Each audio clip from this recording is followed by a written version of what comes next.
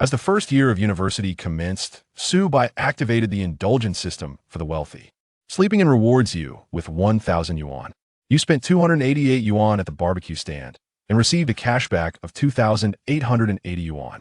Purchasing game skins totaling 14,396 yuan triggered a special reward, Panamera.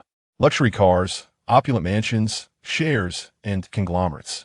University life is meant to be lived freely and indulged. The adorable yet academically gifted girl struggles with familial illness and financial hardship. Subai waved his hand grandly. Your future is on me. What to do if the company faces a financial crisis? Subai smiled lightly. Would I have the least of his cash? Years later, when people sought the origin story of the AI genius beauty, they were astonished to find that the man behind her success was none other than him. Moreover, Subai became the cherished white moonlight of the proud campus beauty, the essential companion to the contrasting senior, and the spiritual partner of the affluent and refined counselor. Chapter 1. Unlocking the Indulgence System and Embracing University Life at Jiangshan University, in room 510 of the boys' dormitory building 7. By 8 in the morning, many classes had already begun, yet the 4 boys in the dorm remained fast asleep, showing no intention of rising to attend their lectures. After 3 arduous years in high school, it was a feat of divine will to resist indulgence in the relaxed atmosphere of university. Suddenly, one boy jolted awake, sitting up straight in bed. A sudden voice in his mind and the shimmering screen before him roused Subai instantly. The indulgence system has been successfully bound. This system aims to assist the host in enjoying a life of unrestrained desires. Any indulgent behavior will be rewarded by the system. Furthermore, all expenditures related to indulgence will receive a random cashback of up to 210 times. Note, the system operates with integrity. All earnings are of legal origin. Could this truly be the legendary indulgence system? Subai was filled with excitement. Then it struck him having overslept and skipped class. Did that count as indulgence? As this thought crossed his mind, the system chimed again. Ding. Detected the host sleeping in and skipping class. Reward, 1,000 yuan. Subai quickly glanced at his phone for the message notification. Construction Bank 1,000 yuan has been credited to your account, ending in 8577 balance. 2,200 yuan. For details on popular financial products, please click. Previously, his account held only the 1,200 yuan allowance sent by his aunt yesterday as standard poor university student. Now, with an unexpected addition of 1,000 yuan, his assets had doubled. Instantly, Subai conceived an idea of indulgence to further validate the system's worth. He hastily dressed and rushed to the cafeteria to order a lavish breakfast. Spicy hot pot, fried chicken, marinated duck legs, snail noodles. Eating such greasy food so early surely counted as indulgence, right? Ding. Detected the host overindulging at breakfast. Expenditure, 43 yuan, triggering a 10x cashback, 430 yuan. The notification of the bank transaction illuminated his phone. Subai, come out breakfast. Hearing someone call out to him, Subai turned to see his counselor, Xiaolin. Although referred to as a counselor, she was actually a recent graduate now pursuing her master's in the same field, working part-time as a counselor. Subai greeted her politely. Hello, Counselor Xia. Such a hearty breakfast this early. Be careful not to upset your digestion, Xiaolin kindly advised. Not a problem. I'm planning to hit the gym later, so I need the energy, he replied. I see. Well, enjoy your meal. I have some matters to attend to. Bye. Goodbye, Counselor Xia. Xiaolin did not linger, quickly attending to her own affairs. She remembered that Subai's class had a political theory lecture that morning, meaning he had skipped class. She realized this, but chose not to mention it. In this day and age, skipping a class as a university student was quite common as long as one could manage during finals and the grades weren't too dismal. It was all acceptable.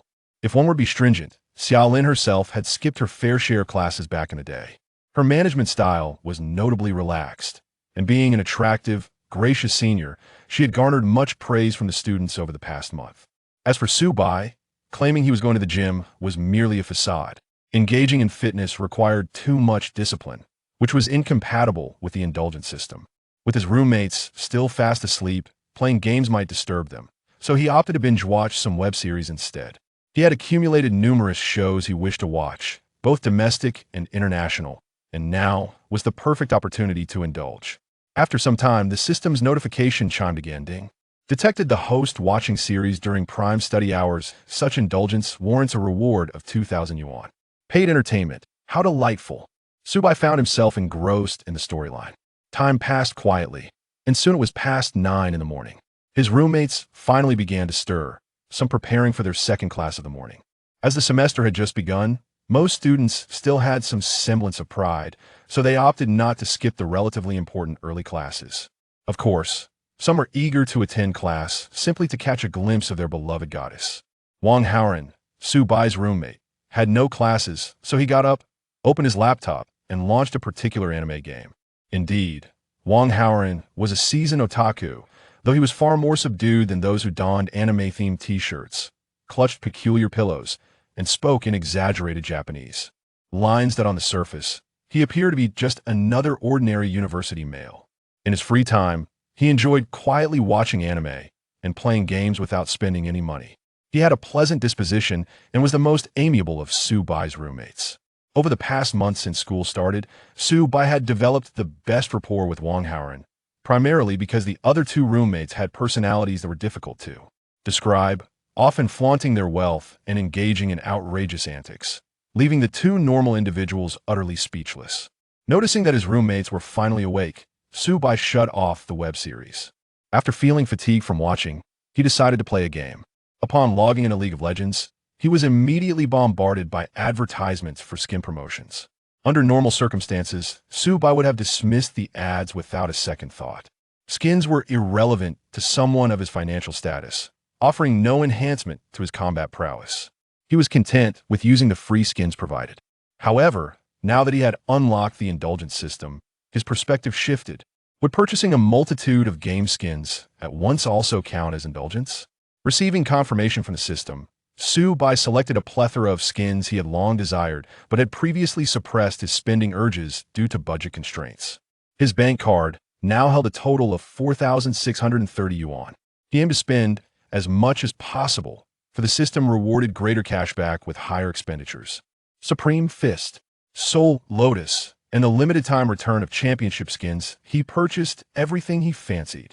Ultimately, he amassed a total expenditure of 4,396 yuan. Strangely enough, that number felt quite auspicious. Ding! Detected the host's indulgent spending on game skins, triggering a 5x cashback, 21,980 yuan. His bank balance soared to over 22,000 yuan. Such a pace of wealth accumulation was astonishing, Su Bai mused. Jiangxing University, where he studied, was a prestigious 985 institution, and he was enrolled in the currently sought-after computer science program. His senior students in the program, upon graduation, secured high-paying jobs in the internet sector, often earning less than 22,000 yuan monthly. Not to mention that this was merely a casual morning's earnings for Su Bai. With the growing principal, Su Bai could indulge in even more extravagant spending, as his wealth would snowball rapidly. Moreover, the system indicated that with deeper indulgent behaviors, rewards would not only consist of cash, but also luxury cars, prestigious watches, villas, and even more wondrous hidden features. Is this what a life of indulgence looks like? Truly divine and extravagant. Su Bai was initially excited, but quickly regained his composure, as he was the type with strong psychological resilience. Setting aside other matters, he decided to indulge in the game and experience his newly purchased skins. The dormitory was arranged with beds above and desks below. Wang Haoran, who had been playing halfway through, stood up to stretch and inadvertently caught a glimpse of Su Bai's game interface, instantly astonished. Wow, Baigu, when did you acquire so many skins? This must add up to over 1,000, right? Yeah, I just spent over 4,000. Wang Haoran's face was a tableau of disbelief. What was going on? Su Bai had always been a free-to-play player, much like him. So how had he suddenly begun to spend extravagantly? With a smile, Su Bai quipped, I must confess, I am actually a second-generation wealthy individual. Wait, why did you say also? Wang Haoran suddenly realized. Damn it, so I'm the only poor one in our dormitory. Before Su Bai could respond, Wang Haoran chuckled and scratched his head. Well, that's fine. It's only natural for Baigu to be so capable otherwise. With the caliber of the other two in our dorm, I would have developed a skewed perception of wealthy individuals. Su Bai merely smiled and remained silent. It was common to encounter foolish individuals in university dorms in a nation of one. For billion people, how could one expect to avoid a few eccentricities that showcase the diversity of human genes? By go, you wouldn't believe it. Last night, when you were absent, Chu Mingzhi and Shui Tao got into another argument. Chu Mingzhi and Shui Tao were the names of the other two roommates. Why? Because of a woman. Chu Mingzhi has a crush on a girl, and Shui Tao insisted she was being disingenuous, claiming she was no different from other girls behind the scenes, which led to the quarrel. Right, it's just unrequited love. To argue over that is quite something. The existence of devoted admirers is not unusual in any era or place. Su Bai listened, treating it as a source of amusement. He played a match as top lane Vayne, and then as mid lane Yasuo. The two games resulted in a combined score of 117. Without hesitation, Su Bai opened a gaming companion app. He selected the League of Legends project and sorted by price from high to low. Choosing an exorbitantly priced companion was a form of indulgence. However, upon closer inspection, he realized that the highest priced companions were primarily professional or former professional players.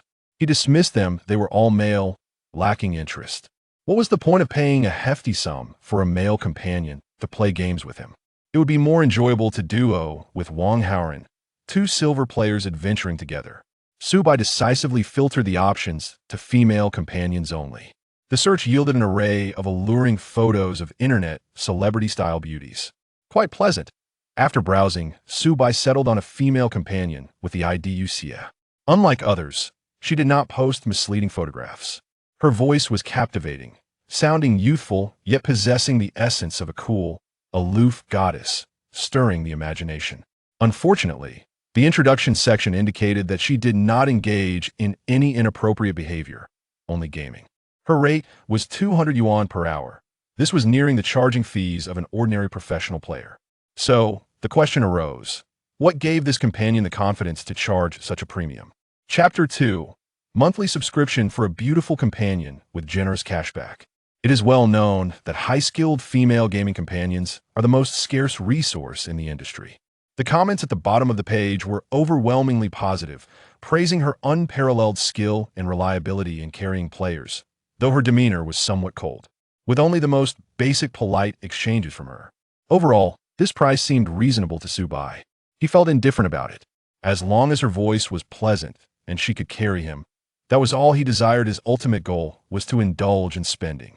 Just then, Uxie was online, and Su Bai initiated a private chat, posing a rather enigmatic question. Hello, may I ask if your gaming companionship can be subscribed on a monthly basis? My intention is to find a long-term, stable companion with a pleasant voice and the ability to carry me. Your profile seems to meet my requirements perfectly. Oh, billing monthly, no more than 2 hours a day, with specific gaming times negotiable. That works. Done. Su Bai smiled slightly. Before initiating the private chat, he had reviewed Uxie's order history. An average of 2 hours a day should be manageable for her. At 200 yuan per hour, 2 hours a day would amount to 400 yuan, totaling 12,000 yuan for the month. Transfer. What is this? This is for the payment for the upcoming month. Shouldn't we try it out first? And no need for a trial, I trust you. Still, let's play a game first. What if you don't like it?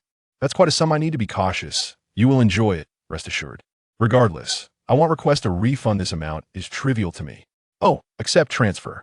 Simultaneously, Su Bai's system chimed in. Detected subscription for a monthly, beautiful gaming companion. Expenditure of 12,000 yuan, triggering triple cashback, reward of 36,000 yuan. After deducting the payment, this meant a profit of 24,000 yuan.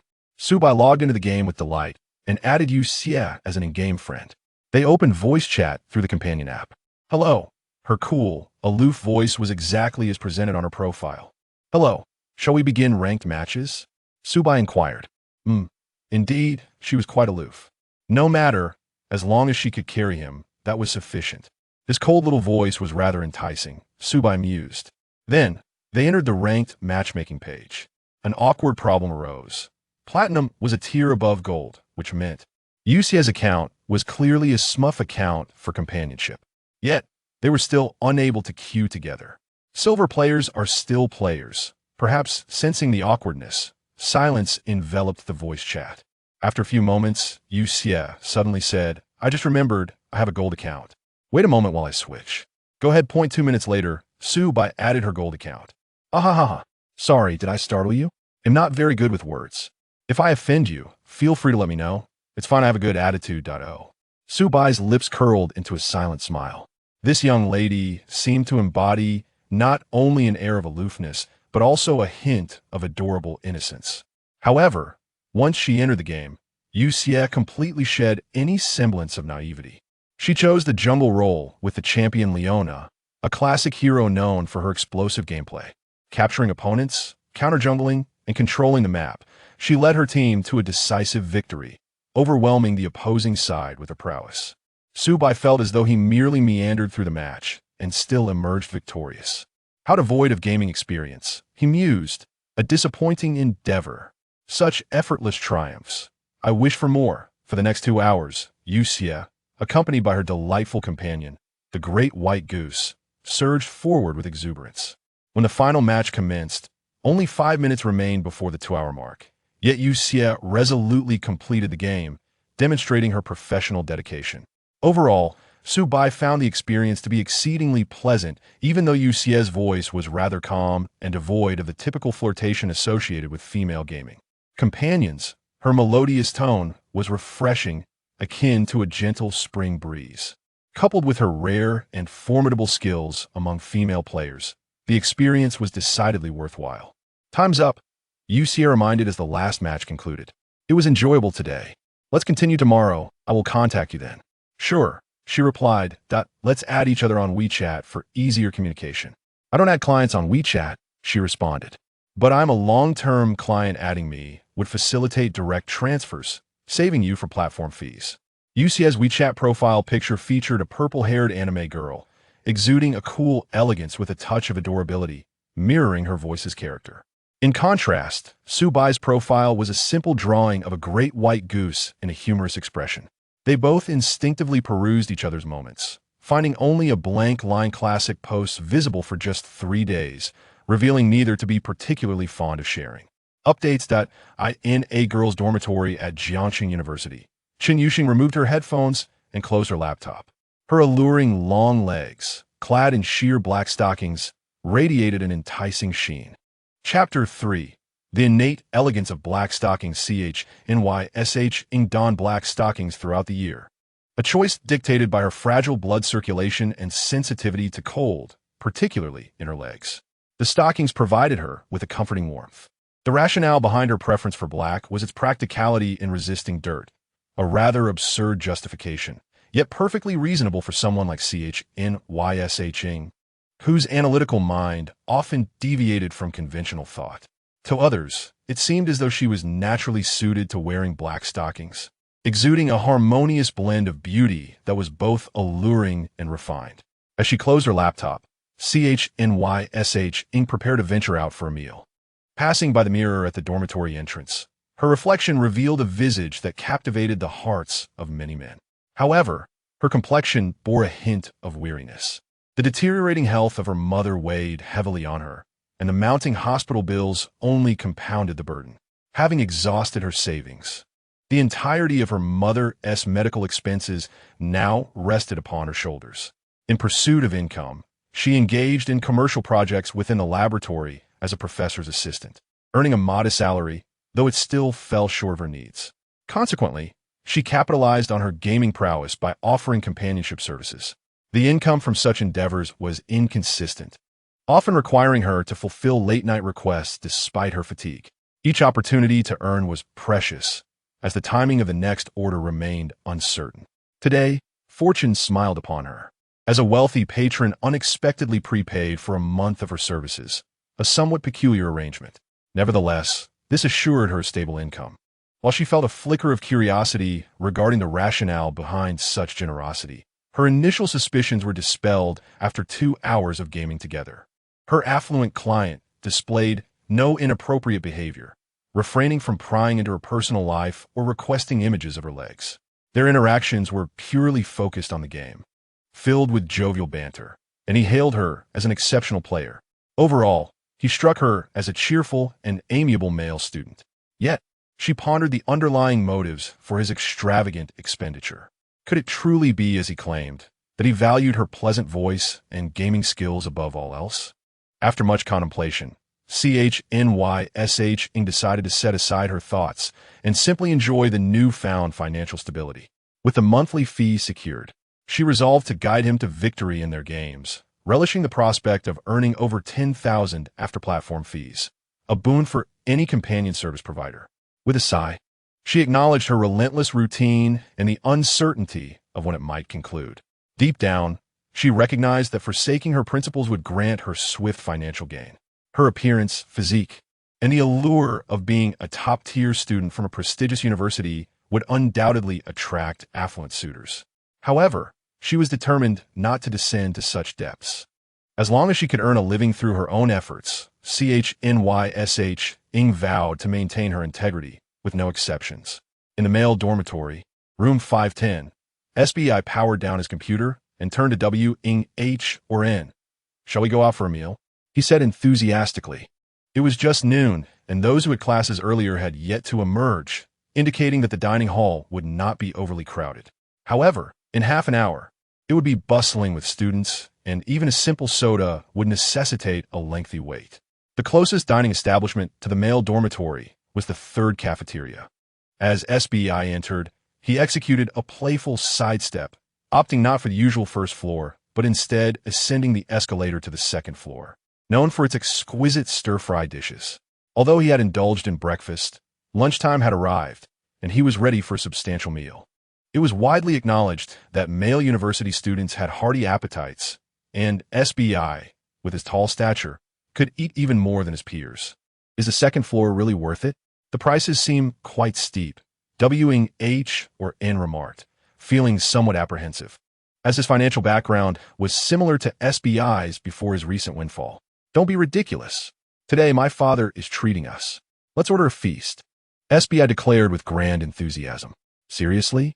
You're that generous?" WH or N exclaimed, surprised. "That's because they are too stingy. They act all high and mighty, yet can't even afford a meal at the second floor cafeteria," SBI retorted.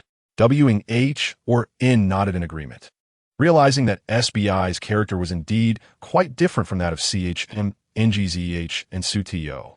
However, a lingering question troubled him. Given SBI's background as a wealthy heir, why had he remained so low-key since enrolling? His everyday attire and possessions were remarkably modest, with today being the only exception to his usual discretion. In response to WH or N's curiosity, SBI explained, "I believe I mentioned that I was adopted, right?" "Yes, you did. Recently, a wealthy family from abroad contacted me, claiming I am their long-lost heir. Hence, you understand." He gestured with his hand as if counting money. WH or N's eyes widened in disbelief. "Wait, are you serious? This sounds like something from a short video skit. It's quite genuine. I'm not joking. However, please keep this under wraps. I prefer to remain discreet." Understood. WH or N felt a pang of envy, but quickly rationalized it. Such unexpected fortune was merely a matter of luck, and, as SBI's friend, he would share in the benefits. At the dining table, the two ordered a hearty spread: braised fish, cumin lamb, chicken stew with mushrooms, and shrimp with chives, topped off with a carrot and corn rib soup. These were all homely dishes, yet they far surpassed the cafeteria's lackluster offerings. Naturally, the prices reflected the quality, totaling nearly 200 yuan.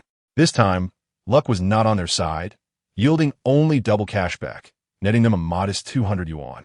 Nevertheless, it was satisfactory, especially considering their previous fortunate cashback experiences had spoiled SBI's palate.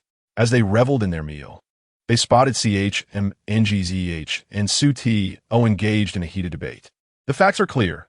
Everyone in the computer science department knows that Professor Liu personally assigned a project to CHNYSH, ensuring her income is substantial each month. She is quite capable of supporting herself, CHM, NGZH boasted, radiating pride. WH or N interjected, "Why should we, the free-to-play faction, be held to such standards? Must I pay for every game? I'm not talking about you. I'm merely using it as an example," SUTO replied, pausing. CHM, NGZH, "Don't put CHNYSH on a pedestal. My girlfriend, who shares a dorm with her, is equally remarkable. I don't care, to me." Chnysh is the epitome of excellence. If I cannot win her heart, I would rather remain single throughout my university years, Sich Mngzh declared, his fervor unabated. Su Teo was taken aback. Are you serious? She doesn't even acknowledge your existence, yet you're clinging to this fantasy? Currently, the rejections I face are merely stepping stones on the path to success. A man of true taste should appreciate Chnyshing. Only those lacking in merit would settle for less. Who are you being sarcastic toward? Su Teo retorted, angered. In truth, Su Teo harbored affections for another girl from the goddess dormitory, yet he recognized that the competition was fierce, and rather than pursuing someone beyond his reach, he had opted for a more attainable target, Li Yuen, who, while considered ordinary compared to her roommates, was undoubtedly a beauty within the larger context of the female student body. In just a month since the commencement of the academic term, several classmates have already entered romantic relationships. The charm of Shui Tao is undeniable. He truly stands out amongst his peers. How can the unremarkable Chu Mingzhi even dare to mock him? And his pretentiousness, always flaunting his refined taste, as if being a native of Mo do grant him superiority over others. Shui Tao, a local from Jiangsheng, comes from a family of 4 properties, earning substantial rental income each month. His allowance is no less than 10,000 yuan. Moreover, at the beginning of the semester, he was gifted a magnificent Maitong, a vehicle valued at 200,000 yuan. How many first-year students can boast of driving a Maitong? As the argument between his roommates escalated, Su Bai observed with indifference, merely an audience to their petty squabbles. He envisioned the classic antics and infectious voice of a certain abstract streamer on Douyin. Local lord of who? Do you know? Watching Chu Mingzhi and Shui Tao bicker endlessly, Su Bai finally interjected, enough already. If you wish to argue, take it to the corridor. I need my afternoon nap. Su Bai, you arbitrate. What kind of person do you think Chnyshing is? Shui Tao persisted, unwilling to relent.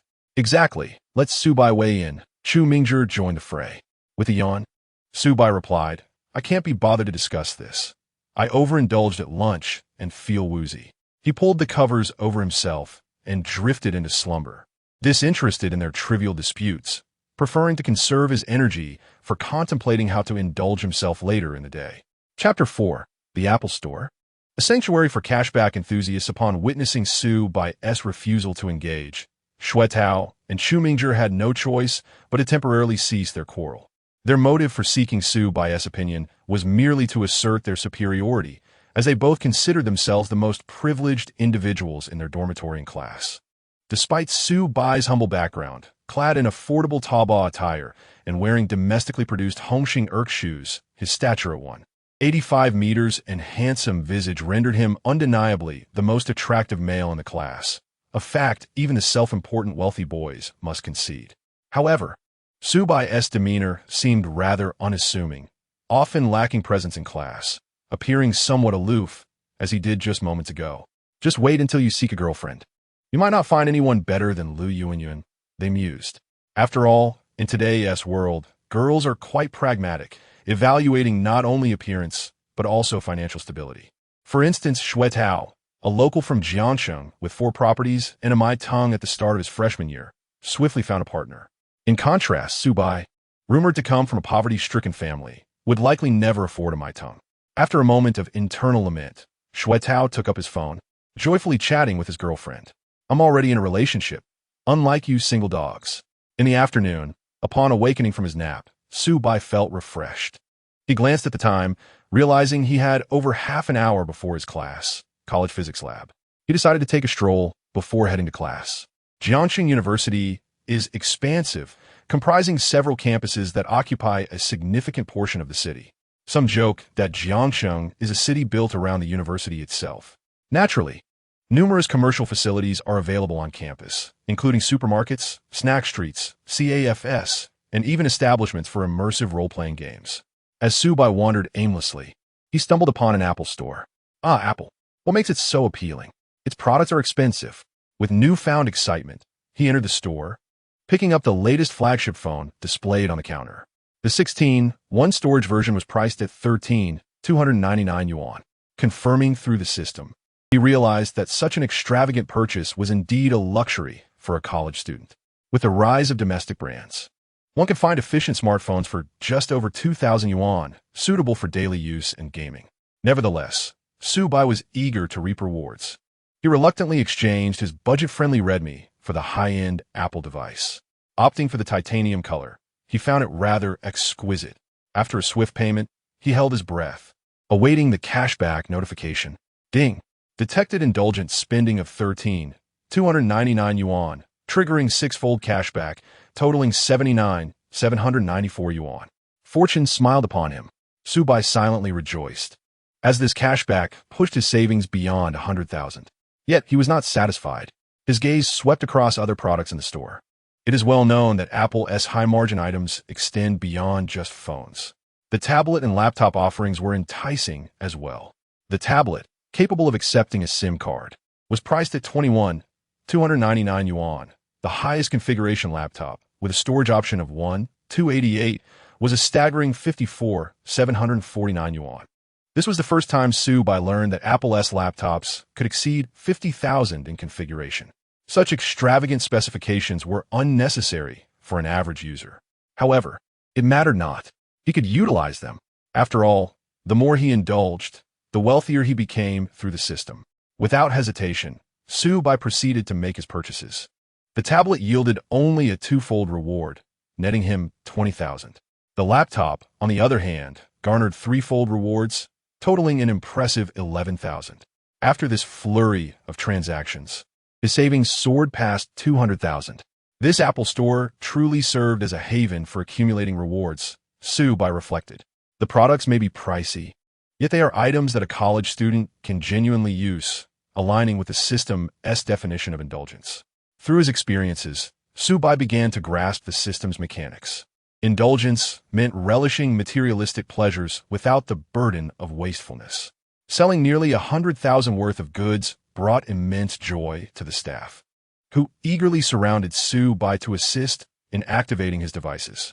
During the idle moments, Su Bai suddenly pondered a question. System, may I inquire if I am solely responsible for the consequences of my indulgent actions? The system will automatically neutralize the negative effects of your indulgence. For instance, if you indulge in oversleeping and neglect exercise, your health will not deteriorate. Instead, you will gain the benefits of adequate rest and vitality. Similarly, if you overeat, your health will remain intact, as the system will aid in digestion, nutrient absorption, and toxin elimination. Upon hearing this, Su Bai was elated and pressed further. What if I skip classes? Indeed, that is permissible? His thoughts raced. If he were to skip all his compulsory classes, would he not ace his final exams? This system truly exceeded his expectations. Su Bai's mind raced with memories of his teachers, sharing anecdotes of current political events and tales of their daughter's adventures studying abroad in America. Well, skipping such classes was a small price to pay. Useless knowledge, begone from my mind. At that moment, a salesperson interrupted Su Bai's musings. Excuse me, sir. Your devices have all been activated. Would you like to purchase an extended warranty? No, thank you, Su Bai replied decisively. If something were to break, he would simply buy a new one. Who would refuse rewards? All right, could you please add me on WeChat? If you encounter any issues, feel free to reach out. By the way, you're a student at Jiangxing University, right? Yes, he affirmed.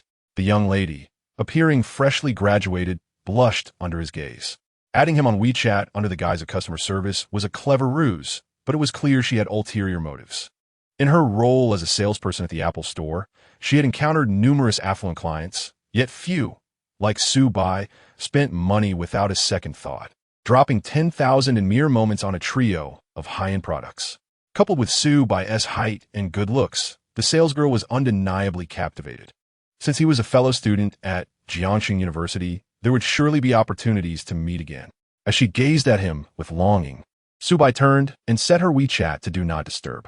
Although the young lady possesses considerable charm, she still falls short in Su Bai's eyes. He is rather selective, and with the newfound power of the Shunhao system, he has the means to indulge his preferences. After a spree of shopping, he arrived at the experimental building just in time for class. Honestly, why does the computer science department offer a course in physics experiments? It seems entirely unrelated. However, he decided not to delve into it. The political education teacher's daughter's adventures in America, which have nothing to do with the curriculum, were still recounted. But what does that signify? University is fundamentally about experiences. In truth, Su Bai was quite curious about the physics experimental equipment. The impoverished conditions of his high school back home meant the laboratory was virtually non-existent, and he had never encountered any proper experimental apparatus. After signing in with the substitute teacher, he settled into his assigned seat and had to wait for class to begin, so he decided to play with his tablet first. It must be said that the display quality of Apple's devices is exceptional.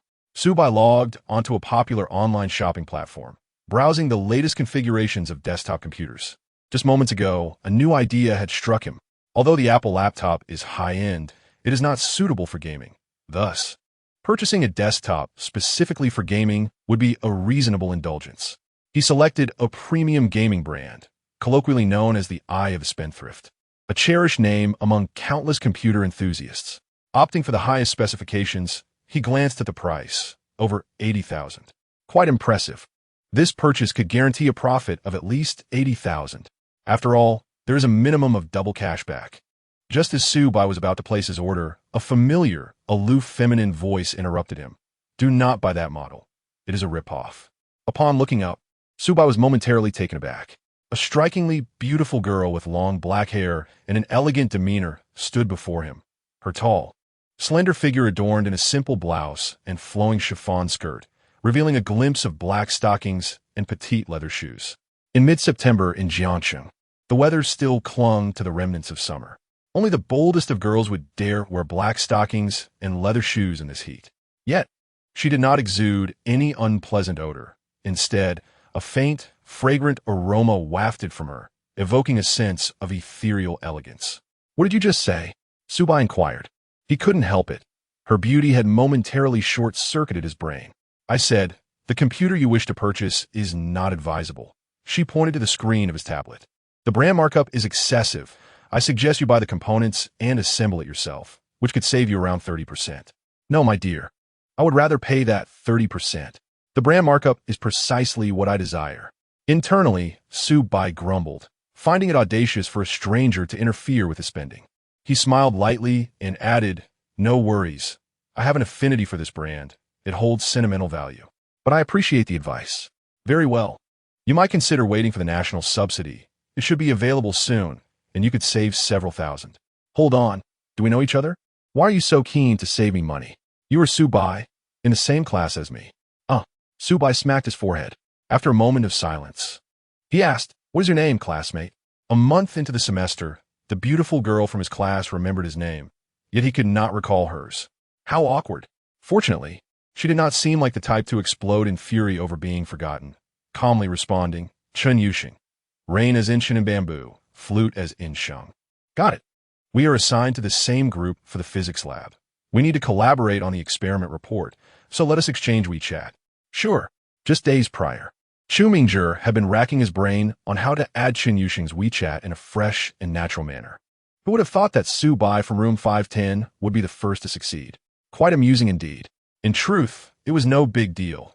In the year 5202, adding someone on WeChat had become a commonplace occurrence, especially among university classmates for group collaborations, social engagements, and event payments. Chu Mingzhi, however, harbored an unrealistic romantic fantasy regarding girls, as if every step from acquaintance to friendship needed to be adorned with pink bubbles. It was rather humorous. No wonder his classmates teased him, calling him Master Hu, as he exuded an inexplicable charm. As Su Bai pondered the amusing incidents from the dormitory, he casually opened his WeChat QR code for Chun Yuxing to scan. Wait, have I added you before? Really? I have no recollection. What does your profile picture look like? A purple-haired anime girl. Let me search. Both fell into silence, Chun Yuxing gripping her phone, her long, delicate eyelashes fluttering. After glancing at the large white goose profile picture she had just added that morning, she looked at Su Bai. Despite her naturally aloof and cold expression, she felt herself blushing and fidgeting nervously. Su Bai, with a commendable mindset, broke the awkward silence first. Why are you using your real name online? It's the postmodern era. A bit of caution would be wise, especially when it comes to gaming. I have mentioned before, I never add clients on WeChat. You're the first. Chen Yuxing's tone carried a hint of melancholy. How was I to know I would be monthly subscribed by a classmate? As soon as she uttered those words, the atmosphere shifted inexplicably, taking on a subtly ambiguous tone. Subai quickly redirected the conversation. You should create a secondary account. In the future, remember to use that for similar situations. Okay, by the way, which part of the experiment will you be handling? Data, recording, or practical application? I'll handle the data. My practical skills are rather mediocre. But you're working for Professor Luo. How can your practical skills be mediocre? Research in computer science typically does not require strong practical skills. I see. Another silence ensued. Subai believed he was emotionally intelligent, attributing the awkwardness to Chen Yuxing, who appeared to embody her true self during their gaming interaction. Outwardly aloof, yet inherently innocent. Her insistence on advising him against purchasing the Eye of the Spendthrift illustrated this well. Fortunately, the professor at the podium promptly announced the commencement of a lab session, bringing silence to the classroom. It is well known that university professors often deliver lectures that are difficult to endure, emotionless, purely technical.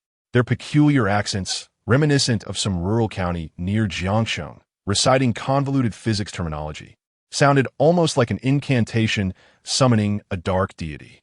Chen Yuxing, originally in a state of embarrassment, soon found herself overwhelmed by drowsiness as the monotonous recitation continued. She had been severely sleep-deprived lately. Thus, Subai observed as her head began to nod, eventually resting on her desk. Just then, the professor, who had been droning on, scanned the classroom with a piercing gaze that landed on Subai and Chen Yuxing's table. He tossed a piece of chalk towards them, which landed with a sharp crack on the desk in front of Chen Yuxing, startling her awake. She stood up, staring blankly at the blackboard. Briefly summarize this. Note the precautions for determining the constant. Under the desk, Subai prodded Chen Yuxing's thigh with his pen, discreetly turning the experimental manual to the appropriate page and sliding it towards her. The professor nodded. Excellent, good foundational knowledge. Please take your seat. This course counts towards your required credits, so I urge everyone to take it seriously. He then resumed his monotonous discourse. Seizing the opportunity, Chen Yuxing turned to Subai. Thank you. Just a small favor. You are impressive. You can endure such a tedious class. Actually, I wasn't really listening. I just happened to know the answer to that question. Oh. While the professor continued his unvarying recitation, Subai found his mind wandering. The system determined this as indulgence and rewarded him with 1,000 yuan. Not bad. At least he would not be at a loss during the experiment. It was rather troublesome, though. It was no wonder that every cohort of seniors incessantly complained about the drudgery of the university physics experiments. However, for Subai, it mattered little. As long as he remained uninvolved, the power of the system would ensure that the experimental report would manifest effortlessly. Ah, dear system, Father loves you. Thus, Subai and Chen Yuxing's group were allowed to leave class early. Chen Yuxing sighed in relief, her gaze towards Subai brimming with gratitude. This meant she could immediately head to Professor Luo's laboratory to work. However, there was still a matter that troubled her. In the corridor, as Subai was about to slip away, Chen Yuxing called out to him from behind. Wait, what's wrong? After much internal conflict, Chen Yuxing hesitantly murmured. About the gaming companionship. Subai couldn't contain himself and burst out laughing. Haha, come on. Do you really think I'm the kind of person who would gossip about you, Miss Chun? Rest assured, I am not the type to meddle in others' affairs. I will certainly keep your secret, as is my duty as a client. Thank you. After a brief pause, Chen Yuxing expressed her lingering doubts. Really? Subai jokingly retorted. Do you really need to beg me on your knees to feel secure? Oh, please, just don't tell anyone. I can do anything. Perhaps amused by Subai's exaggerated tone, Chen Yuxing rarely displayed a genuine smile. In that moment, Subai finally understood why his classmates referred to her as expressionless. When she did smile, it was utterly captivating. However, while Subai found himself momentarily paralyzed by her dazzling charm, Chen Yuxing keenly detected a familiar essence emanating from him. It was something akin to her own. Unsure, yet intrigued, she decided to take a leap of faith. After a moment's hesitation, she asked, What did you just say? I said I would keep your secret. The latter part. Huh? Subai was confused. Chen Yuxing, somewhat anxious and struggling to articulate her thoughts, stammered, The part you mentioned later, is it from that anime? Subai's eyes lit up, and he blurted out, Onijie watashi? Exactly. Oh my gosh, you too? Chapter 6. Mobile game spending spree. Savings exceeding 1 million in the CF. Subai gazed at the girl across from him, who was animatedly sipping her iced latte, and fell into a spiral of self-doubt. Who said Chen Yusheng was aloof? She was anything but. Just look at her chattering away. She was a far cry from the image his classmates had of her. Just moments ago, Chen Yusheng had initiated a secret code with him, and Subai discovered they were both devoted fans of a certain girl band anime. Subsequently, Chen Yusheng, as if encountering a kindred spirit, unleashed her desire to express herself. The corridor of the experimental building was not conducive for conversation, so they relocated to a nearby CF, engaging in a delightful exchange. They were astonished to find that not only did they share a passion for the same anime, but their interests overlapped significantly. For instance, their favorite animations and films, the music they adored, and the books they cherished were all remarkably aligned. Furthermore, they enjoyed similar leisure activities, such as gaming, watching abstract videos, culinary creations, and reviews of various electronic products. It felt as though Subai had encountered another version of himself in this world. This revelation left him astounded. One would expect a cool, academically gifted girl to have more refined interests akin to those of a high society heiress. Or perhaps, as per societal stereotypes, one would anticipate her to be starstruck, engrossed in celebrity gossip, and shopping with her friends while flaunting her knowledge of luxury brands. Yet, Subai saw his own reflection in Chen Yusheng. This was both amusing and exhilarating. After all, being understood by someone was a profound psychological need, especially when that person happened to be a stunning, elegant beauty. As they continued chatting, they simultaneously took a sip of their coffee, and a sudden silence enveloped the air. The CAF was infused with a leisurely afternoon ambience, and their eyes inadvertently met, only to shyly part. I have to go work in Professor Luo's lab. Go ahead. Duties come first. Chen Yusheng cast a lingering glance at Subai, parted her lips as if to speak, but ultimately left without uttering a word. She clutched her bag and walked away. Subai, too, had thoughts he voiced. He was curious as to why. Given that Chen Yusheng had income from working in the lab, she still took on the role of a gaming companion. His intention was not to disparage the profession, but rather to ponder why an ordinary female university student would choose such a strenuous path. It seemed she was quite in need of money. Never mind. I can always ask later. Perhaps it's a personal matter not meant to be disclosed. After finishing his coffee, Subai purchased some pastries to take away from the CAF, which was known for its exquisite offerings and was a popular spot on campus. Perfectly suited for his indulgent reward. Hey, do you want me to help you write your lab report? Why the sudden inquiry? I keep tagging along with you for food and drinks, and I feel a bit guilty. How about I help you with some chores? Oh, and if you ever play the second game, I can help you grind. Wang Haoran said earnestly. It must be said that this guy had good character. Many people would take advantage without a shred of gratitude. However, the mention of the second game sparked a new idea in Subai. Playing gacha mobile games was another avenue for indulgent spending.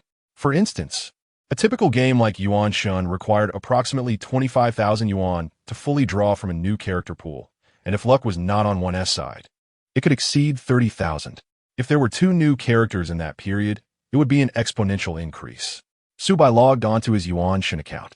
He had tried the game a few years back, but found it lacking in appeal, although the characters were visually stunning. The issue was that it was too expensive to pursue. But now, since the system deemed spending on mobile games as a form of indulgence, he decided to go all out. With a flurry of transactions, Subai spent over 50,000 yuan, clearing out the entire pool. He didn't even know who the characters were or their backstories. It mattered not. All he needed to know was that the system triggered an 8-fold return, 400,000. Wang Haoran was left speechless. He had heard tales of wealthy individuals playing mobile games, spending money as if it were second nature.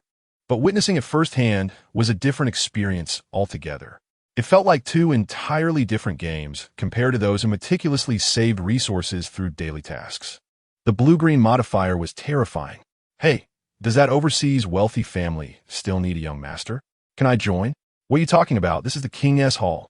Subai logged out and sent his account details to Wang Haoran. I'm done. Can you play for me? I haven't played in ages and have no idea where the main storyline is. Huh. But, by goo, aren't you going to experience the characters you just drew? Experience what? I've long quit the game. I can't be bothered to study this new mechanism. I just want to see you play. By goo. If you don't mind, I'd like to call you my adoptive father. Get lost. I don't want you as my foolish son. Then, suddenly recalling something, he added, wait, doesn't Timmy have two of the gotcha games? Wong Howren's eyes lit up. Yes, brother, yes. Half an hour later, Wong Howren's computer screen displayed two windows, simultaneously operating Yuan Shun and Zhu Chuling. His phone was also running Ben Tai. Managing all three smoothly, Subai exclaimed in amazement, wow, you're a natural at this. Impressive. Subai contemplated the idea of establishing an online gaming studio, entrusting its operation to Wong Howren, and subsequently linking all his top-tier accounts, which he had funded, to the studio. This would fulfill his desire for indulgence, as he would be engaging someone to grind the game for him rather than merely spending money without playing. It would not constitute wastefulness. Rather, it would be a mutual assistance among roommates. After all, Wong Howren enjoyed gaming, and having access to top-notch accounts would be a delight for him. With 3 games yielding substantial returns from his investments, Subai's savings had surpassed 1 million. In his eyes, the status of Apple as a cashback haven had been supplanted by a certain mobile gaming platform, as one could utilize mobile phones and tablets for an extended period, while card-drawing games often changed their pools within a month. For Subai, this represented a steady cash flow and was remarkably effortless. He need not leave his home. He merely needed to fund his accounts while his roommate handled the grinding. After a few reminders, Subai instructed Wong Howren to alert him when the card pool was updated so he could invest again. Must we fully invest in every card pool? Absolutely. We must go all in. This was the true essence of wealth, spending money with a sense of ease. Notably, Subai remained humble, shunning ostentation and entirely devoid of the airs of a wealthy individual. In stark contrast, his other 2 dorm mates, a local and Hu Yi, were worlds apart. Wong Howren couldn't help but feel a sense of admiration. Ding! Detected that the host's savings have surpassed 1 million. Reward: 1 luxury car lottery ticket. Please continue to strive for indulgence. A luxury car lottery ticket? Not bad. The city of Jiangcheng was vast, and public transportation was not as convenient as in first-tier cities. Having a car was quite beneficial, as taking taxis was inherently less freeing. Chapter 7. Driving a Mercedes in freshman year. Senior sister envious. As the name suggests, upon utilizing the luxury car lottery ticket, the system would randomly select a luxury vehicle price between 300,000 and 3 million yuan, delivering the car to Subai in a legal and compliant manner. The more expensive the vehicle, the lower the probability of winning, akin to the mechanics of mobile game card draws. Subai, lacking extensive knowledge about cars, could only identify luxury brands like Mercedes, BMW, and Audi. At the very least, he hoped to win a vehicle valued at around 300,000, which would be considered a good car by the general public. For daily use, it would suffice. After all, he was a freshman and need not indulge in extravagance. Lottery draw. The colorful wheel spun rapidly before gradually decelerating, ultimately halting within a narrow segment. Subai's heart leaped with joy, as this indicated that he had not drawn the lowest tier. Congratulations, host. You have won a black Mercedes-Benz 4504 luxury model, with an official guide price of 880,000 yuan. Gazing at the vehicle's holographic projection on the interface, Subai felt immense satisfaction. The black midsize sedan exuded an air of business, gravitas, and dominance, radiating luxury. It was equipped with a high-power engine and a mild hybrid system, ensuring comfort in everyday driving while delivering ample power under extreme conditions. Most importantly, it boasted generous space, perfect for outings with female companions. Even Mercedes had come to bask in the glory of Subai, the affluent one. Before long, a profile picture featuring a man in a suit added Subai as a friend on WeChat. Manager Gua. Hello, Mr. Su. I am Wei Yuanhang, the sales manager at the Jiangcheng Academic District Mercedes-Benz dealership. You can call me Xiao Gua. Supai, hello. Manager Gua. The car you reserved is ready for pickup. You may come for inspection at your convenience. Our star sales representative will assist you throughout the process. What will be a suitable time for you? Supai. Tomorrow morning around 9:30. I'll come after class. Tomorrow is still an early 8. Theoretically, Subai could skip class, indulge in a lie-in, and receive 1,000 yuan from the system along with knowledge absorption. However, this was not practically feasible, as the morning class featured an exceptionally stern, middle-aged female instructor, dubbed the Extinction Teacher, one of the 4 notorious instructors in the computer science department. This meant that attending classes taught by these 4 teachers often led to failing grades and retakes. It was truly absurd. The good news was that out of the week S classes, only Thursday morning required enduring the Extinction Teacher's torment. The rest of the mornings were either free or could be skipped. Ever since discovering that the system would negate the adverse effects of indulgence, Subai had established a strategy for his 4 years in college. Mandatory classes were to be avoided, while elective classes were to be entirely skipped. Meanwhile, on the other end of the chat, Manager Guo paused as he read Subai's messages. Class. It turned out that the high-spec Mr. Su, who had made a reservation, was still a student. He had not noticed this while processing customer paperwork, and now it struck him, leaving him astounded. Surely, this must be a university student. Driving such an expensive car before graduation must mean he was a well-off young master. While it was not uncommon for university students to drive to school nowadays, it was still not a frequent sight, especially compared to the past. After all, for young individuals who love to travel, having a car made a significant difference. It did not need to be an extravagant vehicle. Any car that could carry luggage and friends or a girlfriend to the train station was far superior to hauling bags and boxes while taking a taxi or riding the subway. In inclement weather, the advantages of having a car were even more pronounced. On muddy, rainy days, a goddess would prefer to be picked up right outside her dormitory rather than trudging through puddles and cramming into the subway with you. The outcome was all too evident. As for Mr. Su, who was about to acquire an 880,000 yuan top-tier Mercedes, if he possessed decent qualities in other aspects, he would undoubtedly dominate the campus. Manager Guo couldn't help but feel envious. As the sales manager of a dealership, he considered himself to be doing well, but back in his university days, he had been a penniless fool, too timid to even speak to attractive girls. To enjoy the capital of pleasure during the prime of youth was the greatest happiness in life. After a moment of envy, Manager Guo composed himself and began to arrange for the reception tasks for tomorrow. Xiaozhou, come here for a moment. The girl summoned was leaning against a Mercedes-Benz sedan, capturing promotional material for a short video platform. Although the girl was not particularly tall, her figure was extraordinarily voluptuous and alluring. Clad in a white blouse and a black bodycon skirt, her curves seemingly bursting through the fabric. Her striking legs, far from the monotonous, stick-thin variety, were truly a formidable asset. Her ample bosom suggested a generous endowment. With a captivating appearance akin to a siren, her name was Zhou Jialu. Having interned at this dealership for only a few months, she had already become the most popular sales representative. Her youthful looks were undoubtedly an asset in her favor, but she did not solely rely on her allure to achieve results. In fact, Zhou Jialu, a graduate in marketing from Jiangxi University, possessed a solid foundation and an outgoing, vivacious personality bordering on a bit bold. She was exceptionally skilled in her professional capabilities. In Manager Guo's eyes, this girl was quite intriguing. She enjoyed dressing beautifully and was enthusiastic about creating short videos for promotion. Yet she maintained a strict code of conduct, refusing to allow any customers to overstep boundaries. In her own candid words, she relished the feeling of being desired but not easily attained. Truly a spirited young lady. As for boyfriends, she had never had one. The men she encountered failed to spark her interest. She believed the connection was essential. She stated that if she ever met someone she liked, there would be no need for the man to take the initiative. She would pounce like a hungry tiger, leaving nothing behind. Quite the character indeed. Since Zhou Jialu began her internship, her monthly sales figures had been impressive, justifying her status as a star salesperson. Manager Guo, did you call for me? There is a client arriving at 9:30 tomorrow morning. Please attend to him. Is he male or female?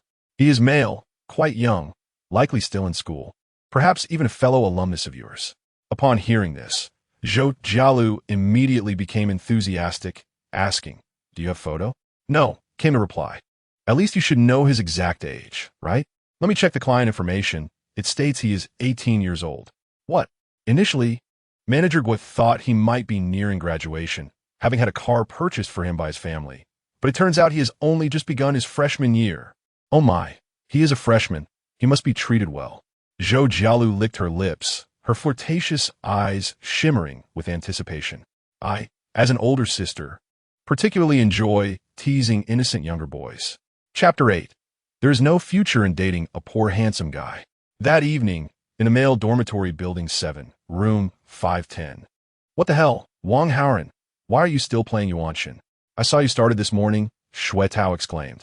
Oh, just doing a task for someone else? Wang Haoran replied nonchalantly. Since Bai Gu suggested keeping a low profile, he certainly would not actively publicize Su Bai's abilities. I see. Taking on some side jobs is a good idea. It's quite beneficial to experience the hardships of society during university. Shui Tao began to adopt a pretentious demeanor, as if he were truly wise in the ways of the world. In this day and age, earning money is challenging. Even those of us from 985 universities consider ourselves the elite, only to discover that upon graduation, even among the highly educated, the income from labor is often meager, far less than income derived from assets. Indeed, unlike your 4 properties, Chu Mingzhi interjected sarcastically. You see, truly exceptional women, when it comes to choosing a partner, will not only consider a man's wealth, but also his personal capabilities. If one possesses only wealth but lacks competence, they will surely be scorned by goddesses. Well, I am already in a relationship. Unlike someone with such high standards, Shui Tao quipped, noting that Chu was referring to the young women on campus who, lacking experience and holding high expectations, would dismiss a man's work abilities in the real world. Quite the contrary, as one enters society. Girls tend to prioritize financial stability over mere aspirations. Chu Mingzhi and Shui Tao often engaged in a playful rivalry. The banter was exhilarating, even more so than the latest series. Wang Haoran was already accustomed to this, treating it as a comedic performance while continuing his gaming tasks. I must say, this character with a full 65 draws is quite enjoyable to play. After tiring of their debate, the 2 wealthy friends paused, suddenly hearing a burst of laughter from Su Bai's direction. Looking up, they saw Su Bai lounging on his bed, casually propped up on one leg, grinning at his phone. What are you laughing at? Shui Tao asked. Oh, just some silly video, Su Bai replied. Wait a minute, Su Bai, did you get a new phone? The 2 had been engrossed in their debate and had not noticed the change. They realized that Su Bai had switched from a cheap domestic phone to an Apple one. Chu Mingzhi leaned in for a closer look, astonished. Is that the latest model?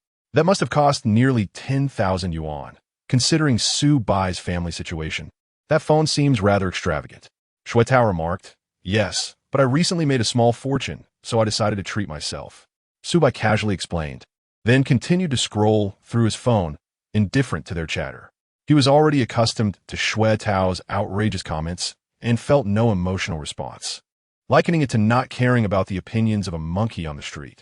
Thus, he dismissed Shui Tao's observations. Nonetheless, Shui Tao continued to express his views, arguing that Apple is inferior to Huawei, and that if one has money, they should invest in a foldable phone for status. Chu Mingzhi, a devoted Apple fan, engaged in yet another round of debate with him.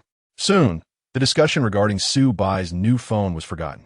In this day and age, it is quite normal for children from poorer families to save up for an Apple device. Acquiring one does not alter the fact that Su Bai is still financially struggling. Meanwhile, Su Bai continued to chat with Chen Yuxing. She had just shared an interesting video with him on WeChat, prompting him to express his thoughts. Their conversation flowed effortlessly, as they shared common interests, creating a warm and engaging dialogue. However, Su Bai had always harbored a rather negative perception of chatting with girls. Many boys, driven by desire, eagerly approach girls, trying to please them by discussing topics they find appealing.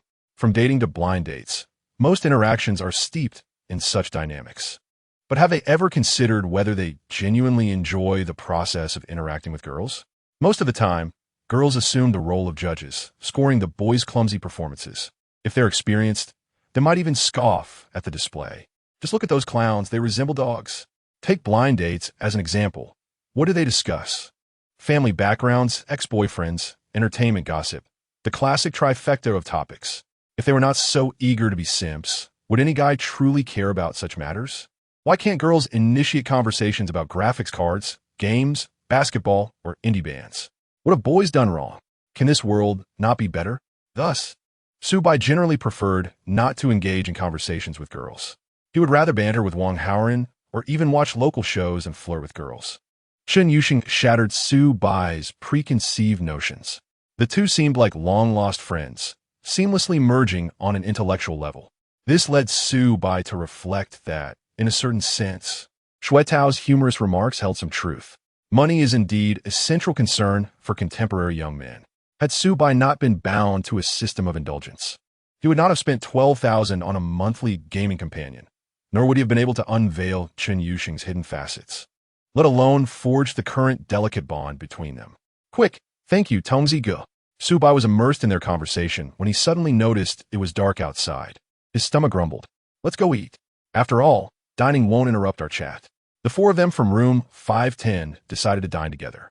In truth, Su Bai only intended to invite Wang Haoran, yet Xue Tao and Chu Mingzhi habitually followed suit. Perhaps their wealthy rivalry required an audience, Su Bai and Wang Haoran, appearing rather impoverished yet possessing amiable dispositions, made for ideal spectators. At the entrance of the cafeteria, they unexpectedly encountered two striking figures, Chen Yuxing and Lu Yuanyuan. The former was a renowned beauty and academic achiever, while the latter was a charming girl of modest background. The two girls walking side by side drew the attention of numerous passers-by. Yuan, what a coincidence. Are you here for a meal?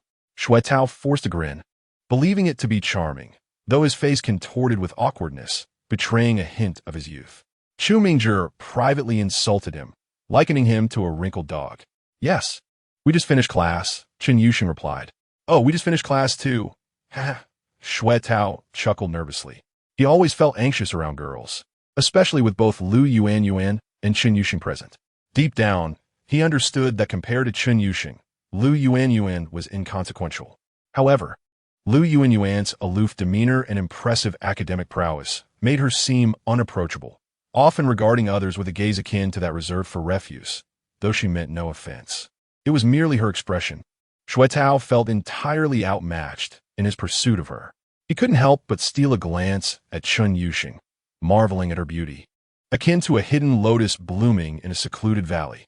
Had he owned not merely 4 properties, but 8, perhaps Xue Tao would have mustered the courage to make an attempt. Yet reality is often harsh, leaving him with only silent admiration. Lu Yuanyuan maintained a composed smile, while internally, she was rolling her eyes to the heavens. She certainly noticed Xue Tao's gaze as he awkwardly stole a glance at Chen Yuxing, as if venerating a deity. This fickle-hearted scoundrel, indeed, no man is truly virtuous. Oh well, here I am, single into my sophomore year.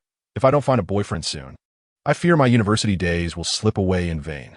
While Xue Tao may be lacking in other areas, he is generous with his spending on Lu Yuanyuan, which she finds quite satisfying. However, to think of any physical attraction towards Xue Tao, no way. Speaking of physical attraction, Lu Yuanyuan couldn't help but steal a glance at Su Bai. He is so handsome. If Su Bai possessed a similar background to Xue Tao's, Lu Yuanyuan felt she might have succumbed to the temptation of a romantic entanglement right after military training. Alas, he is merely a poor fellow. Dating a handsome pauper holds no future. Yet indulging in the thrill of stolen glances is permissible. Seizing the moment while Su Bai was engrossed in his phone, Lu Yuanyuan gazed at him a few extra times, his tall and statuesque frame causing her heart to race and her cheeks to flush. Observing this, Xue Tao's expression turned green with envy, and he spoke up. Let us go inside and dine. Ah, yes, we shall also have our meal. Chapter 9. Chen Yuxing's long-awaited confidant having fortuitously encountered her girlfriend at the cafeteria entrance, it was only natural for them to share a table. The intention, undoubtedly, was to flaunt their affection. Some say that displaying love hastens demise, yet Xue Tao held a differing opinion. After all, seeking a girlfriend in university is merely a means to bask in admiration, relishing the envious glances of the single masses. Xue Tao leaned in close to Lu Yuanyuan, attempting to grasp her hand, only to have her recoil in distaste. Yuanyuan, refrain from such behavior. We have only just begun dating. Do you genuinely like me? Or are you merely seeking to take advantage? Of course, I cherish you, Lu Yuanyuan. I even orchestrated a grand confession for you. The venue was Hongying Guiyan, A Michelin-starred establishment, merely reserving a private room, cost several thousand. I secured a discounted rate through my uncle's connections. Others would find it nearly impossible to reserve a table here. Being a local has its advantages. Shuetao seized the opportunity to boast. Beside him, Chu Mingzhi wore a look of disdain. Lu Yuan maintained her smile outwardly, while internally she berated him. Not that it matters. Who asked you? Booking a Michelin private room has nothing to do with connections. One simply needs to pay, right? She had seen numerous posts about it on Zaya Hongshu, thus she was quite aware.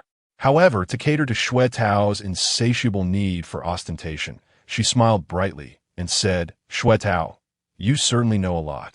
I was completely unaware. Indeed. Haha. I shall unlock even more knowledge for you in the future. Shuetao winked. Wang Haoran, ever the game enthusiast, busied himself with the line for food, while Chun Yuxing maintained a stoic demeanor, secretly messaging Su Bai. Rain rested. Your roommate is quite bothersome. Flaky white goose. A bit, but I find there's more fun than annoyance. Don't you think such an interesting pair? Rivals. Are rare? Rain rested. Indeed. Who hasn't been scolded by Dong Xuelian? Rain rested.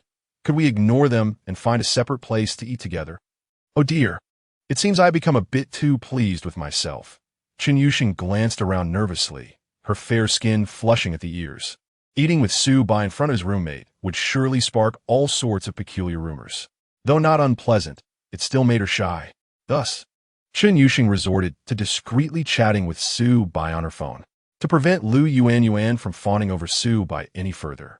Shuetao led Lu Yuan to a far corner of the long table, distancing them from Su Bai. Wang Haoran was entirely engrossed in his game, leaving the remaining trio, Chu Mingzhi, Su Bai, and Chun Yuxing. Logically, Chu Mingzhi wished to sit opposite Chun Yuxing or beside her, but feeling too shy, he settled for an oblique position. Thus, it ended up with Su Bai facing Chun Yuxing, who, feeling bashful, resorted to typing beneath the table to communicate. Flaky white goose. Sweating like a bean, sweating like a bean. Flaky white goose. Why does it feel like we're meeting in secret like an underground party? So abstract. Rain rested. I have social anxiety. Rain rested. A cat peeking out. Flaky white goose. Social anxiety is quite normal. Typically, geniuses suffer from it. I lack social anxiety, hence my poor academic performance. Rain rested. Rain rested. You are confusing cause and effect. Rain rested. Besides, we both got into the same school. How can you say you did poorly? Flaky white goose. Let's not mention it. I got lucky with my character and managed to get in. It's not the same concept as someone like you, who has been working on projects since high school. I feel I could just skate by with a degree, while you have boundless potential. Rain rested. Rain rested. It doesn't matter. You have money anyway. Flaky white goose. Who told you that? Rain rested. Using such expensive electronics and spending over 10,000 on gaming companions. Do you dare say you're broke? Flaky white goose, indeed. Rain rested. How wonderful it is to have money. It alleviates the burdens of life. Flaky white goose in a daze. Flaky white goose, you seem quite in need of money. Flaky white goose, how about this? If you really need to earn some, I can send you more gaming companion requests. Flaky white goose, League of Legends or any other games will do. Rain rested. I do not need pity. Flaky white goose. Quite the contrary, it's not pity. I genuinely enjoy playing with you. I am paying for the emotional value. Rain rested. Oh. Across the table, Chun Yuxing wore a conflicted expression, stealing a glance at Su Bai. She was immediately swayed by his wholesome, sunny demeanor. Indeed, he harbored no ulterior motives towards me. Additionally, he is genuinely affluent, having encountered numerous men attempting to flaunt their wealth before her. Chun Yuxing, being as beautiful as she is, easily saw through their pretensions. Despite her elders claiming she is somewhat naive in social matters, she is far from foolish. She possesses considerable intelligence. A slight application of logical analysis reveals the truth. It is individuals like Su Bai who are truly wealthy. He spends freely on his passions, yet remains understated in his daily attire and behavior, avoiding ostentation in front of his peers. He embodies a transparent character, living life with clarity. Admittedly, it is a little embarrassing, but Chun Yuxing genuinely needs to earn Su Bai's money. Unbeknownst to her, a subtle fondness for Su Bai began to blossom within her. The primary reason being that conversing with Su Bai felt particularly liberating. After all, he was aware of her little secret about gaming companions and shared many of her interests, creating a refreshing sense of ease in their exchanges. Prior to Su Bai, Chun Yuxing had never formed a true confidant. Not once. As the two engaged in their covert communication akin to an underground meeting, Chu Mingzhi, seated diagonally across from Chun Yuxing, had been fidgeting for quite some time, hardly touching the plate of rice before him. Suddenly, he sprang to his feet. "Classmate Chun." Chun Yuxing looked up from her phone, puzzled. "It's nothing." Chu Mingzhi sat back down, still lacking the courage to speak up after rehearsing his thoughts throughout the meal. Su Bai found it amusing, thinking, "Come on, buddy. Are you just going to pull air here? Bring out that tone of a local lord." Rain rested. "Su Bai, your roommate is quite strange." Flaky white goose. "Not really. Just those two are a bit odd. Wang Haoran is quite normal." Rain rested. "Who is Wang Haoran?" "Su Pai da Bai. Do you enjoy mobile games?" "Yuxia. Does he really like mobile games?" "Su Pai da Bai. I let him play my account. And in return, he helps me grind." "Yuxia. Oh, your account must have been heavily invested in." "Su Pai da Bai. I spent over 50,000 on this card pool." "Yuxia. So, are you planning to spend another 50,000 next time?" "Yuxia. I can't comprehend you wealthy individuals." Chun Yuxing cast a meaningful glance at Su Bai. After much contemplation, she finally mustered the courage to send a message on her phone. "Yuxia. To be honest, I really need money lately." "Yuxia. So please don't hold back. Feel free to use me." This would only heighten her embarrassment. Chun Yuxing's beautiful, pitch-black eyes darted around, and her elegant neck evoked images of a swan, now flushed a translucent red. It seemed her neck was quite sensitive. A kiss in that area would undoubtedly yield remarkable results. An inexplicable and dreadful thought surfaced in Su Bai's mind. He swallowed hard, feeling a blush creeping over him. Oh, what a terrible thought. Chapter 10. The senior with high attack and low imitation despite the awkwardness. Su Bai understood Chun Yuxing's intentions. After all, she was another version of himself in this world. Chun Yuxing was a girl with a strong sense of pride. Yet, she truly needed money, hence her hope that Su Bai would frequently utilize her companionship services, allowing her to earn a bit more on top of the 12,000. Such a sentiment was genuinely touching. In an era where a beautiful girl might demand red envelopes, and a paltry sum could lead to public shaming, Chun Yuxing's straightforward approach was indeed refreshing. So, perhaps he would spend more time with her tomorrow. After all, classes had just commenced and were still light. Extra spending on companionship services would also yield cashback. This was indeed a win-win. After a night of silence, the next day arrived. At 7:30, Su Bai's alarm rang punctually, silenced within 2 seconds by his hand. He then quietly climbed out of bed, washed up, grabbed the backpack he had prepared the night before, and stepped out for class. Not a single roommate was disturbed in the process. Regrettably, none of his 3 roommates had chosen the same instructor as Su Bai. In other words, Su Bai had missed out on a more favorable course due to his slower registration during the class selection period, landing him in a rather demanding instructor's class. This was the difference between college life and high school. Even if all roommates shared the same class, their schedules could vary significantly. Some dormitories were a mix of different grades and majors, leading to even greater discrepancies in daily routines. For instance, the renowned Goddess Dormitory housed 4 girls, 2 freshmen, 1 sophomore, and 1 senior, each from distinct majors. The diversity was indeed remarkable. Su Bai was still considerate enough to rise early for class without disturbing his roommates. However, he felt that this was not indulgent enough. Perhaps it would be better to rent a place off campus. As he walked to the classroom, this thought took root.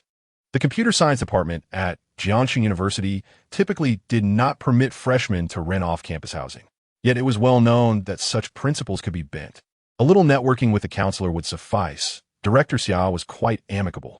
When the need arose for a more carefree lifestyle, he could simply find a rental. The key was to follow his whims.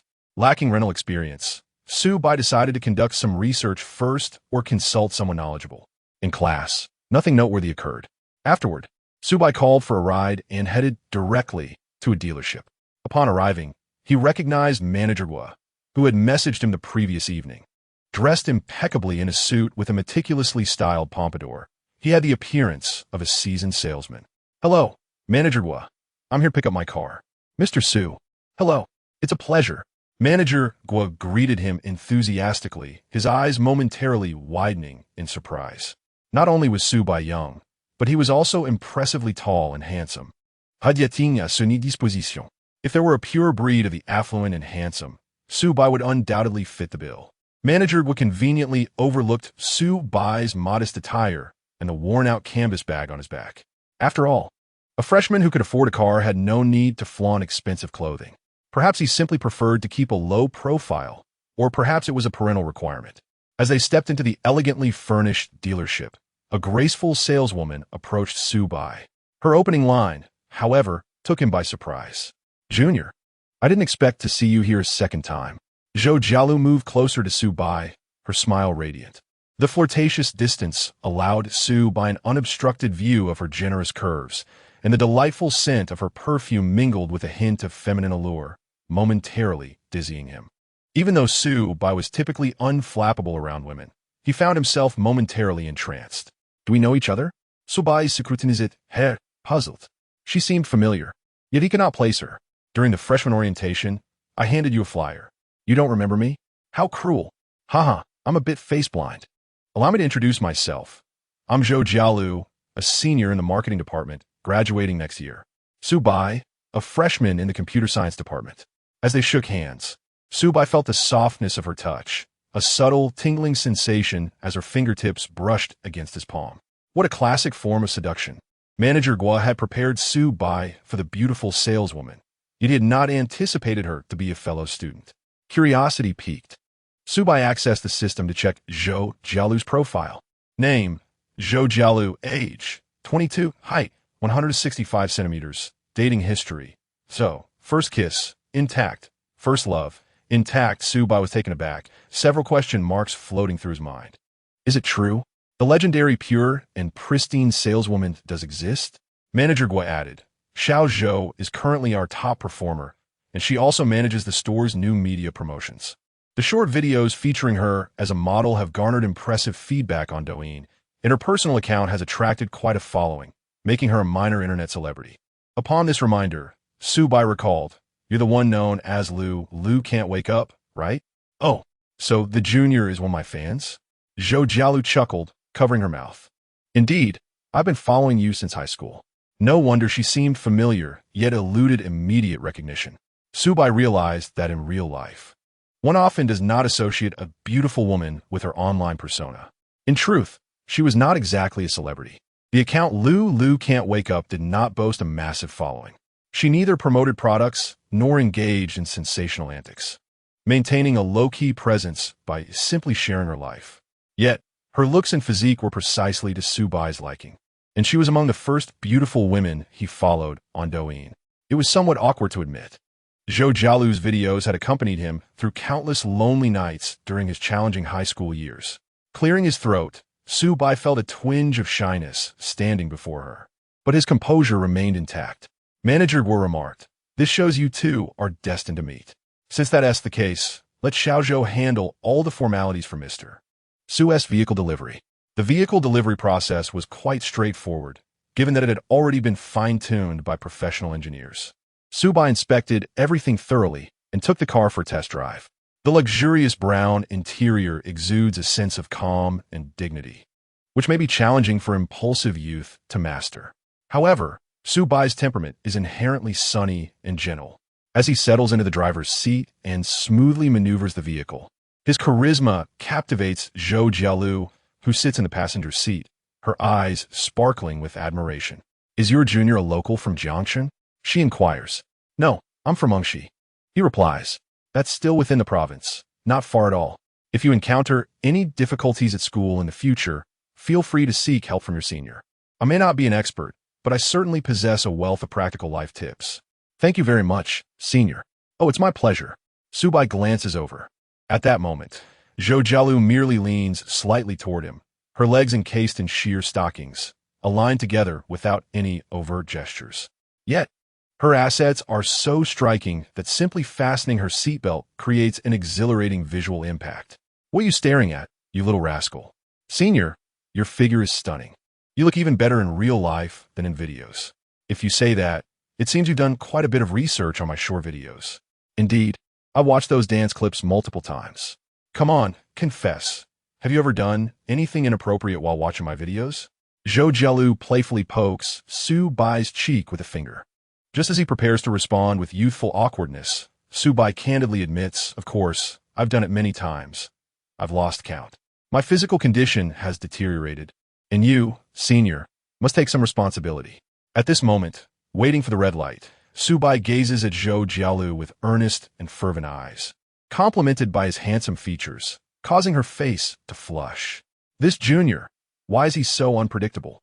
Chapter 11. With no place for his right hand, he uses his senior instead. Ding. You face your senior's teasing with a candid admission of guilt.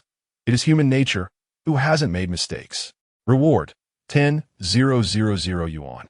Special reward triggered, Sigma Aura. Sigma Aura. In the face of female allure, your mindset remains as steady as a rock. You can effortlessly control yourself. Conversely, women attempting to disrupt your composure will find it easier to be swayed by your emotions. Not bad. Su Bai silently nods, realizing that the system truly understands him.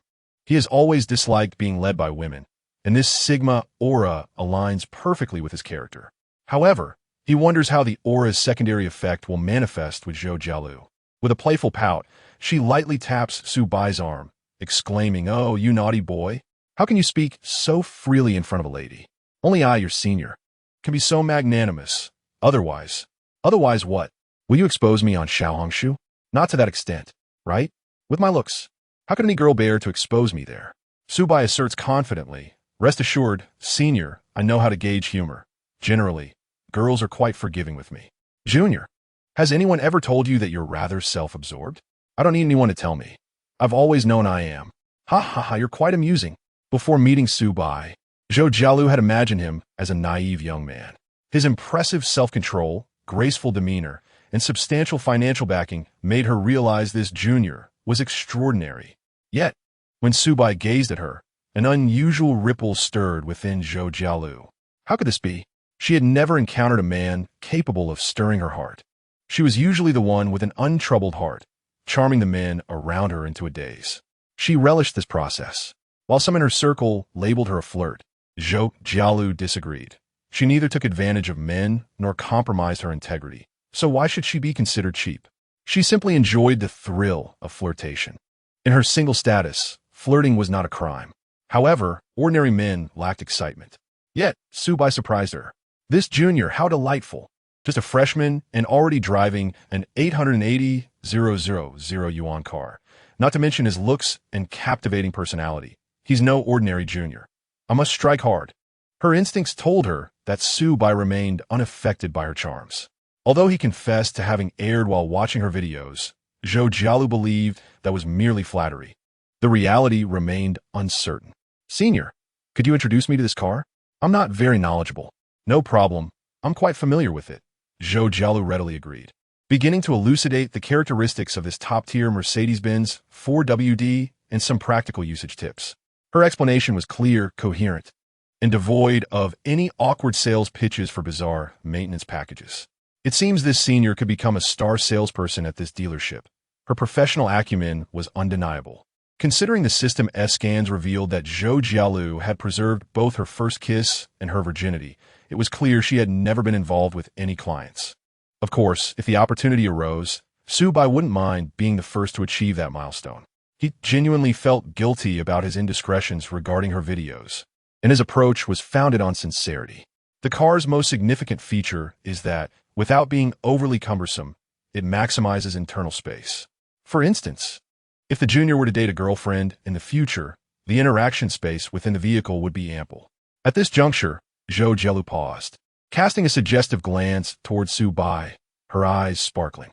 For example, what kind of interactions? Su Bai inquired. Zhou Jialu smiled in silence, removing her high heels. Su Bai glanced down. Unlike those who obsessively pursue slender legs, the senior's legs could be described as voluptuous and perfectly proportioned. The car's sound insulation was excellent, and in the tranquil space, Zhou Jialu's heart raced. It was indeed her first time engaging in such audacious behavior with a man. Su Bai's charm had her enraptured. and she eagerly anticipated witnessing the shyness of this junior.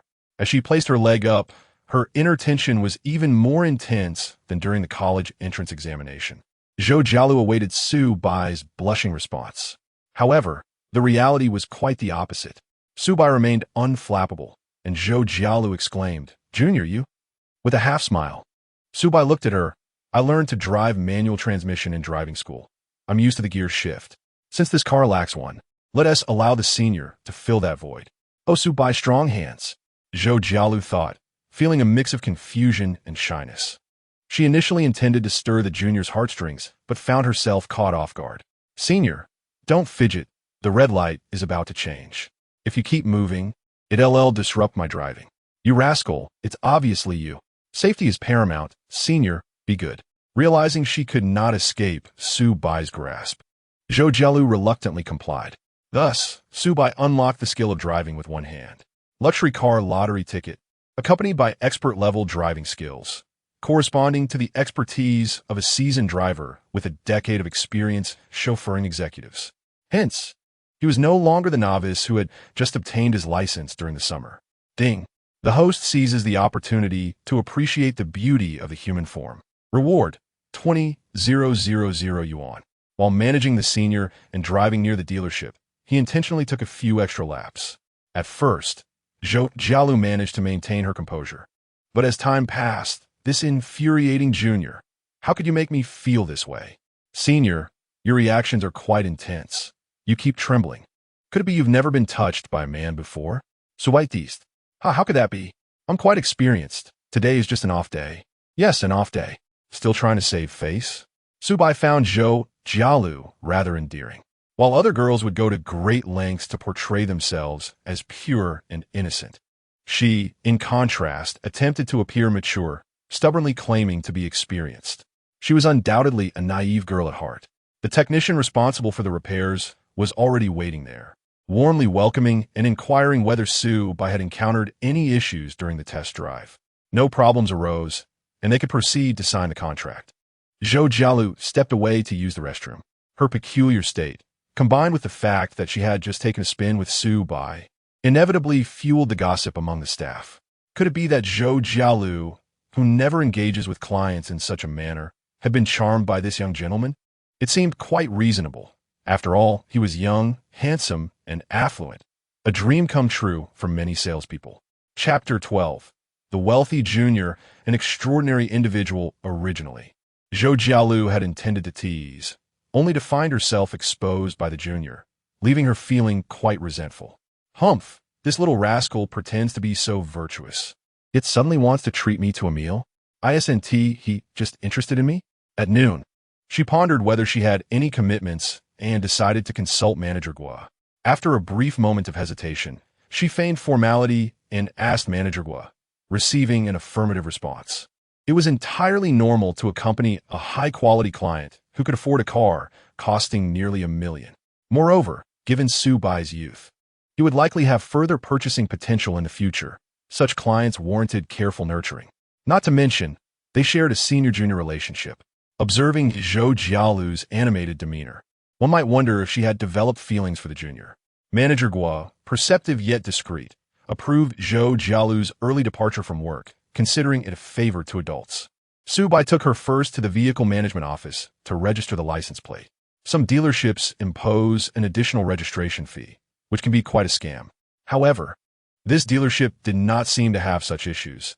They could handle the registration for Su Bai, charging only the official fees without any hidden charges. Su Bai opted to go himself, mainly because he had never conducted business at the vehicle management office and wished to witness the process. The two of them seamlessly pretended that nothing had transpired during the test drive. In truth, Su Bai was indifferent if Zhou Jialu wished to continue their flirtation. After all, she was an alluring beauty, and engaging with her would be quite enjoyable. However, it was evident that the senior was reluctant. She feared showing any vulnerability. Su Bai noticed that Zhou Jialu seemed excessively concerned with maintaining her image as an experienced older sister, insisting on projecting an aura of sophistication in front of him. Such lofty pretensions appeared unnecessary. Perhaps it was a matter of personal pride. Everyone has their unique interests, and Su-bai respected her inclinations. They drove to a plaza not far from the dealership.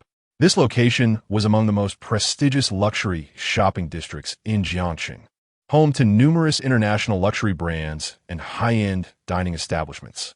Have you been here before? A few times, but not many. The food here is quite expensive, not something I, as an intern, can afford. Aren't you a star salesperson? That's just an intern contract. The commissions are minimal. I'm merely a cog in the machine, hoping to graduate and secure a full-time position soon. Do recommend a place, regardless of the price. Just choose what you think is delicious. Oh, since you insist, I want to hold back. Zhou Jialu selected a Japanese buffet, showing Su-bai the menu on her phone.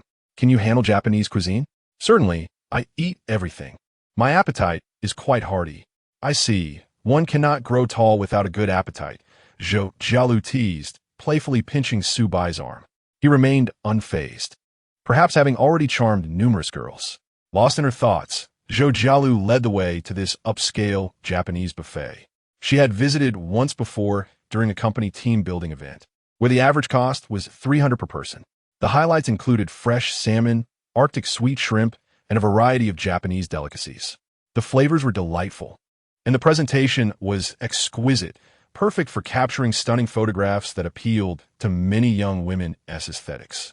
In the private room, Su-bai casually flipped through the menu and addressed the waiter. I'll have this one, the $12.99 per person option. Are you sure you want the highest tier package? Yes.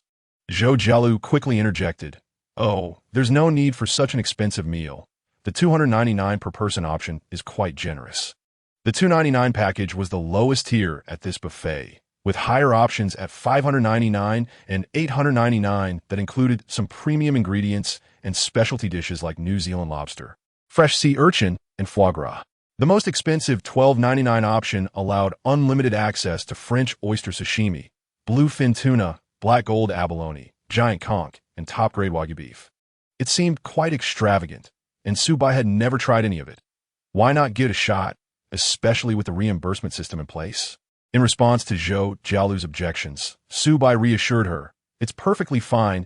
I insisted on treating you, so I will certainly ensure it's a delightful experience for you. This level of expenditure poses no burden for me. The nearby waiter glanced at Su-bai's Uniqlo shirt, finding it hard to believe. Could it be that he was merely a university student who had saved for months to afford this meal? However, Zhou Jialu understood, well, that Su-bai was not trying to show off. Spending over $1,000 per person was not a concern for him. For a young man, that was quite a decent vehicle, and he had even opted for the top configuration. When purchasing a car, the choice of features could significantly reflect a buyer's cash flow. After all, certain comfort features might not be immediately visible, and many might prefer to forego them for more ostentatious displays. Often, the subtle nuances in one's consumption attitude reveal more than the actual amount spent. For instance, the latest Apple phone also featured the highest specifications. Previously, when Su-bai signed the contract at the dealership, his backpack revealed a MacBook, which Zhou Jialu casually inquired about, only to discover it cost a staggering $50,000. Could an ordinary young man truly spend $50,000 on a computer that was hardly suitable for gaming, drive an 880,000 car, and casually dine at a place where the average meal cost $1,000 without batting an eye? Perhaps he was merely maintaining a low profile at school.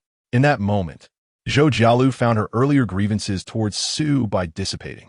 A genuine wealthy young man exudes a calmness that surpasses that of ordinary men.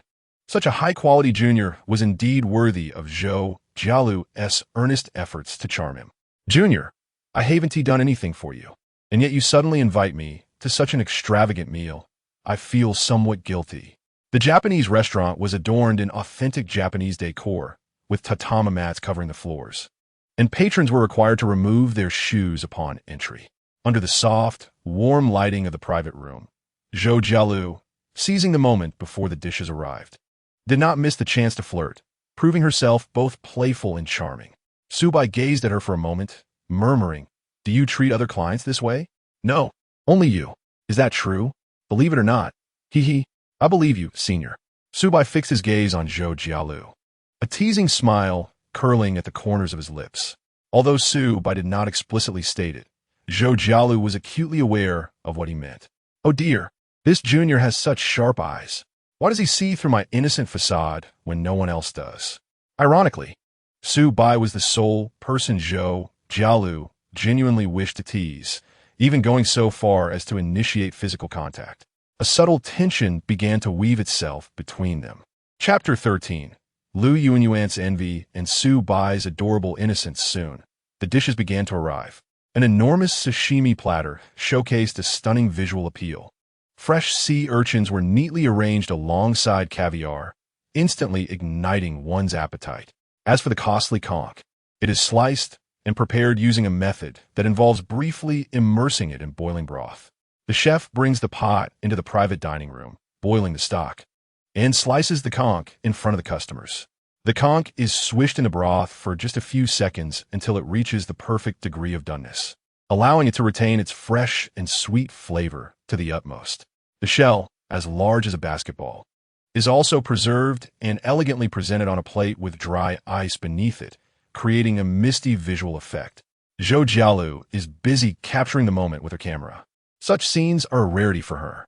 Su Bai, however, is disinterested in taking photos, contentedly sipping on matsutake mushroom soup poured from an exquisite teapot, adding a hint of lemon to enhance the flavor, which is delightful and refreshing. Dining at a Japanese buffet necessitates a palate cleanser, as Su Bai is particularly intrigued by the array of seafood sashimi and various high-quality beef and lamb dishes.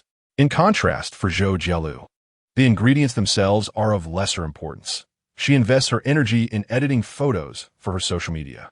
Senior, do you always present such exquisite posts on your social media? She asks. Of course, I prefer to showcase a refined side. Who doesn't enjoy presenting their glamorous self on social platforms? Zhou Jialu sighs, acknowledging that for most, it takes a long time to encounter an occasion worthy of admiration, while for a junior like you, it is merely an everyday occurrence. That may be true, but consuming such luxurious meals daily would surely elevate one's cholesterol levels, Su Bai retorts. No worries, we are still young. With ample exercise, we need not fear. Perhaps I could devise a way for you to burn off some of that excess nourishment? Zhou Jialu winks. Su Bai, exasperated, replies, Senior, it seems you have a short memory. Are your feet still not itchy enough from earlier in the car? She feigns a move to grab Zhou Jialu's leg. The latter quickly pleads, No, we're eating. We shouldn't fool around while dining. It disrupts digestion. After much playful banter, Zhou Jialu finally has the photos she needs for her social media. In a standard 9-square grid format, she posts them, and it isn't long before numerous comments appear. Wow, such a large conch. It must be quite expensive. Is this from that Japanese restaurant in the square? I'm envious. Such a lavish lunch on a weekday.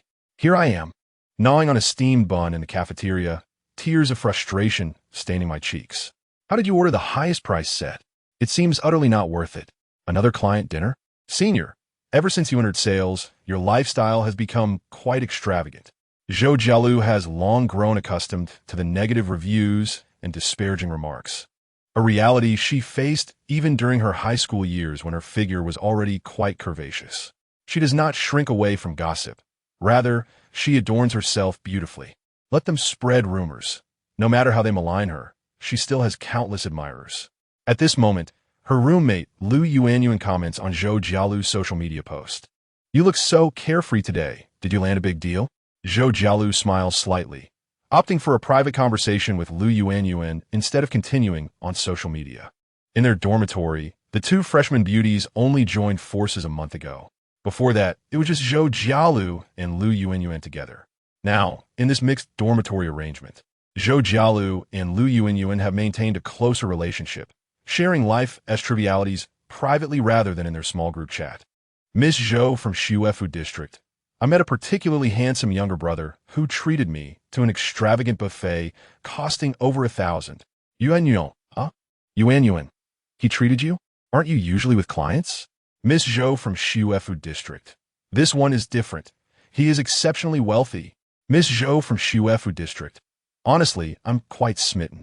Yuanyuan, is Sister Jialu finally diving into the dating pool? How exciting. Which lucky fellow gets to savor Sister Jialu's charms? Miss Zhou from Xuefu District. Not quite diving in yet. It's hard to say if he has any interest in me. To be frank, Zhou Jialu is indeed quite fond of Su Bai. Whether in a physiological sense or based on rational economic considerations, a truly wise woman should guard her virtue and act decisively when she encounters her true soulmate.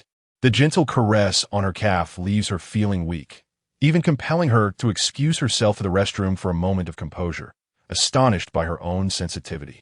In contrast, Su Bai, from their first meeting until now, seems impervious to her advances. Oh well, good things take time. One must remain optimistic. Perhaps Su Bai is merely putting on a facade of aloofness upon first acquaintance. Who knows, familiarity might kindle his interest. Meanwhile, in the cafeteria of Jiangxing University, Lu Yuanyuan contemplates the messages sent by her roommate, a myriad of emotions swirling within her. She is well aware of Zhou Jialu's preferences in a boyfriend, younger, wealthy, and ideally handsome.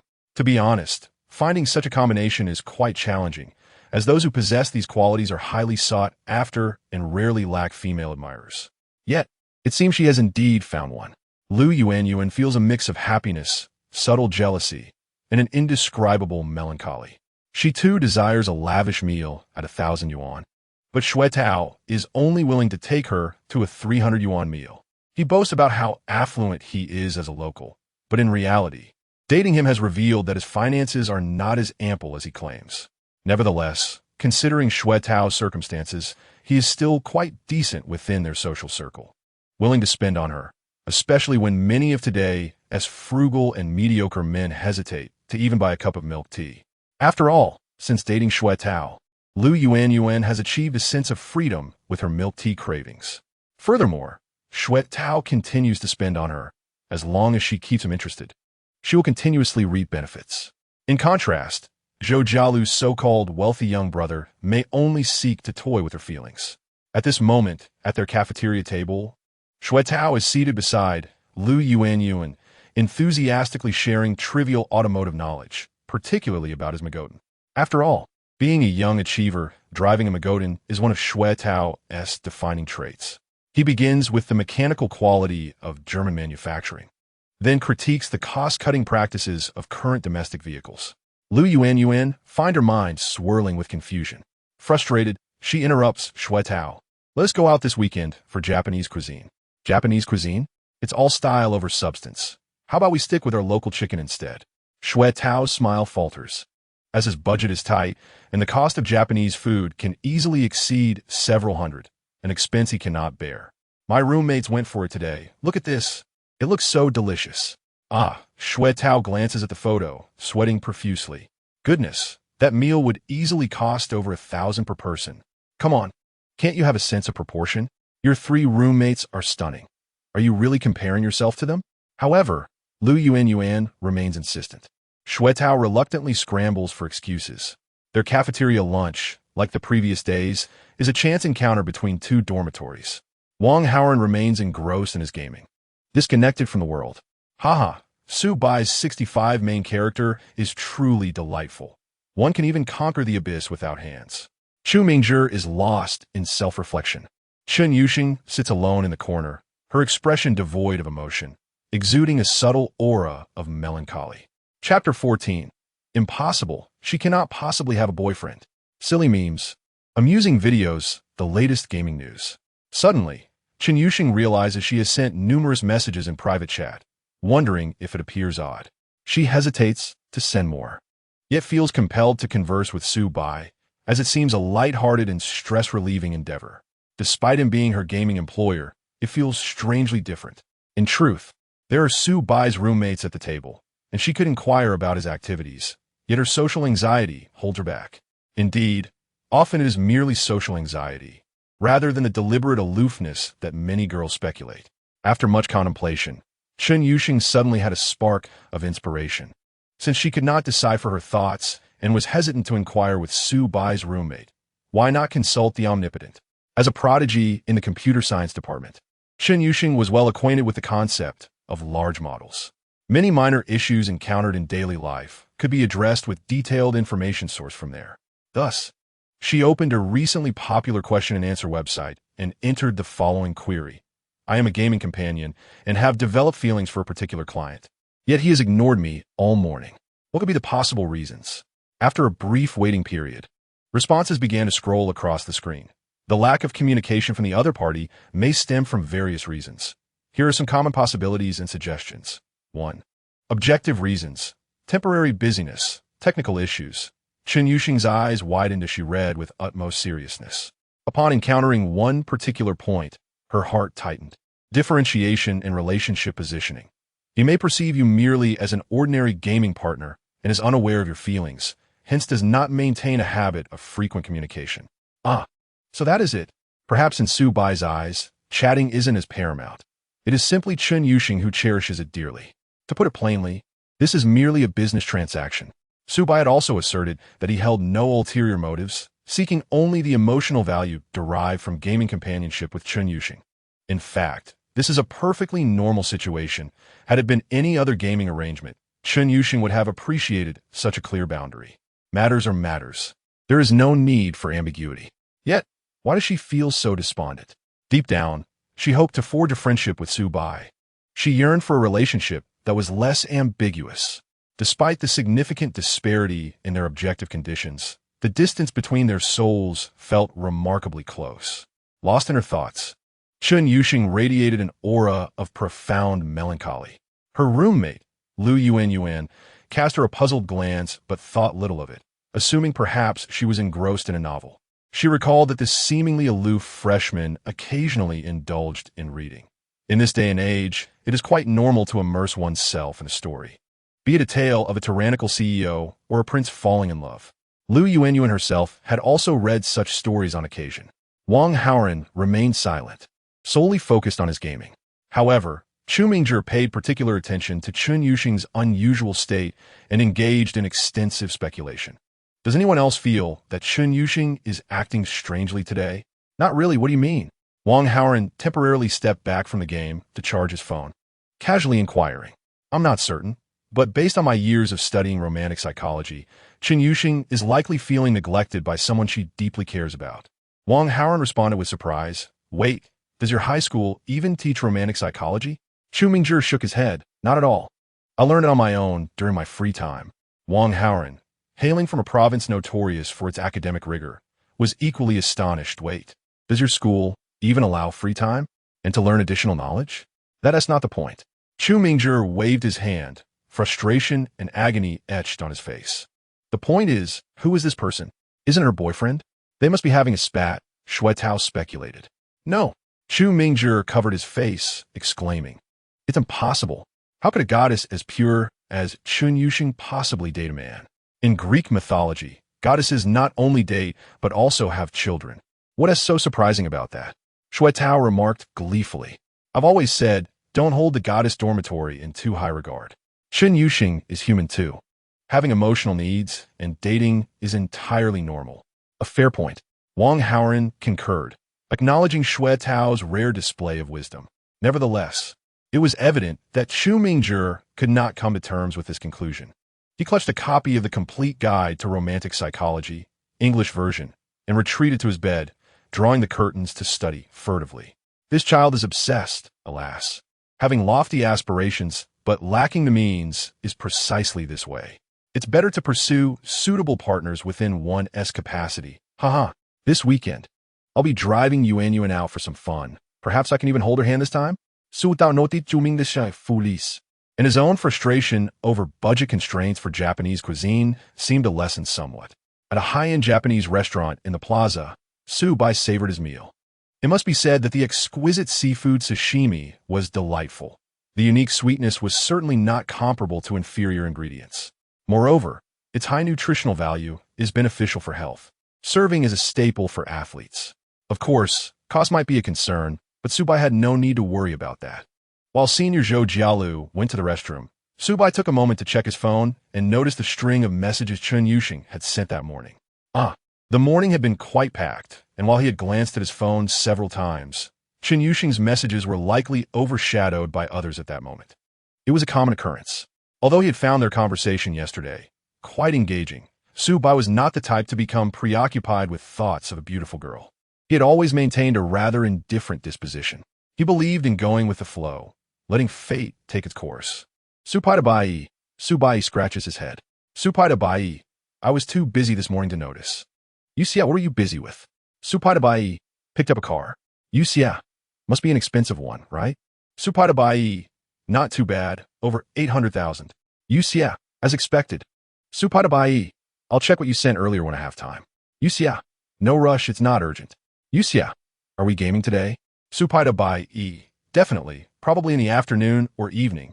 I'll let you know in advance. Yusia, all right. Hey, Junior, who are you chatting with so enthusiastically? Senior Zhou Jialu returned from the restroom to see Su by typing on his phone. A roommate. It seems you have a good relationship with your dorm mates. That's not easy. What is so difficult about it? Dorm relationships aren't exactly international relations. There's nothing complicated about it. Who knows? Especially someone like you, with such good conditions, there will always be envy. Let them envy. They can envy their own. I'll go my own way. Life is a broad road. But what if someone does something detrimental to you behind your back? Well, that's true. After all, you have a means. Zhou Jialu nodded slightly, her gaze lingering on him with increasing fascination. Even Su Bai's demeanor was quite to her liking. How can I make the junior shy? Yet, Su Bai had no such complicated thoughts. As they both seemed to be finishing their meals, he earnestly inquired, Senior, are you familiar with the rental market? Renting? Yes, it can be a bit inconvenient in the dorms, so I plan to rent a place near the school. Zhou Jialu expressed understanding. Jiangxing University has a relatively lax overall management, and many students rent off campus. As a senior, she was quite knowledgeable about this matter.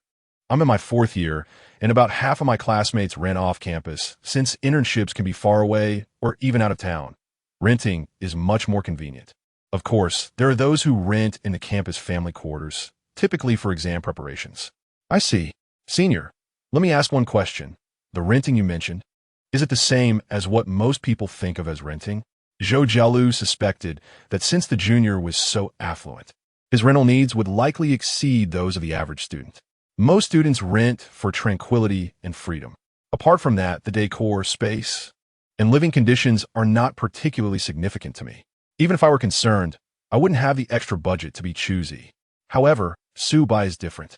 He is immensely wealthy, which indeed makes a difference. Su Bai candidly admitted that his requirement is to reside in the best possible accommodation, preferably with dedicated personnel to manage it, so he doesn't have to tidy up too much. Renting a model apartment or one close to a bare shell condition and then arranging it himself is far too bothersome. If he were to decorate it himself, he would rather wait until his wealth has accumulated to several tens of millions and then purchase a luxurious mansion to gradually refine. For now, he chooses to rent a good place, and the added benefit is the cashback on the rent. After all, indulgence is about enjoying the present moment. Zhou Jialu suggested that he could simply stay in a hotel since hotel rooms are available for long-term rental at discounted rates, typically around 20 off, depending on the hotel's brand and location. Staying in a hotel does sound appealing, Su Bai mused, contemplating the idea. He had read online reports indicating that many newly wealthy individuals prefer residing in 5-star hotels. Although he had yet to experience it, he felt it was worth a try. He decided to book a few days stay to see how it felt. He opened Mate One on his phone and searched for luxury hotels near the school. After browsing, he found the Marriott to be quite impressive. Sorting the room options by price, he scrolled down directly to the more expensive offerings. The Jiangjing Executive Suite, boasting a generous 94 square meters, includes a reception area, bedroom, and bathroom, all exuding elegance. Guests also have access to the hotel's swimming pool, gym, and executive lounge. At 1,678 yuan per night, it was currently considered the off-peak season, but prices would likely rise during the upcoming National Day holiday. This price exceeds the monthly living expenses of many students. Nevertheless, Su Bai proceeded to book a week's stay. The reason for choosing a week was that booking longer would not trigger the cashback incentive. According to the system's assessment of Su Bai, he could book a maximum of 1 week. As Su Bai's lifestyle became increasingly extravagant, the system would upgrade accordingly, and the potential cashback amount would also rise. Ding! The host has booked a luxury hotel, indulging in a consumption of 11,746 yuan, triggering a tenfold cashback, awarding 117,460 yuan. Su Bai paid in front of the senior, unabashed and generous. Zhou Jialu watched in astonishment. Earlier, the junior mentioned wanting to stay in a hotel first and then decide whether to sign a long-term lease. This implied that he intended to reside in the Jiangjing executive suite for an extended period. How extravagant! Even at the off-peak price. Negotiating a 30% discount would still result in a monthly cost of approximately 35,000 yuan. Zhou Jialu quickly calculated the rough figures in her sharp mind, her breath quickening. This was indeed spending money like water, truly the perfect boyfriend of her dreams. Many so-called rich second-generation heirs, with family assets exceeding $1 billion, do not spend as recklessly. After all, they are still students in university, and parents typically do not provide excessive funds. Moreover, the current economic climate has been somewhat sluggish, and many affluent peers have seen their budgets diminished. Renting a decent 3-bedroom apartment in a good residential area near the school typically costs several thousand yuan each month, which is already the pinnacle of living conditions among students, with some enjoying the comforts of shared living. Su Bai, however, had dramatically inflated his budget. There's a certain beauty in those numbers. Just imagine being his girlfriend, staying every night in the Marriott's Jiangjing suite, sipping wine in the executive lounge while overlooking the night view of Jiangqing. The only price to pay is sharing a bed with Su Bai, which is hardly a price at all, considering his charming looks and physique. Though he may not be as striking as male celebrities, he is certainly a handsome gentleman among his peers. Typically, wealthy individuals at this level either have unappealing appearances or bear the signs of middle-aged indulgence, which is quite off-putting. However, dating Su Bai incurs none of these concerns. For a moment, Zhou Jialu nearly succumbed to temptation, thinking perhaps she should take the initiative. Yet, she remained somewhat reserved. It wasn't that she was unwilling to give herself. Rather, she hoped Su Bai would recognize her allure and be irresistibly drawn to her, taking the lead. Deep down, she had already concluded that Su Bai was the man she had long awaited, the one worthy of her chastity. From this point onward, her innate charm would no longer be wasted on anyone else. She would focus solely on enticing Su Bai. "Senior, after we finish eating, do you have some time?" Zhou Jialu asked, licking her lips and batting her eyelashes. "Would you accompany me to check out the hotel? Truth be told, it's my first time staying in such a fine establishment." Su Bai admitted. "Oh, your first time?" Zhou Jialu expressed her surprise. "Yes, due to family circumstances. I have always been raised in a frugal manner, emphasizing hard work and simplicity. Now that I am in college, I can finally indulge myself." "Now I understand," Zhou Jialu realized, recognizing why the junior appeared so modest. It was evident that he had been well educated at home. Those who grew up in extravagance often develop into useless individuals, lacking the capability to take over family businesses. Experiencing the life of an ordinary person and enduring hardship enables one to empathize more readily with the base-level employees, ensuring reliability when formulating corporate policies. Indeed, that is how it's portrayed in those CEO novels. In an instant, Zhou Jialu's imagination about Su Bai's background expanded dramatically, and her feelings for him intensified. As she was already in her senior year, having completed her internship, she had moved beyond the naivete of the student and gained a basic understanding of society. Money can indeed change one's fate, and it is genuinely hard to earn. Becoming Su Bai's girlfriend would undoubtedly be a shortcut in life. Who wouldn't want to take a shortcut? Human nature tends toward inertia. Chapter 16. The senior's first and last man, sir. How was your dining experience? Were you satisfied with the dishes and the service? As Su Bai was preparing to leave, the restaurant manager approached with a warm smile, inquiring gently. "I was satisfied. The seafood was delicious, though the beef was a bit rich, but that might just be the nature of the meat. Next time, you might want to try our Sunite lamb chops, which are lighter compared to the Wagyu beef." Upon reaching the counter, Su Bai noticed a promotional activity at the Japanese restaurant. Recharge 5,000 yuan to receive an additional 600, recharge 10,000 yuan to receive 1,500, and recharge 20,000 yuan to receive 4,000. After inquiring about cashback from the system, he decided to recharge 20,000 yuan, which would yield a cashback of 60,000 yuan. Su Bai loved meat, and this restaurant offered various high-quality meat dishes, with many options yet to be ordered. He planned to visit often. "You seem to be getting addicted." "Junior, I didn't expect you would reload your card," Zhou Jialu remarked. "It's fine. I won't need to use it often. If I bring a few more people next time." Su Bai glanced at the senior. "I'll call you along next time. Dining alone can be a bit dull." "Oh, I can't keep leeching off you." That would be taking advantage of you. At that moment, they were in the elevator together. During the busy lunchtime rush at the mall, the elevator was crowded, and Su Bai and Zhou Jialu stood in a corner as more people boarded. Seizing the opportunity, Zhou Jialu wrapped her arms around Su Bai's. Feeling the warmth of the senior, Su Bai's hand was not idle either. Zhou Jialu's eyes sparkled with mischief. She was surprised to see the junior take the initiative. As they exited the elevator and entered the underground parking lot, Zhou Jialu continued to cling to Su Bai's arm. In a secluded area, she suddenly covered her mouth and giggled. "Junior, you're not entirely heartless after all." "Indeed," Su Bai replied somewhat helplessly. "With you being this way, if I don't show some feedback, would that be too rude?"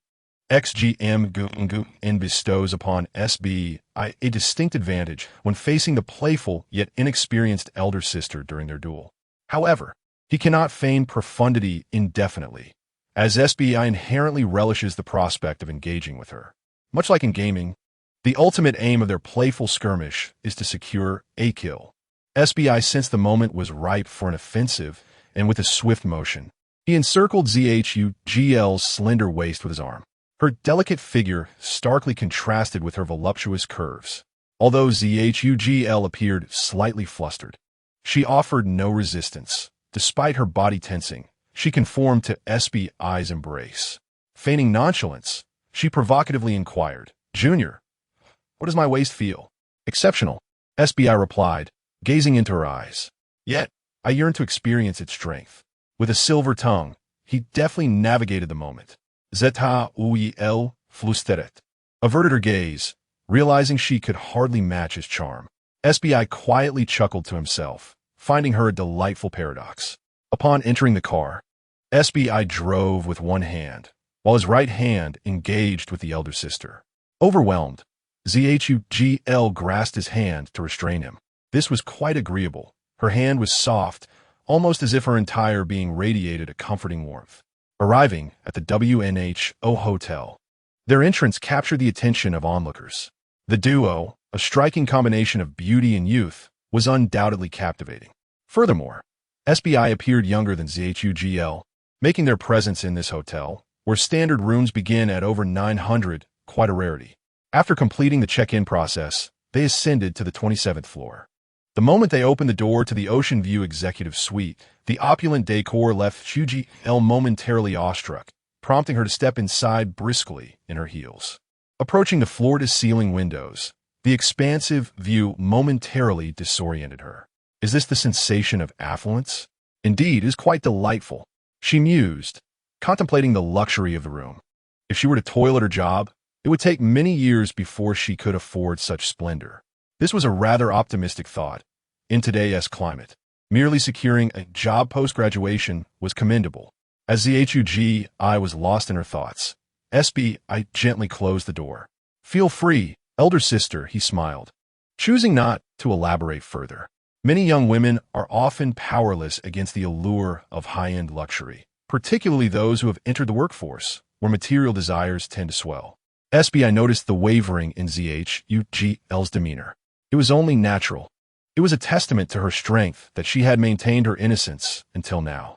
A woman of such exquisite allure should not lack admirers, especially among the affluent. Thus, there is a semblance of fate between them, a resonance that drew them together. Otherwise, with her emotional intelligence, she would not have consented to come to the hotel with SBI. As adults, the implications of a man and woman visiting a hotel alone are unmistakable. ZHUGL excitedly explored the room, touching and examining everything, capturing numerous photographs. "Elder sister, is this necessary?" SBI chuckled. "Such an extravagant room. I could hardly bear to stay here. Since we are here, we must savor every moment." That was not entirely accurate. If she enjoyed it, she could certainly return often. SBI approached her from behind, wrapping his arms around her waist, and inhaled deeply, savoring the fragrant aroma intermingled with her intoxicating essence. "What are you doing?" ZHUGL stammered, her heart racing as she turned to look at him, only to have SBI seize the opportunity to caress her enchanting visage and kiss her. In an instant, ZHUGL's mind went blank, and she melted into his embrace, biting her lip as she murmured, "Junior, You may not believe this, but this is my first kiss. I believe you. Why would I not? SBI replied. Did you not follow me on Douyin? Surely, you have seen the comments. They claim I am quite the heartthrob. And there are rumors about me at school. Those are others' opinions. I have my own judgment, SBI said, pinching her cheek playfully, seeing her so bashful. He concluded she had likely never been with another man. A wave of genuine delight washed over Zhugl, akin to sweet syrup flooding her heart. She nestled her face into SBI's chest. Indeed, Junior, you are my first man and shall be my last. Chapter 17. Newly in Love. The innocent elder sister learns to guard her heart. But wait, dear sister, how can you declare me your first and last so soon? We have only just begun to kiss. If anything else happens, would we not be fast-tracking to a lifetime together? SBI chuckled at the absurdity. What are you laughing at, you rascal? Zhugl playfully swatted at him, her touch gentle and harmless. Oh, how innocent you are, elder sister. It is clear you possess no experience. At this juncture, Zhugl ceased to shy away from the truth. This was a serious matter. Many men are quite concerned about their partner's past, uncertain whether SBI would be one of those men. She resolved not to lie for the sake of her pride. I like this side of you, elder sister. With that, SBI lifted her chin once more. Shall we take a stroll outside? We have the afternoon free. Absolutely. After a prolonged moment of tenderness, they both felt stifled in the hotel room and ventured onto the nearby street. Compared to the bustling square where they had lunched, this area was less extravagant, but featured several charming shops. SBI was intrigued by a newly opened Chinese bakery, which boasted products with a balanced sweetness, not overly cloying, and infused with enzymes to aid digestion.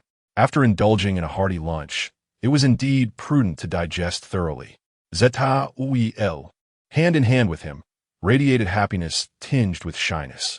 Such emotions, gracing the visage of a captivating temptress, would undoubtedly evoke envy among passers-by. If I had a girlfriend this alluring, I would gladly trade a decade of my life for her. But alas, engaging in a romance with such a siren could be life-shortening. To further deplete one's lifespan would be to risk an untimely demise. Indeed, perhaps remaining single is wiser. Longevity is preferable. Listening to the whimsical chatter of passers-by, Zhugl felt unjustly accused. Was she truly so fearsome? Surely, it was SBI who was the more intimidating presence. During their moments in the hotel room, mere embraces and kisses had left her breathless and disoriented, as if he were the one bullying her. Yet, she secretly relished being teased by him, especially in the luxurious context of the WNHO, SBI's hand. Though slightly rough, enveloped hers securely, providing a profound sense of safety. Experiencing the world through the lens of a girlfriend. Each glance at SBI filled Zhugl with wonder. What's wrong? Do I have something on my face? She asked. I just realized how tall you are. You must be around 185 meters, right? Yes, that is correct. She mused, on television or in short videos. Those who are 185 meters seem less imposing, but standing beside you feels like being next to a towering edifice. That's quite normal. Scientific studies suggest that girls tend to underestimate the size of distant objects while overestimating their own height. In other words, girls perceive themselves as taller, but view others as shorter. Such research exists? Junior, you are so knowledgeable. Zhugl listened intently, her expression filled with admiration. Seeing Sue made her want to laugh. Alas, perhaps this is the allure of wealth. Back in high school, he once shared this notion with a female classmate, only to provoke her furious wrath as she accused him of harboring a bias against women. A flurry of punches left Sue dazed. Indeed, there exists a measurable disparity that can bridge the gap between a man of humble means and one of superior quality. Oh, how splendid! While savoring dim sum in a CAF, Sue perused the items Chun Yuxing had sent him earlier that morning, delivering a sharp critique. Meanwhile, Zhou Jialu seized the opportunity to request a leave of absence from Manager Gua at the fourth store. Manager Gua expressed understanding and suggested that if there were future plans to purchase a vehicle, Zhou should subtly encourage Sue to consider the Mercedes brand. What kind of subtle encouragement? Zhou Jialu thought to herself, bemused. We haven't even begun. Oh, it's only a matter of time. Our little Zhou is irresistibly charming. Your junior will surely be satisfied with you. Zhou Jielu put down her phone and inquired, Junior, are you pleased with me? Of course, otherwise, why would I have brought you along to view hotel rooms? She chuckled. I've secured a leave from the company, so I can accompany you the entire afternoon. Me too. I won't be marked absent in my afternoon classes. I can skip freely, Zhou Jielu mischievously remarked. Junior, you're not being very obedient. School just started, and you're already adept at skipping classes. Will you be able to graduate smoothly? No worries if I fall behind. I'll just ask my senior for some tutoring. As she spoke, Su Bai reached his hand across the table. Zhou Jielu shivered slightly, but had grown more accustomed to it than at the beginning. In a low, playful tone, she remarked, Junior seems to have a fondness for stockings. Indeed, I do. No wonder you're always so touchy. In truth, I prefer to indulge in other areas, but it is rather inconvenient in public. How rude. Following Su Bai's gaze, Zhou Jielu quickly comprehended his implication. Lowering her head with a flushed face, feeling a swell of pride. After all, that particular aspect of her was her most cherished asset. She had developed earlier than her peers, and, as she matured, she possessed an exquisite shape and poise. A notification chimed, detected that the esteemed goddess Zhou Jialu's affection for Su Bai has surpassed 80 points. Intimate relationship binding successful. Reward: 1 lottery draw. Now, indulging Zhou Jialu's desires through expenditure can grant the host a 210-fold cashback. Oh, Su Bai summoned the system interface. According to the system's affection metric, 20 points signify ordinary friends, 40 points are significant friends, 60 points indicate the potential for romance, and exceeding 80 points denotes a deeply memorable infatuation. At 90 points, it reaches an unwavering devotion. Scanning Zhou Jielu, Su Bai discovered her affection had soared to 85, not far from eternal devotion. Yet, they had only known each other for a few hours. It could only be described as love at first sight, a serendipitous connection. Thus, Zhou Jielu was not merely the superficial burning sword that many presumed. Beneath her lively and passionate demeanor lay a spirit unafraid to love and hate. Once she decided on someone she cherished, she would invest herself wholeheartedly, regardless of the consequences. To be fair, Zhou Jialu's judgment was indeed astute. Having instantly recognized the potential in Su Bai, who was accompanied by the system, Su Bai would surely not disappoint her. At that moment, he remained oblivious to the fact that Zhou Jialu's dormitory was famously known as the Goddess Dormitory. Among the 4 residents, he only recognized Lu Yuanyuan and Chen Yuxing, the former being Xue Tao's girlfriend, while Chu Mingzhi frequently mentioned Chen Yuxing. Zhou Jielu refrained from mentioning her roommates, aware that her companions were equally stunning, and thus, she aimed to keep Su Bai away from them as much as possible. Although they had only just begun dating, Zhou Jielu was already harboring possessive thoughts. Chapter 18. I want all these limited editions. After walking a few steps down the street, Su Bai suddenly spotted the store. The brand, known as LPI, had long been renowned. It was undoubtedly a luxury brand highly regarded by young women. Su Bai was entirely unfamiliar with luxury goods before entering university. His life revolved around studying, gaming, and watching absurd videos. This was likely a shared experience among most boys of his generation, forming the fundamental elements of diligent workers. However, from a female perspective, such men appeared rather dull, even likened to shrimp heads. The reason Su Bai possessed even a slight understanding of this brand stemmed from idly reading Guo Jingming's novels during middle school, where he was captivated by the extravagant descriptions of luxury goods. The brand's name was simple enough to remember. Additionally, a girl from his neighborhood, who had attended the same school since kindergarten, had confided in him over the summer about her desire to work and save money for a handbag. The outcome of that ambition remained unknown, as she had abruptly severed ties with Su Bai in August for reasons he could not fathom. He felt no emotional disturbance regarding this. It was only upon seeing the store that he recalled this incident. Su Bai then considered the new feature unlocked by the system. After testing it while purchasing dim sum for his senior, spending over 100 and receiving a cashback of 500, he confirmed its functionality. He noticed Zhou Jielu gazing intently at the window display, her eyes sparkling with excitement. Senior, shall we step inside and take a look? Su Bai wrapped his arm around her slender waist and declared his intentions. I'll buy you a bag. Huh? Zhou Jielu paused momentarily before shaking her head vigorously. No need, My current bag is quite satisfactory, and I don't have an urgent need for a new one. Where there is no need, we shall create one. Come on. Subai disregarded her objections and pulled her inside. Welcome. May I ask if this gentleman is purchasing something for his girlfriend? A sales associate greeted them with a polite smile. Subai's relaxed and composed demeanor set him apart from those who merely window shopped without intention to buy. Despite his simple attire, one could no longer gauge a person's financial status solely by their clothing. It was essential to consider the overall context. Moreover, the woman beside him was young, beautiful, and alluring, a sight that would captivate even the most seasoned sales associate, far surpassing the artificial beauty of internet celebrities. To have such a charming companion by his side implied that the man must possess considerable means. Yes, let's choose a bag for her, Subai stated generously. Certainly. Sir, may I ask what your preferences are? It would also be helpful to know your budget. We have the most comprehensive selection in Jiangcheng, with options at various price points suitable for your lady. What do you think? Subai asked Zhou Jialu. After a moment's thought, she replied without pretense. If we were to buy, it would be best to choose something with a high resale value, perhaps the classic monogram styles, which are easier to sell secondhand. Of course, Junior, you probably don't need to worry about that.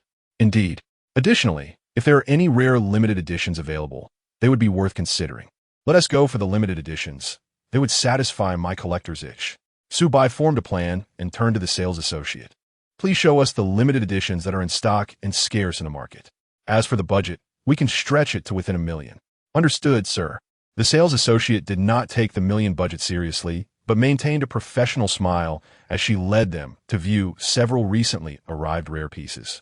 With prices ranging from tens of thousands to over 100,000, she aimed to provide a wide array of options for customers, knowing that even if they ultimately chose the least expensive item, the pretense of a substantial budget was often meant to satisfy the customer's desire to impress. The sales associate thoughtfully considered this. After all, money is typically spent by men. If we allow him to indulge and then turn to other luxury brands, wouldn't that result in a lost opportunity? This embodies the philosophy of our store's esteemed sales associates. It is likely that this young man is merely purchasing a few items worth tens of thousands for his girlfriend. Given his youth, he is undoubtedly a second or even third-generation wealthy individual, spending his parents' money, thus not too extravagant. Jiangcheng is merely a standard second-tier city, not a place like the capital or the metropolis where affluent individuals abound. The so-called wealthy signs typically have a monthly cash flow around 50,000, which is considered substantial only if the family is affluent. This amount encompasses all expenditures, with only a portion allocated to women. The sales associate speculation is grounded in years of experience as a saleswoman. However, Subai is destined to transcend ordinary expectations. He leaned in closer to Zhou Jialu and whispered, "Senior, trust me, disregard the price and choose what you like. Junior, I appreciate your generosity, but what they're showing us are rare limited editions, not those that can be acquired for 20 or 30,000. The good ones start at 200,000. 200,000 is merely a number. What matters is your preference." He added earnestly, "You know, my family requires that I maintain a humble lifestyle until my university years. But they also insist that I do not neglect the women in my life, as it would be a disgrace to our family honor." Zhou Jialu was momentarily taken aback by his earnestness, unable to suppress her thoughts. My goodness, it seems this junior is far more enigmatic than I initially perceived. Truth be told, the limited editions presented by the sales associate were items she had encountered on Xiaohongshu and adored immensely. Clothing, bags, and jewelry have always been her passions. She candidly admits to being somewhat vain and materialistic. There is nothing wrong with such honesty. After all, most individuals possess similar inclinations. The fact that few can genuinely claim to be spiritually rich and cultured is telling. Material desires are not inherently fearful, provided they can be controlled. As long as one maintains self-respect and dignity, there is no issue. Zhou Jialu's worldview aligns with this philosophy. Now, having resolved to trust Subai, she decided to heed his advice, despite her reservations. This one, and this one. Among these three, just choose one. You decide. The bag is for your use, not mine. But I must consider how it looks on you. I want to ensure it pleases your eyes as well. Zhou Jialu playfully tugged at Subai's hand.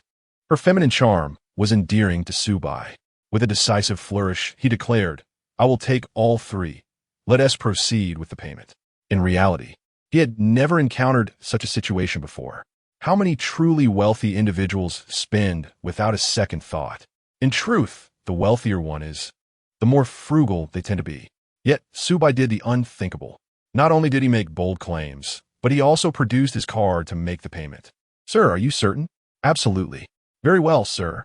These three items are discontinued and exceedingly rare, sourced from special channels. Rest assured, all certificates are authentic and verifiable. According to secondary market prices, they amount to approximately 600,000. "Understood." While Zhou Jialu remained in a state of shock, Subai swiftly completed the transaction. He eagerly anticipated the system's cashback. Ding! You have purchased rare bags for Zhou Jialu, acquiring three coveted items she has long desired. These were her benchmarks for achievements before turning 30. Remarkably, this has been realized so swiftly, triggering six-fold cashback, rewarding 324,000. Nice! Subai discovered that Zhou Jialu was indeed his lucky star. It seemed that whenever they were together, the cashback was notably generous. "Junior, you truly purchased all of them?" Zhou Jialu exclaimed in disbelief. "I told you to trust in my capabilities. I would never overextend myself, nor neglect those close to me." "Close to you?" Zhou Jialu gazed at Subai, her eyes shimmering with emotion. Despite the brevity of their acquaintance, Subai's unique trust in her resonated deeply within her soul. Overjoyed, she embraced him momentarily, then began trying on the bags with the help of the staff, feeling somewhat anxious as it was her first encounter with such expensive items. Subai, though oblivious, was reassured by the system's scanning capability. The evaluation confirmed that all three bags were indeed rare and held significant market value. The first was a handbag from the Takashi Murakami collaboration, featuring vibrant colors and artistic design, complete with a detachable shoulder strap and a golden lock, an exquisite blend of classic and playful styles. Since Murakami's collaboration has ended, this series is a limited edition with substantial potential for appreciation in the secondhand market.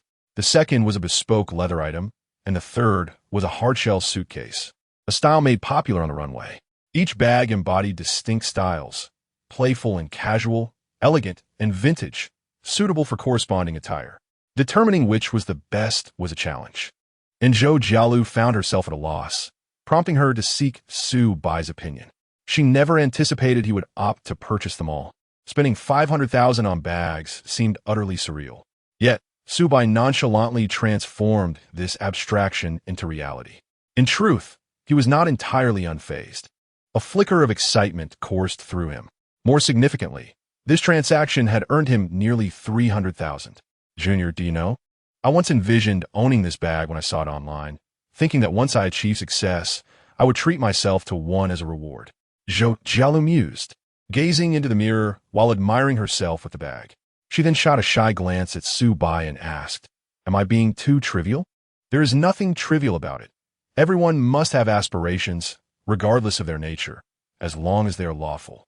"Indeed, your words are sweet," Zhou Jialu replied, standing on her tiptoes to gently kiss Subai. The blend of tenderness and allure left him utterly enchanted. The sales staff politely averted their gaze. Yet they couldn't help but envy the extraordinary dynamic between the youthful and handsome couple. 50,000 in cash is something many who consider themselves wealthy can muster. However, spending 50,000 on three bags is a spectacle most will never witness in their lifetimes. After a delightful moment of intimacy, Zhou Jialu suddenly became aware of their surroundings and felt a wave of shyness wash over her. As they prepared to leave the store, Subai unexpectedly uttered a phrase that shattered the staff's perceptions once more. "Having arrived here, why not purchase a few exquisite timepieces to complement the handbag you just acquired?" "No, my friend.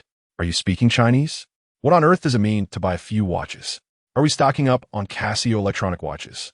"Yet," the sales clerks pondered, based on the extravagant spending exhibited with the handbag, it appears the budget might soar into the millions. Where did this young man spring from? Has a money-printing machine come to life? I do not know, but he certainly possesses striking looks and speaks with remarkable politeness. Perhaps he hails from some illustrious family. How terrifying! Does the young master require any maids? I am available. You might be, but they likely seek maids who smile beautifully. Perhaps you should take a glance in the mirror. Although my smile may not be appealing, I certainly appear amusing. Outside, Zhou Jialu advised, let us refrain from purchasing anything else. I'm already quite content with these items. After all, we have only just begun our journey together, and I have not contributed much for the junior. Very well, we can discuss it another day. Zhou Jialu took out her handbag once more, admiring herself in the mirror. She set aside the vintage and elegant styles, opting for the vibrant one, as it is most suitable for daily use. After all, she is still a university student in her early 20s and need not emulate those socialites on Zaihongshu, forcing a wealthy matron style. Subai likely does not appreciate that either. It is better to remain natural. Junior, you have acquired my dreams of ambition for me. My life may lose its purpose. How will you take responsibility? Setting the handbag aside, Zhou Jialu sat on Subai's lap, filling his view with her ample bosom. Well then, let us not confine our goals to mere financial gain. Let us pursue what we truly desire, and I shall support you. As Subai spoke, he picked up his phone and promptly transferred 100,000 yuan to her. Monthly allowances of 10,000 should suffice, do you think? Certainly. It will be more than enough, hee. Although she knew that, in such moments, decorum should be maintained, Zhou Jialu could not help but beam with delight. Life seems to have entered a relaxed mode. No more anxieties about employment or saving money. Yet, she also understood that, as Subai's woman, she had obligations to fulfill. Then I shall inform the shop at 4th Street tomorrow that I am resigning. By the way, I also do not intend to continue my Douyin account. I will delete all the videos promptly. Subai appeared somewhat taken aback. Senior, you are remarkably decisive. You have everything arranged so swiftly. Indeed, since the junior has been so kind to me, I must exhibit some determination. After all, Zhou Jialu leaned closer to Subai's ear, giving him a light kiss, her demeanor enchanting, and whispered, in the future, I shall burn only for you. This was overwhelmingly potent. Even Subai, who possessed a certain charm, found it difficult to withstand. Senior, I apologize. I must confess a transgression. Chapter 20.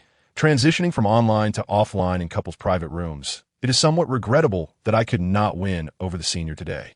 Zhou Jialu felt that the two had only just met. It was too soon, and the first time should possess a greater sense of solemnity. Perhaps this is the ritualistic nature of girls. Subai concurred, as it was his first time as well. While he verbally agreed, his thoughts diverged. The final step may be postponed, but the enjoyment of everything else must not be compromised. The display indicated that Zhou Jialu likely felt pent up during her first 3 years at university. Subai resolved so prosid gradually, employing various intimate methods to gradually win over the senior. They agreed that, a month later, on Zhou Jialu's birthday, she would present herself to Subai. In reality, it would take a few days, depending on Subai's approach. Good things must be savored slowly. There is no rush. Subai determined that, by that time, he would make the senior plead for him to complete the final step ahead of schedule. In his mind, an insidious yet delightful plan began to take shape. Subai reclined on the sofa, exhaling a sigh of relief, feeling invigorated. His mind was somewhat vacant. It was a good opportunity for dinner. Subai planned to explore other cashback methods. Some strategies were simply not suitable for involving the senior. Among the 3 bags purchased for Zhou Jialu, 2 were temporarily left with Subai, as bringing them back to the dormitory felt unsafe. Only the vibrant one, suitable for daily use, was carried by Zhou Jialu. She claimed that by carrying such an expensive bag, other men would recognize she had an owner and would thus refrain from bothering her. What if others mistakenly believe you are being kept? That does not matter. After all, there have always been rumors about me being spoiled by wealthy older gentlemen. I am not afraid of being slandered.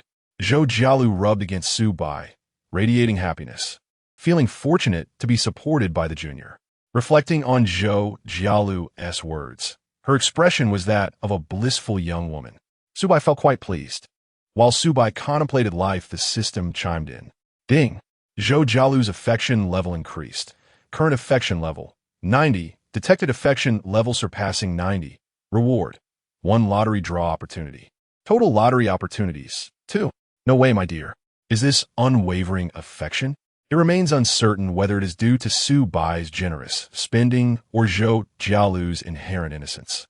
Perhaps it is a mystical case of love at first sight.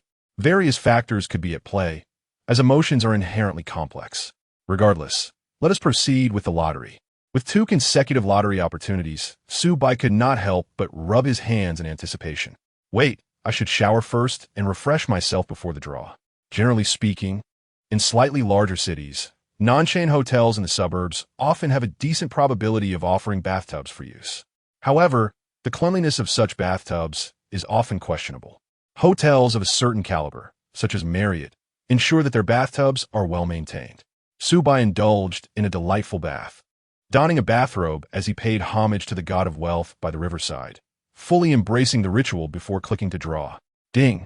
Congratulations, host. You have won 1 million yuan in cash. Ding. Congratulations, host. You have drawn a basic body enhancement liquid. Description. The basic body enhancement liquid will restore the host's body to a completely healthy state, elevating various physical fitness indicators to the excellent standard of an adult male, with existing strengths further enhanced. This is quite promising. The past year of high school had left Su Bai's body in a somewhat suboptimal state. Chronic gastritis, cervical spondylosis, and herniated discs are all too common among high school students nowadays. The competition for the college entrance examination is fierce, and the stress of studying is immense. No wonder they say that university students today are often fragile. Given such a high school experience, it is impossible for one's body to remain resilient. With this enhancement liquid, it is precisely what I need to address my health concerns. As for the enhancement of physical fitness, Su Bai is eagerly looking forward to it. Which man does not desire a robust physique? Glancing at the detailed description of the enhancement liquid, he summoned it forth. A small glass vial, the size of a soda bottle, contained a transparent, colorless liquid. He downed it in one gulp. The taste was sweet and refreshing, and upon consumption, it felt as though it was absorbed immediately. Subsequently, Su Bai lay down on the bed. There were no sensations of heat or expulsion of impurities, nor any cracking of bones. After a brief slumber of approximately an hour, Su Bai opened his eyes, and the world seemed to have undergone subtle changes. First, his vision and hearing had become significantly sharper. In the mirror, he observed a notably optimized physique and struck several poses akin to a bodybuilder, feeling immensely satisfied. In terms of physical fitness metrics, there would undoubtedly be a gap compared to true fitness enthusiasts, but overly exaggerated muscles are not ideal either. The current balance is far more aesthetically pleasing. Su Bai had no desire to develop a physique reminiscent of Arnold's, preferring a more refined appearance. At that moment, the sky outside darkened, signaling the evening. Su Bai's stomach began to growl with hunger. Direct room service was summoned, and a Western-style dinner was ordered. Having never tasted it before, I was eager to sample the flavors. As I intended to drive out for a leisurely evening, Su Bai refrained from ordering red wine. The classic Western meal consisted of an appetizer, soup, and a meat dish, complemented by bread. The exquisite ingredients, paired with subtle seasoning, were not particularly outstanding. Before I could finish my meal, a message from Chen Yuxing arrived. Yuxia, are you gaming tonight?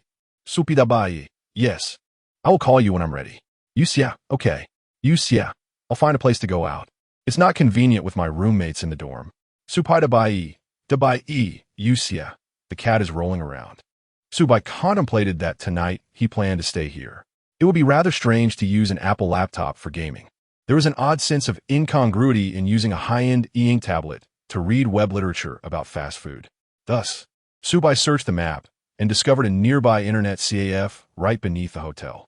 It turned out to be a well-reviewed establishment, with patrons frequently mentioning the absence of smoke and the new machines, which provided ample space even during peak hours.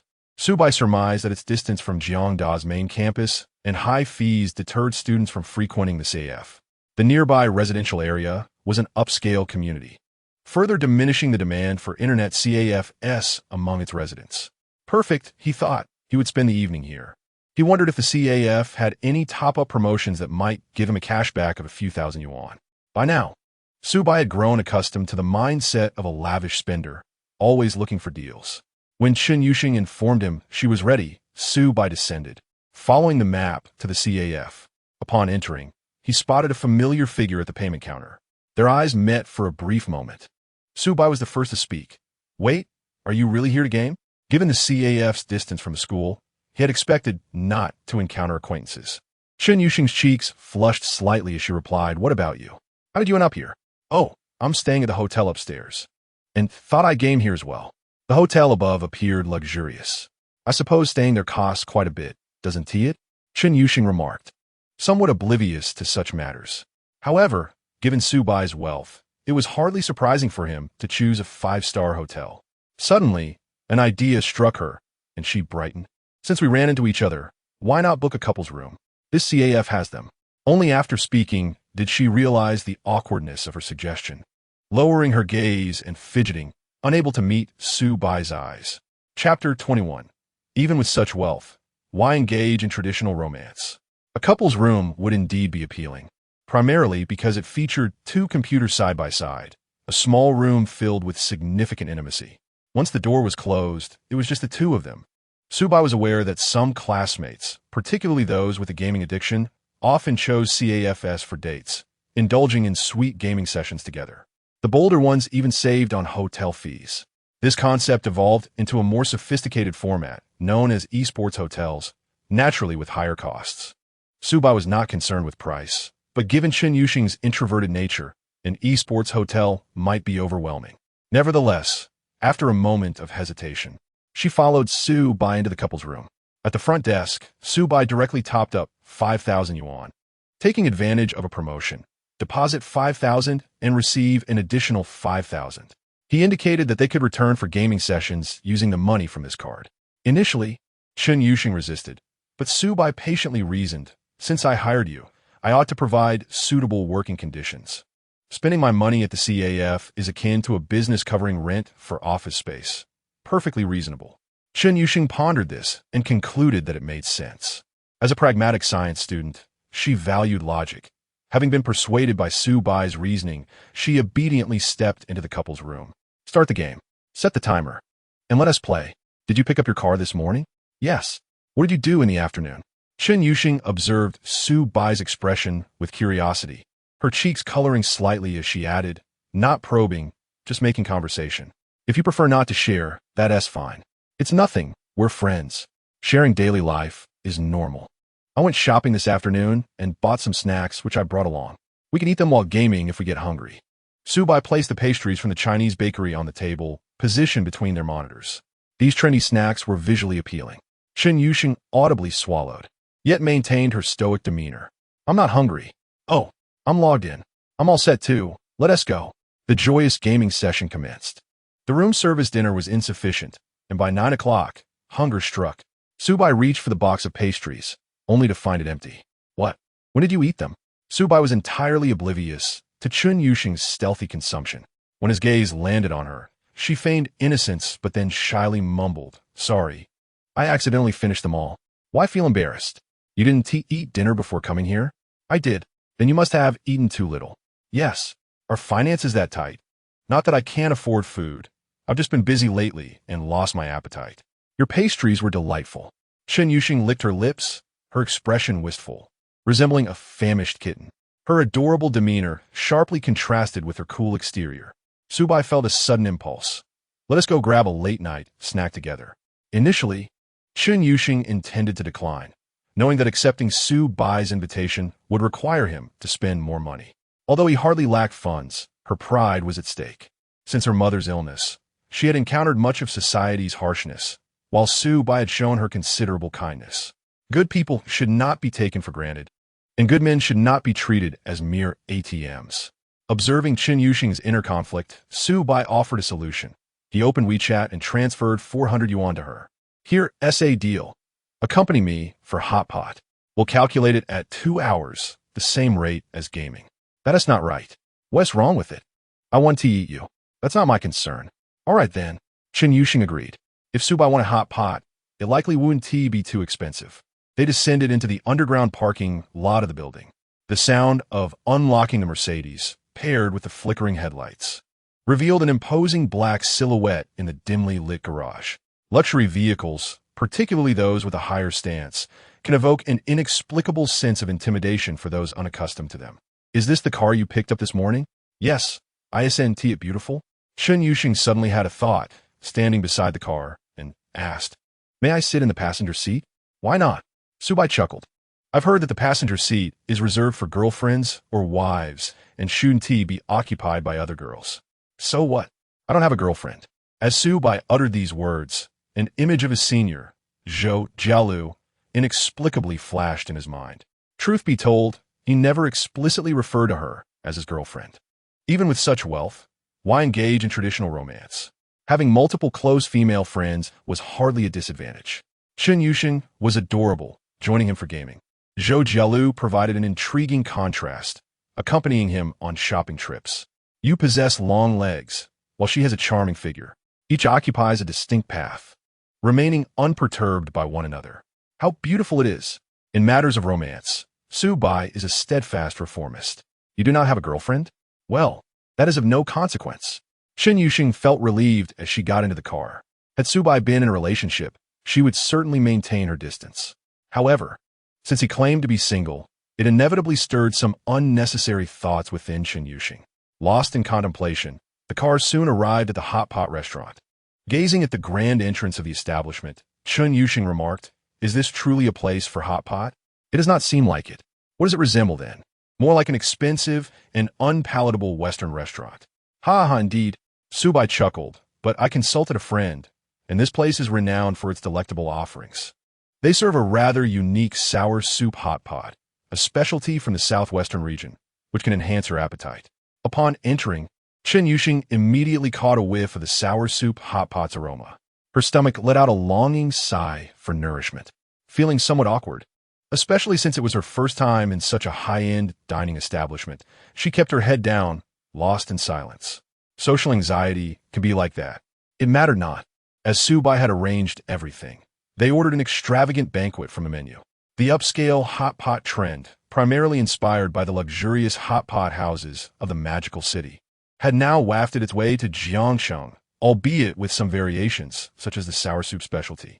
Yet the core elements that justified the pricing remained unchanged: an elite dining environment, superior service, and top-notch ingredients. Chapter 22. An 8,000 yuan work meal. While Subai placed the order, Chen Yuxing remained withdrawn due to her social anxiety. It was not until several plates of seemingly expensive seafood were served that she realized this hot pot experience was entirely beyond her initial expectations. There is no need for such extravagance. What constitutes extravagance? Furthermore, I want to indulge. You're merely accompanying me, so mind your own business, Chen classmate. Observing Subai's feigned seriousness, Chen Yuxing understood he wished to divert her from dwelling on the costs. She could only swallow her apprehension and join him in the meal. Before long, the hot pot base arrived, the orange-red sour soup appearing particularly vibrant under the warm light. As it heated, the enticing aroma of sour and spicy ginger wafted through the air, truly a mouth-watering experience. Watching Chen Yuxing's eager, yet restrained demeanor, Subai placed a platter of snacks before her. "You should eat first." "You too.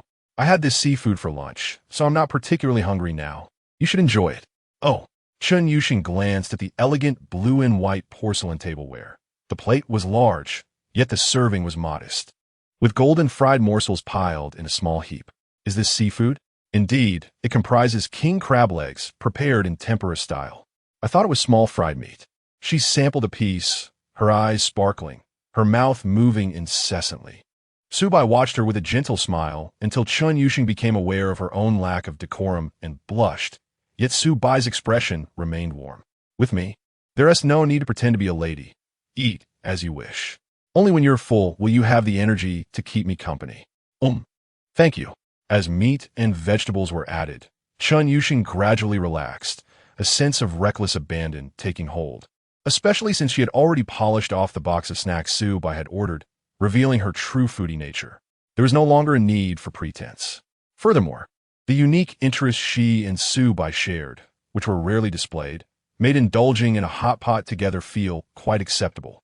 After all, he was indeed affluent. So benefiting from his generosity lightened Chen Yuxing's mental burden. This was not to be criticized, such is human nature. The meal lasted an hour and a half, during which the two filled their stomachs and passionately debated a recently released niche detective comic.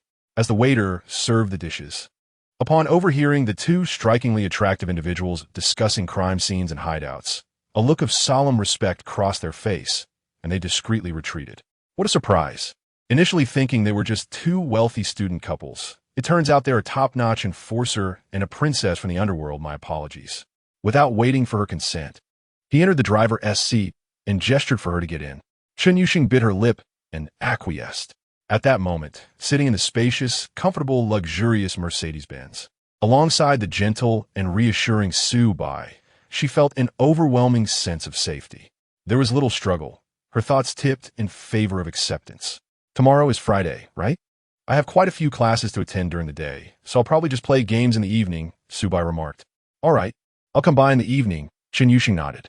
What do you want for a late-night snack? No need to rush. Just let me know on WeChat, and I'll make a reservation in advance. Looking on the bright side, according to Su Bai's definition, this late-night snack could be considered a work meal. This work experience is simply delightful, Chen Yuxing mused silently. The computers at the Internet CAF had impressive configurations, boasting a 4070 graphics card, far superior to Chen Yuxing's own 3060 laptop, not to mention the extraordinary upscale late-night snacks. She caught sight of the bill. The meal, including service charges, totaled over 8,000 yuan. What an absurdity! Yet, considering the minimum consumption for this private room was already 3,800, it seemed somewhat reasonable. Given Su Bai's spending habits, he would never skimp on expenses. Speaking of which, Su Bai's spending habits were rather enigmatic. Wearing shoes that cost just over 100 while dining on an 8,000 yuan hot pot, he exuded an air of carefree spontaneity. This nonchalance, to some extent, influenced Chen Yuxing, making her feel at ease in Su Bai's presence. Su Bai drove to a small gate on the west side of Jiangxing University. The area was sparsely populated, making it quite reasonable to drop off the socially anxious Chen Yuxing here, and the small gate was not far from the female dormitory. The car remained parked until her figure vanished completely into the campus before he resumed driving. A rare smile graced the girl's lips. At that moment, near the small west gate on the rubber pedestrian path, a boy dressed in sportswear stared in shock at the departing Mercedes-Benz. He rubbed his eyes vigorously. If he was not mistaken, the girl he just saw stepping out of the car was Chen Yuxing from the goddess dormitory? That cannot be right. It was late at night. Instantly, the boy's imagination conjured up all sorts of juicy gossip topics. Yet it remained mere speculation. He did not publicize it on any platform. There was nothing to promote. That goddess dormitory, aside from the rather plain-looking Lu, whose name he forgot, was rife with malicious rumors about the other three goddesses. After all, many girls envied them, and upon hearing the rumors, people automatically activated their critical thinking mode, deeming them false. Moreover, even if the goddesses were courted by wealthy suitors, it was not an entirely unacceptable situation. That is simply how the world operates. At most, they would lament a little and vent their emotions. The real issue concerning the boy was that a high school classmate of his, who was also attending Jiangxing University, was infatuated with Chen Yuxing. Thus, the boy found his classmate on WeChat. Bro, I'm out here jogging and just saw Chen Yuxing get out a luxury car. She seemed quite happy. What?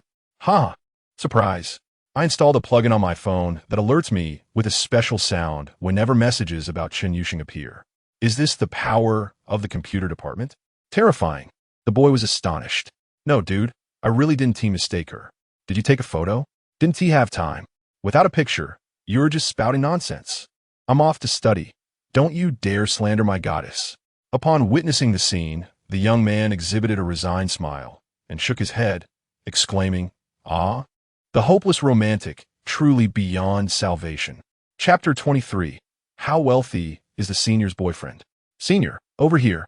Lu Yuan, who had already secured her spot, waved her hand to greet Zhou Jialu. The graceful figure approaching drew the attention of countless onlookers. Lu Yuan couldn't help but feel a twinge of envy. If only she were as beautiful as Zhou Jialu, she would surely have many quality young men vying for her attention, allowing her to leisurely select her ideal partner before graduation. Unlike her current predicament, having encountered numerous boys in her freshman year, all of whom were lacking, either too impoverished or possessing looks that were difficult to endure. Admittedly, Xuetao was also not particularly appealing, but at least she could tolerate him for the time being, as no better options were available. Lu Yuanyuan believed that a girl's youth is fleeting. One must seize the moment to enjoy it while simultaneously seeking out a suitable partner, which she viewed as the optimal solution. Xuetao was merely the temporary stepping stone she had chosen. However, it seemed that Senior Zhou did not even require a stepping stone, claiming that she had never encountered anyone she genuinely liked. Indeed, it appeared that stunning beauties tend to have high standards. Just as Lu Yuanyuan was musing over this, Zhou Jialu gradually approached, allowing Lu Yuanyuan to catch sight of the colorful bag she was carrying. Its vibrant hues were striking yet tasteful, exuding a unique artistic flair that perfectly complemented Zhou Jialu's vivacious and warm temperament. Wow, Senior, is it a new bag you bought? It's beautiful. Zhou Jialu responded shyly. It was a gift from my boyfriend. Lu Yuanyuan's eyes widened in astonishment. Wait, what? Just earlier, we were discussing how you weren't dating anyone, and now you're telling me you have a boyfriend? Indeed, the elder's words held true. There was a certain allure in Jiangcheng. No way, is this for real? When did you get a boyfriend? It feels so sudden. Oh, I think it's sudden too. Let's sit down first and eat while we talk. I need to go get some food, Zhou Jialu replied.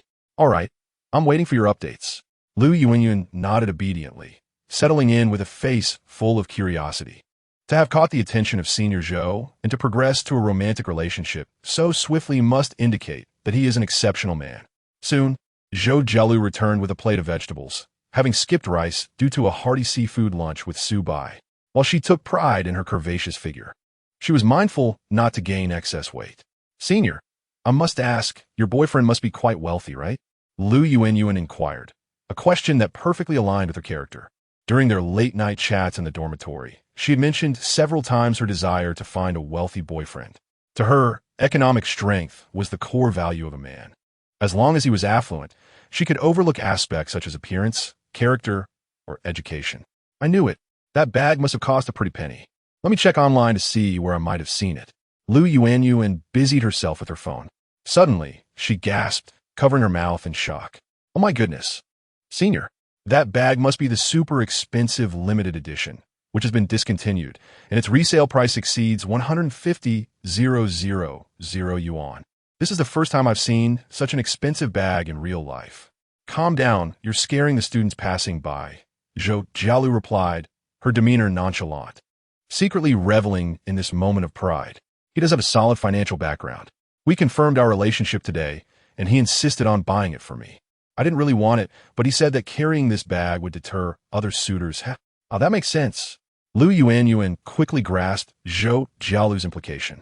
A bag at that price point had no functional value commensurate with its cost. It was merely a toy for the affluent. However, Zhou Jialu, having always lived within modest means, carrying a 160,000 yuan bag would undoubtedly lead others to perceive her as having a remarkably well-off boyfriend. But Senior, being so open about it, won't that invite gossip from those with ulterior motives? They might say you've landed a sugar daddy. Lu Yuanyuan's concern echoed a common sentiment. In today's society, it was increasingly difficult for young people to achieve success. While rich second-generation individuals existed, they were few and far between, and those who were generous with their spending were even rarer. In the public's perception, those who funded female college students tended to be middle-aged or older tycoons with balding heads and protruding bellies. Zhou Jialu laughed lightly. I'm not worried. Let them envy me. I just want to enjoy my life. Lu Yuanyuan suddenly felt enlightened and grew even more excited. Senior, from what you're saying, your boyfriend must excel in other areas too? Yes, he is quite handsome, Zhou Jialu replied cautiously, wary of overwhelming Lu Yuanyuan with her good fortune. After all, Lu Yuanyuan was her only close friend at school, and she couldn't bear the thought of causing her distress. Once Lu Yuanyuan's emotions settled, Zhou Jialu continued, and he's younger than me. This revelation left Lu Yuanyuan genuinely unsettled. After discovering the bag's price, she had initially assumed that Zhou Jialu's boyfriend was at least in his late 20s or nearing 30. Most likely, he was in his 40s. Someone who could casually spend 160,000 yuan would need to be earning at least several hundred thousand a month. Lu Yuanyuan speculated that he must be the owner of a rather successful company, perhaps with a significant family background. However, the answer Zhou Jialu provided left her utterly flabbergasted. He was even younger than her. Did this mean he was still a university student? This was rather extraordinary. Liu Yuanyuan had a clear understanding of how much pocket money wealthy second-generation students typically received monthly, along with the financial standings of their families. She had discussed this with some senior students in finance and had also researched related information on social media. High-net-worth families often provided living expenses exceeding 10,000 yuan. However, beyond that, parents usually monitored the expenditure or allowed their children to use credit cards under the parents' names, ensuring every transaction was accounted for. The amount of discretionary funds could potentially reach 50 to even 100,000 yuan, but to expect a rich second generation to spend 160,000 yuan on a girlfriend's bag? That seemed implausible. Even his mother might hesitate to buy such a luxurious item. Moreover, this was merely a single gift. Overall, Zhou Jialu's boyfriend must have a monthly allowance starting at 1 million yuan. Once Liu Yuanyuan clarified her thoughts, she realized why Zhou Jialu had been sporting a blissful smile since their meeting. Life was indeed sweetening up. Chapter 24. Liu Yuanyuan confronts her boyfriend senior. Could you share if your boyfriend is also a university student? Is he from our school or another one? Liu Yuanyuan inquired curiously. Zhou Jialu had already contemplated how to answer this question for her friend. Given Su Bai's style, it was clear that he preferred to maintain a low profile. If he wished, he could easily adorn himself in opulence to the extent that even those unfamiliar with luxury brands would recognize his wealth at a glance. However, he did not, and like most university students, he opted for Uniqlo, those inexpensive fast fashion brands, or Taobao goods. Thus, Zhou Jialu decided not to introduce Su Bai to anyone at school for the time being. There was a subtle intention behind this decision. After all, Su Bai was exceptionally outstanding, and it was better to keep him hidden to prevent other girls from harboring ulterior motives towards him. Sorry, Yuan. My boyfriend is rather low-key and doesn't flaunt his wealth. I won't divulge too much about him, but I can tell you that he attends a school that isn't particularly prestigious, though he has a wonderful personality and we get along very well. Oh, I see. No worries, I understand, Liu Yuanyuan chuckled foolishly. If I were dating an exceptionally talented boyfriend, I would probably also keep him hidden from my friends. Well, come on. Eat a few bites of your meal before it gets cold. I got so caught up in chatting with you, senior, that I forgot to eat. At that moment, Liu Yuanyuan suddenly felt hungry and hastily began to eat. Zhou Jialu also took out a trendy snack to share. While dining, Liu Yuanyuan remembered to snap a photo of her outrageously expensive bag and send it to her boyfriend, Xue Tao. The senior in the dormitory is dating now, and her boyfriend gifted her a beautiful bag. Sigh, will I be able to afford something of this caliber? Although Zhou Jialu stated that she wouldn't introduce her boyfriend to them, her intention was to actively signal that she was already taken. Therefore, Liu Yuanyuan's comments to her boyfriend aligned perfectly with the senior's expectations. At that moment, in dormitory building 7, room 510, Chu Mingzhi was tinkering with his computer connected to his phone. Dude, it's after class, and you're still so diligent. What code are you writing? Xue Tao couldn't help but ask. Damn, it's only the beginning of freshman year. Are we already going to have an overachiever in the dorm? Chu Mingzhi smiled slightly. I created a small plugin to remind me to keep an eye on Chen Yuxing. Aren't you constantly focused on your goddess? Do you really need a reminder? If someone mentions Chen Yuxing in a group chat or private message, or if there's related content in my social circle, the plugin will trigger a special alert sound. Chu Mingzhi explained earnestly. Timely information is crucial. Sometimes, seizing the right moment can lead to capturing the fleeting opportunity to win her heart. What a ridiculous notion. Xue Tao rolled his eyes. This is getting a bit extreme. Other admirers may just be mildly obsessed, but Chu Mingzhi seems to be veering into performance art territory. He scoffed. What fleeting opportunities? That's all nonsense. I think flirting in college is simple. All you need is the willingness to spend some money and provide certain conveniences. For instance, having a car makes it easy to take a girl out, which immediately sets you apart from other suitors. Take me for example. I drive a Magotan, a joint venture car, spacious and comfortable. At that moment, Wang Haoran, who was diligently working at his desk, stifled a laugh. He had already predicted that when Xue Tao began discussing his flirtation techniques, it wouldn't be long before he transitioned to boasting about his beloved Magotan. True to form, within 3 sentences, Xue Tao was inevitably extolling the virtues of his vehicle. Wang Haoren had accurately discerned the personalities of his two roommates.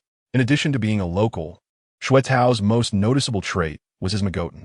He loved to show off. Sometimes, even when traveling across campus for ideological education events, he would drive his prize car. Consequently, aside from the nickname local, his classmates occasionally referred to him as Magotin Brother. After all, owning and maintaining a car, along with parking fees in the city, amounted to a considerable expense that an ordinary family could hardly afford. This vehicle indeed provided Xue Tao with an advantage. Shortly after military training concluded, girls from other majors were already asking about him. One could say that Xue Tao's flamboyant style had its audience. Perfect match, Wang Haoren thought. He recalled Su by mentioning he intended to acquire a car, though he was uncertain of the model. However, given Su Bai's current affluent status, it would undoubtedly surpass the Magotin. Just as Xue Tao was in full flow, a message from his girlfriend, Lu Yuanyuan, arrived, causing him to furrow his brow and change expressions. Why did the local stop? Continue talking, Wang Haoren inquired, eager for more amusement. Oh my gosh, do you remember that senior from my girlfriend's dorm? Yes, Zhou Jialu, one of the three goddesses who should be in her senior year, reputed as the most alluring campus beauty in the history of Jiangxing University. Chu Mingzhi was well versed with the details of the goddess dormitory. What's up? Senior Zhou is dating now. Oh wow. Upon hearing this, both Chu Mingzhi and Wang Haoren were somewhat taken aback. It was said that the senior had high standards. After 3 years at Jiangxing University with countless suitors, she had never been single, and now, out of the blue, she had a boyfriend. I hadn't heard any rumors before. That brand seems rather expensive, Wang Haoren remarked.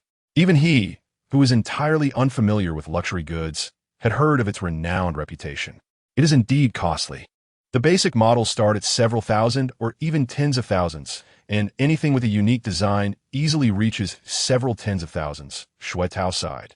Lu Yuanyuan sending him this information was an unmistakable hint. She desired something similar. While Xue Tao could find an excuse to ask his parents for extra pocket money, it wasn't that he couldn't afford it. The real issue was whether Lu Yuanyuan was worthy of such an item.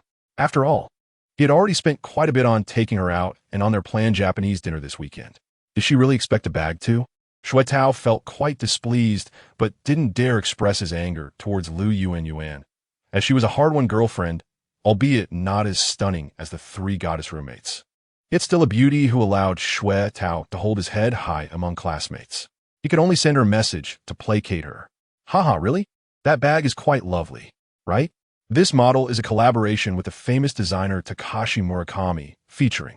Lu Yuanyuan went on to elaborate extensively about the design, artistic elements, and so forth.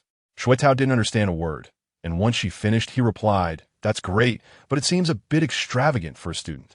I think Miniso has some nice options too." Yuan. Those cheap bags from Miniso are only suitable for middle school girls with less than $50 in pocket money. Why are you so clueless? It's infuriating. I guess I can't expect a straight guy to have even a smidgen of taste. Yuan, I'm done chatting. I'm going to study. Xue Tao was momentarily taken aback, then felt a mix of anger and frustration. Damn it, is this really about aesthetics? It's about money. Zhou Jialu is practically a cut above the rest, even compared to influencers, and she's been approached by talent scouts. How does Lu Yuanyuan even compare? She should take a good look in the mirror. Chapter 25. The Godly Dormitory. Time to call Haki Gao. Upon seeing Xue Tao's exasperated expression, Chu Mingzhi leaned in for the spectacle. What happened? Did you argue with your girlfriend? Xue Tao recounted the incident of Lu Yuanyuan demanding a bag, embellishing the details with indignation. He concluded passionately, most female college students nowadays just use bags of that level. At most, they might go for some light luxury brands. Anything over 1,000 is rare. Seriously? Absolutely. Wang Haoren chimed in. Lu Yuanyuan has truly lost her mind, expecting a local to buy her something. Does she even understand the limits of what a local can afford? Though Xue Tao was the proud owner of a Magotin 330 when it came to liquid funds, Chu Mingzhi was undoubtedly in a better position. Indeed, Chu Mingzhi opined, the entry-level options are too common and lack taste. Carrying one seems to suggest involvement in a certain profession, lacking refinement, while the more appealing designs are prohibitively expensive. Xue Tao slapped his thigh, as if he had finally found a kindred spirit. He promptly enlarged the image of the bag and held his phone up for Chu Mingzhi to see. However, Shuetao did not receive further acknowledgement from Hu Yi. Chu Mingzhi adjusted his glasses and scrutinized the picture closely, his eyes sparkling with excitement. His voice trembled as he exclaimed, This is the Murakami Takashi Collaboration Series 25. What on earth? Shuetao was taken aback. What gibberish are you speaking? This bag is a limited edition, a rarity that cannot be purchased even with money at the store. One can only wait for the secondary market to release it or be fortunate enough to have it obtained by a store manager. Chu Mingzhi, with a knowing demeanor, stated, As a local, you should know that its recent transaction price is astonishing. Come on, mate, your expression is too exaggerated. Even if it's a limited edition, how expensive could it be? It's just a bag, Shuetao scoffed. Haha, you know nothing of the wealth of the affluent. Chu Mingzhi retorted, shaking his finger. As far as I know, last month, this bag sold for $157,800, and it may have risen slightly since then. Conservatively estimating, it starts at $160,000. What? $160,000? You gotta be kidding. Shuetao's worldview was genuinely shaken. To be fair, his relatives occasionally indulge in luxury goods for appearances. A bag costing several thousand or even 10,000 was within Shuetao's comprehension. Yet, for such an ostentatious handbag to demand $160,000 was indeed eye-opening for him. Seriously, where does all this money from the rich come from? Shuetao lamented. I suspect that Zhou Xueji's boyfriend is a top-tier second-generation rich kid from Jiangxing. Even in Modu, he is quite formidable. Chu Mingzhi analyzed, adding a subtle jab. After all, giving a bag is already more expensive than the car you drive. Nonsense. I drive my Tung 330 premium version with an official guide price of $799 million. How could it be cheaper than a bag? Shuetao raised his voice, his face reddening as if he had been struck at a sensitive spot. In truth, Chu Mingzhi had hit the nail on the head. Though the official price was $799 million, the prices of cars had generally decreased in the wake of domestic new energy vehicles over the past 2 years. During the summer break, Shuetao's parents took him to pick up the car, and they happened to encounter a discount. After some negotiation with the sales team, they saved $350,000, resulting in a final price of $449 million. You know what? You're right. It turns out Zhou Xueji's bag is indeed more expensive. Of course, if one considers the purchase tax and insurance, Shuetao's My Tung 330 would still narrowly win. But what significance does that hold? The stark reality remains that Zhou Jialu's boyfriend resides in a different realm of wealth and social class than Shuetao. Sigh, compared to that man, I'm just a pauper. I'm no different from Wang Haoran. Shuetao sighed. Wang Haoran, sweating profusely, was met with a snort from Chu Mingzhi, who smugly remarked, As I suspected, Zhou Xueji is the type of girl with high material desires that ordinary wealthy individuals cannot satisfy. Haha, fortuitously, I don't fancy her at all. What does it matter whether you like her or not? She would give you a second glance anyway, Shuetao retorted. Enough prattle. Chu Mingzhi spoke sternly. The crux of the matter is that Chen Yuxing will definitely not be such a materialistic girl. Haha, Shuetao found it pointless to argue, realizing that old Chu was merely infatuated and impossible to persuade. He considered himself wiser, leveraging his own advantages and having already won over the lovely Lu Yuan within just a month since school began. Reflecting on this, Shuetao couldn't help but feel melancholic again. While chatting with his roommate, he also sent messages to cheer up Lu Yuan. Yet, Lu Yuan completely ignored him. She must truly be upset. To win her back, he would have to make some effort. Surely he couldn't actually buy her a bag? However, girls often expect to match the material conditions of their close friends. It was quite vexing. Shuetao could not think of a solution.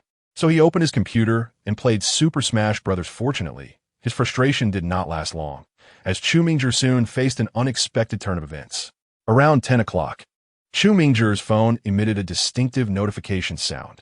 After a brief exchange, he tossed his phone aside and sat cross-legged on the bed, staring blankly at the stark white wall of the dormitory. When Wang Haoran went to the restroom, he was suddenly called by Chu Mingzhi. Haoran, what if Chen Yuxing returned from outside in a luxury car at this hour? What would that signify? Huh? Wang Haoran was bewildered. Shuetao perked up. What else could signify?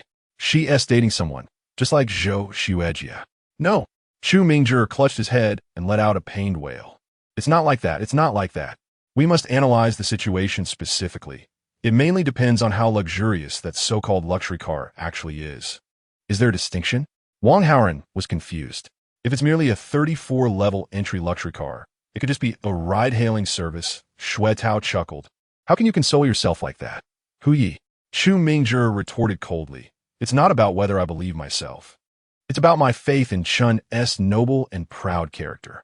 Xue Tao was left speechless, thinking, child, you are invincible. Noble and proud? Wake up. High school is behind you. Wang Haoren, suppressing laughter, eagerly devoured the gossip. Our dormitory 510 is fortunate to have both Hot Ji Xue and Hot Ji Chu. The legendary duo. What merit do we possess? If Zhou Xuejia's dormitory 2, building 321, is the goddess dormitory, then our male dormitory 7, building 510, is undoubtedly a sanctuary of extraordinary beings. Do you have such extraordinary individuals in your dormitory? He inquired. What remarkable creatures indeed. Suddenly, there was a knock at the dormitory door. Wang Haoren went to open it and was met with a well-proportioned woman in sportswear. It was their counselor, Xia Lin. Good evening, everyone, Xia Lin greeted warmly, having just finished jogging on the playground and stopping by to check on Su Bai. Is he not here? Chapter 26, Xia Lin. Who lost sleep upon seeing Su Bai's physique, Wang Haoren replied briefly, then messaged Su Bai to inform him that the counselor was inspecting the dormitory. His intuition told him that Bai Gu would likely be staying out tonight. Generally, it wasn't necessary to report to the counselor, but unfortunately, Bai Ji's luck had run out as Counselor Xia happened to patrol the male dormitory. Xia Lin entered the room, instinctively taking a sniff. The dormitory exuded the unique scent of a boy's residence, not particularly unpleasant, but certainly not fragrant. It was a bit disorderly, with personal items scattered about. Underwear and socks hung from the bed railing. As a graduate student, she had encountered such situations frequently during her undergraduate years while assisting the student council in inspections, so she remained unfazed. However, Xue Tao and Chu Mingzhi felt quite bashful. After all, Xia Lin was quite beautiful, even more so than Xue Tao's girlfriend Liu Yuanyuan. While not top tier, she easily qualified as a goddess. Clad in fitted sportswear, she bore a thin layer of fresh perspiration from a run.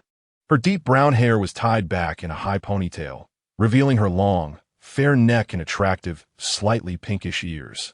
Xue Tao and Chu Mingzhi even felt a bit shy to look at her. In contrast, the usually introverted Wang Haoren remained unfazed. To him, all women in the three-dimensional world appeared similar, far less intriguing than the virtual characters. Your hygiene seems acceptable. Xue Tao and Chu Mingzhi, remember to clean up regularly, especially taking out the trash daily to avoid breeding bacteria, which can lead to illness, Xia Lin advised.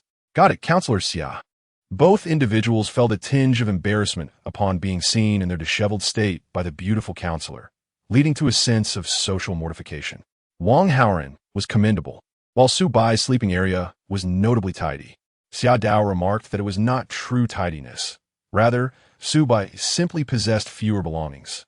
Chu Mingzhi could not help but interject, defending himself, asserting that his room merely appeared cluttered due to an abundance of items. Men's skincare products, original English books, a capsule coffee machine, and a ukulele. Oh, by the way, Xia Dao, can you play the ukulele? I do not play, Xia Lin replied, casting an inexplicable glance at Chu Mingzhi. Why was this child suddenly listing his possessions? He resembled someone lacking social grace, yet forcefully attempting to showcase his diverse interests at a matchmaking gathering. Oh, Xia Lin responded dismissively, internally rolling her eyes. Who asked you? She mused, reflecting on how Xue Tao and Chu Mingzhi, just as her peers often complained, were excessively showy. It was undeniable that their family backgrounds were quite affluent within the student body of Jiangxing University. The issue lay in their youth. They constantly flaunted their wealth, lacking any semblance of student decorum. They were not the true wealthy heirs who squander money without a second thought. With that, Xia Lin departed from the 510 dormitory. The others exhaled in relief. The counselor's presence was indeed formidable. Though she had a pleasant demeanor, there lingered a sense of astuteness about her. Chu Mingzhi pondered aloud. Having heard that Xia Dao had participated in numerous student activities during her undergraduate studies and had achieved remarkable results, indeed exuding a leadership quality. Shui Tao whimsically remarked that dating Xia Dao would certainly be impressive, given that she was merely 4 years his senior, which seemed quite suitable. Suitable? Chu Mingzhi scoffed. She is the epitome of an accomplished woman. How could she possibly be interested in a newly affluent individual? What the heck? Are you being sarcastic? Just as a new round of local pride began to unfold. After inspecting several other dormitories, Xia Lin exited the dormitory building. Contemplating, she decided to call Su Bai to give him a gentle reminder. After all, during their previous encounter in the cafeteria, Su Bai had mentioned skipping class to work out. He did not appear to be particularly earnest, exuding a rebellious aura. In fact, identifying rebellious students is relatively easy. For instance, in the 510 dormitory, the others showed varying degrees of trepidation in front of the counselor, whereas Su Bai stood unyielding, neither servile nor arrogant. Of course, Xiaolin did not genuinely intend to reprimand Su Bai. Even if he had stayed out all night, it was not a grave offense. It was merely a nudge to remind him to be cautious and avoid causing trouble. Xiaolin found Su Bai's WeChat and initiated a video call. After a brief wait, the call connected. The image shook momentarily, revealing a scene of a swimming pool, seemingly luxurious based on its decor, reminiscent of a high-end hotel pool. Then, the screen flashed and switched to the front camera. Su Bai, clad only in swim trunks, displayed his tall and athletic physique before Xia Dao. Xia Dao, did you need to talk to me? Well, it's nothing significant. I just checked the boys' dormitory and noticed you weren't there. I wanted to inquire about your situation, she replied. Oh, I'm staying at a hotel tonight. I just swam and didn't check WeChat. My apologies, Su Bai laughed, adding that he had intended to inform her, but had become too engrossed in the fun. As he spoke, he waved his room card in front of the camera. No worries, just take care of yourself and stay safe. Xia Lin quickly ended the video call. She pressed her hand to her chest, breathing heavily, her ample bosom rising and falling. This boy had an exceptional physique. The unexpected visual impact of Su Bai swimming had left Xia Lin greatly startled. As someone who enjoys physical activity, she particularly values a man's physique. Su Bai's form was undoubtedly the finest she had encountered during her 4 years at Jiangxing University. Over 6 feet tall, he was remarkably well-proportioned, robust, yet harmoniously built. He was neither scrawny nor resembling the awkwardly muscular fitness enthusiasts. What was even more admirable was that Su Bai not only had a great physique, but was also handsome. Recalling the stunning image from the video, Xia Lin gulped hard. It was fortunate that she had hung up the call in time. Otherwise, she would have surely embarrassed herself. How mortifying it was to almost lose composure in front of her student. According to Jiang University's traditions, the relationship between counselors and students was akin to that of seniors and juniors, rather than the conventional teacher-student dynamic. Finding herself attracted to her junior's physique was not entirely unreasonable. Xia Lin reassured herself. Then she realized something. The room card Su Bai displayed bore the hotel's name, Marriott. It should be the one not far from Jiang University, merely 2 subway stops away. A standard room that would cost around 800 to 900 yuan per night. If his family members could afford to stay at a hotel of such caliber, it seemed they were quite wealthy. Yet, Su Bai appeared so unassuming. Was his family background genuinely average, or was he simply a modest individual? It was difficult to ascertain. That night, Xia Lin inexplicably found herself preoccupied with thoughts of Su Bai. She experienced insomnia. After finally drifting into a light sleep, she dreamt of swimming with Su Bai. Chapter 27. Only a loyal girl is worthy of sacrifice. The following morning, within the graduate dormitory, her roommate groggily awoke to use the restroom, only to discover Xia Lin busy at the sink. Upon closer inspection, she could not help but exclaim, "Xiao Lin, you are quite the diligent one. Up early washing your intimate garments." It's nothing much," Xiao Lin replied nonchalantly. Her roommate paid little mind, continuing to chatter on. "Xiao Lin, you are truly remarkable, so industrious and capable. Whoever marries you is bound to live a life of luxury. It's really not that exaggerated, just average," Xiao Lin said shyly in response to her roommate's praise. After all, this morning's laundry was not due to her industriousness, but rather because, upon awakening from her dream, she realized her garments were dirty and had to wash them. It was utterly embarrassing. The key point was that the dream lingered vividly in her mind, leaving her with a profound sense of guilt. In truth, during military training, Xiaolin had already noticed Su Bai. He was a composed and unassuming boy, significantly more mature than his peers. In terms of appearance, he was arguably the most handsome in the class, and according to Xiaolin's aesthetic preferences, one could even say he was the most attractive among the computer science department's cohort. His facial features were strikingly masculine, exuding a robust charm, distinctly different from the effeminate young idols currently popular in the entertainment industry. He had an aura reminiscent of classic Hong Kong stars. During military training, there were times when counselors needed to supervise, and Xiaolin often found her gaze lingering on Su Bai, who stood at attention like a steadfast pine tree. She had not anticipated that beneath his clothing lay such a remarkable physique. While washing clothes, Xiaolin's mind began to wander uncontrollably, her cheeks flushing. Unintentionally, she clicked into her private chat with Su Bai. His profile picture featured a cute white goose, and his name was Su Bai, indicating his fondness for geese. After a brief internal struggle, Xiaolin ultimately began typing. This was simply the counselor's duty to care for her students and ensure Su Bai's safety. There was nothing wrong with that. After convincing herself, she sent the message. Xiao Tiandalin. MHM. Xiao Tiandalin. Su, you're up quite early. Su Bai. I was tired from swimming last night and went to bed early. Xiao Tiandalin. That's great. Early to bed and early to rise is good for your health. Xiao Tiandalin. You go about your business. I need to head to the research group now. Su Bai. The white goose waves goodbye. Su Bai. Thank you for your hard work, Xia Dao. At that moment, Su Bai had just sprung out of bed, stretching luxuriously. He felt invigorated, brimming with energy. Last night, he had the pleasure of experiencing the opulence of the Marriott's swimming pool. On this day, Su Bai encountered two young ladies who approached him, but he declined their advances. They exuded a rather worldly aura, which left him with an unsettling feeling. Taking the opportunity, Su Bai scanned them with his system and was taken aback by the astonishing number of romantic encounters they had experienced, which only served to reinforce his decision to reject their overtures. Ultimately, Su Bai preferred fresh and pristine experiences, a sentiment that resonates with the innate nature of men. After a refreshing swim, Su Bai visited the administrative floor and ordered 2 cocktails at the lounge. They were quite delightful, with a moderate alcohol content that left him pleasantly tipsy. Upon returning to his room, he intended merely to rest for a while, but ended up falling into a deep slumber. Estimating that he had fallen asleep around 11, he awoke the next morning at 7:30, having enjoyed an exceptionally restful night akin to that of an infant.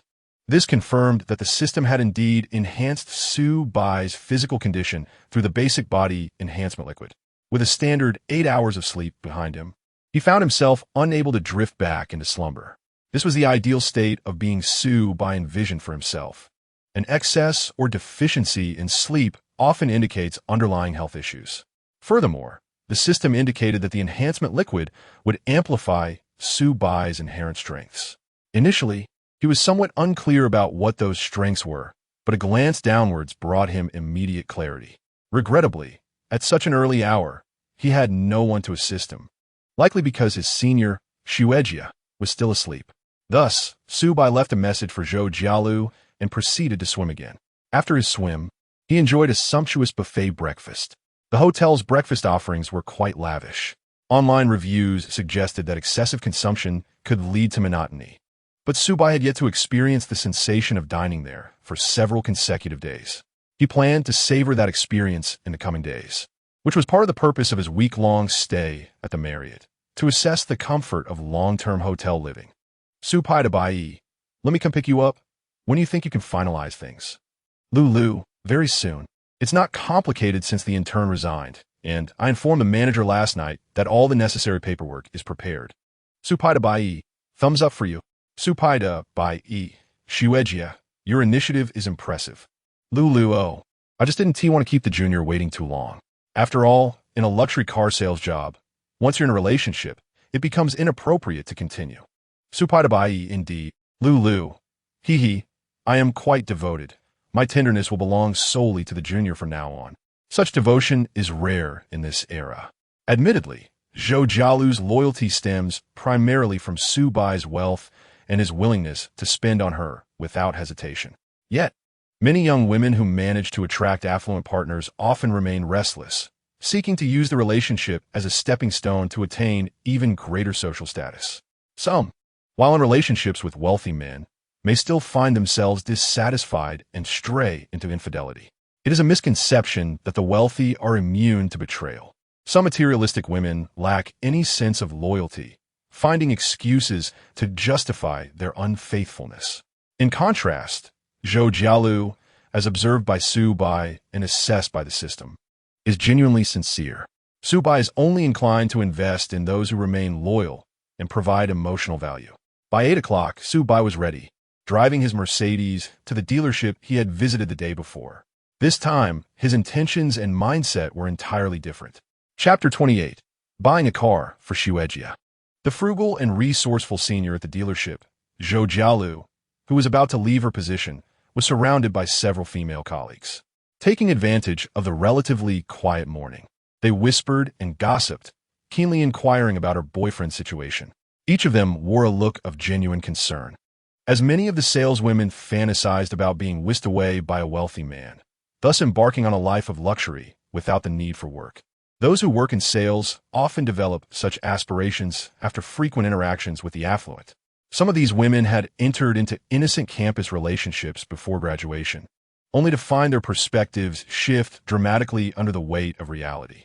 It was not that they no longer cared for their college sweethearts, but rather that their desires expanded beyond emotional fulfillment to include material aspirations. While in school, living expenses were subsidized, making financial burdens light. However, once they entered the workforce, they quickly realized the true costs of living. In Jiangcheng, the situation was manageable. However, in larger cities, even renting a modest room could cost thousands per month. The prospect of buying a home, a car, and raising children loomed as significant financial commitments. Thus, when they learned that Zhou Jialu's boyfriend was still a student, their envy peaked. It was a fortunate combination of youth and security. Is it true, Zhou Jialu? Is your Su Bai really tall and handsome? Inquired a heavily made-up saleswoman named Feng Liyun, who had missed work the day before and had yet to meet Su Bai. Before Zhou Jialu's arrival, she had been responsible for creating promotional videos, but had lost her position to her. Feng Liyun harbored a sense of relief that Zhou Jialu had managed to secure a wealthy partner. If Zhou Jialu were to become a regular employee, Feng Liyun feared being overshadowed indefinitely. She dreamt of a wealthy suitor to take her away, but she expected that Zhou Jialu's partner would be an older, less appealing man, which would have made her feel more balanced about the situation. Yes, I was on duty yesterday and couldn't help but admire him for quite a while. I just thought he was good looking. I meant no harm. Jialu, you want to be upset, right? One saleswoman joked. It's all right. Looking at handsome men isn't against the law, Zhou Jialu replied with a smile. You can look, but you can't have. Well. It seems our Jialu has already had her fill. How much did you have last night? Can you even be satisfied? How scandalous, talking like that in public. The girls teased among themselves. At that moment, Su Bai, tall and commanding, strode into the dealership, causing the chatter among the women to cease, silenced by his presence. It is a common occurrence that when a strikingly handsome man approaches, groups of chatting women suddenly grow quiet, stealing glances until he passes by, and they resume their excited conversations. Good morning, everyone, Su Bai greeted casually before approaching Zhou Jialu, embracing her and placing a gentle kiss on her forehead, inciting a chorus of playful cheers from the onlookers. Oh dear, is someone spreading romantic gestures so early? I'm dead from jealousy. Jialu, just in my misery. The single folks are about to explode with envy. After exchanging pleasantries, Su Bai turned to Zhou Jialu and inquired, have you completed your resignation procedures? Yes, everything is settled. I can leave with you whenever, Zhou Jialu replied, holding his hand, her face radiating sheer joy. Su Bai nodded, retrieving his phone to call Manager Gua. Manager Gua, I intend to select a car for Jialu since she has resigned. I'll need your assistance with the process. Not a bother at all. Manager Gua waved his hands, as it would find trouble in securing a sale. Are you really buying me a car? Zhou Jialu asked, her eyes sparkling with excitement. There seems to be no necessity, as it feels like a car is not particularly needed on a daily basis, which would be quite wasteful, remarked Zhou Jialu. Although she claimed otherwise, her expression revealed a hint of surprise. Of course we should buy one. There are times when a senior needs to take action, and with Jiangsheng being so vast, having a car is indeed convenient, Su Bai insisted. Having already established a close relationship with Zhou Jialu, indulging her spending habits would yield rewards in return. Very well, since you believe it is necessary, we shall purchase one, but let us not opt for anything too extravagant, as it would be superfluous, she replied. It must be said that Zhou Jialu possessed a high emotional intelligence. If she were a greedy woman, she would naturally seek out the most expensive options when given the opportunity to buy a car. After all, it wouldn't cost her anything, so there would be no heartache involved. However, Zhou Jialu thought differently. If her car were more expensive than Su Bai's, it would feel rather awkward, as if she were lacking in understanding. In fact, it did not need to be more expensive. Even a car of similar value would seem inappropriate. What status would she have, sharing the same price range as her junior? Zhou Jialu had a clear understanding of her position. She was the little woman of her junior, and it was only fitting to lower her stance. The more she received Su Bai's affection, the more she needed to remain grounded. Unlike the women portrayed in television dramas or romantic novels who become arrogant with their favor. After a brief moment of contemplation, she quickly made her decision. The entry-level model at 260 would suffice, as it is well-equipped with all the necessary features without needing any high-end options. Really? Su Bai felt that the cashback on this model was insufficient and suggested considering a higher model, as it appeared more aesthetically pleasing. No, the higher model has dropped to nearly 500,000. It is unnecessary. To be honest, if I weren't worried about losing face in front of you, I would be perfectly fine driving a $30,000 car, as it is merely a means of transportation. Zhou Jialu playfully stuck out her tongue, her expression charming and slightly innocent, exuding an irresistible allure to men. Unable to resist, Su Bai pinched her cheek and remarked, "Senior, you are indeed quite thrifty." Hee, of course, I am yours now. It is only right that I help you save money. Manager Guo maintained a professional smile while internally lamenting. For heaven's sake, just take the car and leave already. Why linger here in such a lovey-dovey manner? The envy of single individuals was palpable. However, in reality, the process of acquiring the vehicle was swift, as the 260 is a classic entry-level luxury car with ample stock available. Moreover, since Su Bai was paying in full, there was no need for a loan process. Once the insurance was settled, they were almost done. Remarkably, by 9 o'clock, Su Bai and Zhou Jialu were already on the road, heading towards a Wanhao hotel in their new cars. As they witnessed the two splendid vehicles depart from the dealership, saleswoman Feng Liyun found herself somewhat entranced. It was indeed a handsome gentleman. The moment she laid eyes on Su Bai, she felt a flutter and wished to take the opportunity to flirt. Yet, she lacked the confidence to engage in such antics in front of Zhou Jialu. Well, who could blame Jialu for being so stunningly beautiful and fortunate? I envy her so much. Chapter 29. Why does Su Bai deserve to sit beside her? As an automotive salesperson, Zhou Jialu was quite adept at driving. The two cars were parked side by side in the underground parking lot of the Wanhao. They looked rather fitting together. The 260 was exquisite and imposing. Su Bai embraced Zhou Jialu, admiring their vehicles, and felt immense satisfaction. Senior, your car cost a total of 280,000, and you won an 8-fold cashback totaling to 24 million. Indeed, you are my lucky star. It seemed that in the future, whenever he encountered significant expenditures requiring cashback, he would need to bring Zhou Jialu along. Will you use a temporary license plate for now, or should I accompany you to register it in the morning? Yes, but I could take a leave of absence. No need, it's not urgent. You go to class first. I will just stay at the hotel, play on my phone, and watch dramas. I won't be bored. Zhou Jialu began to exhibit her obedient demeanor once more. Her service mentality was far superior to those socialites who merely acted frivolously. Zhou Jialu quietly agreed, glancing at Su Bai, who was visibly eager. Oh dear, your talent is simply remarkable. On my birthday, I truly fear being unable to get out of bed after you've had your way with me. However, for a woman, this was, in truth, a delightful dilemma. Especially after a while, having helped Su Bai relax, Zhou Jialu sensed that his vigor was inexplicably stronger than the previous day, igniting a wave of anticipation within her. If this continued, even if her junior remained patient, she might not last until her birthday and would find herself unable to resist advancing their relationship. Oh well, I suppose I shall just go with the flow. Zhou Jialu gradually eased her internal restrictions. Subai found a parking spot in the open public parking lot of Jiangxing University's Southern District. Many faculty members parked here, including a few students with their own vehicles, like local resident Xue Tao. The dormitory area was situated to the north, while the classrooms were towards the west, making the parking lot a 10-minute walk away. Shared bicycles were available, which was inconsequential. With his enhanced physical abilities, he pedaled furiously on a bicycle and successfully arrived at the advanced mathematics classroom before class began. Upon entering, he scanned the back of the classroom and, as expected, spotted his 3 roommates in the last 2 rows. Unfortunately, they had not saved him a seat, as the last 2 rows were already fully occupied. It is well known that the last 2 rows in large lecture halls are prime real estate. The farther from the teacher, the more comfortable it is.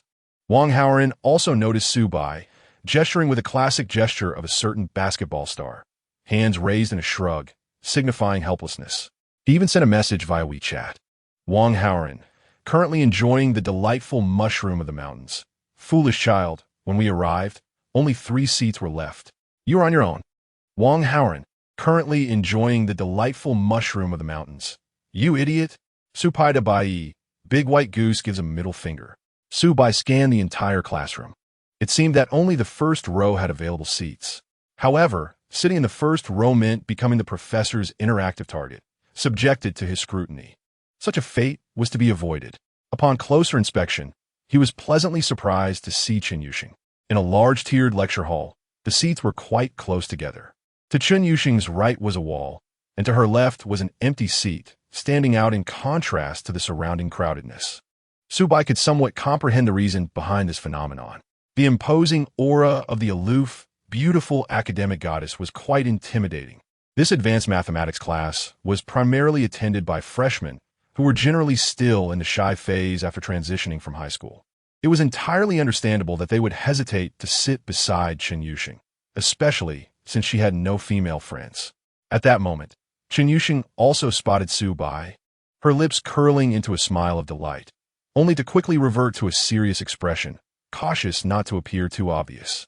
Yet, her actions spoke volumes. She opened the folding chair beside her and waved at Subai. This gesture ignited a ripple of hushed whispers among the students. A few classmates, who had been observing Chen Yuxing, were taken aback to see her actively inviting a newly arrived male student to sit beside her. They immediately became agitated. What is going on? Isn't the goddess of Chen Yuxing supposed to be indifferent to worldly affairs and solely focused on her studies? Isn't she supposed to shun the opposite sex and only engage in research? How could she possibly invite a boy to sit with her? No way, I must have misseen. However, the reality struck them as Subai naturally took a seat beside Chen Yuxing. Shortly after, she leaned in closer to whisper in his ear from now on. You should sit next to me in this advanced mathematics class. I usually have no one sitting beside me. Great idea.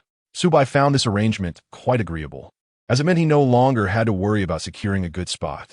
In fact, the middle seats of the classroom were also quite good. Sometimes, the teacher would pay extra attention to the fortunate souls seated in the last 2 rows, offering an unexpected advantage. The relationship between teachers and students is eternally a dynamic game. Chen Yuxing secretly sighed with relief, fearing that Subai might refuse her.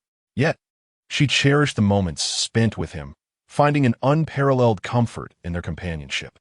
She could even chat with him during class, sharing amusing things she encountered online. Chen Yuxing was, in essence, a girl addicted to the internet. In the real world, she lacked interpersonal interactions and had little interest in ordinary relationships. Only Subai captured her heart. Moreover, Subai was affluent, and since her mother fell ill, Chen Yuxing increasingly recognized the significance of wealth. She had always known money was important. After all, she was merely introverted, not foolish. The concept of currency was covered in her high school textbooks. However, it was in the hospital where she could most acutely feel the warmth and coldness of the world. If I were to become Subai's girlfriend, I would no longer need to worry about the expenses for my mother's treatment. She would receive proper care, and I wouldn't have to struggle for a living. Such thoughts suddenly crossed Chen Yuxing's mind as she observed Su Bai's upright posture and handsome face illuminated by the sunlight. Immediately, she reprimanded herself internally. What nonsense was she thinking? Pursuing a relationship with such materialistic intentions felt morally questionable. It seemed unlikely to yield a favorable outcome. Furthermore, even if she did become Su Bai's girlfriend, there was no basis for demanding he spend so much on her mother's medical expenses. Rationally, she deemed her earlier thoughts rather foolish. After all, she and Su Bai truly resonated with one another, enough to be considered soulmates.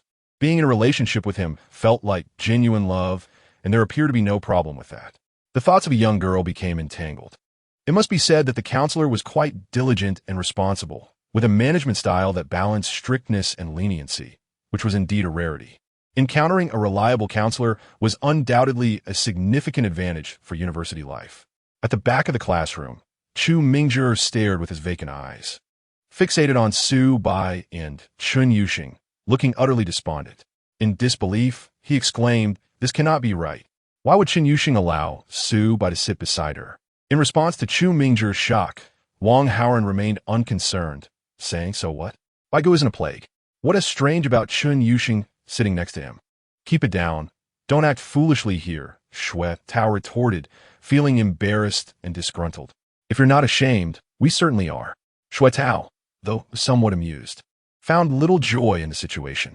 Although witnessing Hu Yi's distress was somewhat satisfying, Su Bai and Chen Yuxing did appear a bit too intimate. Shui Tao could not help but wonder when the two had become acquainted. To his recollection, Su Bai and Chen Yuxing had never exchanged a word. Had they formed some unknown connection in a hidden corner? However, the issue was that aside from attending classes, Su Bai mostly spent his time lying in his dormitory playing mobile games, not the type to socialize extensively.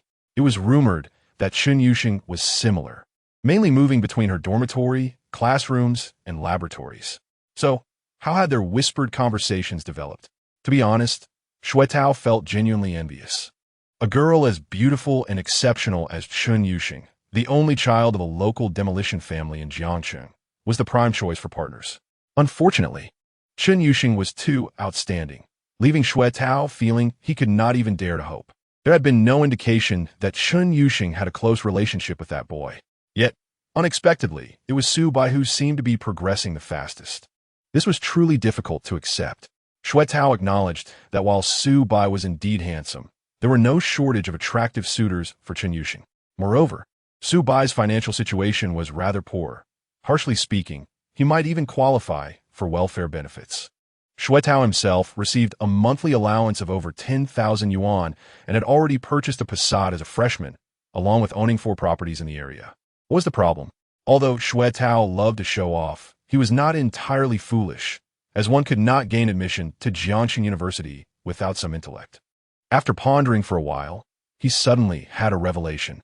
Wang Haoren, did Su Bai and Chen Yuxing meet through gaming? Huh? Wang Haoren, engrossed in his mobile game, looked perplexed. "You're asking me?" "Yes. Don't you usually play with Su Bai?" "Not always together. He plays ranked matches more often." "I mainly play in the second dimension," Wang Haoren replied with a shy smile, his meaning clear. "Don't ask me. I don't know." "Well, that is quite peculiar." In the middle of the classroom, Chen Yuxing was blissfully unaware of the discussions around her, or rather, she was completely indifferent. Her thoughts were solely focused on Su Bai. Throughout the entire mathematics class, she grappled with her feelings. Deep down, Chen Yuxing was certain she liked Su Bai, but would he feel the same? If she were to pursue him and ask for money, would he perceive her as a materialistic girl? Alas, in matters of love, Chen Yuxing possessed no experience whatsoever. She had never even contemplated the possibility of falling in love. Perhaps her interests as a girl were too niche, as she had never had close friends like a typical girl would.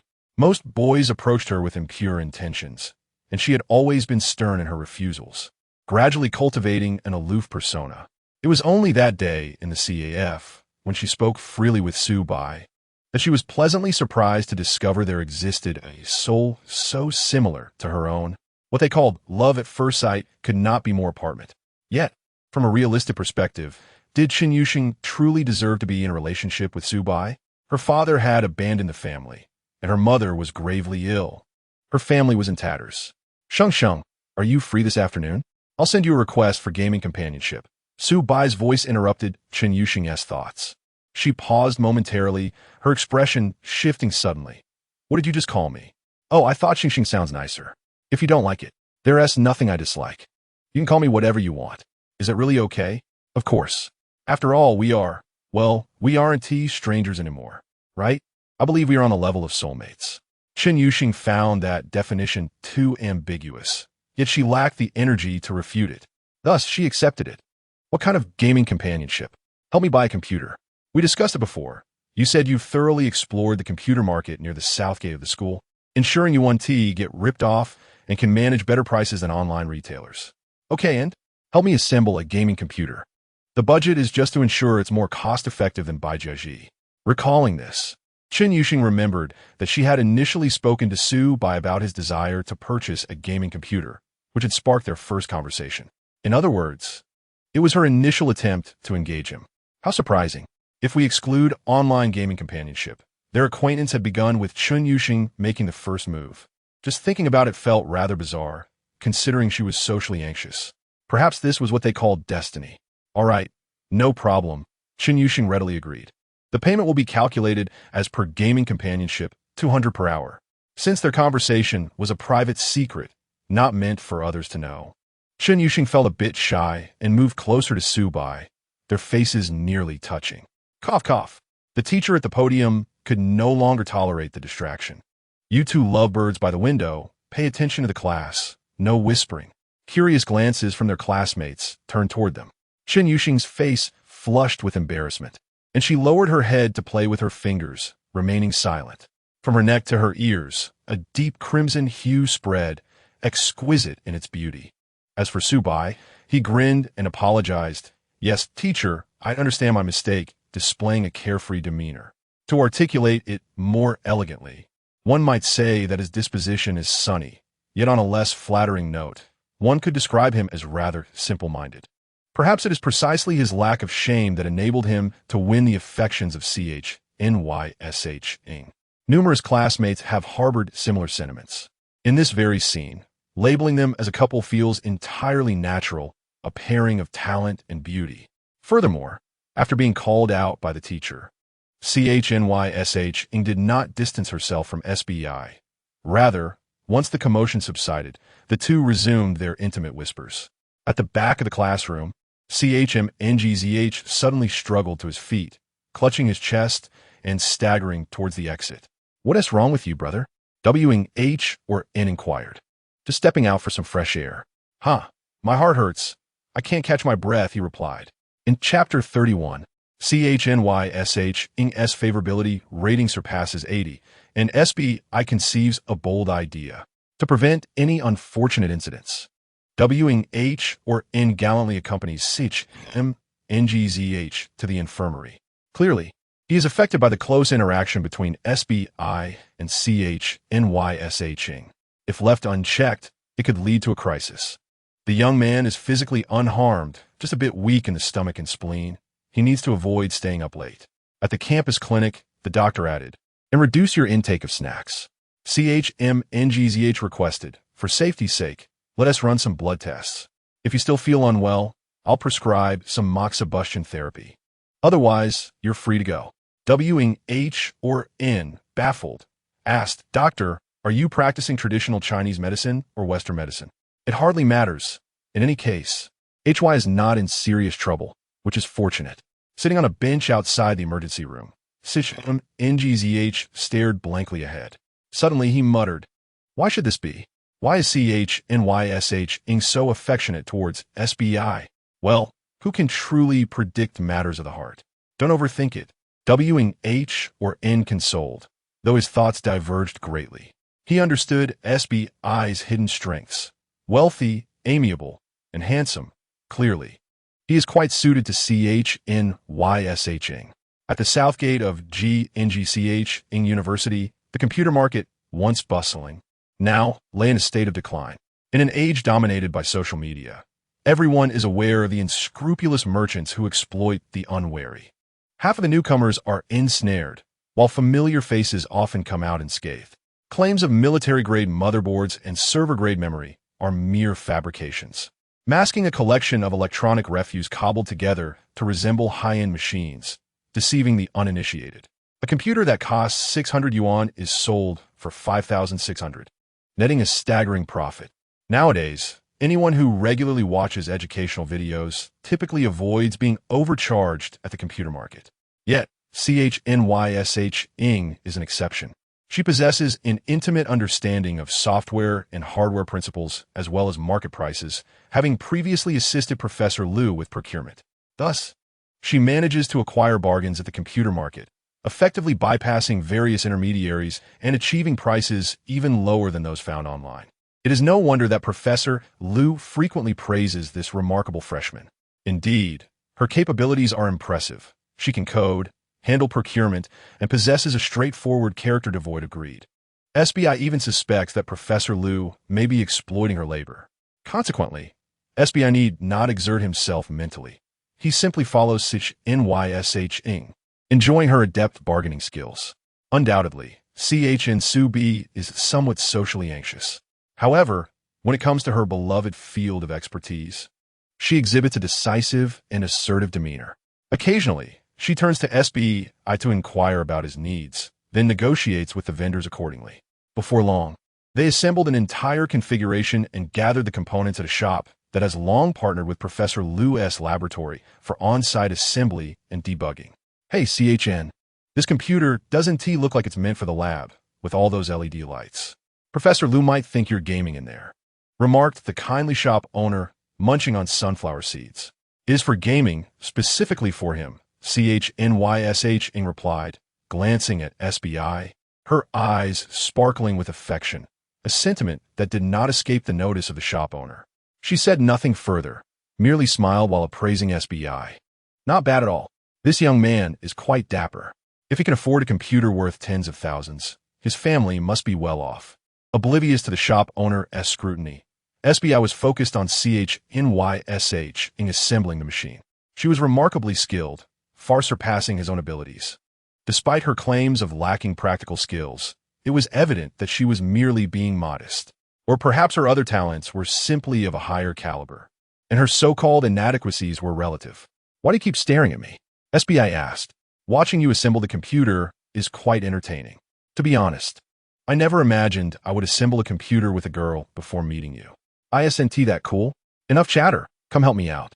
They collaborated to disassemble the panels and tighten screws, their fingers inevitably brushing against one another, creating a gradually intensifying atmosphere of flirtation. CHNYSH Ing's mind was abuzz with SBI's words, realizing that in his eyes, she held a special significance. Before long, the computer was assembled and powered on. Next came the installation of the operating system and necessary drivers. Everything was in place, and it was time to run a benchmark test to evaluate the computer's prowess. The results exceeded SBI's expectations. With a hint of curiosity, he asked, "How did you manage this?" CHNYSH Ing explained, "I configured a set of overclocking parameters that will yield better performance than standard settings." That sounds impressive. It won't explode, will it? No, the power supply and cooling system are more than adequate to handle it. After all, your budget is fully utilized. I sourced only the best components. CHNYSH Ing appeared self-assured. The extravagant gaming rig I initially wanted would have cost around 70 to 80,000. Yet what CHNYSH Ing had assembled amounted to a staggering 100,000, a rather outrageous sum. However, it indeed boasted superior performance. Its aesthetics were also appealing, embodying a technological elegance, truly the gaming rig of every man's dreams. After settling the payment, I procured a cardboard box lined with foam to transport the computer to his car. The hefty desktop computer felt surprisingly light on his shoulder. He also carried a top-tier monitor, keyboard, headset, and other peripherals, completing the entire setup and spending over 100,000, with a cashback of around 50,000. Where to now? CHNYSH Ing inquired. It can't be back to the dormitory. This power supply won't suffice there. Of course not. I'm currently staying at a hotel near the campus. I'll take it there, and once I find a long-term place, I'll move it again. Oh, CHNYSH Ing immediately realized that SBI's hotel must be quite upscale. Indeed, the vehicle arrived at the Marriott. CHNYSH Ing was aware of the brand and its high prices. However, upon entering the luxurious Riverside suite with SBI, she felt no particular awe at its opulence. This stood in stark contrast to her reaction upon entering with ZHUGL. After all, CHNYSH Ing had little interest in lavish material desires. Her focus lay elsewhere. If the room had been filled with research equipment, or perhaps a collection of computing cards, she might have felt the same excitement as when she walked in with ZHUGL. After helping SB, I set up the computer. It dawned on CHNYSH Ing that she was alone in a hotel room with him. In this regard, CHNYSH Ing was always cautious, never allowing herself to be alone with a man in a confined space. Yet, with SBI, everything felt effortlessly natural. Her guard was entirely down. CHNYSH Ing, who valued rigorous logic, interpreted this phenomenon as indicative of SBI's significance in her life, beyond mere friendship. Perhaps, just as SBI had suggested, they were soulmates. Alas, she found herself irreversibly smitten with him. CHNYSH Ing mused. Ding, ding. Detected that the goddess CHNYSH Ing's favorability towards SBI has surpassed 80 points. Intimate relationship successfully bound. Reward: 1 lottery draw. Now, indulging Chun Yuxing and satisfying her extravagant desires can also earn the host a staggering 210-fold cashback. Oh, this has also surpassed 80 points? In truth, Subai was not surprised by this development, as he genuinely felt a strong connection with Chun Yuxing. However, given her heightened sense of pride and the seemingly concealed circumstances surrounding her family, he knew that patience was essential in winning her over. To his astonishment, she had become infatuated so swiftly, descending into the throes of a love that pierces the heart. Thus, Subai gently prompted, Sheng, I have a bold idea. Chapter 32.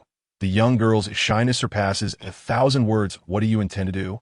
Chun Yuxing instantly tensed, instinctively retreating a step, clutching the side of her chiffon dress, exuding an air of vulnerability. If Subai were to make an outrageous request, perhaps she could consider it. Her mind swirled with fantastical and unconventional notions. Yet, the next moment, Subai uttered words that were entirely beyond her expectations. How about we upgrade your equipment? This way, you'll be more comfortable gaming with me in the dormitory. Is this what you deem a bold idea? What's wrong? It's nothing. Chun Yuxing felt inexplicably annoyed, biting her lip in a foolish manner.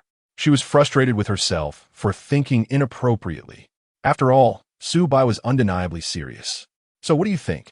Open Jingdong and choose a computer. A desktop isn't suitable for the dormitory's power limitations, plus you need portability. Don't say you don't need it. I reiterate, I am doing this to satisfy my emotional value. Just think, if you're lagging while gaming with me, it would be quite frustrating for me, wouldn't it? Isn't that the logic? While the reasoning was sound, Chun Yuxing's dilemma lay not in that aspect. Observing Subai's earnestness in choosing a computer for her, she could no longer suppress her inner thoughts and blurted out, Subai, don't you prefer gaming with me in a couple's room? Huh? Subai was taken aback. What did a couple's room have to do with this? Then, by giving me a new computer, doesn't it imply you prefer to avoid meeting me in person? What an exaggerated interpretation. Subai couldn't help but chuckle in disbelief.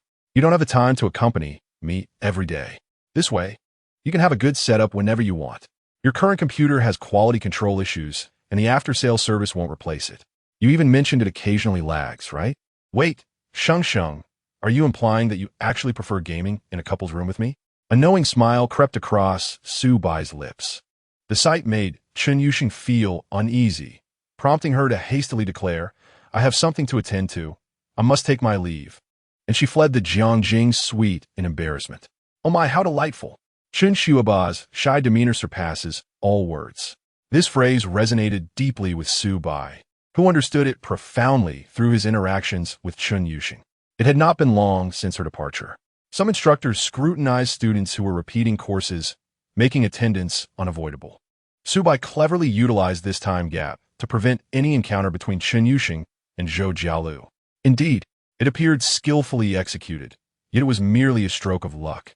Su Bai was unaware that the two were roommates, as Zhou Jialu had never mentioned her living arrangements. His knowledge of the goddess dormitory was limited to Lu Yuan and Chen Yuxing. Upon seeing an impressively ostentatious computer in the suite, Zhou Jialu curiously inquired, "Junior, did you go buy a computer this afternoon?" "Yes, I assembled one that I am quite pleased with." "That must make gaming quite enjoyable. It's a pity I'm not very good at games. If you don't mind, you could teach me, Junior."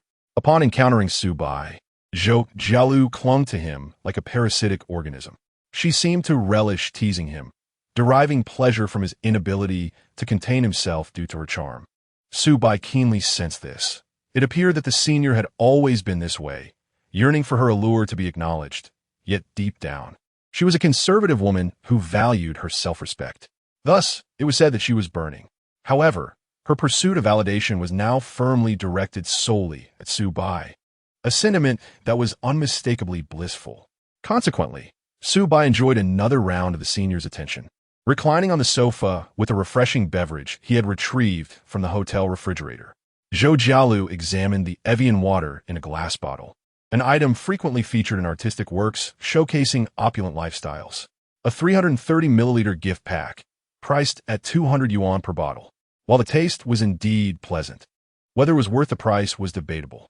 After sufficient indulgence, the two descended to find a nearby Cantonese restaurant for dinner. They had been dining on rather greasy fare lately and decided a change of flavor was in order. Although the system would mitigate any negative effects of indulgence for Su Bai, his palate still craved a variety of culinary experiences. Essentially, Su Bai simply enjoyed the lavishness of life. Foodies tend to wish to sample everything once they acquire wealth. During dinner, Chen Yuxing sent a cat emoji peeking out. Su Bai did not press further, but promptly informed her that they would begin gaming at 8 o'clock. He was primarily concerned about lingering too long and becoming lazy, which would lead him to avoid leaving and, consequently, to enjoy a bath with Zhou Jialu before promptly logging on at 8. This evening, Chen Yuxing was unusually silent in the game, hardly using her microphone and only occasionally uttering a few words.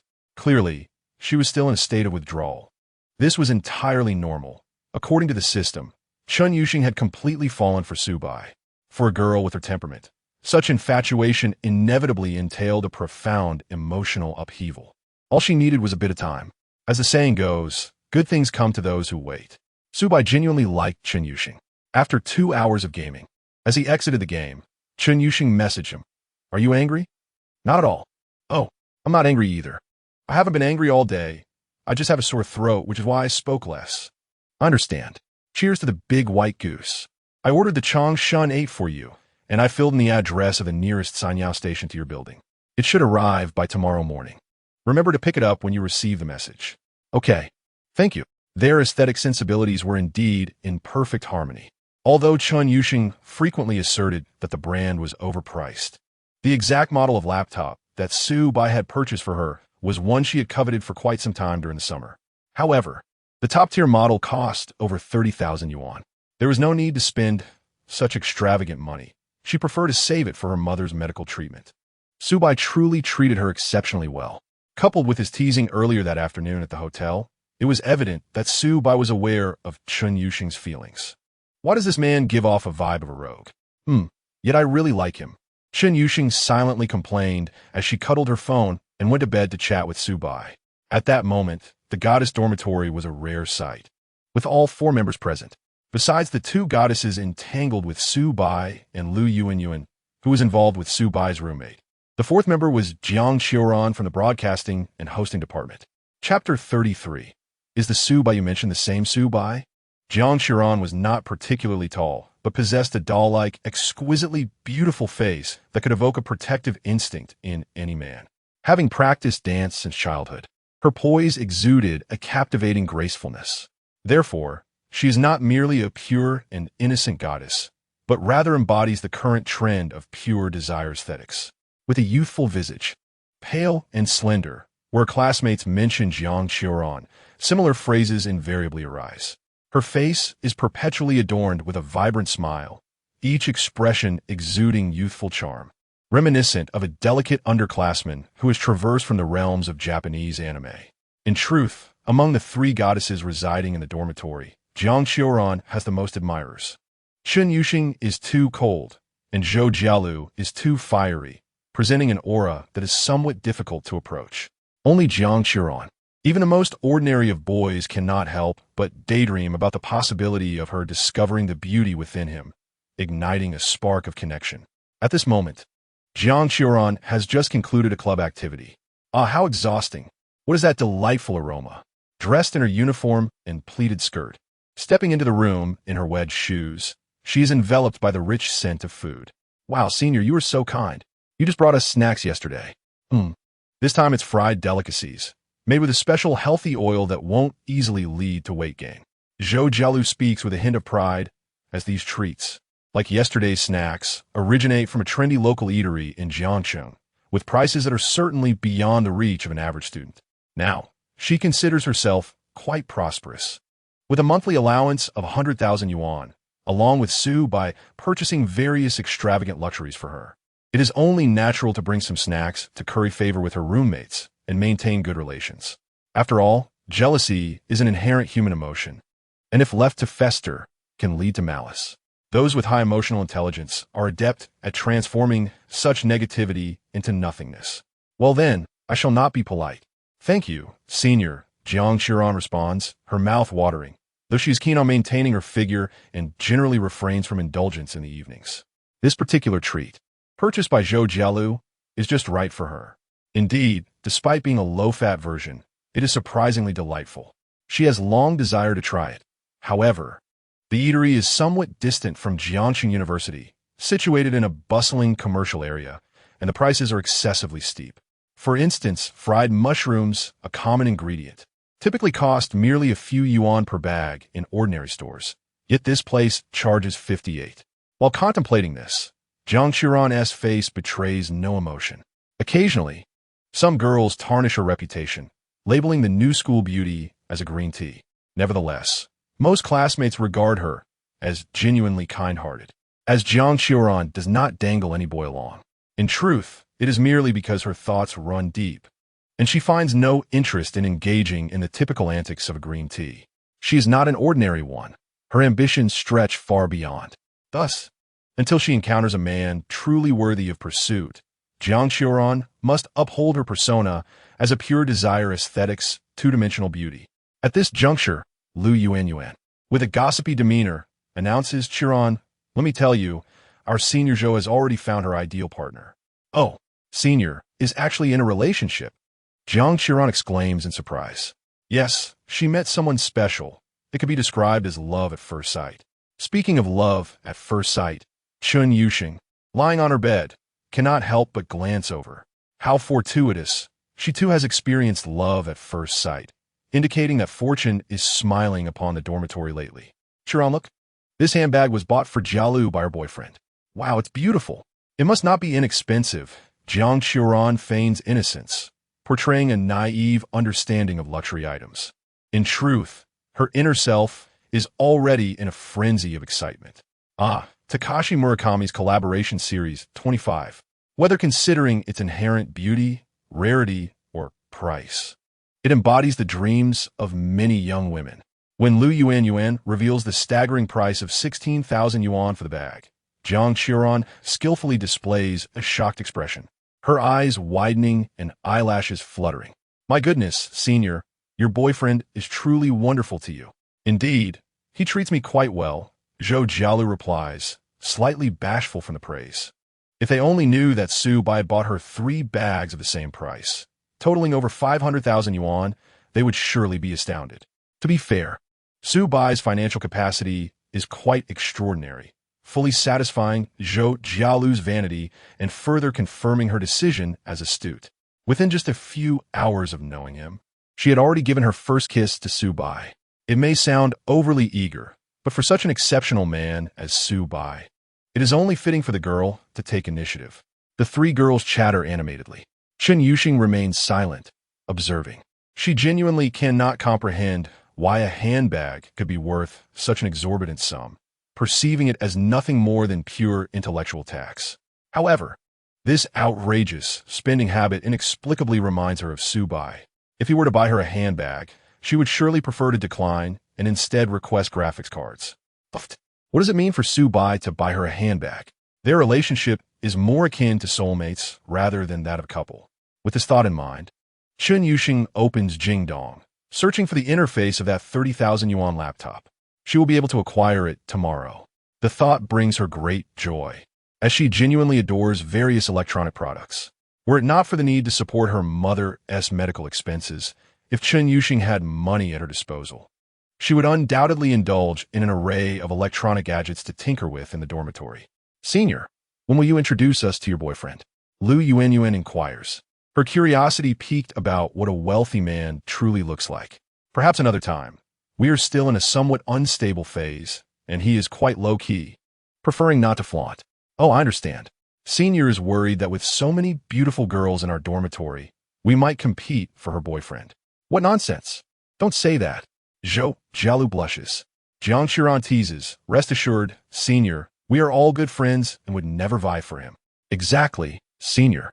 You are judging us with the narrowest of minds. Lu Yuanyuan giggles. I already have a boyfriend, and Qiran is currently not looking to date. As for Yuxing, she is Su Bai. What? Me? Chun Yuxing, suddenly caught off guard by her roommate's words, quickly denies, I am not. I do not have a relationship with Su Bai. We are merely ordinary friends. What has transpired that I am unaware of? Jiang Qiran exclaims with excitement. Could it be that the cold, aloof, academic Chun Yuxing is also about to enter the world of dating? Today, during class, she sat beside a boy, which is an unprecedented event. I even heard people from the computer science department mention it. Oh, it seems there is something brewing. There is nothing brewing. Do not listen to their nonsense. Chun Yuxing retorts defensively, then burrows into her blanket in self-imposed isolation. At this moment, Zhou Jialu's expression subtly shifts as she feigns nonchalance and asks, the Su Bai you all are speaking of, which Su Bai is it? Su Bai, the freshman, in the same class as Yuxing, Lu Yuanyuan replies, oblivious to Zhou Jialu's unease.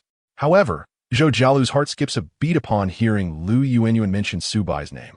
She only knew that Su Bai was a freshman in the computer science department, but she was unaware that he and Chun Yuxing were in the same class.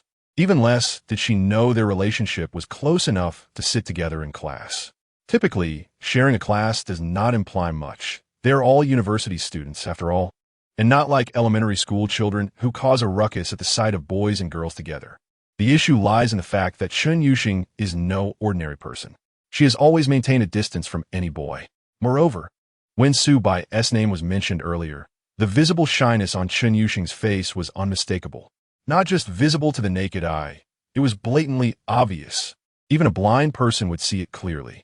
Generally, Su Bai is quite low profile at school. Perhaps some girls might approach him due to his looks. But Chun Yuxing does not seem like the type to be simply enamored by superficial beauty. Has Chun Yuxing also discovered Su Bai's wealth? This cannot be happening. Zhou Jialu's heart was tumultuous, filled with an indescribable sensation.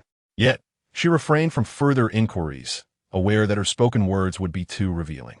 For now, she wished to keep her relationship with Su Bai a secret from those at school. That Su Bai, though seemingly from a humble background, was undeniably handsome. If only my boyfriend, Shui Tao, possessed such charm. Lu Yuanyuan continued her lamentations, expressing that Shui Tao was not only unattractive but also had a disagreeable personality. All she did was glance at Su Bai a few times in the cafeteria, and look at how agitated he became. Jiang Qiran hesitated, pondering aloud. Aren't Su Bai and Shui Tao roommates? Yes, and there is another affluent student from the computer science department, Chu Mingzhi, residing in that dormitory as well. He hails from the magical city. Have you any interest, Qiran? Haha, senior. I currently have no plans for romance. Zhou Jialu feigned engrossment in her phone while eavesdropping on their conversation. It turned out that Lu Yuanyuan's boyfriend was indeed Su Bai's roommate. This could prove advantageous. She could glean information about Su Bai through Yuanyuan. What amused Zhou Jialu was that Lu Yuanyuan seemed to be a devoted admirer of Su Bai, incessantly extolling his tall and handsome features. It appeared that, aside from the outsider Jiang Qiran, the remaining three in the dormitory harbored feelings for Su Bai. Zhou Jialu sensed the brewing tension. After a while, the goddess dormitory fell silent. Jiang Qiran climbed onto her bunk and drew the curtain. Once in solitude, her vibrant face was suddenly cloaked in shadows. Subai, will you truly be good to Qinyushin? The next morning, Subai, still in a daze, heard the sound of someone swiping a card to enter the room, quickly followed by the familiar fragrance of a senior wafting through. Good morning, my little junior. Upon opening his eyes, Subai found Zhou Jialu's enchanting visage mere inches away. After a gentle kiss, Subai stretched his arms, inviting her to snuggle under the covers, and she nestled into his embrace.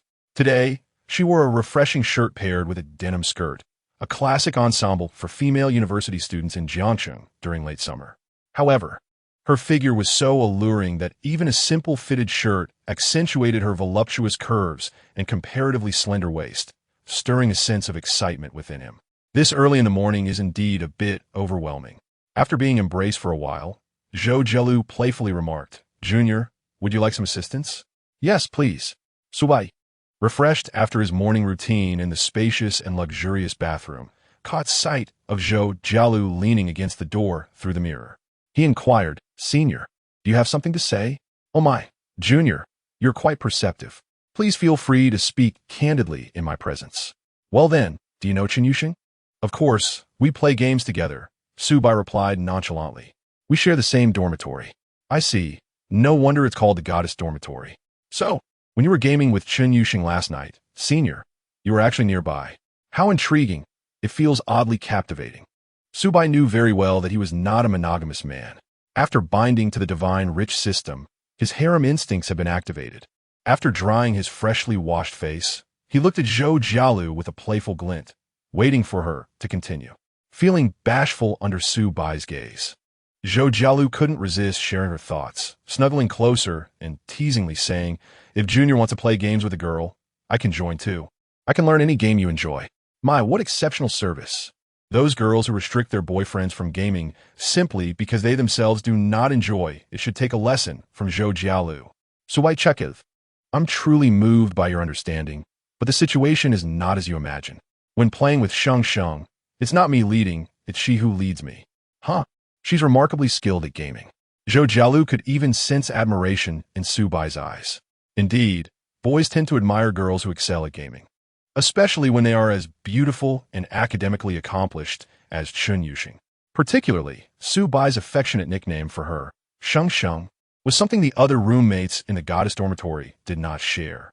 What, is Senior feeling a twinge of jealousy? Just a little, only a tiny bit of jealousy. Zhou Jialu's cheek pressed against Subai's chest, her tone laced with a hint of melancholy. However, before Subai could respond, she lifted her head, her gentle gaze softening as she looked at him. Actually, I have long been mentally prepared. A man as exceptional as you could hardly be limited to one woman. I merely hope to occupy a unique position in your heart. A unique position? Senior, you're my first love. Really? Indeed. Both my first love and first kiss belong to you. Subai suddenly recalled something and laughed heartily, and also my first. That thing. What thing? Subai pulled out his phone and opened Douyin to show Zhou Jialu his history. You were the first beautiful content creator I followed on Douyin. Back then, your personal account had little popularity, as you simply shared your life and occasionally posted dance videos with minimal suggestiveness. Yet, I was young and found you irresistibly charming, thus making my first mistake while watching your videos. Subai's candid confession left Zhou Jialu dumbfounded, her cheeks flushed. After a long pause, she stammered, Junior, how could you be so naughty? Thus, the bond between us can be deemed fated. I am your ideal type, and you are my, well, the term white moonlight seems inappropriate.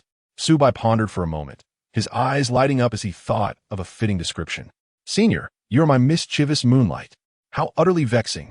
Zhou Jialu was thoroughly amused by Subai, her laughter echoing with delightful exuberance as they playfully tussled. They gazed into each other's eyes, both inevitably revealing sweet smiles. It is truly wonderful to have met you.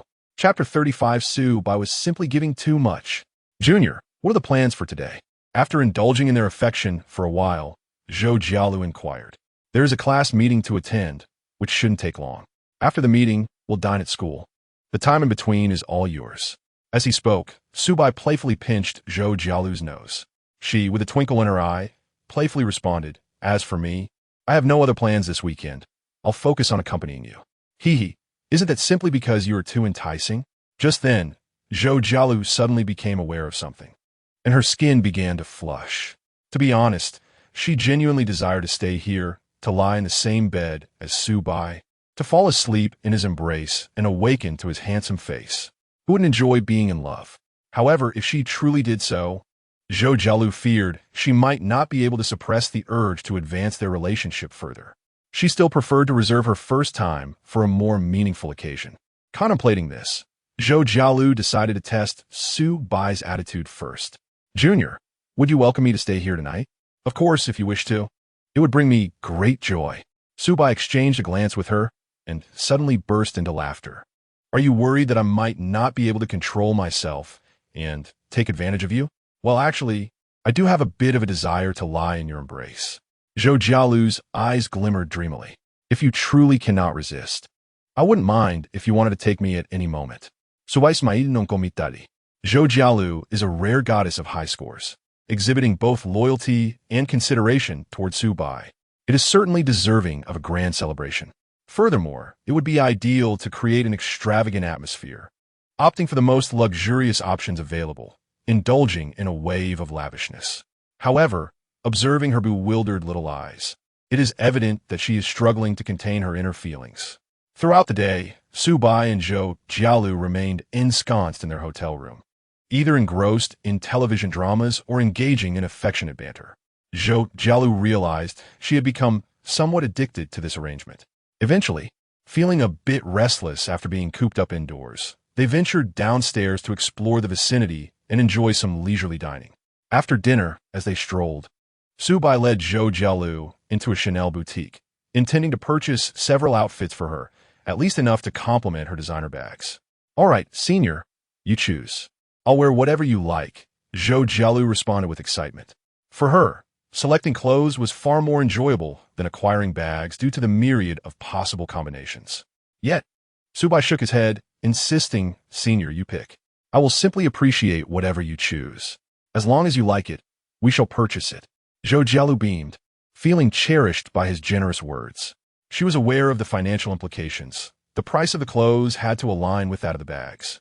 Targeting 4 or 5 sets, each costing tens of thousands, amounting to a total budget between 500,000 to 1 million. After jotting down the budget on her phone and presenting it to Su Bai, he nodded in approval. "Let us proceed with this plan." Delighted, Zhou Jialu eagerly set off to choose her outfits. Watching her joyous figure, Su Bai nodded in satisfaction. It was evident that Zhou Jialu had a refined taste when it came to spending, which was beneficial, as her indulgence was directly linked to Su Bai's own. Do not scoff. The ability to spend wisely is itself an art. Many newly affluent individuals squander their fortunes on absurdities, acquiring items devoid of aesthetic appeal, or worse, falling victim to scams. Zhou Jialu, however, possessed a sense of moderation. Unlike some girls who would seize the opportunity to extract every possible advantage when a man says choose whatever you like, Zhou Jialu was different. She intuitively grasped Su Bai's intentions, ensuring her choices were neither excessive nor disappointing to him. Living with an intelligent woman is indeed a privilege for a wealthy man. Ding! Detected Zhou Jialu purchasing outfits at Chanel. Total expenditure approximately 680,000, triggering a 9x cashback reward, yielding 612,000. Detected hosts savings exceeding 10 million. Reward: 1 lottery draw. Su Bai paid for the clothing in 1 transaction, contemplating the possibility of a substantial cashback multiplier. To his delight, his expectations were met. Following this expenditure, Su Bai's savings had surpassed the 10 million mark. While it could not compare to the wealth of true billionaires for a carefree freshman, it was ample to lead a life of indulgence. Zhou Jialu had already received the new computer he purchased for her, and she even recorded an unboxing video in her dormitory. Based on their conversation earlier, it was clear that Chun Yuxing was quite satisfied with the computer, even though she had previously advised Su Bai against wasting money on extravagant items. Now that she possessed one, she treasured it dearly. It seemed that she genuinely liked this brand, but had previously refrained from insisting on it due to its high cost. "Oh, How fortunate I am to have such understanding women around me. Are you going to play games with Yuxing? Yes, I'll turn on the mic, don't worry. I want to let Yuxing know there are other women around you, Zhou Jialu teased. You're quite perceptive. Of course. You spent over $1 million on me in these past few days. For such a powerful man, expecting exclusivity seems rather unrealistic. Regardless, I'm devoted to you.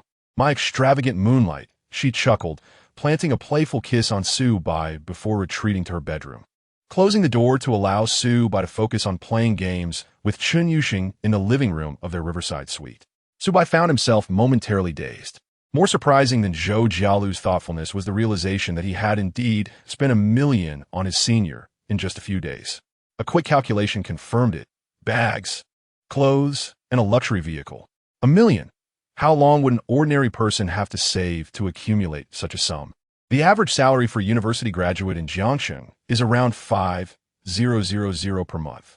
Given the current economic climate, salary increases are slow, averaging $8,000 per month. With a couple of months of year-end bonuses, the annual income amounts to approximately $112,000. Even if one were to abstain from all expenses, it would take 9 years to save such an amount. Even a star salesperson at a top-tier store, once promoted, would take at least 5 years to accumulate that sum.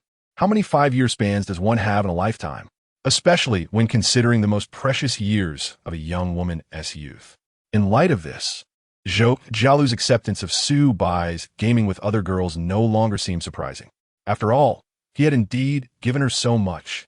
Chapter 36. The first night holding a girl while sleeping in a bedroom. Zhou Jialu pressed her ear against the door, faintly hearing Su Bai's voice as he played games outside. He sounded quite excited, matching her impressions of boys immersed in gaming perfectly. It seemed that the junior also shared some common traits with his peers, which made Zhou Jialu find him endearing.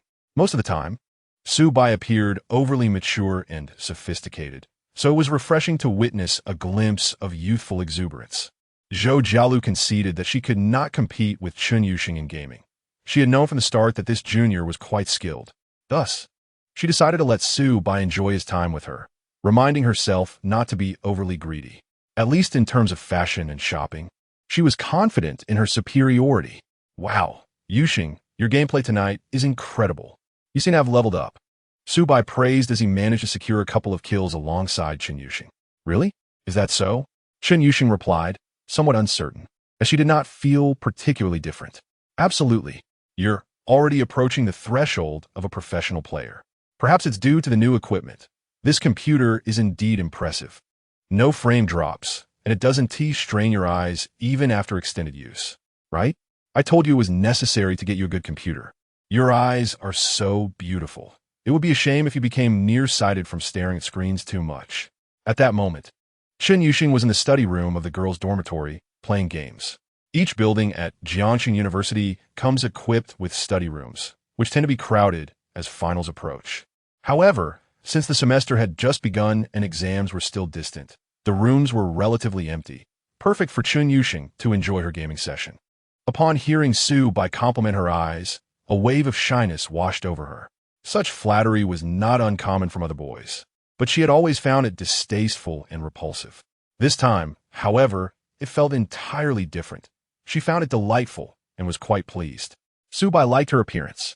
Well, that implies he might have romantic feelings for her as well. Upon reflection, while Su Bai was spending money on her, claiming it was for emotional value, could it truly be so simple? Surely, there must be an element of flirtation involved. The notion of becoming a couple with Su Bai held a certain allure for Chun Yuxing, and a genuine smile crept onto her lips. Although she often felt that her qualifications were unworthy of Su Bai, human nature tends toward inertia. Recently, being Su Bai's gaming companion had been financially rewarding, coupled with delicious treats and a high-quality computer. She no longer had to worry about financial matters. Even the aloof academic achiever was human, subject to the same tendencies. As the saying goes, it is easy to transition from frugality to extravagance, but difficult to revert. Moreover, her personality and interests aligned well with Su Bai's. Gradually, Chun Yuxing began to entertain thoughts of pursuing a deeper connection with him. After 3 hours of gaming as his companion that evening, she felt a burgeoning desire within her. As the online session drew to a close, Chen Yuxing unexpectedly remarked in the voice chat, "Su Bai, may I call you something other than Su Bai? What would you like to call me?" Su Bai, somewhat bewildered, responded, "Sure, what do you want to call me?" "I shall call you to Bai E," she exclaimed with laughter. "Is that not a pleasant name?" "It is delightful. You know, I have always adored the majestic Da Bai E." "Why is that?" "Because they are strikingly beautiful and possess remarkable strength. The geese raised in the countryside are far more effective as guardians than even wolfhounds." Then I shall call you Da Bai E from now on." Pausing for a moment, Chen Yuxing said with earnestness, "Good night, Da Bai E," before exiting the voice chat. Su Bai remained momentarily stunned, chuckling as he shook his head. "Ha Ji Sheng, you rascal." As another version of himself in this world, Su Bai easily deciphered Chen Yuxing's thoughts. Such a unique appellation signified an elevation of intimacy. Since Su Bai referred to her as Sheng Sheng, it was only fitting that she would not address him by an ordinary name. For Chen Yuxing, this seemed a proactive hint. For someone with social anxiety, this was indeed a considerable step forward. Feeling in high spirits, Su Bai decided to take a shower. Wrapped in a towel, he entered the bedroom only to discover Zhou Jialu reclining against the headboard, engrossed in her phone. She had already changed into her sleepwear, a purple spaghetti-strap nightgown, exuding elegance. The semi-transparent fabric, subtly revealing her alluring figure, was simply breathtaking. What captivated Su Bai even more was Zhou Jialu's deliberate pose on the bed, her alluring gaze playfully winking at him. Su Bai froze for a few seconds before candidly expressing, "Senior, you are quite alluring." "Oh dear, what are you saying? How embarrassing." Zhou Jialu struggled to maintain her composure, quickly diving under the covers. Her earlier boldness had drained much of her courage, and now she felt shy again.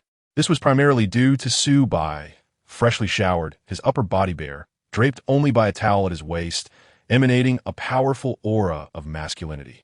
The sight was as shocking to Zhou Jialu as her nightgown was to Su Bai. However, Su Bai was not about to let her off easily. With agility, he jumped into bed, launching a new wave of playful antics. The system chimed in, ding. Frequent host practice detected. This is quite indulgent, even a first romance. Such excessive behavior is rather excessive, rewarding with an extra draw. Checking his system panel, Su Bai noted he had accumulated 3 draws. He planned to save up for a chance at a multiple draw. At that moment, Su Bai held Zhou Jialu, who was breathing heavily, evidently exhausted from their playful encounters. He had lost track of how many times they had engaged in this playful practice that night. When one is particularly joyful, clarity often eludes the mind. Now, Zhou Jialu felt utterly enervated, her body soft and languid from head to toe. How could this be? She had bested Su Bai multiple times during their playful exchanges. Yet he seemed to possess boundless energy while she felt overwhelmed. Little did she know, the system automatically mitigated the negative effects of indulgence for Su Bai, ensuring he remained in peak condition regardless of the circumstances. Zhou Jialu, struggling for breath, seemed to be in a state of complete surrender. Just a short while later, however, she sensed Su Bai's renewed vigor, feeling a mix of shock and inexplicable pride. "Junior, he truly adores her." "Senior, do you know about Chen Yuxing's financial situation?" "I haven't discussed it with her, but as her roommate, I have observed enough to speculate. She appears to be quite financially strained. Indeed, only those of us sharing the dorm would have such an inkling. She rarely displays it outwardly. What might be the reason for her financial troubles? I'm unsure, but we speculate it may be due to a family member's severe illness or debts." "I see. This aligns with my suspicions." Observing Su Bai deep in thought, Zhou Jialu playfully scolded, "Junior, how could you cuddle me while inquiring about another girl? What a cad. You are her roommate. My inquiry is a sign of trust." No, cad. Zhou Jialu lightly swatted Su Bai's arm, adopting a coy demeanor. "Oh dear, this senior is truly adept at being charming." Su Bai feigned anger. "It seems the intensity of our practice has not been sufficient." No, please," Zhou Jialu quickly pleaded. "I have no strength left." "Oh, please spare me, Junior." "And you still call me Junior while begging?"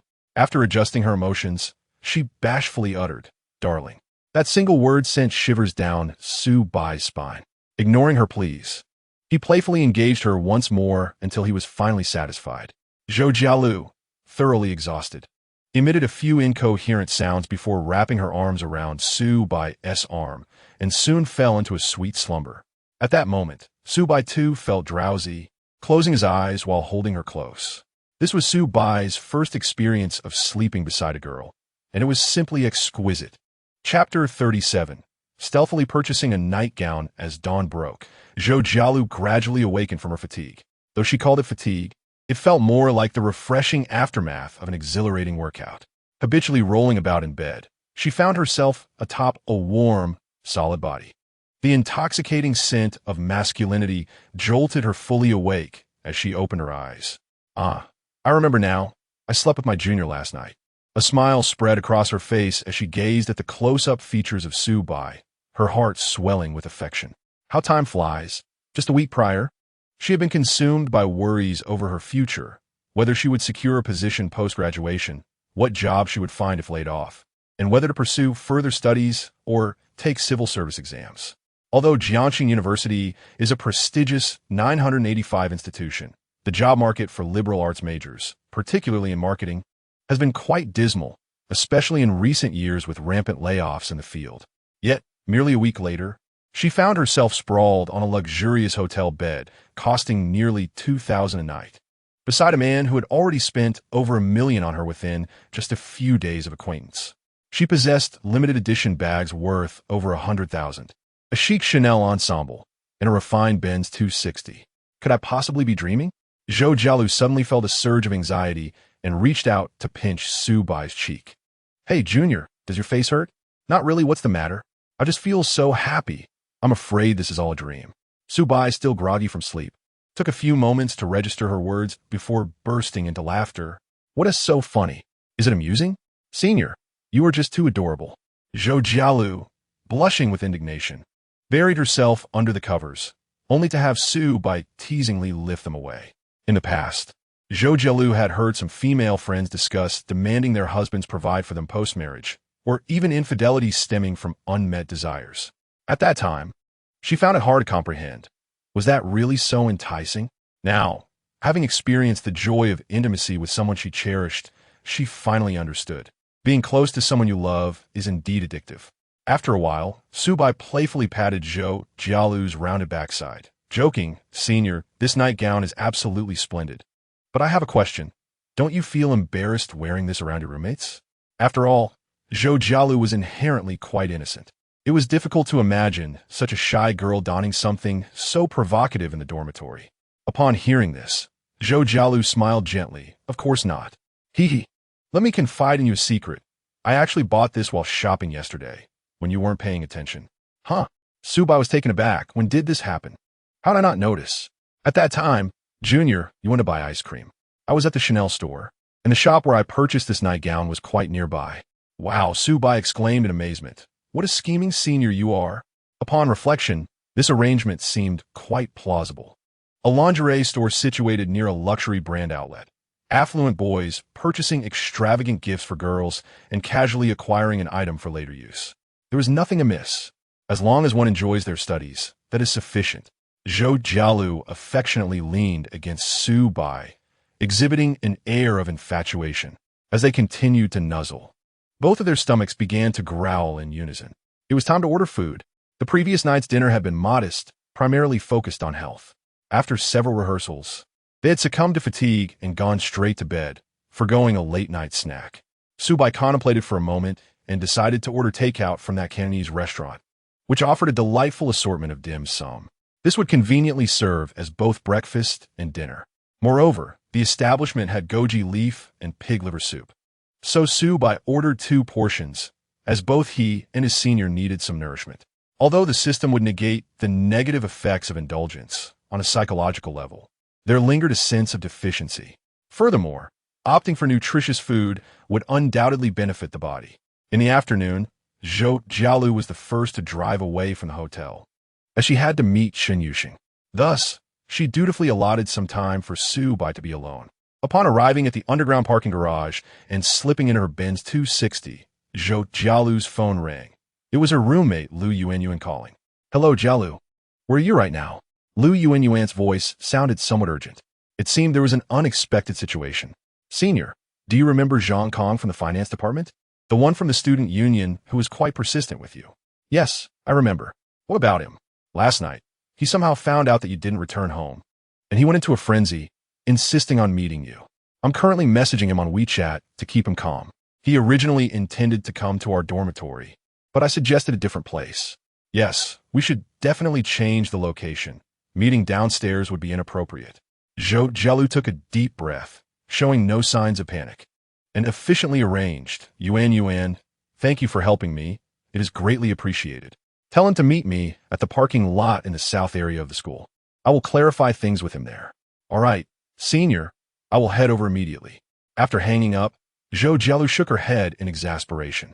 Zhang Kong from the finance department was someone she had worked with in the student union, a colleague of sorts. His family had some money, and he was rather pretentious.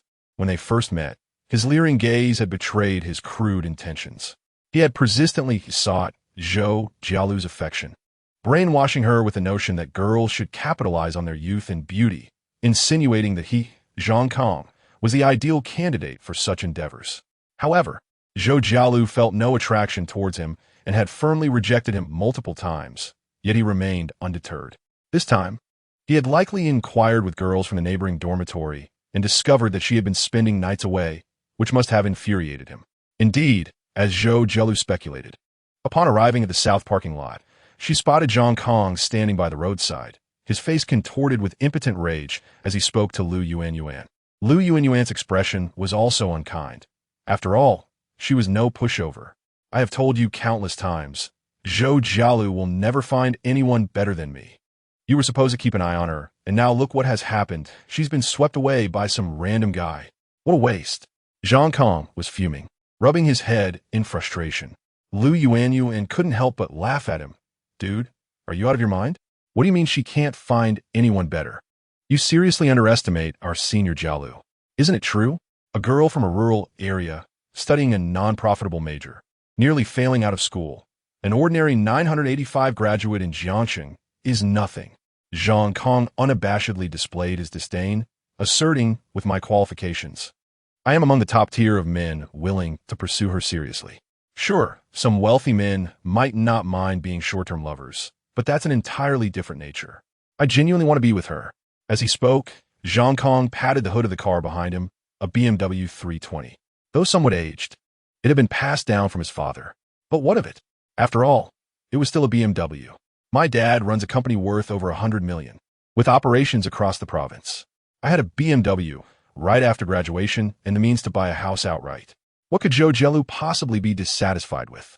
Yet no one had mandated that a senior must fancy him. Lu Yuan rolled her eyes. This guy was far too oblivious, his perspective hardly better than Shui Tao's. Sigh. It seems Zhou Jialu has temporarily encountered a handsome guy and has been blinded by his charm. Once she truly steps into society and faces its realities for a couple of years, she will realize how misguided her choice was. She shouldn't have casually given away her precious first time.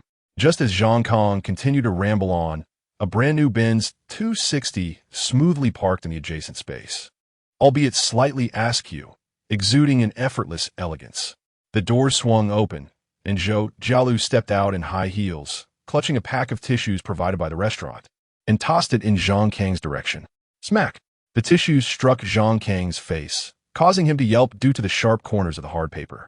What business is it of yours whom I choose to be with, or who receives my first time? Zhou Jialu strode over boldly, pointing a finger at Zhang Kang's nose. You are like a stray dog on the street. Ordinarily, I wouldn't bother with your barking, but now you've overstepped your bounds, trying to interfere with my normal life. Get lost. Zhang Kong recoiled, feeling the sting of her words. After all, it takes a certain fierceness to maintain one's integrity in a sales position at 4, never allowing oneself to be taken advantage of. Gentleness is reserved for one's partner. Dealing with such a lecherous dog requires a firm hand. You, a poor wretch from a rural area. Who gave you the audacity to act like this?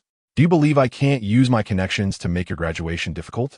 As Zhou Jialu refused to give him an inch, Zhang Kang's composure shattered, and he began to threaten her with a cold demeanor. Zhou Jialu, however, was unperturbed, responding with a scoff. Who do you think you are? What is so remarkable about having a bit of money? driving a dilapidated second-hand BMW and acting like you're someone of significance? You truly overestimate yourself. As she spoke, Zhou Jialu lifted her handbag. Waving it in front of him, you could sell that car, and it wouldn't even cover the cost of this bag. Zhang Kang's smile abruptly froze as he realized the bag appeared familiar. He recalled a time he had accompanied a certain girl shopping, and she had taken him to the boutique to see one just like it. Zhang Kang's initial instinct was to dismiss it as counterfeit. However, upon observing Zhou Jialu's attire, an entire ensemble from Chanel, evidently well-designed and not the basic styles typically favored by university students, his heart sank.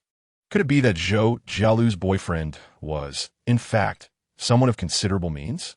Immediately, Zhou Jialu pointed to the Benz behind her, adding, "This car was also a gift from my boyfriend." Haha, your boyfriend bought you a car? I see that the car is registered under the company's name. I will temporarily lend it to you. Zhang Kang remains obstinate. Do you not believe it? Come, let me enlighten you on how truly affluent gentlemen charm women. Zhou Jialu retrieved a large green book from the car, and her name was conspicuously inscribed on the property certificate. When the green book was slapped onto Zhang Kang's face, his expression turned utterly despondent. At this moment, disbelief was no longer an option. Zhang Kang's heart was filled with horror. What was this situation? A car worth 300,000, purchased without hesitation. Zhou Jialu had remained single until now. Her relationship with her boyfriend must not have lasted long. The car, the clothes, the bags, this entire ensemble amounted to a significant fortune. Spending money so extravagantly, it was no wonder she could attract suitors. If Zhang Kang dared to misappropriate his parents' money in such a manner, he would likely face dire consequences. At that moment, Zhang Kang's complexion shifted rapidly, a blend of frustration and jealousy overwhelming him. Gritting his teeth, he remarked, "Tisish, Zhou Jialu, I was right about you. You are indeed a materialistic gold digger. The reason you ignore me is solely because I lack wealth. But what of it?" To Zhang Kang's astonishment, Zhou Jialu was unfazed by his venomous words. Calmly, she replied, "Yes, I am materialistic, but I am devoted to my husband.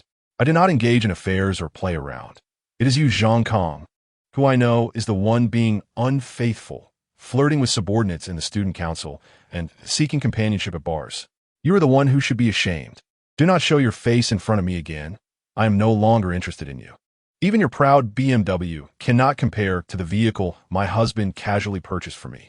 If you persist in your harassment, my husband will not stand idly by. You know his temper is far more volatile than mine." With that, Zhou Jialu disregarded Zhang Kang and elegantly turned to enter the car. Zhang Kang's face turned pale, and he dared not retort. Zhou Jialu's words had struck a nerve. A man with such substantial resources possessed an influence that could not be underestimated. It was conceivable that with a mere gesture, Zhang Kang's family business could be jeopardized. Contemplating this, Zhang Kang felt utterly deflated, cold sweat trickling down his back. The vengeful thoughts that had briefly surfaced in his mind dissipated swiftly. He could not afford to risk his family's fortune over a woman. Zhou Jialu's decision to show him mercy, rather than allowing her husband to deal with Zhang Kang, was already a significant concession. In comparison to genuine tycoons, Zhang Kang was merely a minor player. A net worth of over 100 million sounds impressive. Yet statistics reveal that owners in traditional manufacturing typically earn between 1 to 3 million annually. While this is indeed significantly more than an average worker, the reality is that Zhou Jialu's boyfriend had already spent vast sums on her since they began dating. The annual income must also account for maintaining social connections, living expenses, and educational investments for children, leaving little disposable income. In simpler terms, Zhou Jialu's boyfriend was an entity Zhang Kang could never hope to rival. How infuriating. He had thought himself a leading contender among her admirers, only to be so suddenly outclassed. Meanwhile, Lu Yuanyuan followed closely, entering Zhou Jialu's vehicle. The car started, proceeding steadily out of the campus. With a long sigh of relief, Zhou Jialu regained her usual spirited demeanor. "I must apologize for the spectacle earlier. Dinner is on me tonight. Let us indulge in the delightful eateries near the school. Your choice." "Thank you, senior," Lu Yuanyuan exclaimed joyfully. Then her expression transformed into one of admiration. "You were so formidable just now, senior.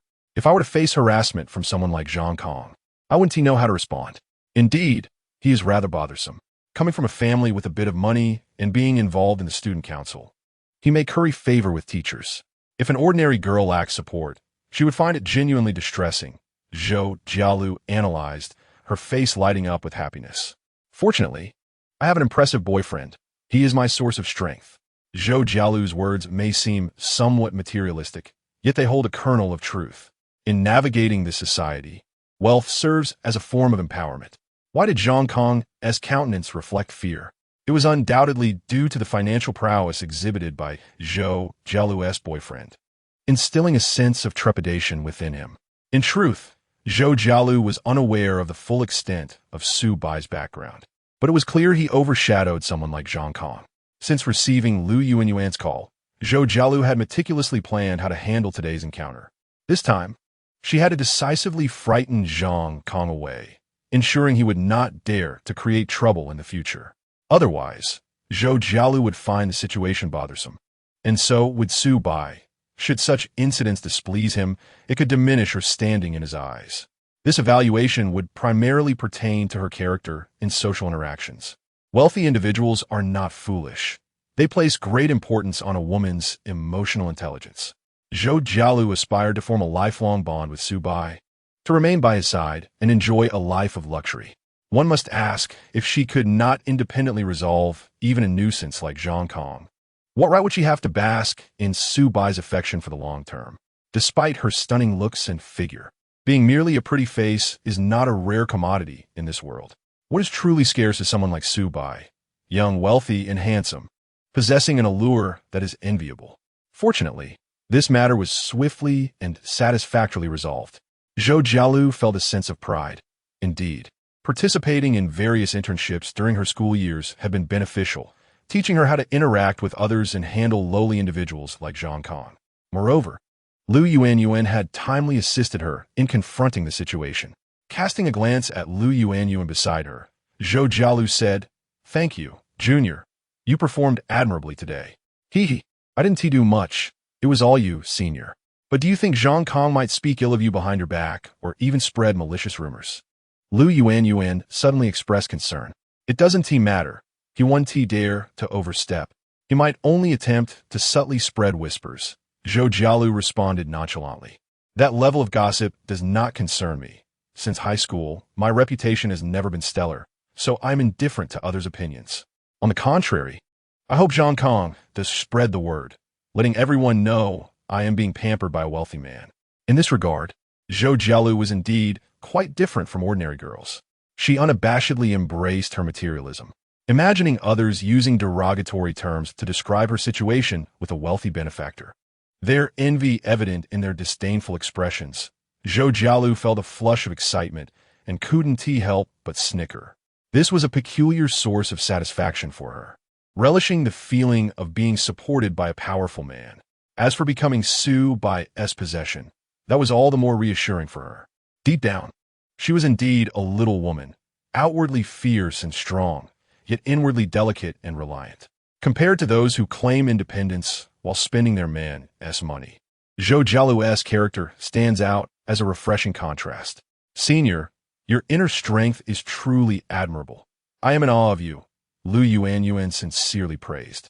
"Oh, let's not linger on that. It feels a bit awkward. Your compliments are making me blush.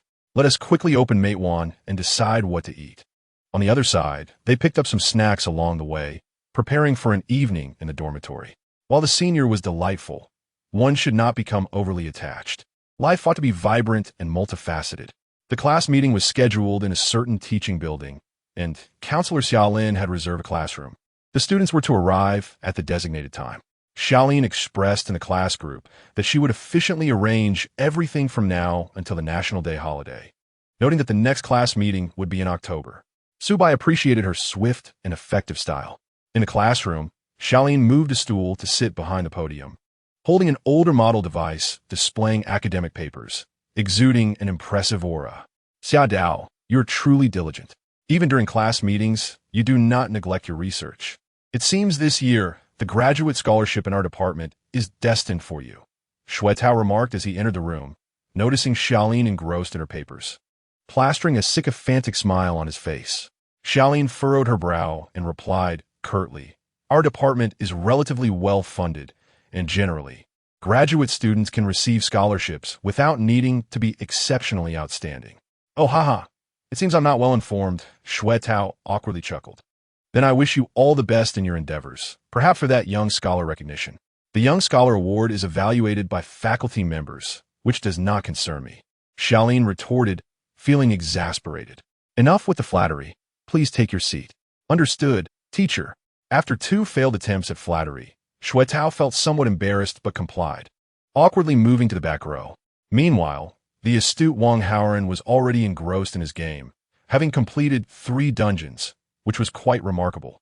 Yesterday, a new card pool was released in a game, and Wang Haoren had informed Su Bai via WeChat, prompting Su Bai to invest several thousand yuan into it. Truly, money seems to be no object for you. It is indeed a brilliant choice to assist Brother Bai. Isn't it far more enjoyable than playing your own account? Chu Mingzhi, wearing a pair of internationally branded in-ear headphones, was lost in classical music, appearing completely entranced. Xue Tao glanced at his 2 roommates and shook his head. They were all rather immature, lacking understanding of social dynamics. The current counselor was still unfamiliar with the students, and Xue Tao aimed to impress Xiaolin to secure a recommendation for a position in the Youth League next semester. This was his plan. As a mature local, he believed in proactively planning for his university life, not just aiming for a position in the Youth League, but also seeking involvement in the student council, clubs, and various exchange associations. Life needed to be vibrant. After all, one must appear fulfilled on social media to exude an air of sophistication. Xue Tao admitted to himself that he enjoyed being in the spotlight, aspiring to be a prominent figure on campus, thus increasing his chances of meeting higher-status girls. Lu Yuanyuan was quite nice, but Xue Tao desired even better, as Xue Tao envisioned his illustrious future over the next 4 years. Su Bai entered the classroom through the front door. Instantly, the few girls in class turned their attention toward him, subtly sensing the change in his demeanor. Girls are extraordinarily sensitive to many matters, such as the shift in a man's aura. The gender ratio in the computer science department was somewhat exaggerated. Out of 25 students, only 6 were female. Aside from Chun Yuxing, who was absorbed in her studies and financial pursuits, the other 5 girls had, to varying degrees, taken notice of Su Bai over the past month, given his status as the class's most attractive male. However, their interest had waned as they observed that Su Bai's financial situation appeared rather ordinary, and he tended to be reclusive, preferring to stay in his dormitory. Female students typically yearn for a colorful life, and those who can lead such a life often come from well-off families. Yet in recent days, Su Bai seemed to carry an indefinable allure during class. Was it confidence? Or perhaps a calm self-assurance? Chen Yuxing glanced at Su Bai, wishing to sit beside him, but the 6 girls had formed a tight group, and she felt too shy to stand out. Hello, Xia Dao. Hello. Xiaolin's gaze lingered on Su Bai, her eyes wandering over his physique, leaving her somewhat parched. For 3 consecutive days, Su Bai had been residing off campus, which served as a sort of safety check. He was either at the swimming pool, or just finishing a shower, or lounging in the administrative lounge, donning a bathrobe that subtly showcased his well-defined chest. In short, he was always in luxurious and high-end environments, complemented by his remarkable physique. Over these nights, Xiaolin had watched Su Bai's short videos before bed, initially unable to sleep, then dreaming about him repeatedly. It was utterly inappropriate. To make matters worse, today, Su Bai wore a fitted athletic shirt that accentuated his broad shoulders and tall stature, exuding a distinctly masculine presence. Xiaolin found herself unable to look away, feeling guilty yet conflicted. Ding! Xiaolin's favorability rating has increased. Current favorability, 51. Su Bai had discovered the favorability information regarding Counselor Xiaolin the night before, shortly after sending her a safety check video. The same occurrence transpired again last night, leading him to speculate whether Xiaolin harbored feelings for him. Before leaving today, Su Bai reviewed his chat history with Xiaolin, identifying a pattern. The 3 videos he had sent her were all filmed in luxurious hotels, conveniently showcasing his physique enhanced by body-enhancing serum. Consequently, he chose to wear attire that accentuated his figure today. As he anticipated, upon seeing Xiaolin, she exhibited a noticeable emotional response. Moreover, her favorability increased to 51. which is 9 more points needed to reach a level of willingness to enter into a romantic relationship. Subai thought, is it possible that the seemingly serious Xiaolin has a penchant for well-built physiques? This could be advantageous. It was said that Xiaolin hailed from a cultured family with a significant background, which extended beyond Jiangcheng to a higher echelon. After all, she was from the magical city. Her social standing was likely far superior to that of Chu Mingzhi, who seemed like a pretentious upstart from the same city. Engaging more with Xiaolin could only be beneficial. If her favorability continued to rise, surpassing 80, he would bind her as a consumer, thereby providing more opportunities for the indulgence system to yield returns. After all, the essence of indulgence lies in deriving genuine joy, and each individual's pleasure points vary. Thus, collecting diverse styles of romantic interests would ultimately contribute to Subai's wealth accumulation. Indeed, there is no shame in pursuing financial gain, he mused. Opting not to engage in lengthy conversation with Xiaolin, he swiftly made his way to the back of the classroom, plopping down next to Wang Haoren. Hey, did you finish the main quest for me? Done. I'm currently working on a challenging event. Players on the forum are complaining. Is my account facing difficulties? None whatsoever. The new 65-level dungeon is easy with the abyssal environment boost. Great. In truth, Subai was indifferent to the rewards from high difficulty levels, as the resources were primarily for card pulls, which simply required monetary investment.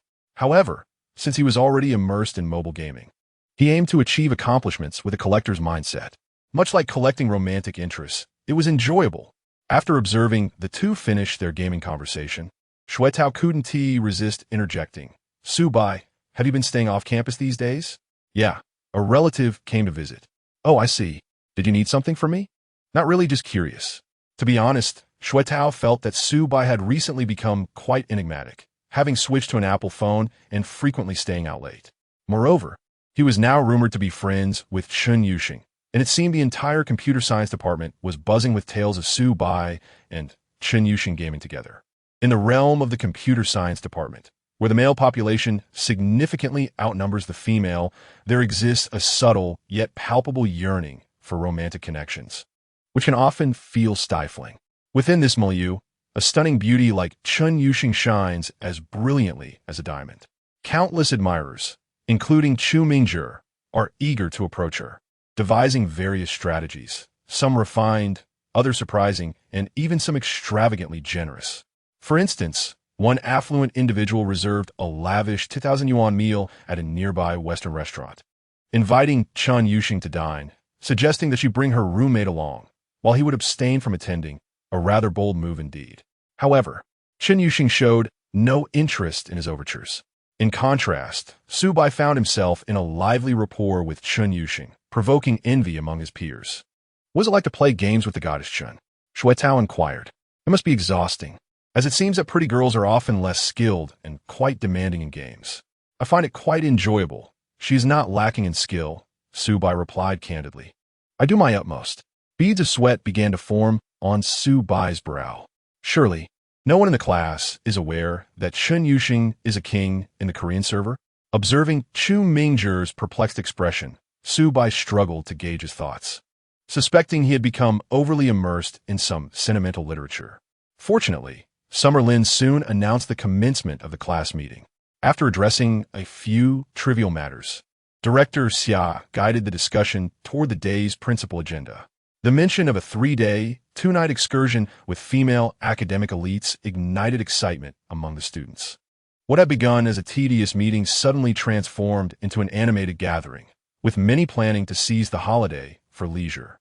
The prospect of capturing photographs during their outing, potentially earning money and academic credits, added to their enthusiasm. With their spirits lifted, Summer Lin declared, I have arranged a collaboration with a class from the Art Academy for this event.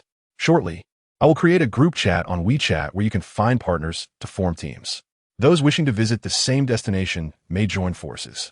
However, please ensure that each team does not exceed 8 members. Anyone interested in leading a team may message me privately. Wow, there's even a social event?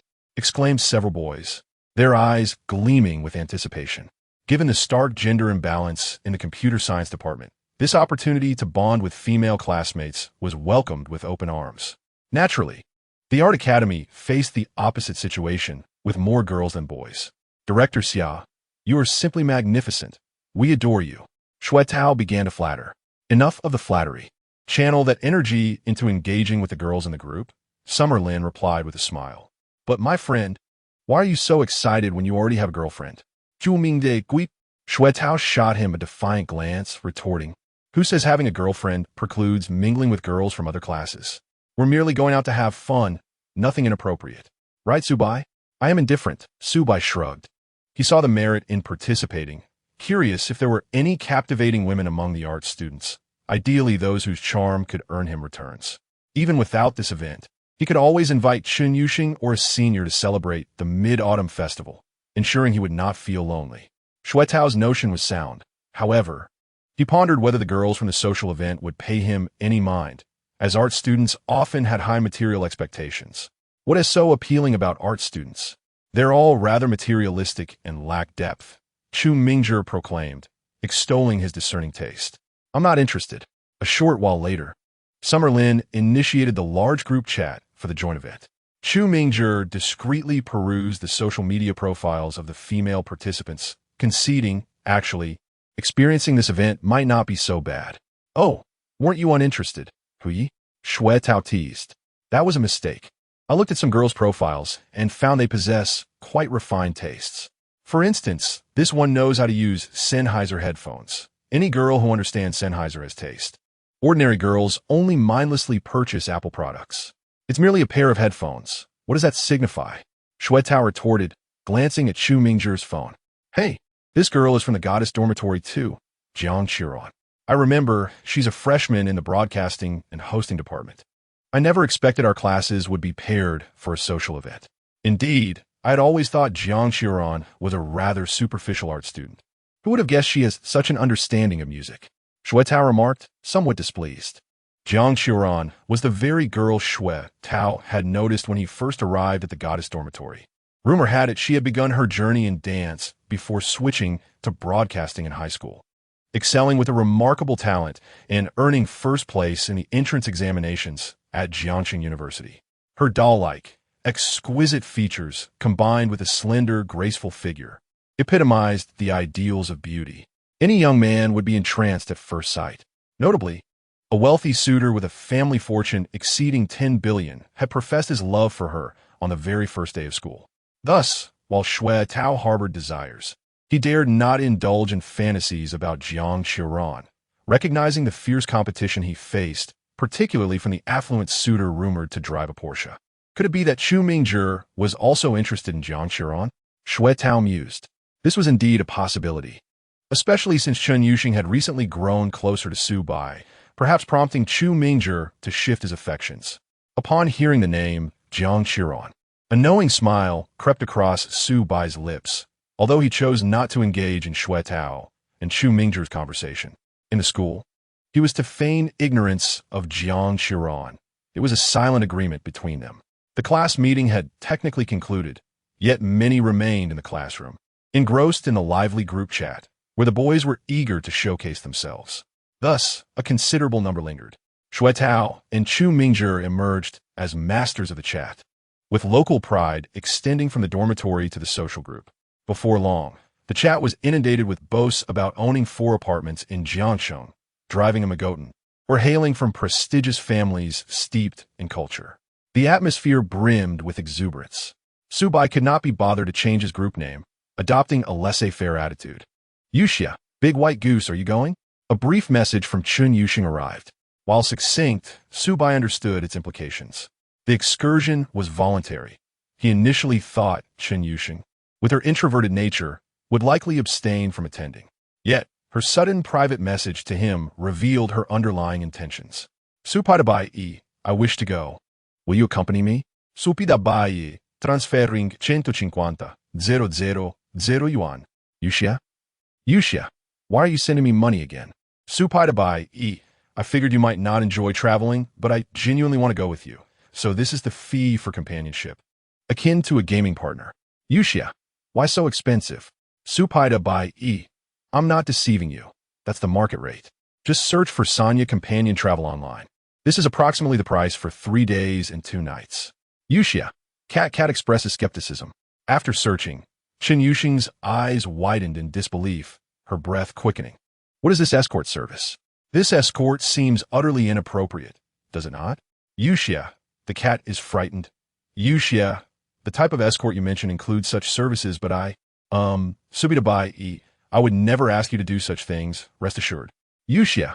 However, an escort that does not include such services surely cannot command such a high price, can it? Yuxia. Dabai, I cannot accept this money. It is too much. TSK, this adorably naive scholar demonstrates quite a cleverness. Subai merely needs to continue utilizing his skill and logical reasoning. Subitabai, however, the emotional value you provide here is equivalent to what an escort in Sanya offers to their clients. I find great joy in our companionship. Subitabai, please accept it. You know my approach to spending is rather unconventional. Yuxia, however, I feel. Subitabai, I do not require your feelings. I only need my own.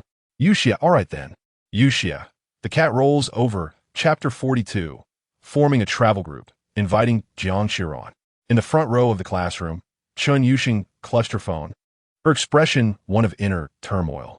The shimmering waves in her cold, beautiful eyes, however, betrayed a heart brimming with excitement. Su Bai's metaphor regarding the Sanya escort ignited a vivid imagination within Chen Yuxing. She did not harbor any aversion. Rather, she anticipated the potential for some ambiguous moments between herself and Su Bai during this journey. Glancing at the freshly credited 15,000 yuan in her account, she felt a sense of relief regarding her mother's medical expenses for the following month. This meant that Chen Yuxing could afford to skip a few shifts at the laboratory and enjoy some much-needed rest. Working in a lab was quite exploitative. Those in the know would understand. The professors charge exorbitant fees for corporate projects, yet allocate a mere fraction to the students. They take advantage of undergraduates who have no other avenues for income, driving down pay. Some overly competitive students would even willingly pay to work for the professors. Under such circumstances, Professor Luo's laboratory required students to clock in a specific number of hours each week to receive any form of compensation, resembling a typical job. Chen Yuxing found herself at a loss for words regarding these individuals. Yet, she had no bargaining power in front of the professor. While undeniably a genius, she was still only a freshman, constrained by her developmental phase. In contrast, the value of working for Su Bai was remarkably appealing. This advantageous arrangement clearly included Su Bai's ulterior motives toward her. However, Chen Yuxing also harbored her own feelings for Su Bai. It was settled. She would not work in Professor Luo's lab next month. It would be easier and more enjoyable. Thus, during this upcoming escort service, Chen Yuxing secretly resolved to express her feelings towards Su Bai. For someone with social anxiety like herself, this was quite daunting, yet she would have 2 or 3 days to muster the courage and seize the right opportunity. Worst case, she could simply embrace him and kiss him. Moreover, her long legs clad in black stockings should appeal to any man, right? Chen Yuxing found herself lost in a whirlwind of peculiar fantasies, her slender, fair neck tinged with a lovely blush. From the podium, Xiao Lin observed all of this with keen interest. Her beautiful eyes sparkled with curiosity. Recently, she had also heard gossip about Su Bai and Chen Yuxing circulating among the students. From Xiao Lin's perspective, these two seemed quite well matched. However, upon recalling the several short videos Su Bai had shared with her, and witnessing the expression on Chen Yuxing's face akin to a girl in love, jealousy surged within Xiao Lin. Suddenly, she was jolted back to reality, followed by a wave of deep embarrassment. Su Bai was merely following protocol by keeping her informed for safety. As a counselor, how could she misinterpret that? Embarrassed, Xiao Lin announced, "Students, feel free to discuss amongst yourselves. If there is nothing else, I shall take my leave." "Thank you, Counselor Xia. Goodbye." With the counselor departing the classroom, Chen Yuxing regained her composure. She surveyed the room and, noting the dwindling number of students, hurried to the back of the classroom to approach Su Bai. Chen Yuxing tugged at Su Bai's clothing and whispered, "Let us go register." Chu Mingzhi. Chu Mingzhi's complexion shifted rapidly, displaying a myriad of colors. His trembling hand reached for his chest. Wang Haoren, engrossed in his game, sensed something amiss and quickly looked up at Chu Mingjie. Oh no, this guy is about to faint. Just as Wang Haoran feared he might have to escort Chu Mingjie to the infirmary again, Su Bai inquired, "Register for what?" "To register with Counselor Xia for the trip. I am in your group." "Oh, I can handle that with her. You need not worry." "Uh-huh." Chen Yuxing paused, summoning her courage to say, "I am very much looking forward to traveling with you." Having said that, she shyly covered her face and dashed away. The surrounding boys shot her murderous glares. Damn it. Had I known, I would have left the classroom with Counselor Xia. Look at this. Is this reasonable? The school year has barely begun, and Su Bai has genuinely struck up a connection with Chen Yuxing. What was initially thought to be mere rumors appears to be Chen Yuxing taking the initiative. Why is that? Aside from his decent looks, Su Bai is quite ordinary in every other respect. There are several guys more handsome than Su Bai vying for Chen Yuxing's attention. Those are bona fide wealthy and attractive individuals. Why on earth are they losing to Su Bai? The words Chen Yuxing had just spoken to Su Bai would undoubtedly spread among their classmates, stirring up quite a commotion. At this moment, Chu Mingjie clutched his chest, finally able to breathe normally. Initially, upon hearing Chen Yuxing mention registration, he thought she meant to register for marriage with Su Bai. It turned out it was merely for the travel activity. Hilarious. "Su Bai, I believe we should maintain unity and camaraderie among our roommates. How about we stick together in room 510, along with Chen Yuxing and a few from the art college?" Chu Mingjie proposed. "I have no objections, but are you truly okay with this?" Su Bai questioned, doubting whether Chu Mingjie could handle witnessing his flirtations with Chen Yuxing. "No problem," Chu Mingjie declared resolutely. "Let me witness those sweet moments between you and Chen Yuxing. It will help me move on." Sigh, in truth, I've almost come to terms with reality. Now, I believe Jiang Xiaoran is more my type. After all, she owns Sennheiser headphones and has a refined taste in music.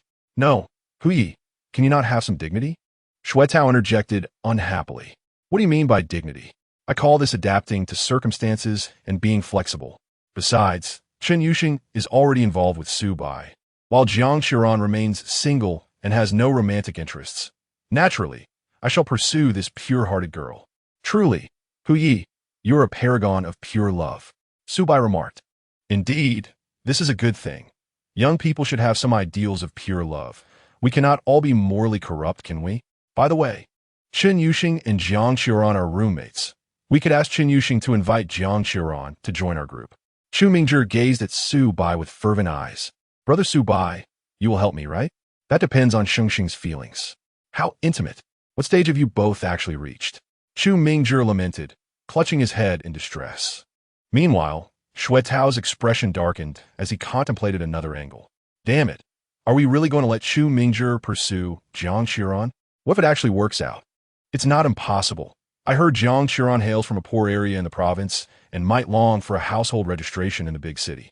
Coupled with Chu Mingjie's artistic pretensions, he might just succeed. Suddenly, a sense of urgent crisis welled up within Shuetao. Thus, he too decided to join this endeavor. Wang Haoran glanced at the situation and thought to himself that he could certainly join. Chapter 43. What? Su Bai actually bought a car? Logically speaking, for someone who is a bona fide homebody, such optional outings would typically be skipped. However, this event could count towards practical credits. Moreover, since it was a chance to go out and have fun, it presented an opportunity to enjoy meals with Bai Ge. Who would refuse the chance to join for a free meal? It wouldn't interfere with playing games. He could simply bring along a couple of power banks. Thus, the travel group swiftly expanded to 5 members. The 4 from male dormitory 7, room 510, plus Chen Yuxing. The matter of who would lead the team sparked considerable debate between Shuetao and Chu Mingjie, each convinced they were the most suitable candidate. Their argument began in the cafeteria and continued all the way back to the dormitory. Ultimately, by 8:30 in the evening, they reached a resolution. The reasoning behind their decision was rather coincidental. In their networking group, Chu Mingjie boasted that their travel team had grown to 5 members, 4 boys and Chen Yuxing, and proposed recruiting a few girls. He emphasized his extensive travel experience since elementary school, having visited over a dozen countries and sharing numerous photographs. To be candid, Chu Mingjie's photography skills were commendable. He indeed had a discerning taste. This attracted several girls from the art college to engage in discussions about travel and photography. After all, Being able to travel abroad from a young age suggested a well-off family background, and possessing photography skills indicated a sense of adventure, easily piquing the interest of many girls. Regrettably, the quality of these girls was rather disappointing. As Chu Mingzhi perused their social media photos, he noted expressions resembling those of the elderly, subway commuters, and individuals glued to their phones. Were the promised art students.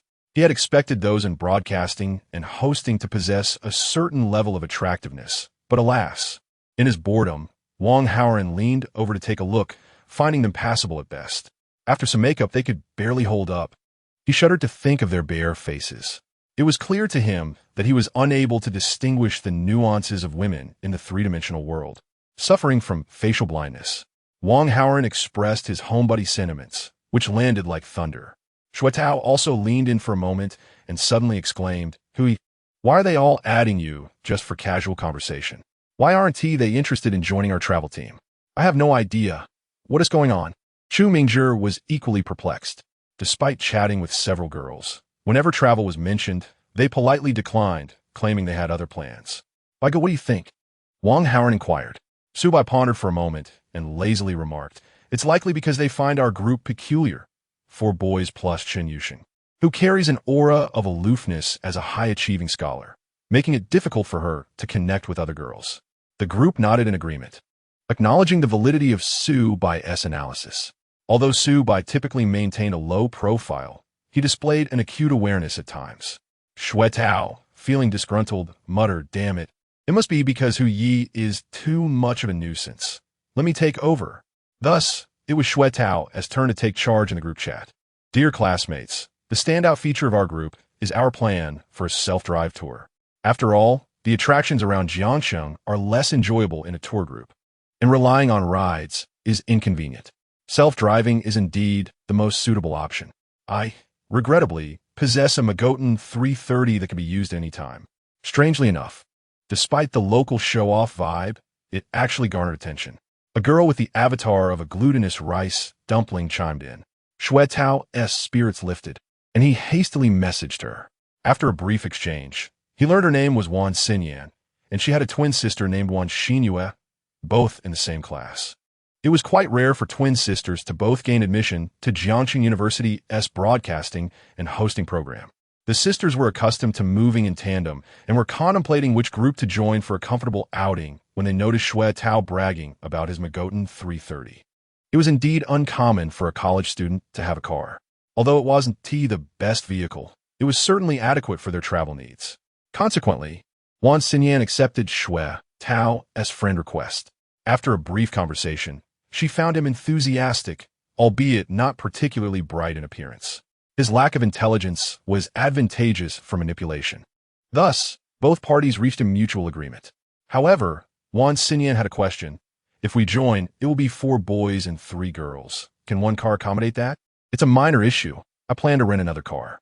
One of our roommates can drive, so we'll have 2 vehicles for 7 people, which will be quite manageable." Wan Xinyan expressed her satisfaction. "That's wonderful. You've thought this through, Shuetao. Most boys aren't this mature." Flattered by the girl as compliment, Shuetao felt elated, grinning foolishly to himself. Do you think these twins will both fall for me?" In any case, our travel team was beginning to take shape. With these 7 individuals, there were no issues, and adding another girl would be feasible, considering 2 cars could accommodate 10 people. Observing Shuetao's self-satisfaction, Chu Mingzhi felt quite disheartened. Why was this old fellow stealing the spotlight? Was it not enough that he, Chu Mingzhi, had traveled to 17 countries at a young age, gaining vast experience and expertise in photography? Never mind, it was inconsequential. Chu Mingzhi had another important task: invite Jiang Qiuran to join the team. Truthfully, he felt uncertain. After all, he had no prior interaction with Jiang Qiuran, who was constantly surrounded by a throng of wealthy admirers, making her the most popular figure in the dormitory. Yet precisely because this task was challenging, Chu Mingzhi was determined to find a way to accomplish it. This would surely overshadow the locals' glory. "Little brat, let us see how you handle Hu Yi's prowess." Just as Chu Mingzhi's ambitions began to ignite, Su Bai, who had been silent for some time, suddenly spoke. "Just now, Sheng informed me that Jiang Qiuran asked her if she could join us for the Mid-Autumn Festival. I agreed on behalf of everyone. Wait, bro. How did she just decide to join us? Chu Mingzhi's expression turned sour. Oh, should I refuse? Su Bai shot him a sidelong glance. Xue Tao quickly interjected. Refuse? Absolutely not. Welcome, welcome. He then cast a curious glance at Su Bai. Although he was unsure why Jiang Qiran was eager to join, it was undoubtedly a positive development. And Xue Tao was more than willing, for Jiang Qiran was the epitome of perfection in his eyes. Chapter 44. Late-night consultation with the counselor on life decisions. With 2 members from the goddess dormitory and the enchanting twin sisters, this journey was bound to be exhilarating. Even if he couldn't win over Jiang Qiran, Wan Xinyan and Wan Xinyue were still incredibly tempting. Just moments ago, Xue Tao had seen photographs of both in Wan Xinyan's social media. 2 fresh and adorable beauties with youthful appearances, yet impressively endowed. They could be described as petite yet voluptuous. After indulging in these thoughts, Xue Tao suddenly remembered something important and asked Su Bai, I recall you got a driver's license during the summer, right? Indeed. Then shall we rent a car, and you can drive? You were already plotting this, weren't you? Come on, it's not plotting. It's merely mutual assistance among roommates. Just look at this opportunity. We have 4 lovely ladies accompanying us. A rare chance. Realizing Su Bai's teasing tone, Xue Tao felt somewhat embarrassed and attempted to defend himself. Su Bai, however, dismissed it with a wave of his hand, saying, It's fine, I understand your intentions. But let us skip the rental. I recently bought a car, which is perfect for our trip. What? You bought a car? Xue Tao rubbed his ears, thinking he had misheard. How could Su Bai, who was perpetually broke, afford a car?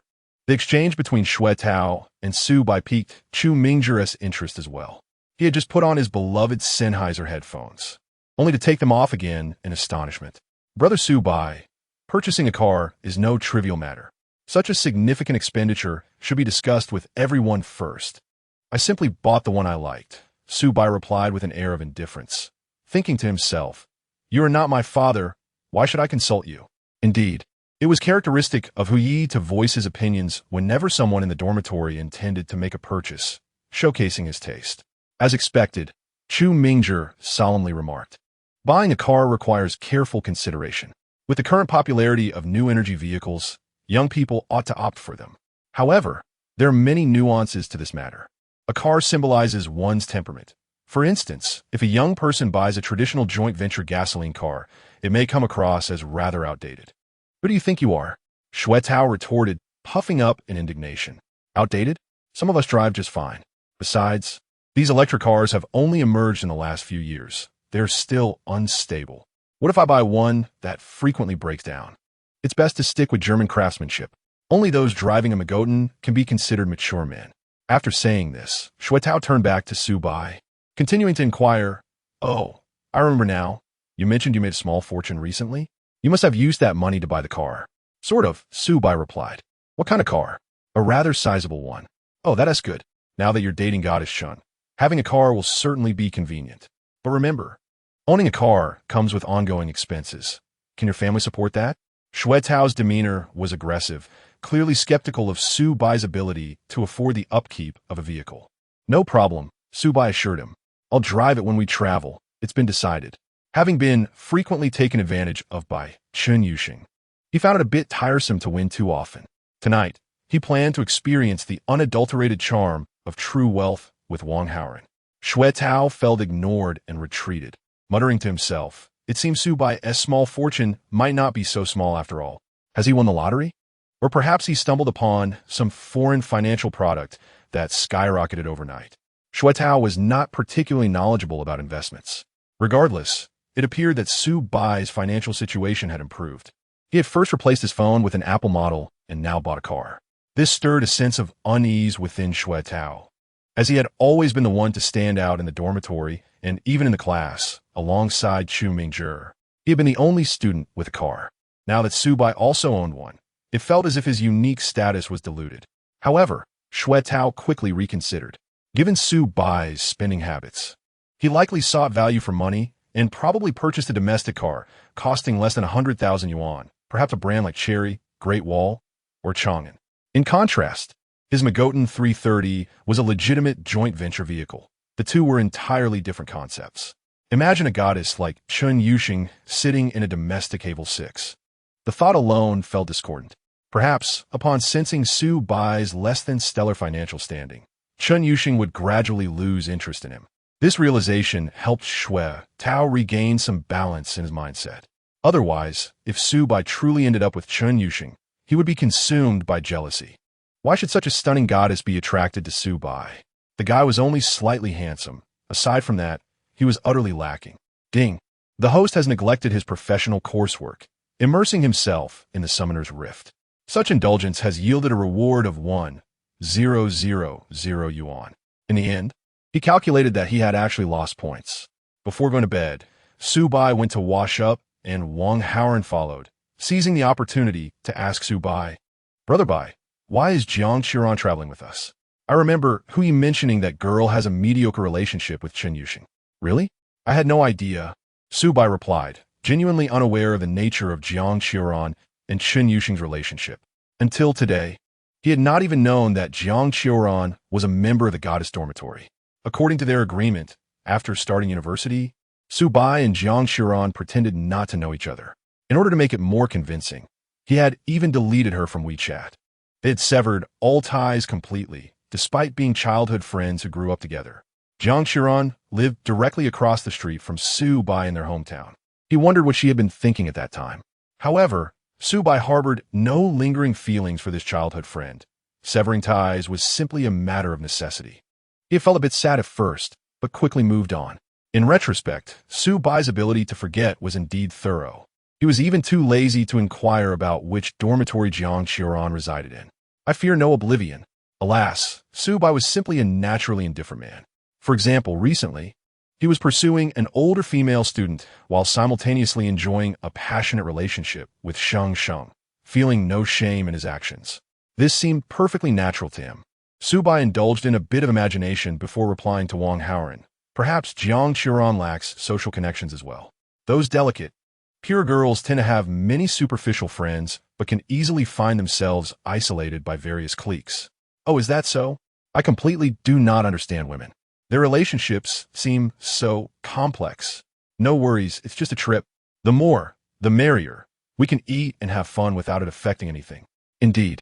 Su Bai climbed onto his dormitory's metal bunk bed, lying back to scroll through his phone, surprisingly finding it quite enjoyable, even more so than at the hotel. This prompted a moment of self-reflection. Could it be that he was the type who felt uncomfortable in luxurious spaces? That seemed unlikely. Deep down, Su Bai indeed yearned for the opulence and extravagance. Which man does not aspire to be impressive, to flaunt a bit? Not to mention the thrill of treating an older female student at a luxury goods store, relishing the envious glances from the salesgirls as he spent money like water. That was exhilarating. Yet, somehow, staying in hotels brought about a sense of inexplicable discomfort. This seemed to verge on philosophical musings. After pondering, Su Bai decided to discuss this with someone. The choice of confidant was somewhat unconventional. He opted for his counselor, Xia Lin. The system panel indicated that Xia Lin's favorability towards Su Bai had surpassed 50, which provided a foundation for their discussion. After all, if there were no rapport, which counselor would engage in peculiar philosophical inquiries with a student? Moreover, everyone claimed that Xia Lin was a well-off beauty with an affluent family background. Based on Su Bai's observations, Xia Lin's demeanor and daily possessions were all quite expensive, exhibiting a taste that surpassed even Hu Yi's discerning eye, far removed from the ostentatious style of local nouveau riche. Thus, among the girls Su Bai could converse with, Xia Lin was the most suitable candidate for discussing this matter. Su Paida Bai E. Director Xia, I have a perplexity I wish to discuss with you. Do you have a moment? Xia Tian de Lin. Sure. What seems to be troubling you? Su Paida Bai E. Logically, staying in luxurious hotels is a dream for many. Yet I recently tried it and found myself somewhat weary after just a few days. It's a nearly 2,000 yuan a night riverside suite. Xia Tian de Lin. Chapter 45. Sending a selfie to Director Xia, luxurious service apartment. In the graduate student dormitory, Xia Lin chuckled at the message Su Bai sent. Look at what you're saying. You're tired of staying in luxurious hotels? Ordinary people can't even afford to stay in them. However, given Xia Lin's background, Su Bai's question, while seemingly outrageous, was not entirely without merit. Xiaolin had stayed in five-star hotels costing over 1,000 yuan a night since she was very young, and had even experienced even more expensive ones. Regarding Su Bai's concerns, Xiaolin had plenty of insights to share. Recently captivated by Su Bai's physique, Xiaolin pondered seriously, organizing her thoughts and typing. Although the hotel is luxurious, it is still a hotel, lacking the essence of daily life, making one feel ethereal after prolonged stays. Makes sense, replied Su Bai. In that case, it seems that long-term living should adhere to traditional renting. However, hotels provide assistance with management, which is truly convenient, an advantage that renting cannot match. What, is Su Bai planning to move off campus? Asked Xiaolin. Yes, I am considering it and wanted to inform you first. Su Bai replied. You're very obedient, Su Bai. Thumbs up. Xiaolin complimented. Su Bai, feeling bashful, scratched his head and said, is there a possibility of a more upscale rental option that offers hotel-like services? Such options exist in the market, but they tend to be quite expensive, making them unaffordable for average students, Xiaolin explained. Do I look like an average student to you? Su Bai retorted, sharing a series of photos showcasing his abs. Taken earlier while in the washroom, the body-enhancing serum provided by his brother was indeed remarkable, sculpting a physique that surpassed even male models. How shameless, Xiaolin teased. Why are you sending pictures without provocation? Save them for your girlfriend and refrain from being frivolous here. I thought you would appreciate it, considering you had no objections to the previous ones I sent, Su Bai defended. If you dislike them, I won't send any more. To be honest, they are indeed impressive. Su Bai, you must have put in a lot of effort to achieve this physique, Xiaolin acknowledged, as she was an athletic person herself and had a keen interest in maintaining a good figure. What you mentioned, a living arrangement that combines the feel of renting with hotel services, is known as service apartments. It originated from a foreign business model and has gained popularity in recent years in our country, particularly among high-end business individuals. May I inquire about your budget, Su Bai? Xiaolin asked. Su Bai calculated that he currently had over 10 million in savings. The system indicated that for rental indulgences, one could pay up to a year's worth in advance. Thus, a monthly rent not exceeding 1 million would suffice. No more than 1 million a month, Su Bai stated. Is your budget indicating a desire to reside in a palace? Xiaolin responded playfully. Palaces are impractical. I've heard that such places often have poor internet connections. And I enjoy gaming, Su Bai replied. Wait a moment, I'll find a few links for you. These are reputable brands offering serviced apartments with branches in Jiangxing, Xiaolin said. Shortly after, she sent several web page links. Su Bai perused them and felt satisfied. A serviced apartment is akin to a hotel, managed independently by a brand within a single building. Its decor and design resemble that of high-end residential flats, featuring kitchens, bathrooms, walk-in closets, and parking facilities, similar to one's own home, but without the hassle of renovation. With 24-hour concierge services for cleaning, maintenance, and even meal requests, it offered unparalleled convenience. Additionally, serviced apartments commonly include amenities such as gyms, swimming pools, dining establishments, lounges, media rooms, and bars, with some even boasting golf courses and race courses. Naturally, the pricing is far from that of a budget apartment, starting at around 100,000 per month. Realistically, contracts are often on a monthly basis, with discounts available for longer commitments or yearly payments. However, even with discounts, it remains a rental option beyond the imagination of an average office worker. For Su Bai, money was not the issue. It was the quality of living that mattered. He desired both luxury and a sense of daily life. After reviewing the links Xiaolin provided, he realized that this was essentially a top-tier long-term rental in the city center, complete with a myriad of thoughtful services. Opting for the finest serviced apartment for a year could yield a considerable cashback. Once his savings increased, he could look for a luxury home in Jiangxing and gradually renovate it according to his preferences. With his plans solidified, Su Bai expressed gratitude. Thank you, Xiaolin. This information is invaluable. Su Bai, you have excellent taste.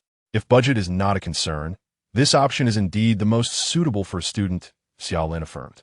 I plan to visit tomorrow. Xiaolin, do you have time to accompany me? Inviting the counselor to view apartments? Su Bai was quite audacious. Xiaolin felt a bit flustered, but quickly transitioned to a delightful amusement. As a privileged young lady, she was well acquainted with the world. It was evident that Su Bai's family possessed significant resources, contrasting sharply with his modest lifestyle. He was indeed a humble young master with an impressive physique, showcasing the hidden talents within the university student body. Xiao Lin mused to herself, unable to resist reopening the photos Su Bai had sent, now saved in her album. They were quite enticing. "Oh no, I'm about to drool," she thought. Admittedly, Xiao Lin felt a flicker of excitement. After years of being single, she had never needed to date for personal gain, having been raised with a silver spoon. Yet, she did not flaunt her wealth and had diligently focused on her studies, pursuing her graduate degree in self-improvement. She had no grand ambitions, but she aimed to become a useful member of society. Suddenly, she realized that Su Bai bore a resemblance to her, both being understated affluent individuals living modestly. Moreover, with Su Bai's athleticism aligning with her own passion for sports, they seemed like a perfect match. Aside from their counselor-student relationship, which added a slight awkwardness, Xiao Lin shook her head, deciding not to overthink it for now and simply enjoy their friendship. Thus, she promptly accepted Su Bai's invitation, arranging to visit the service department together the following morning. The next day, Su Bai arrived punctually at the cafeteria at 9 o'clock to meet Xiao Lin. From a distance, he spotted her in athletic wear, standing out among the crowd of students despite being in an inconspicuous corner of the cafeteria. As a graduate student, her years of development and sense of style were evident. The fitted sports top and yoga pants, in a dark color scheme, accentuated Xiao Lin's athletic figure beautifully. With a touch of fresh, natural makeup, she was undeniably a striking athletic beauty. "Xiao Lin, you look stunning today," Su Bai casually complimented as he approached with his breakfast tray. A slight, awkward expression crossed Xiao Lin's face as she replied nonchalantly, "Really? I feel like I look the same every day." "That just means your makeup skills are excellent." Ensuring a consistent appearance every day, Su Bai openly scrutinized Xiao Lin, admiring her skillful application of a fresh makeup look. "Hey, young man, do you actually understand the nuances of a clean makeup style? Is that surprising? It's rare for boys to grasp these subtleties. Many previously thought I was completely barefaced." Xiao Lin chuckled. As a counselor, she was tasked with various responsibilities within the student council, which made it inconvenient for her to wear heavy makeup. Nevertheless, like many girls, she cherished the idea of beauty and preferred a fresh, everyday appearance.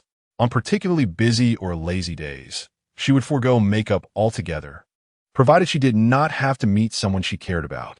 Today, however, as she was accompanying Su Bai to view an apartment, she inexplicably arose early, dedicating nearly an hour to meticulous grooming. Xiao Lin was aware of her motivations. In her early 20s, she was no longer the naive girl who had just graduated from high school. Her parents had been actively searching for a suitable partner for her, yet she found all their suggestions unsatisfactory. Some were too old, others had problematic personalities, and many lacked the physical attributes she deemed acceptable. While their looks were passable, they often fell short in terms of physique. Wealthy young men tended to indulge themselves, making it rare to find one who maintained a fit body. Su Bai, however, struck a chord with Xiao Lin, particularly with his broad shoulders and defined abdomen, which made her feel a rush of warmth. Moreover, Su Bai's other qualities were equally commendable. His understated approach to wealth mirrored Xiao Lin's. Both were the quiet, affluent type who relished material comforts without ostentation. This alignment of economic values was crucial for fostering a long-term romantic relationship, as compatibility in financial matters took precedence. In Jiangcheng, few young men could match Xiao Lin's spending habits. Coupled with constraints regarding physique and age, such individuals were truly rare, making Su Bai a decidedly scarce resource.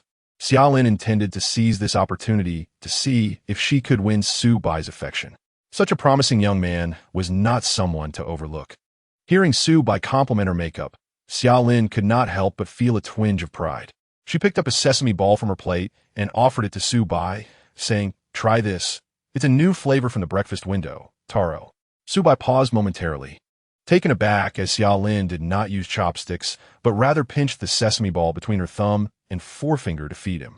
Understanding her intent, he maintained his composure, opened his mouth, and accepted the treat, inadvertently savoring the taste of Xiao Lin's fingertips. "How does it taste?" "Delicious. Very well-mannered," he replied.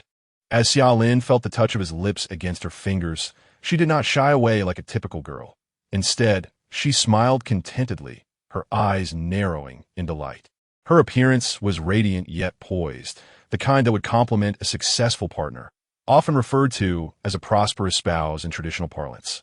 When she smiled, the corners of her eyes crinkled charmingly, and her brows appeared particularly attractive.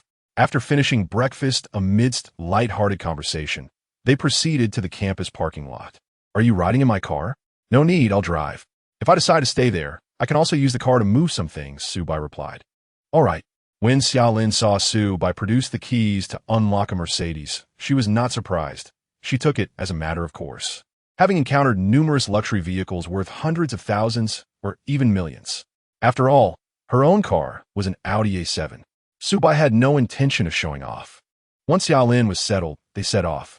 The journey was brief, taking just over 10 minutes. During this time, Xiaolin took the opportunity to share some details about the service department. Ascot is considered a well-established high-end apartment brand in the country.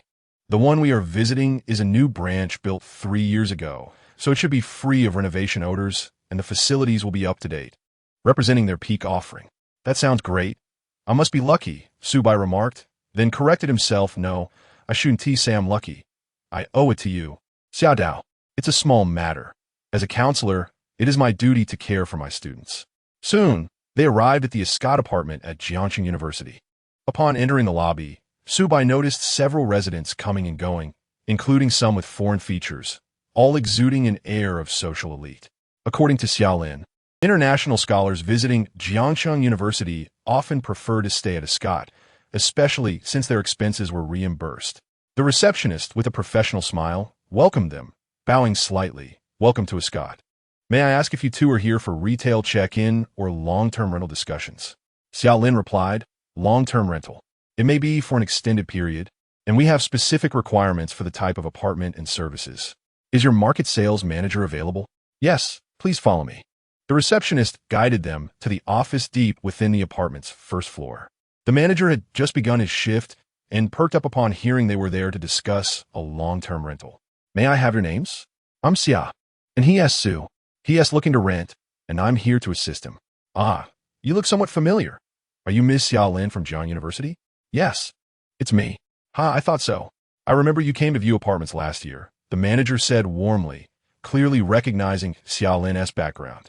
"So, Mr. Su, are you planning to live alone?" The manager turned to Su-bai. Clearing his throat, Su-bai stated his requirements. "I want the largest and most luxurious apartment available, with all the best amenities included. Price is not a concern. I can budget up to 1 million a month." The manager replied. Chapter 47. Only a cad can spark the conquering desire of a wealthy beauty. Surprisingly, such demands were indeed rare.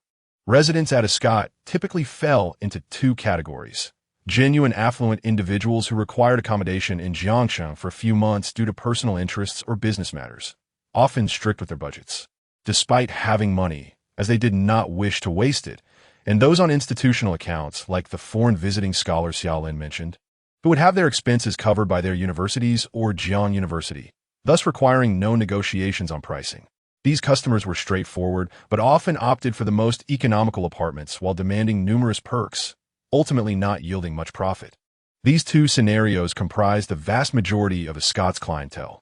However, it was evident that Mr. Su represented the rare exception, the kind of wealthy gentleman who indulges in life without the constraints of budget, opting for the best, maximizing every amenity. The manager understood and flipped through a gilded promotional brochure, immediately directing them to the final section. "Mr. Su, I would recommend the Supreme Mountain Water Duplex Suite, which spans 2 levels with a total area of 302 square meters." After hearing the manager's vivid description, complemented by images from the brochure and videos on his phone, Su-bai was momentarily captivated. This was pure indulgence. He had initially anticipated renting a grand flat, but he was pleasantly surprised to discover that this high-end apartment also offered duplex options. From layout to DCOR and every functional room, the understated luxury and comfort perfectly aligned with Su-bai's long-term living requirements. The system even prompted a notification in his mind, indicating that this expenditure met its definition of indulgence. It seemed undeniably extravagant, After all, what university student would occupy 300 square meters? Perhaps Xia Lin also found it a bit excessive. With a playful smile, she asked Su Bai, "If you choose this, won't your parents be displeased?" "Not at all. My family is very lenient with me. And besides, this isn't overly expensive. I noticed the posted price for a single night is just over 5,000. The manager, quietly astonished by the mere 5,000, wore a beaming smile as he swiftly typed on his calculator. "Mr. Su, should you choose the Supreme Mountain and Water Duplex, all the rights you require will be generously offered to you at no cost. If you prefer monthly payments, that would amount to 127,000 per month, given the retail price of 5,299 with a 20 discount. However, is it possible to pay annually? I would prefer to settle it all at once to avoid future worries." "Certainly, if you wish, we would be more than happy to accommodate that." The manager's mind raced as he said, "Please hold on. I will call the regional headquarters to inquire about the maximum discounts available for annual payments." In reality, this duplex was quite challenging to rent out. The wealthy in Jiangsheng were relatively few, lacking the exaggeration seen in first-tier cities. And most local tycoons preferred to enjoy their leisure in country villas rather than in luxury apartments styled for business in the city center. The target audience for such lavish accommodations was predominantly younger individuals, and the question remained, how many young people possessed such disposable income? The manager stepped out to make the call. Su Bai could have directly requested the 20 discount, as paying more would yield greater cashback. However, he deemed such an act a bit too ostentatious, especially in front of Xia Dao, who clearly embodied the elegance of a refined and wealthy woman, likely to disdain excessive displays of nouveau riche behavior. When courting, one must cater to the preferences of the other party. Discuss ideals with Chun Yuxing and financial matters with a senior, while presenting a cultured FAAD in front of Xia Dao. "Su, living in such a spacious residence, do you not feel lonely?" Xia Lin casually inquired, though her true concern lay in the female companion Su Bai had mentioned to the manager. Which girl would he bring along? The image of Chun Yuxing sprang to her mind, and her intuition suggested there might be something between them. Yet, Chun Yuxing seemed like a rather conservative girl, unlikely to have developed a deeper relationship with Su Bai at this stage. This little guy, referring to her as a companion, certainly knows how to play the game. A typical university boy would simply say he's living with his girlfriend. The term companion implies a rotation of partners, which seems rather disreputable. Nevertheless, Xia Lin's fondness for Su Bai remained undiminished. A touch of roguishness could be appealing. The challenge of conquering such a man brought a sense of accomplishment. As an athletic heiress, Xia Lin harbored a wild spirit within. Though she herself preferred not to engage in casual flings, remaining a virgin at 22, she was drawn to men like Su Bai, who exuded a lion-like charisma. "Well, if you say so, I will take you seriously. I genuinely hope you do, Xia Dao. You see, this duplex even boasts a small gym," Su Bai remarked, pointing to the floor plan. "You must be quite adept at fitness, correct?" "Indeed, moderation is key. The physique you possess now is, in my eyes, quite perfect." Su Bai sincerely complimented her. In truth, he regarded Xia Dao, Chun Yuxing, and Zhou Jialu as each possessing unique charms. However, given the conversation had taken this turn, a little flattery seemed only natural. As anticipated, Su Bai's words delighted Xia Lin, causing her to cover her mouth with a giggle. "Perfect? It's just all right. You are being overly dramatic, Su. However, if you're interested in fitness, I could actually offer you some guidance. I, too, would like to try out the best unit at the Escot to see what a private gym is like." Thus, they happily agreed to meet for exercise sometime. "Sound great." Beep. Detected increase in Xia Lin's current favorability. 65. The two exchanged smiles, their eyes reflecting a hint of mutual understanding characteristic of adults. Upon the manager's return, he happened to catch Su Bai and Xia Lin in an intimate gaze, causing a slight jolt of realization within him. Oh, this young lady from the Xia family seems to share a special connection with this young man. The manager refrained from inquiring about the relationship between Xia Lin and this handsome young man. Some questions were better left unasked. "Mr. Su, I have just consulted with my superior. For the annual rental of the Supreme Mountain and Water Duplex, the maximum discount can be as much as 30, and additionally, we will provide you with a special service. A dedicated butler will be arranged to attend to your daily needs, available 24/7 at your beck and call." That sounds excellent, Subai nodded. With a 300 square meter residence, it would indeed require a butler from management. Otherwise, merely tidying up would be exhausting. During his recent hotel stays, Subai had already discovered that even cleaning the Zhongjing suite proved rather cumbersome, necessitating calls to the front desk for assistance. The manager demonstrated a keen business acumen by offering a butler service. After the manager guided Subai through an inspection of the apartment, he decisively swiped his card to make the payment. Chapter 48, Special Attributes, Audemars Piguet Royal Oak Beep. Payment successful.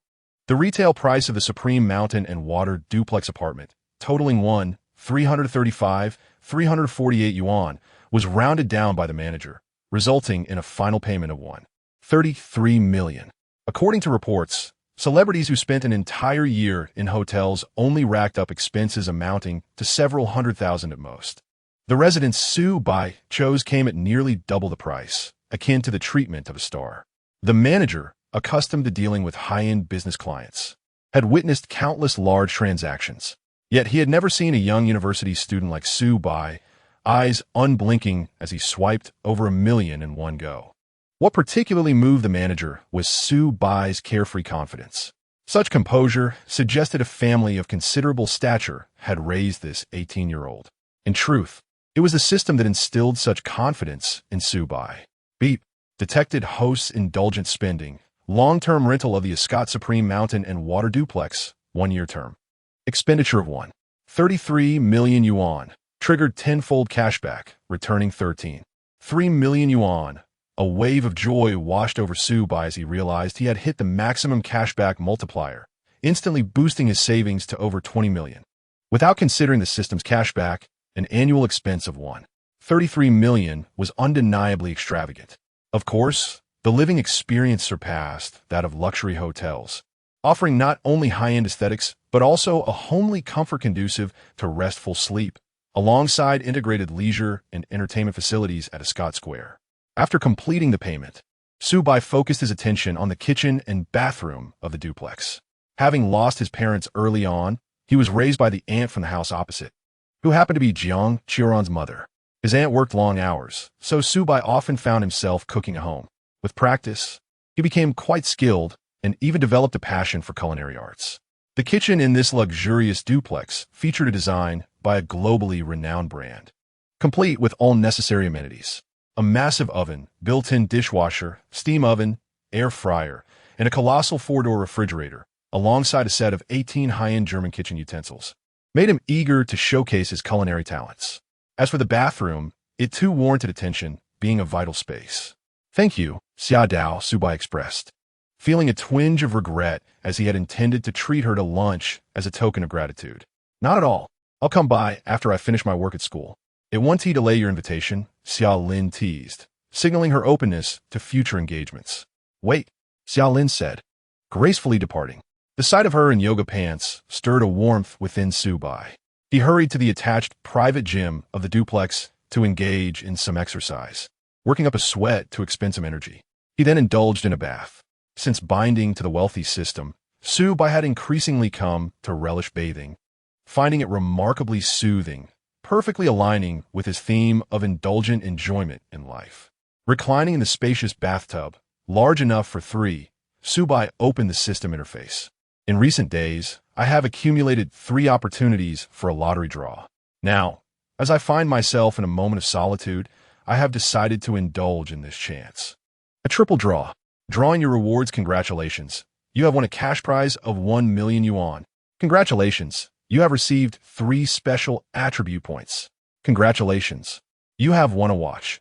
The Audemars Piguet Royal Oak Offshore Series 15500 in stainless steel with a stunning blue dial, valued at 615,000 yuan.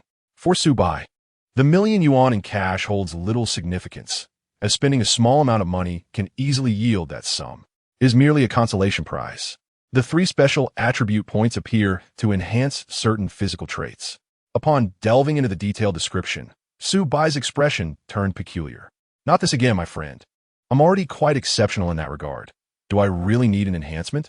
Nevertheless, it is not entirely unwelcome, as it will undoubtedly prepare him for the more intense challenges that lie ahead." As a university student with both wealth and leisure, he is bound to indulge in romantic pursuits.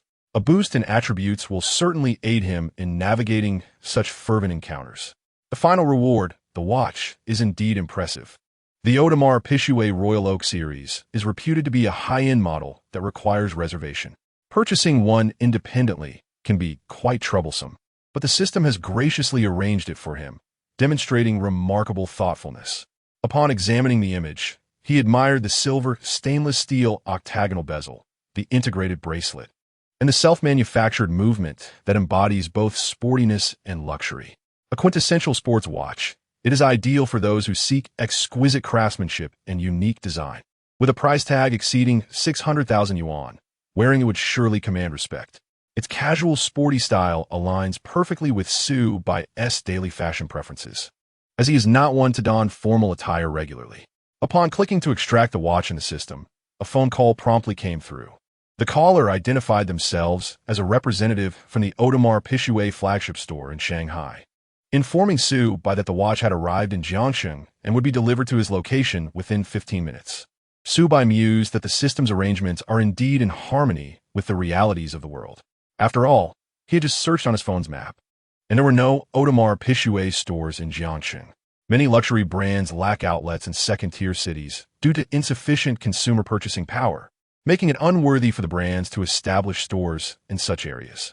It is akin to the fact that the Supreme Mountain Water duplex Su Bai had recently rented would be quite difficult to lease out in Jiangsheng. Perhaps this design was intended to elevate the prestige of the branch, or it could have been a miscalculation by the management. Regardless, Su Bai has certainly benefited from this serendipity. A little over 10 minutes later, he received a knock at the door. "Mr. Su, here is your ordered watch. Please take a look." The complete set of certificates and related accessories was presented, and if it is convenient, they could assist him in trying it on, bringing professional tools to adjust the strap length for a perfect fit around his wrist. The delivery team consisted of a sales manager and a watch technician, who swiftly completed the task within minutes. It was Su Bai's first time witnessing this process, and he was quite intrigued. He recalled watching old films where protagonists would spend hundreds of thousands on watches and would need to seek out specialized technicians to adjust the straps in-store. He had heard that in some European countries, the adjustment process could be particularly tedious, though is not overly complicated, merely a display of extravagance to create a high-end atmosphere. In contrast, the efficiency in his own country is commendable. A few swift adjustments and it's done. Thank you for choosing Audemars Piguet. Wishing you a wonderful life. Here is my business card. You may add my WeChat number later for any future needs. After bidding farewell to the Audemars Piguet representatives, Su Bai admired himself in the mirror while wearing the watch, indulging in a moment of self-satisfaction. Indeed, this type of sports watch complements his carefree and nonchalant demeanor perfectly. Suddenly, his phone buzzed with a series of WeChat notifications. Curiously, he discovered that a new group had been created. Chapter 49. Shui Tao? Just a simpleton. Su Bai is the real, wealthy individual. This group consisted of members from the travel team they had discussed the previous day. As expected, it was initiated by Shui Tao, the team leader who was particularly invested in the upcoming trip. With the presence of two stunning campus beauties, Chen Yuxing and Jiang Qiran, alongside the youthful and charming twin Lolis, such an extravagant lineup would undoubtedly excite the local crowd's desire to show off. Of course, Puyi would not remain behind either. Another spectacle was about to unfold. A smile crept onto Su Bai's lips as he observed the students chastising Shui Tao for flaunting his wealth, while he and Wang Haoren had already begun to enjoy themselves. Shui Tai, ladies, I plan to purchase some supplies in advance for our trip. If there's anything you need, feel free to message me, and I will do my best to accommodate you. Shui Tai, a selfie of him leaning against a Magotan 330 while wearing sunglasses. To be fair, the vehicle owned by the local resident is rather decent. According to national statistics, most privately owned cars fall around the 100,000 yuan mark. Not to mention, many students are so financially constrained that even dining hall freedom is a luxury. However, Shui Tao's constant bragging in the group gives off a rather villainous vibe. It is quite irksome. The unfortunate truth is that he has indeed managed to win over Lu Yuanyuan due to his car and ample pocket money. Many boys harbor resentment towards him, but are reluctant to confront him directly, fearing being labeled as envious losers who cannot attract a girlfriend. In the engineering department, where they're merely freshmen, the number of students who can find a partner is quite limited. Red bean paste, sticky rice ball. Really? Shuetao, you are so considerate. Red bean paste, sticky rice ball. Could you help us prepare some snacks? Hee, my sister and I have a craving and might snack a lot on the way. Green bean paste, sticky rice ball. Shy. Green bean paste, sticky rice ball. Not too much is needed. Red bean paste, sticky rice ball. Thank you. Brother Shue. Shue Ji Tai. Excited, drooling, Shue Ji Tai. I will guarantee the task will be completed. Wang Haoran. Click the link to receive the Genshin Impact live broadcast benefits 34. Wang Haoran. Sent it by mistake, my apologies. Shue Tai. Shue Ji Tai. Playing Genshin Impact, scratching his nose. Hokkaido Snow. Review of Sennheiser's Autumn New Products second issue. Shue Ji Tai. Yi. Why are you sharing your headphone reviews? No one cares. Hokkaido Snow. Jiang Xiuran. Level 25 Broadcasting Host. Jiang Xiuran. Level 25 Broadcasting Host. What happened? Why am I suddenly being mentioned? Hokkaido Snow. Nothing much. Subai relished the unfolding drama within the group, finding it quite entertaining. However, it seemed the locals suddenly remembered his presence. Goodness, you want to sweeten girls up with your own money while dragging me along as a laborer? At this moment, Subai was still wrapped in a bathrobe. He stood up and snapped a selfie in front of the mirror, showcasing his tall stature, subtly defined muscles, and the upscale bathroom backdrop. He selected another photo from his album, taken just after his workout. Pastry White Goose. Pictures, please. Pastry White Goose. I'm busy. You go do it yourself. Shue Ji Tai. At that moment in the school parking lot, Shue Tao was preparing to set off when he saw the photo Subai posted, instantly changing his expression to one of disdain. In truth, he merely asked casually, primarily to establish his authority as the team leader. When it comes to courting girls, it is essential to project the image of a leader within a small group to win their hearts. Of course, having Subai available to assist him in carrying supplies from the supermarket would be ideal. Ultimately, Shue Tao had no intention of visiting the small convenience store at school, which was woefully inadequate in its offerings. He preferred to venture to Walmart for a substantial shopping spree, seeking imported snacks and beverages, items that appeal to the ladies. Subsequently, Subai posted 2 selfies. At first glance, it appeared to be taken in a luxurious hotel. However, upon closer inspection, the background seemed to diverge from that of a typical hotel. This left Shue Tao perplexed and anxious, as Subai had ventured to a place that even he could not fathom. According to Subai himself, he had recently come into a bit of fortune, which led him to indulge in such material pleasures. It was evident he was trying to impress the beautiful women in their group, a stark contrast to his usual understated demeanor. Shue Tao scoffed at Subai's juvenile behavior. It was rather immature of him. The 4 school beauties in their group were worldly and astute, far from the naive girls of yesteryears, who could easily be swayed by a stay at the Hilton.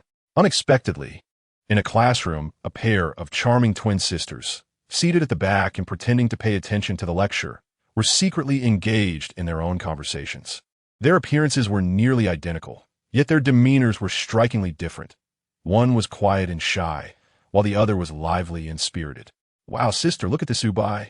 He is actually staying at the Escot. Wan Xinyan suddenly exclaimed. Her sister, Wan Xinyue, inquired softly. Escot? What is that?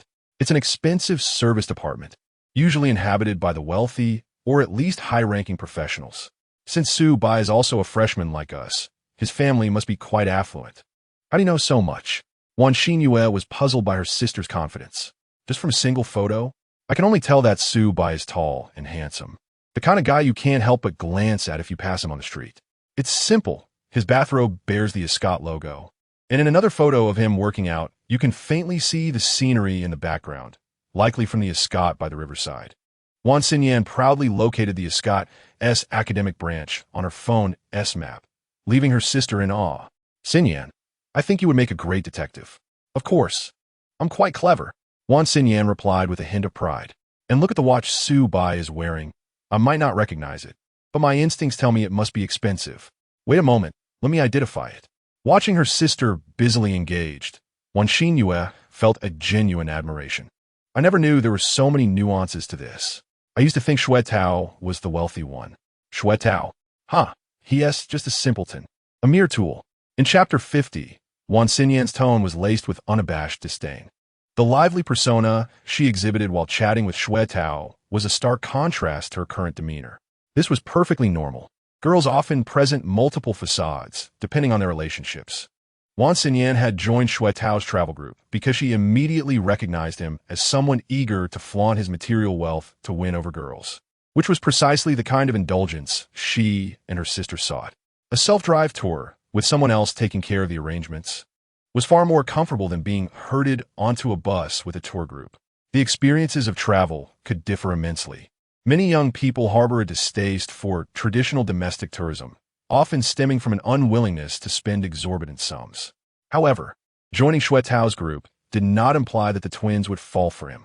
While Wan Xinyan might be a bit naive, Wan Xinyan had been adept at navigating social intricacies since childhood, particularly in her interactions with men. A few playful remarks and sweet voice messages, and Xue Tao would be utterly enchanted. "Oh my, what a useful tool he is," she mused. Yet, her true interest lay with Su Bai. After a flurry of activity on her identification app, her expression turned blank. Her sister, intrigued, leaned in to see what was happening, her eyes widening in astonishment. The watch brand is Audemars Piguet, with a base valuation of 500,000. Wan Xinyan was taken aback. How could a fellow student from the same school wear such an extravagant timepiece? Is this identification app accurate? It wouldn't be a counterfeit, would it? She wondered, skepticism creeping in. After all, sporting a fake watch to appear affluent was not uncommon. Perhaps it is genuine, perhaps not.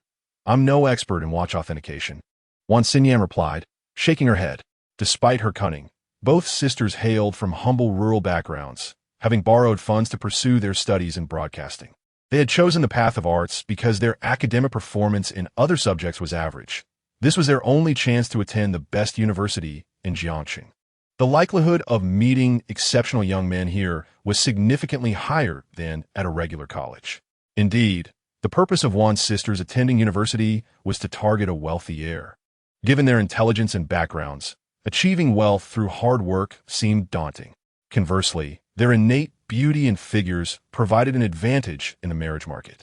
At that moment, Wan Xinyan thoughtfully observed, setting aside the authenticity of the watch. If Su Bai truly resides at the Escot, he is undoubtedly a hidden gem among our cohort.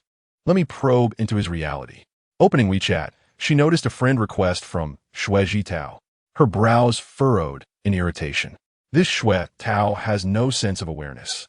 I've ignored his friend requests twice already, and he still persists? Such behavior is indicative of low emotional intelligence. In the adult world, many matters are governed by unspoken rules. Clearly, young Xue is still quite childish. Once more disregarding Xue Tao's request, Wan Xinyan clicked on the cartoon avatar of the big white goose and opted to add the friend. After a brief wait, her request was accepted. Supai to buy E. Hello, what do you need? Supai to buy E. Big white goose tilting its head. Question mark. Hongdo, Shano Mi Tuan.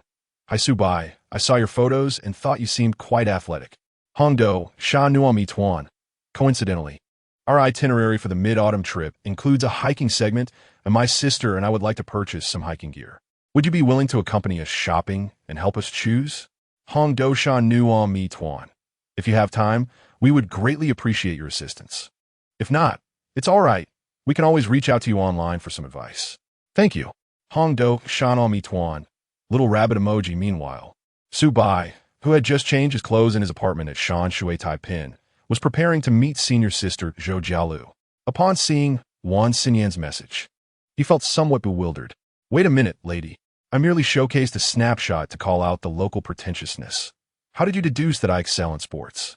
Su Bai suspected that this girl was merely using this as an excuse to invite him out shopping. Could she be a seasoned gold digger, discerning his capabilities from just those two photographs? Contemplating this, Su Bai opened Wan Xinyan's moments. Oh wow, not bad. It turns out that the notion of youthful beauty truly exists in reality. The allure of the two-dimensional world is validated. Although these twins may not rival the likes of Zhou Jialu or Chen Yuxing, their distinctive figures set them apart as striking beauties. To use a culinary analogy, the former represents a national banquet, while the latter equates to local delicacies. Both must be savored for a truly balanced experience. Subai decisively accepted the invitation. Supai to buy. All right, I will accompany you for a stroll. How about tomorrow afternoon? Hongdo Shan Nuo Mi Tuan. Sounds good. We are available. Supai to buy. Let us finalize the exact time later. I have something else to attend to, so I'll take my leave now. Supai to buy. The great white goose dashes away. Hongdo Shan Nuo Mi Tuan. Sure. Do what you need to do, thank you. Today, the senior sister was still lounging at the Marriott Hotel, completely devoid of boredom. Zhou Jialu was a character easily satisfied. She never demanded emotional value from her boyfriend. As long as he provided her with material enjoyment, she would be gentle, considerate, and affectionate. Upon hearing the sound of the door opening, Zhou Jialu instantly perked up, her ample bosom trembling with excitement as she dashed to Subai's side. Suddenly, a shy expression crossed her face. She lowered her head and embraced Subai's waist, nuzzling her nose against his chest. Junior, I miss you so much. How could you miss me after just one night apart? Subai chuckled. I just miss you, but I mean no complaints. I'm enjoying this fabulous room all to myself. Hee, though I can't shake the feeling that something is missing. As she spoke, Zhou Jialu's fingers traced over Subai's abs, descending lower. Oh, what a little vixen. Since being with Subai, Zhou Jialu's seductive charm had not diminished in the slightest. However, in the past, she enjoyed flaunting it for everyone to see, deriving pleasure from their envy. Now, her allure was solely directed at Subai. For an 18-year-old youth just stepping into the world, this intensity was overwhelming. What you lack in nourishment, I shall provide now. Subai scooped Zhou Jialu up and tossed her onto the large bed, eliciting a gasp followed by a fit of charming, joyous laughter. Chapter 51. The power of money turns the campus belle into a love-struck admirer. After a while, Subai leaned against the window, holding his beloved's fragrant shoulder. In the past, he had little sense of connection with descriptions of fragrant shoulders in literature, having never experienced it. Now, however, he found the term utterly fitting.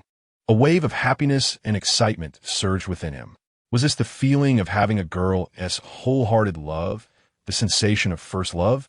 How wonderful! As Subai rested, Zhou Jialu suddenly sat up. What's wrong? Subai inquired. Aren't you going to lie down a bit longer? There is still plenty of time before lunch. You mischievous junior. You've ruined my makeup. I must fix it soon, or I'll be in a rush when my stomach growls. Zhou Jialu shot Subai a playful glare, full of charm, before heading to the bathroom. Caught off guard, Zhou Jialu found her makeup smudged. Seeing Subai about to act up again, she quickly admonished, let us consider what to eat for lunch first. Or perhaps we should go out for a stroll.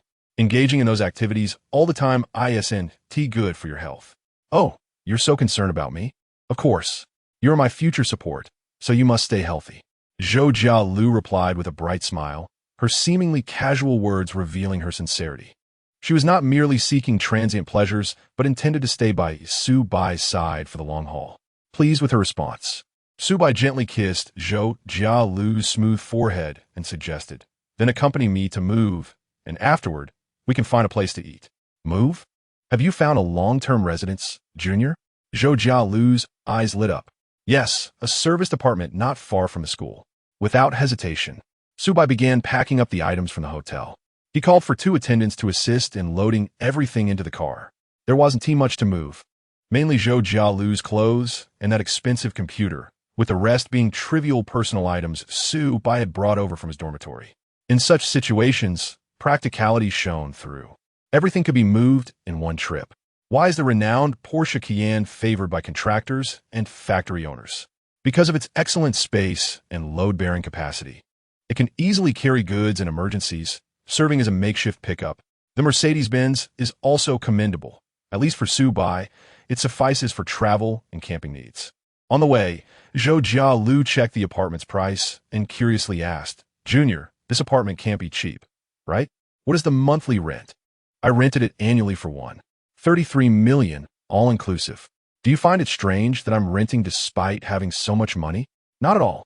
Your renting situation is completely different from that of an ordinary person. Zhou Jialu stuck out her tongue. 1. 33 million is enough to purchase a new house for marriage in the suburbs of Jiangcheng, commonly known as getting on the property ladder. Although the location may not be ideal or the size somewhat small, It is sufficient for a couple to settle down in Jiangxing. Many freshly graduated young people, however, struggle to save for a down payment and often have to seek assistance from their parents. For Su Bai, this was merely the cost of a year's rent, a pure indulgence. The expenditure for a year's residence equates to the frugal savings of an ordinary couple over a decade. Moreover, his decision to rent seemed effortless, devoid of any serious deliberation. This realization left Zhou Jialu utterly astonished, deepening her understanding of Su Bai. With a spacious 300 square meters split over 2 levels, exquisitely decorated and accompanied by various services, Zhou Jialu quickly grasped the situation. With Su Bai's discerning taste, he would surely seek a top-tier property and personally oversee the renovations. He wouldn't settle for an ordinary house. It would be better not to buy at all. Both the selection of the property and the renovations required time. In the short term, the Escat S. Shanshui duplex was indeed an excellent choice, primarily focusing on a hassle-free experience. During the remaining morning hours, Zhou Jialu accompanied Su Bai in tidying up his new home. This was Su Bai's first base in Jiangxing. Calling it a home wouldn't be an exaggeration. The Marriott Hotel didn't count. It was too businesslike. As Director Xia had said, staying there for long made one feel ungrounded, as if floating. Zhou Jialu took the opportunity to embrace her role as the hostess, wandering around the expansive 300 square meters of space. "Senior, I'm having lunch with someone else. Should you order takeout to settle it?" Once everything was organized, Xiaolin's message arrived, stating she was finishing up and driving toward the Scott. Thus, Su Bai sought Zhou Jialu's opinion. After a brief moment, she wrapped her arms around his neck, standing on her tiptoes to plan a kiss, her eyes shimmering with a reluctant longing. Su Bai's lips curled into a mischievous smile. "Aren't you curious about who I'm having lunch with? If you don't want to tell me, that's fine. I've mentioned before that I have no intention of monopolizing your romantic life. As long as you hold a place for me in your heart, that's enough." How obedient. Su Bai couldn't help but praise her, gently ruffling Zhou Jialu's hair. Is this the power of money? It can transform a campus belle into an unabashed admirer, lowering her status and allowing her to remain unconcerned about Su Bai's interactions with other women. In truth, it wouldn't hurt to share. It's just our class advisor, Xiaolin, who accompanied me to view this apartment this morning. It seems her family is quite affluent and knowledgeable about these matters. "Xiaolin, I know her," Zhou Jialu replied with a playful smile. She was also a campus belle during her undergraduate years, and many pursued her, all in vain. The fact that she agreed to have lunch with you shows she has a favorable impression of you. That's about it. I'm just thanking her for her help. Oh, of course, the junior is a good person, never harboring ill intentions toward the girls around him. Watching Zhou Jialu with her teasing remarks, Su Bai felt both amused and exasperated. Just as he praised her for being sensible, she seemed to float away in pride. A punishment must be meted out. Afterward, Su Bai set off to have lunch with Xiaolin. Chapter 52. Summerlin's blind date is frightened away by Su Bai, Shitai, and Ellen. Wait a moment, Shitai and Ellen. Don't come in yet. I've run into an acquaintance and need to handle it for a bit. The agreed lunch venue is a Western restaurant near YSHG. The abundance of upscale dining options around this serviced apartment indicates the financial capability of its residents, which is well recognized by the restaurant owners. Just as Su Bai arrived at the entrance of the restaurant, he received a message from Summerlin. If this were a typical acquaintance, she would not have felt the need to ask Su Bai to stay away. Thus, it must be someone troublesome. This immediately sparked Su Bai's curiosity. According to the system's assessment, Summerlin had never been in a romantic relationship, so this troublesome acquaintance must either be a suitor or a difficult relative. An honest student would typically heed the counselor's advice in such situations, but Su Bai was evidently not the obedient type. He pocketed his phone, feigning ignorance of the message, and strode directly into the restaurant. Indeed, seated in a booth against the wall was Summerlin, wearing a polite yet slightly impatient expression. A man in a suit stood a few meters away, ingratiatingly conversing with her. "Summerlin, I can't fathom what has made you so dissatisfied that you won't even grant me a chance at this blind date. Since we fortuitously met today, why not sit down and have a proper discussion? Shall YNCHN? I distinctly mentioned on WeChat that I have no interest in blind dates and no plans in that regard. The intermediary's haphazard arrangements cannot be blamed on me." Summerlin replied. The man smiled wryly. Let us not be so absolute. Why not sit down and get to know each other? I believe you will have a different opinion of me. I possess a solid overseas education and have navigated the business world for several years. I consider myself quite accomplished. I've already stated my lack of interest in blind dates, which has nothing to do with your accomplishments, Summer Lin said, bemused. This man was introduced by her aunt, and while he was indeed quite excellent, his overly formal demeanor was not to Summer Lin's taste. Moreover, he was 33, 11 years her senior. One could only wonder what her aunt was thinking. Although Summer Lin exuded a mature charm, appearing to be around 25, given her background, she had no need to settle for an older man. If given a choice, who wouldn't he prefer someone younger? Just as the conversation hit a stalemate, Subai arrived and plopped down in the seat opposite Summer Lin, tilting his head to look at Xiao Ynchen. Director Xia. Who is this uncle? Xiao Ynchen felt a pang of annoyance, muttering, Young man, you must be of age. Why call me uncle upon seeing me? I can't be that old. Can I? I only thought you exuded a mature and stable aura, Subai replied with a smile. I have an uncle who looks about your age, no? About the same age, and his child is 5 years old. But in terms of stability, he cannot compare to you. You clearly appear to be a senior executive in a major corporation. Hey, you brat. Xiao Ynch's irritation began to dissipate as he asked Summer Lin, Is this young man your relative? He instinctively regarded Su Bai as one of Summer Lin's cousins, given Su Bai's casual demeanor and familiarity with her. Unexpectedly, Summer Lin smiled and introduced Su Bai, my student. He is accompanying me today to handle some matters. Student? I recall you just became a counselor. So he must be a freshman? Xiao Ynch Enis Warines Iktend. Given Summer Lin's character, would she really accompany a student to a romantic setting like this Western restaurant? He was aware of the restaurant's pricing, starting at an average of $500 per person, and a bottle of decent wine would only escalate the costs. While Summer Lin could certainly afford it, the implication of a student, could there be something more to their relationship? Counselors at Jiangcheng University are typically graduate students working part-time, often dating undergraduates, which is not ethically questionable. Subai was handsome and tall, prompting Xiao Ynch's imagination to run wild. Could this young man be Summer Lin's kept boy? Indeed, I just enrolled not long ago. I'm grateful for Director Xia's assistance. Today, he is accompanying me to YSHG to view long-term rental apartments. Oh, by the way, uncle, what is your relationship with Director Xia? Are you two dating? No, haha.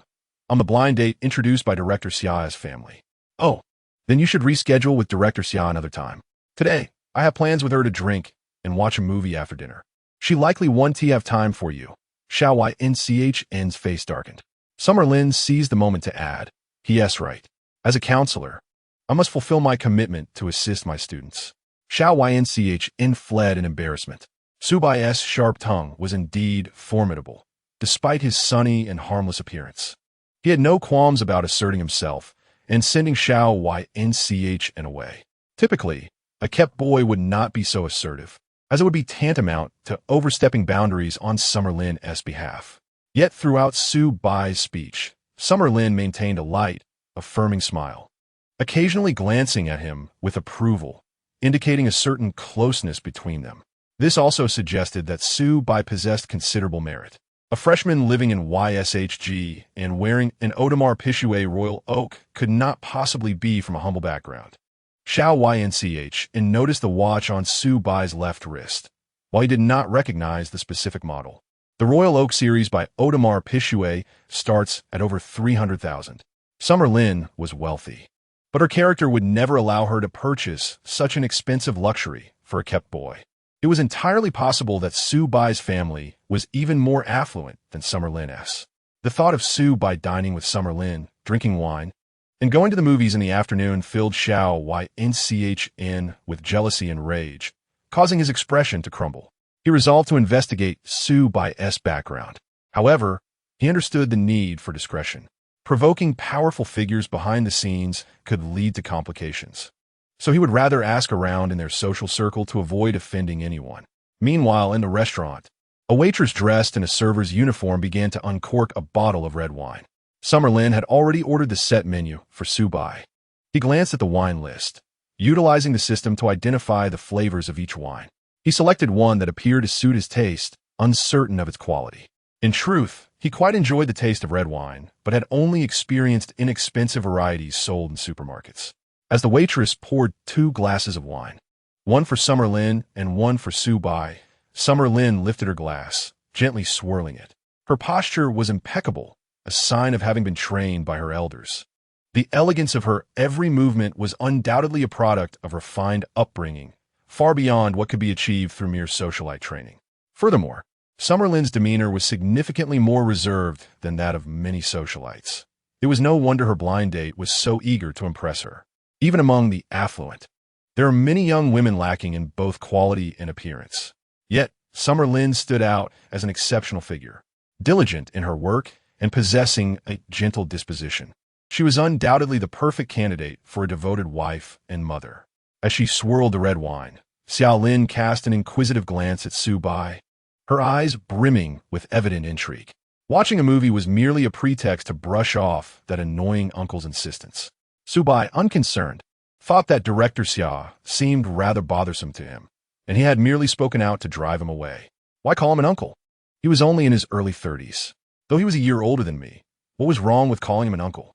Nowadays, the generational gap among young people is merely 3 years. Even a freshman in high school calls me uncle. Who can I reason with about that?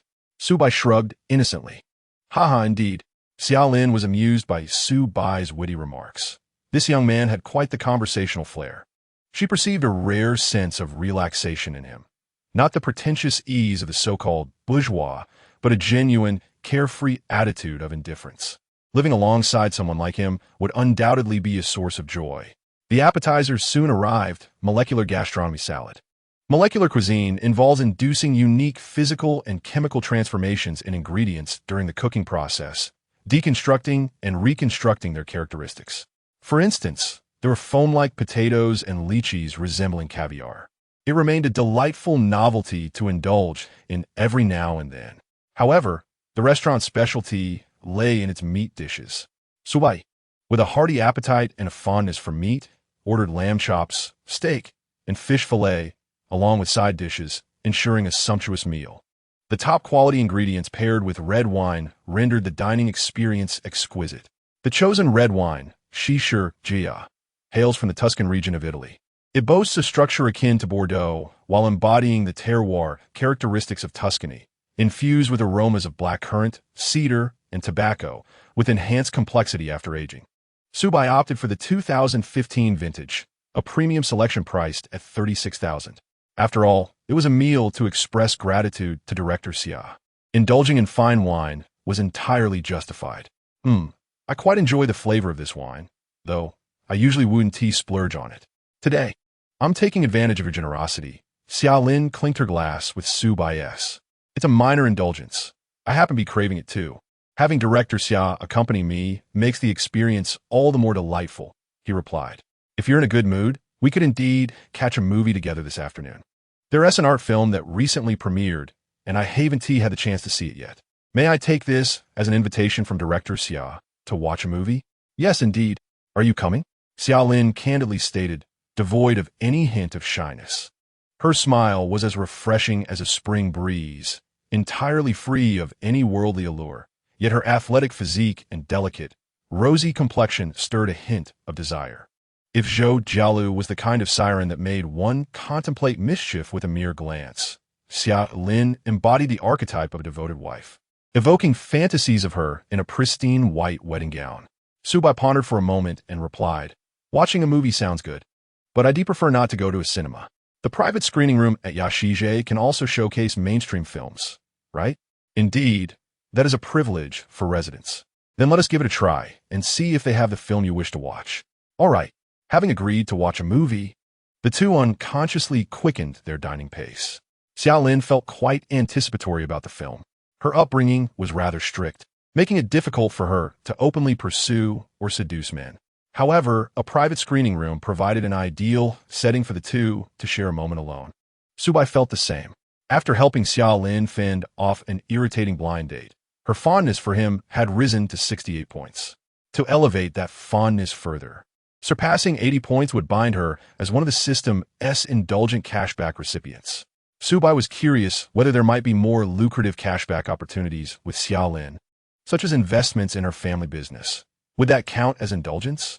The meal concluded with a bill of over $40,000, $36,000 of which was attributed to the bottle of wine. It must be said that high-end beverages significantly bolster the overall cost of a meal. Subai swiped his card for payment, earning a triple cashback, netting him $80,000. The thrill of indulging lavishly while profiting was exhilarating. It's worth noting that for many affluent individuals, money does not come easily, and spending it can be painful. They might feign nonchalance while settling the bill, but internally, they may not feel so relaxed. In contrast, Subai's ease radiated from within. To Xiaolin, it appeared to stem from the composure instilled by his upbringing. She couldn't help but speculate about Subai's background. In truth, she had perused Subai's file when school commenced. Both of his parents were ordinary workers in a company and had passed away early, leaving him in the care of a neighbor. He seemed to lack the financial means to support such spending levels. Xiaolin conjectured that his so-called parents might not even be his biological ones. Such melodramatic backstories are not uncommon among the wealthy. However, that was a matter for another time. For now, Xiaolin was focused on watching a movie with Subai. Originally, she had planned to play tennis with her girlfriends in the afternoon, but she postponed it for this film. She needed to use this opportunity to advance their relationship to a subtly flirtatious level. Subtly flirtatious, yet without being overly aggressive. A true affluent beauty knows how to act with precision and finesse. The private cinema of Yashije is located within the same complex as her apartment, nestled within a quaint courtyard surrounded by a man-made stream. According to Xiaolin, the exterior of Yashije integrates a new Chinese style. What is new Chinese style? It's a blend of our traditional aesthetics infused with peculiar elements that would leave a garden master feeling nauseous. Is that so? I must admit, I don't quite understand. I merely find the flooring material quite appealing. Yes, the material is marble. Judging by its quality, it exceeds that of an average five-star hotel. Xiaolin's lips curled slightly. The place I recommended is undoubtedly of a high standard befitting your status. What status do I possess? I'm not aware. Subai subtly sensed Xiaolin's probing intentions and chose to feign ignorance. A lie, when shrouded in ambiguity, can be more effective at deceiving. There is no need to articulate it too clearly. Subai's spending would naturally speak for itself. Upon failing to gauge his reaction, Xiaolin smoothly transitioned to another topic, her transition seamless and devoid of any awkwardness. Subai silently assessed her as a clever woman. Being intelligent is a virtue. Intelligence often begets the qualities of a wise and nurturing partner. Chapter 54. The Devoted Sister-in-Law Type. Subai, a master investor? The private screening room reminded Subai of the music classrooms where high school students practiced.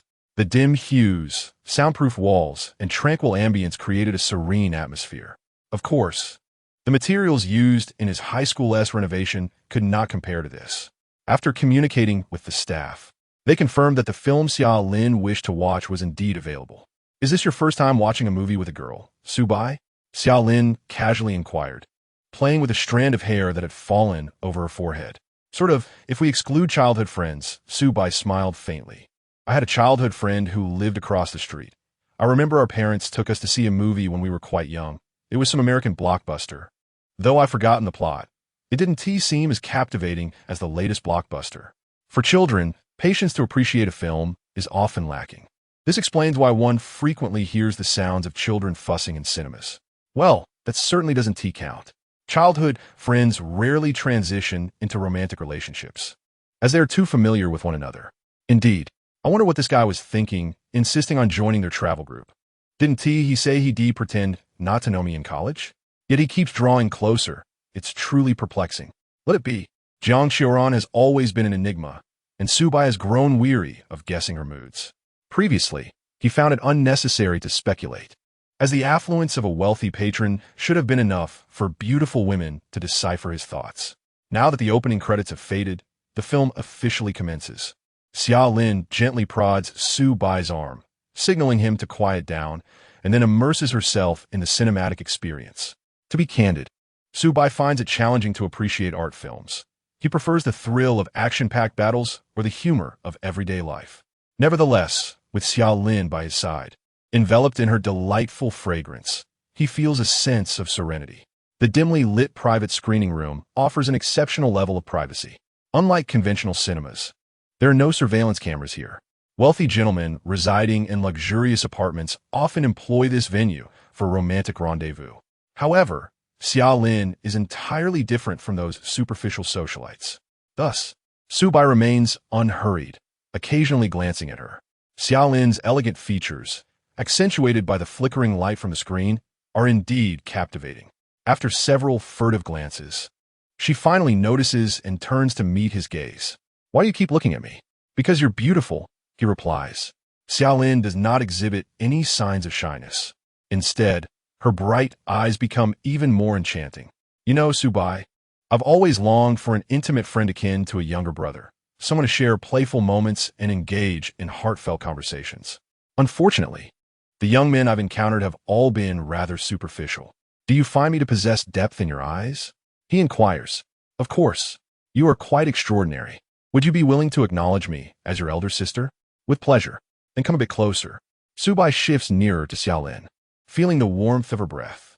"From now on, I'll call you Xiaobai, and you may call me Lin Jie or simply sister." "Sure, Lin Jie. Now lie down, and let me show you my tender care. Rest your head here." Xiaolin pats her thigh, inviting him to recline. Is this what they call a lap pillow? The curve of her thigh is supple, and due to her regular exercise, it appears quite firm. As his head meets her lap, he is immediately enveloped in an indescribable sensation of delightful elasticity. "I noticed you had red wine with your lunch. It seems to have gone to your head a bit. Allow me to massage your temples. Is this treatment customary?" Subai is somewhat astonished, realizing that Xiaolin is keen on fostering a closer relationship with him. After all, it is clear that she harbors feelings for him. It is a misconception that wealthy young women are immune to the allure of money. In fact, those from affluent backgrounds often place significant importance on their partner's financial stability, considering it alongside attributes such as appearance and character. Subai is not being vain. Among his wealthy peers, his looks and personality are indeed exceptional, making Xiaolin's attraction to him quite natural. However, he never anticipated that Xiaolin's method of drawing closer would involve a lap pillow and a head massage. Truly, she embodies the essence of a devoted partner. After a few moments of gentle kneading, Subai emits a contented hum. "Is your pressure too firm?" "Not at all. It's perfect." "Very soothing," he responds honestly. "Lin Jie, have you trained in massage?" "Yes, my mother taught me. She said that when I marry, I must care for my husband and ensure he feels the warmth of home, which is essential for a long-lasting and happy marriage." As she speaks, Xiaolin playfully pinches Subai's nose. "This is the treatment reserved for my future husband. Consider yourself fortunate." Subai grins foolishly, saying nothing further. Undoubtedly, such overt hints represent the most candid expressions Xiaolin can muster. After all, she embodies the archetype of a traditional partner. In Xiaolin, Subai experiences a long-desired sensation of being cared for by an older sister figure. This feeling is especially cherished, as he lost his parents at a young age. Despite his independent and resilient nature, who does not appreciate a touch of nurturing, he cannot help but compare Xiaolin to Zhou Jialu. Interestingly, Jialu is merely a year younger than Xiaolin, one in her senior year and the other in her first year of graduate studies. However, his interactions with Zhou Jialu do not evoke a sense of maturity. Rather, she gives off an aura of a delicate young wife. In essence, Zhou Jialu embodies the traits of a gentle and refined lady, yet her stunning physique often obscures her true nature.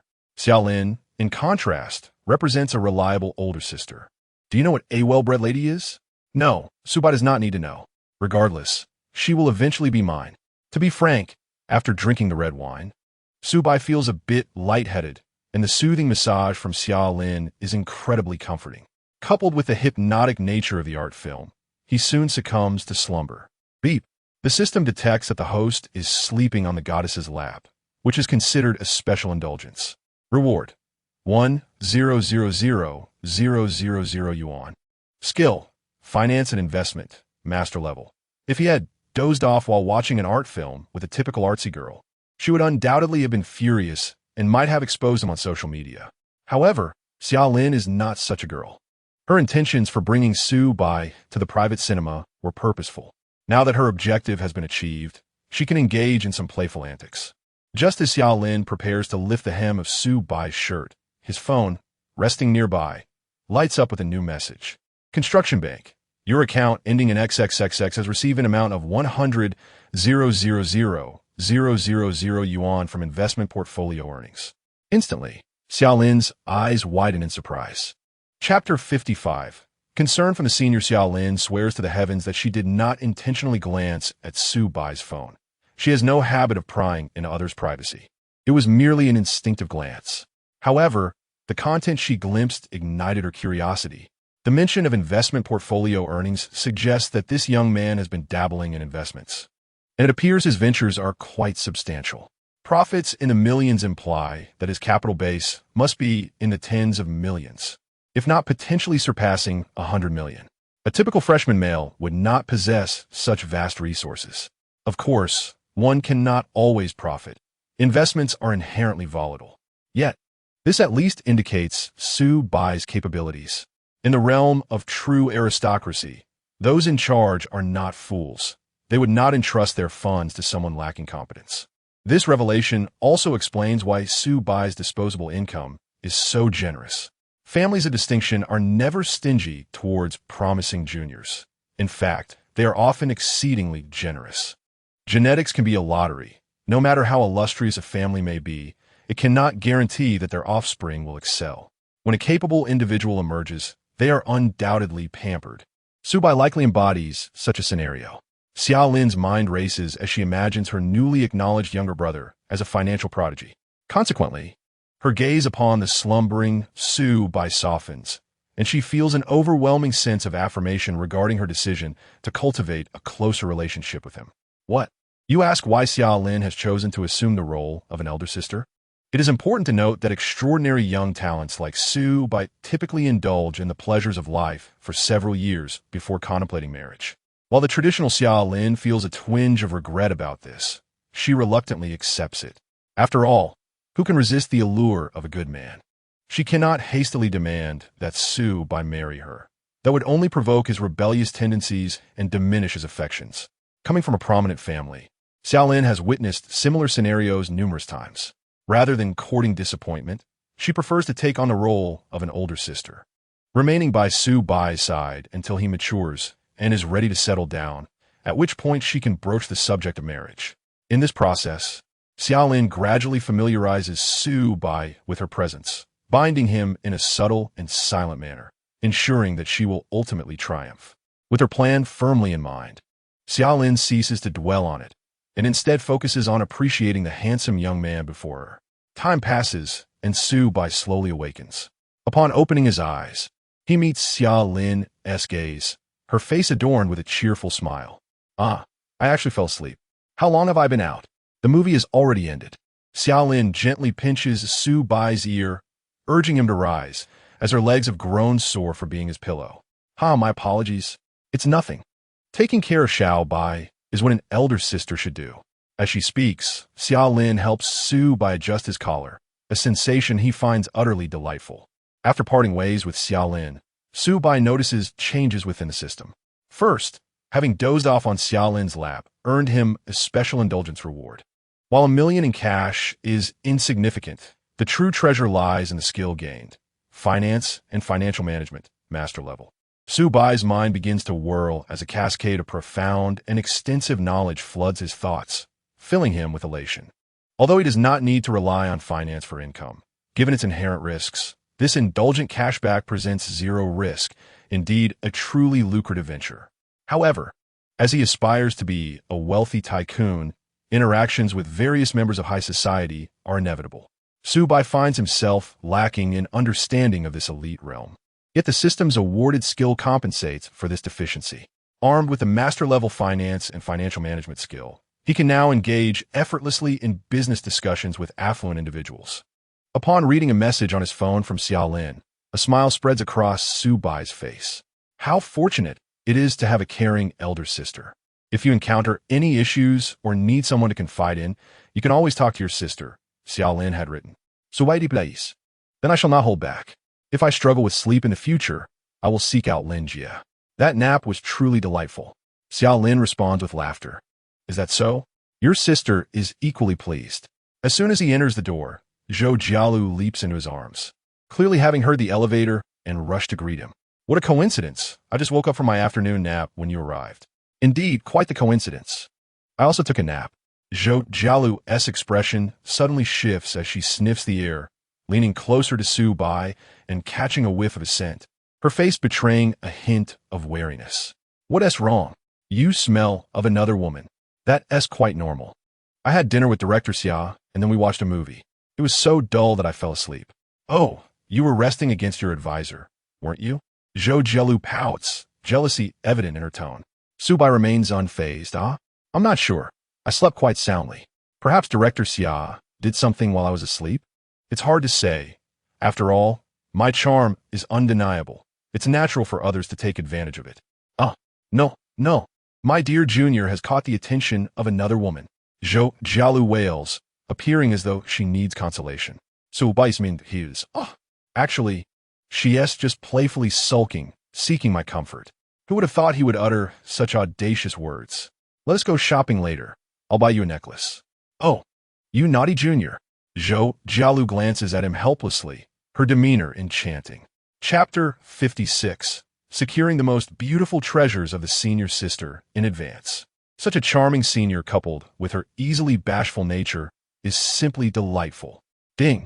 Detected that the host enjoys the affection of the senior sister. This is quite indulgent. Reward, 50,000 cash. Notice, Zhou Jialu's current emotional state has reached the required standard. Finally, she declares to Su Bai, Junior, I can no longer suppress my feelings. I wish to give myself to you in advance. The sincerity in Zhou Jialu's gaze takes Su Bai by surprise. Oh, weren't we supposed to have a sense of ritual and romance? Su Bai is aware that this is merely a common trait among girls. To his astonishment, Zhou Jialu has succumbed to her desires before him. The reason behind this is simple. In the brief days they have spent together, Zhou Jialu has deepened her understanding of Su Bai's financial prowess and witnessed how well-liked he is among girls. Not only the aloof academic Shen Yuxing, but even the reserved and dignified Xia Lin shows interest in him. In terms of appearance, Zhou Jialu is confident she is their equal. It is difficult to determine who excels over the other. Each possesses their own merits. However, when it comes to family background and talent, she falls short. She possesses neither, prompting Zhou Jialu to seize the initiative. She discards her youthful fantasies regarding first experiences and adopts a practical approach. Seizing the moment, she resolves to become Su Bai's first woman. Any man will invariably have a fondness for his first woman, though they have only been together for less than a week. Zhou Jialu's decision to offer herself seems somewhat hasty. However, given Su Bai's exceptional qualities, this is not hasty, it is decisive. Is there still a need for a sense of ritual? Oh, Junior, there is no need for any special preparations. Your presence in my life is the grandest and most wonderful ceremony. Ding! Detected that the goddess Zhou Jialu's affection level is 4, current affection level, 95. Roi, 4 de chance. You have obtained a most precious gift from the goddess for the first time, granting the special skill. Emperor. Su Bai is quite pleased with the 4 lottery chances he has accrued when suddenly, good news continues to pour in. This skill, well, one can only say, is incredibly practical for the affluent. Glancing at Zhou Jialu, who is nestled under the covers, Su Bai muses that she must be utterly exhausted. At this moment, Zhou Jialu has her head tucked under the blanket, taking her time to emerge. Once she regains her composure, shyness overtakes her rationality, compelling her to build up the courage to face Su Bai once more. Another reason for her retreat into the covers is sheer fatigue. Indeed, Su Bai's assumption is correct. The body enhancement fluid has elevated his stamina to a remarkable level, and with the addition of the special attribute points won from the lottery, he stands out among ordinary individuals, even rivaling athletes. Cuddled under the blankets, Zhou Jialu clings to Su Bai, seeking his warmth. Suddenly aware of his movement, as if he intends to leave, she sweetly pleads, Junior, please don't go. Let me hold you a little longer, all right? I'm not leaving. I'm just going to grab a bottle of ice-cold cola. Su Bai reassures her. Don't worry, I'll stay by your side. I just want to enjoy a can of cola afterward. Oh, while others might indulge in post-coital cigarettes, Su Bai opts for a can of cola, demonstrating his unique charm. Perhaps it is this carefree and unrestrained demeanor that captivates Zhou Jialu. The refreshing cola slides down his throat, invigorating his entire being. However, Su Bai's refreshing moment does not last long. Much later, Zhou Jialu is utterly drained, lying weakly in Su Bai's embrace, resembling an injured fawn. In contrast, Su Bai remains vibrant and lively, tenderly toying with Zhou Jialu's hair. Checking the system, he discovers her affection level has risen to an impressive 97 points, granting him 2 additional lottery chances, totaling 6. Su Bai resolves to save them for a total of 10, aiming for a 10-fold draw. At this moment, Zhou Jialu suddenly inquires in a languid and alluring tone. Junior, do you think I'm a particularly vulgar woman? Vulgar? In what way? Zhou Jialu spoke in a rambling and sticky manner, her words unfinished when she was interrupted by Su Bai. He gently kissed her cheek and gazed at her, saying, I admire a senior who loves money. After all, I have the means. The other party was momentarily taken aback before bursting into laughter. Her previously worried expression instantly blossomed like a peach blossom. Indeed, she did not mind being perceived as materialistic, but she cared about Su Bai's opinion. Essentially, Zhou Jialu had completely disregarded other men and had already made her decision about Su Bai. Fortunately, her junior was an open-minded man with clear thoughts, making them a perfect match. Half an hour later, the two appeared on a nearby pedestrian street. They could have remained in the house, but Zhou Jialu felt a bit anxious and decided to go out for a stroll. This left her questioning whether it was indeed his first time. It mattered little. After all, she was undoubtedly the first woman he had encountered since entering university, which was quite enough for her. Zhou Jialu's mindset was one of satisfaction. However, Su Bai was not content. He yearned to spend more. His appetite for expenditure awakened. If he were to be categorized within the realm of affluent individuals, he would undoubtedly be a master in the art of spending. Su Bai resolved to purchase a necklace for Zhou Jialu before dinner. For a girl with such an impressive figure, a delicate and splendid necklace would be the perfect accessory. In addition to the necklace, he also had his eye on a brooch, which was equally befitting of Xiao Lu, his senior. The criteria for selecting jewelry relied solely on aesthetics, with no consideration for price. The 2 necklaces and the brooch amounted to over 200,000. Zhou Jialu felt somewhat numb, as in Su Bai's presence. Money seemed merely a number. What a blissfully numbing sensation. May I remain in this state for life. Zhou Jialu tightly clung to Su Bai's arm, making a wish. Her steps were a bit unsteady and unnatural, but those who understood would know why. Su Bai noticed this and deliberately slowed his pace, allowing Zhou Jialu to revel in her delight. With plenty of time remaining, Su Bai spotted a high-end hair salon nearby, where the stylist appeared exceptionally professional. Considering he would soon be traveling with the school beauties, he decided it was time to upgrade his appearance. Although he was already somewhat handsome, his hairstyle was rather ordinary, having been cut at a college shop for merely 20 yuan, lacking any distinctive design. His attire was also somewhat mundane, while Su Bai did not pursue brand names. Who wouldn't want to appear more attractive and charismatic? He shared his thoughts with Zhou Jialu, who brightened up and suggested, how about I take charge of your makeover? Let's start with a haircut, then go shopping for clothes. Trust me, I guarantee your handsomeness will increase by 2, no, 3 levels. 3 levels? That would make me an idol, Su Bai teased. The junior already had a good foundation. In reality, the looks of male idols in the entertainment industry were merely average, primarily relying on packaging. Zhou Jialu, however, appeared somewhat dismissive of the entertainment world. She was not the type to be obsessed with it, watching dramas and variety shows merely for fun. If given the choice, she would prefer to revolve around her husband. Such is the nature of a devoted wife. Upon entering the salon, the head stylist, Tony, glanced at Zhou Jialu's attire and Su Bai's watch, immediately greeting them with a smile. Hello, welcome to our custom styling service. We are the most upscale and professional styling design in Jiangxing. May I ask if you, sir, wish to create a new personal image? Indeed, yes. Please discuss it with her. I'm not knowledgeable about this. Just come up with a plan, and I will give my approval, Su Bai replied. The head stylist quickly sketched a personality portrait of Su Bai in his mind. He was likely to be a wealthy man who preferred to avoid hassle, but had a strong sense of self. Having worked in the service industry for a long time, he was adept at gauging customers' personalities. Some affluent individuals were led by their partners when getting their hair done, often completely following their preferences. However, Subai was evidently not one of those. The woman by his side possessed a captivating allure, yet exuded a fierce temperament, making her seem formidable while regarding him with tender eyes.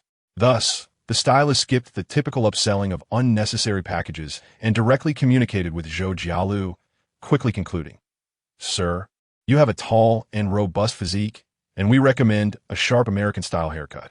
It requires minimal maintenance. A touch of styling gel before heading out will suffice. Additionally, we can slightly refine your eyebrows to enhance your sharp and commanding aura. This style pairs well with American collegiate fashion for casual outings and looks striking when matched with formal attire, exuding a sophisticated charm." The stylist, indeed, was quite trendy. He brought out a tablet to present a virtual model of Subai, showcasing the anticipated effects of the new hairstyle. Subai, satisfied, nodded in agreement. "Let us proceed." After 40 minutes of meticulous cutting, Subai stood before the full-length mirror, momentarily dazed. Indeed, for someone with a good foundation, changing one's hairstyle could rival cosmetic surgery in effect. Zhou Jialu's eyes sparkled with admiration. The stylist's skills were impressive, crafting a layered hairstyle. The price, however, was quite steep, amounting to over 1,300 yuan. At least male customers typically required less maintenance for their hair. For female clients, the cost would soar even higher. Had Subai not activated the indulgent system, he would never have set foot in such an establishment. 1,300 yuan could cover over 60 haircuts at the average price of 20. Even if he had a haircut once a month, it would last for years. While 20 yuan haircuts might not enhance his attractiveness, he realized that looking good facilitated his pursuits in romance, leading to more lucrative opportunities. Following this, guided by Zhou Jialu, Subai equipped himself with American collegiate-style outfits at a trendy brand store. It was now the transition between summer and autumn, and Jiangsheng was gradually becoming cooler, making it the perfect time to purchase autumn wear. Rather than opt for the ostentatious attire of nouveau riche, Subai preferred to appear younger and more vibrant. This niche brand was indeed commendable, with clothing and pants of higher quality materials starting at 2,000 to 3,000 yuan, qualifying as a light luxury brand. He easily acquired several outfits, spending over 50,000 yuan in one go. By the end of this shopping spree, his total expenditure neared 300,000, with a cashback of 150, bringing the effective ratio close to 5 times. Zhou Jialu was indeed a little fortune bringer. It always felt like the cashback rates were significantly higher when she was involved, while Subai basked in the joy of his handsome transformation. In the male dormitory building 7, room 510, Shuetao was lost in despair. The reason was simple. Wan Xinyan had yet to accept his friend request. It was perplexing, given that the girl had been drawn to his charm in the group and had actively sought to join the travel group. Yet now, she wouldn't even add him as a friend, leaving him in the dark about her thoughts. You just want to privately flirt with her, but the girl isn't interested. She sees right through you. Chu Mingzhi mercilessly mocked. Shuetao's face turned red and pale as he defended himself. "What do you mean? I want to flirt with her. Merely a trivial matter. What era are we in? Hui, how can you be so archaic? As the saying goes, a friend in need is a friend indeed. Therefore, with the addition of Wan Xinyan, a friend from the Art Academy, what path do you intend to tread?" Chu Mingzhi's tone dripped with sarcasm. "On the contrary, as an outsider, she has gained me as a friend, which provides her with a lifeline during challenging times. After all, I am a local with 4 properties in my family, and I drive on my tongue as a freshman." Shuetao began to recite classic verses, leaving Chu Mingzhi utterly astonished. The unique perspective of a local truly defies expectations. "No, my friend, you are rather narcissistic, aren't you? Do you genuinely believe you possess an elite network that everyone covets?" After a brief moment of irritation, Shuetao still did not receive Wan Xinyan's approval for the friend request. Thus, he shifted his focus and attempted to add Wan Xinyue instead. Although it appeared that Wan Xinyan was the more outgoing of the twin sisters, while Wan Xinyue seemed shy and reserved, it is often said that everyone possesses dual facets. Perhaps she is actually quite amiable behind the scenes, resembling a sweet and gentle girl. Clinging to this unrealistic fantasy, Shuetao sent a friend request to Wan Xinyue. However, he was almost immediately met with a rejection, accompanied by a message stating, "I do not add strangers." Hold on, sister. Why am I considered a stranger? Shui Tao fumed, his teeth gritting in annoyance, and promptly sent another request, explaining, "Classmate, I am the captain of our 510 Mid-Autumn Festival Travel Group, Shui Tao, the one driving the my tongue. That still doesn't warrant adding you. Any matters can be discussed in the group." Upon his third attempt, Shui Tao discovered that he had been blocked. This dealt a severe blow to his self-esteem. He declared with exaggerated gestures that he would expel the Wan sisters from the travel group. To be honest, he felt a tinge of impotent rage. Although Wan Xinyue's demeanor was indeed somewhat cold, since she insisted on group communication, it was tolerable enough not to warrant outright expulsion. After all, Wang Haoren, who had been observing the entire episode, held this sentiment. Watching Shui Tao stomp about in the dormitory, Wang Haoren grew increasingly vexed and teasingly prodded. "Are you really going to kick them out, bro? I also think having fewer people on the trip makes it easier to arrange." Indeed, Chu Mingjie adjusted his glasses, the lenses glinting with wisdom, asserting that as long as Chun Yuxing and Jiang Qiuran were present, everything would be fine. Shui Tao fervently sought to justify himself. Wang Haoren, having achieved his goal, smiled slightly, donned his headphones, and returned to his game. The night passed without incident. The following day, Su Bai naturally awakened at 8 o'clock. This statement may seem contradictory, but ever since Su Bai enhanced his physical condition, his daily routine has become quite regular. His senior was indulging in a slumber. Last night, Su Bai had insisted on engaging her once more, completely exhausting Zhou Jialu's energy, leaving her in a state of utter fatigue, sleeping soundly. Let's at least behave like humans, Su Bai thought. Therefore, he refrained from waking his senior, opting instead for a shower, changing clothes, and quietly stepping out to commence his day's journey. Physical education class is also one of those mandatory types with strict attendance policies. The nation values the physical fitness of university students, and Jiangxing University has instituted stringent attendance rules and examination standards. Su Bai fared relatively well. Even prior to his physical enhancement, his athletic performance was decent enough to pass. Now, he had even less to worry about. What concerned him was Wang Haoren, the seldom active homebody.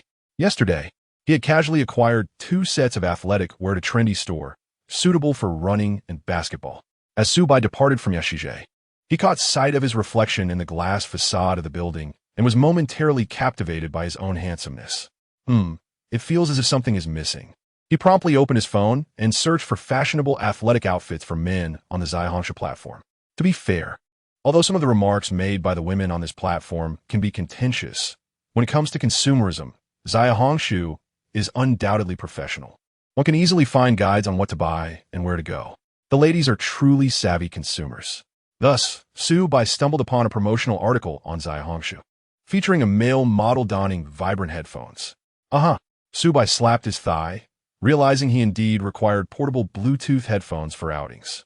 According to netizens, Bluetooth headphones cannot compare to wired ones in terms of sound quality. However, they are wireless, and wearing them around one's neck looks quite stylish. While out and about, using headphones to listen to audio is far more convenient than playing it aloud on a phone. Moreover, high-end Bluetooth headphones often come equipped with noise cancellation features. On his way back to school, Su Bai made a detour to a comprehensive experience store, purchasing a Panasonic in-ear Bluetooth headphone for 100 and a Sony over-ear model for 5. His total expenditure was under 4,000, and he was fortunate to receive a 2-fold cashback. He also added the store owner's WeChat. With system upgrades besides headphones, speakers also fell within the realm of indulgent consumption. After all, Su Bai enjoys listening to music and watching films, and the usage rate of speakers is quite high. Furthermore, when it comes to speakers, if one is willing to invest, there are plenty of expensive devices waiting to be acquired. Have you not seen those seasoned audiophiles, whose expenditures often surpass those of computer enthusiasts? Su Bai recalled encountering personal audio systems that exceeded $1 million in value while browsing. Once he finds his villa, he plans to set up a complete system, fully customized, aiming for a cashback in the tens of millions. However, the immediate task at hand remains attending physical education class. Chapter 58. The Wan sisters came to watch Su Bai play basketball. Go is the most leisurely game, allowing one to sit still, with perhaps a brief run prior to class. It is immensely popular among lazy university students and those averse to exertion. Su Bai had little interest in Go. What era are we in to still play traditional Go? He preferred the 8-player version he played on the computer. Thus, he chose basketball, a sport he could at least engage in, having occasionally played with friends during high school for relaxation. Upon arriving at the basketball court, the teacher was organizing the lineup and conducting warm-up runs. Su Bai joined the line, standing next to Zhang Jixuan, a classmate from dormitory 514, who lived diagonally across from him. He often shared useful tidbits about girls with his peers. Well, not necessarily useful for many boys, as it might not serve them throughout their college years. How disheartening. Upon seeing Su Bai, Zhang Jixuan leered and winked, saying, "Today's class will be quite enjoyable here." What do you mean? There's a girls' class for aerobics, practicing in the indoor gym to the north of the playground. Slurp. As he spoke, Zhang Jixuan could barely contain his excitement, adding, "Once we have free time, I'm definitely going to check it out for a good view." It is well known that during aerobics class, girls wear tight-fitting uniforms. 18 or 19-year-old freshmen, with their youthful exuberance, conjure quite an exhilarating image. "Hey, Bai Ye, want to join me? You're handsome, so if we get caught peeking, they won't be too upset with you around." Zhang Jixuan called to Bai Ge, primarily due to Su Bai's tall stature and commanding presence. Su Bai decisively shook his head. "I'm not going." "Why not?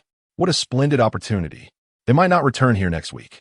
In truth, most girls look disastrous in form-fitting clothing. Either they are completely flat, or they possess short proportions, or well, you understand. "What about Wan Xinyan and Wan Xinyue?" Su Bai remarked unexpectedly. "Oh, Bai Ge, you know them?" "Sort of." Zhang Jixuan nodded in understanding.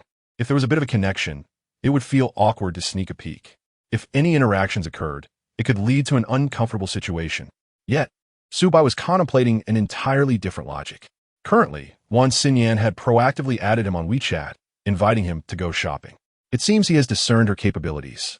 Therefore, it suffices to wait for her to approach rather than taking the initiative. Moreover, the allure of a voluptuous figure has already been savored in the presence of Xuejizhou Jialu. Currently, Su Bai is not particularly yearning. Now that everyone is gathered, allow me to speak for a moment. The basketball class instructor is a retired player from a City S team, towering even above Su Bai, standing at an estimated height of nearly 1.9 meters, exuding an impressive aura. However, his noticeable beer belly suggests he has indulged in excessive feasting during his office hours. His incessant chatter about running 5 laps has left the less fit students groaning in despair. In the midst of the team, Wang Haoren, Shui Tao, and Chu Mingzhi are clustered together. The team is arranged by height, placing these 3 at the center, while Su Bai lingers at the back. Wang Haoren, with his lackluster stamina, begins to pant after just 1 lap. Shui Tao is not faring much better, but he remains steadfast, determined to rival Hu Yi. Zhu Mingzhi, on the other hand, appears quite at ease. He often jogs after 10 in the evening, garbed in ostentatious attire adorned with numerous fluorescent strips, claiming he is preparing to join some fluorescent night running club. It is said that this club is a conducive environment for singles to find companionship.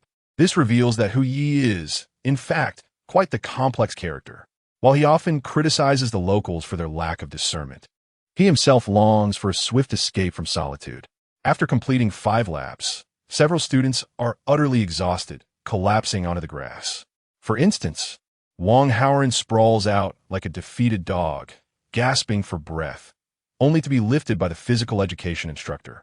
Chu Mingzhi strolls leisurely, casting disdainful glances at the unathletic students. Alas, it appears these individuals possess no understanding of sports. They truly lack taste. Amidst this, Chu Mingzhi's gaze falls upon Su Bai, who is also sauntering casually. He is taken aback. "No way, my friend. What is with your attire?" Since Su Bai is at the back of the line, Chu Mingzhi had not noticed him until now. Upon a closer look, he is astonished to see that Su Bai has traded his Uniqlo outfit for a less mainstream, yet stylish brand that Chu Mingzhi is somewhat familiar with. This brand, which Chu Mingzhi actually admires, features aesthetic designs that are quite effective for attracting attention, though it does not come cheap, perfectly catering to Hu Ye's bourgeois sensibilities. Unfortunately, it embodies an American street style that does not suit Chu Mingzhi's slender physique, which could be unkindly described as frail. Wearing such clothing would only serve to humiliate him. In contrast, Su-bai appears as though he were a model invited by the brand itself. Goodness, it seems Su-bai has truly come into wealth.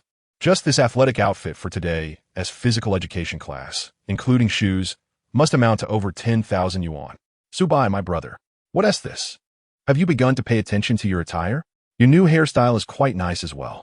I initially thought that you, being from out of town, would lack a sense of fashion, but it seems you have indeed refined your hairstyle, which surely could not have been done at the school as barbershop.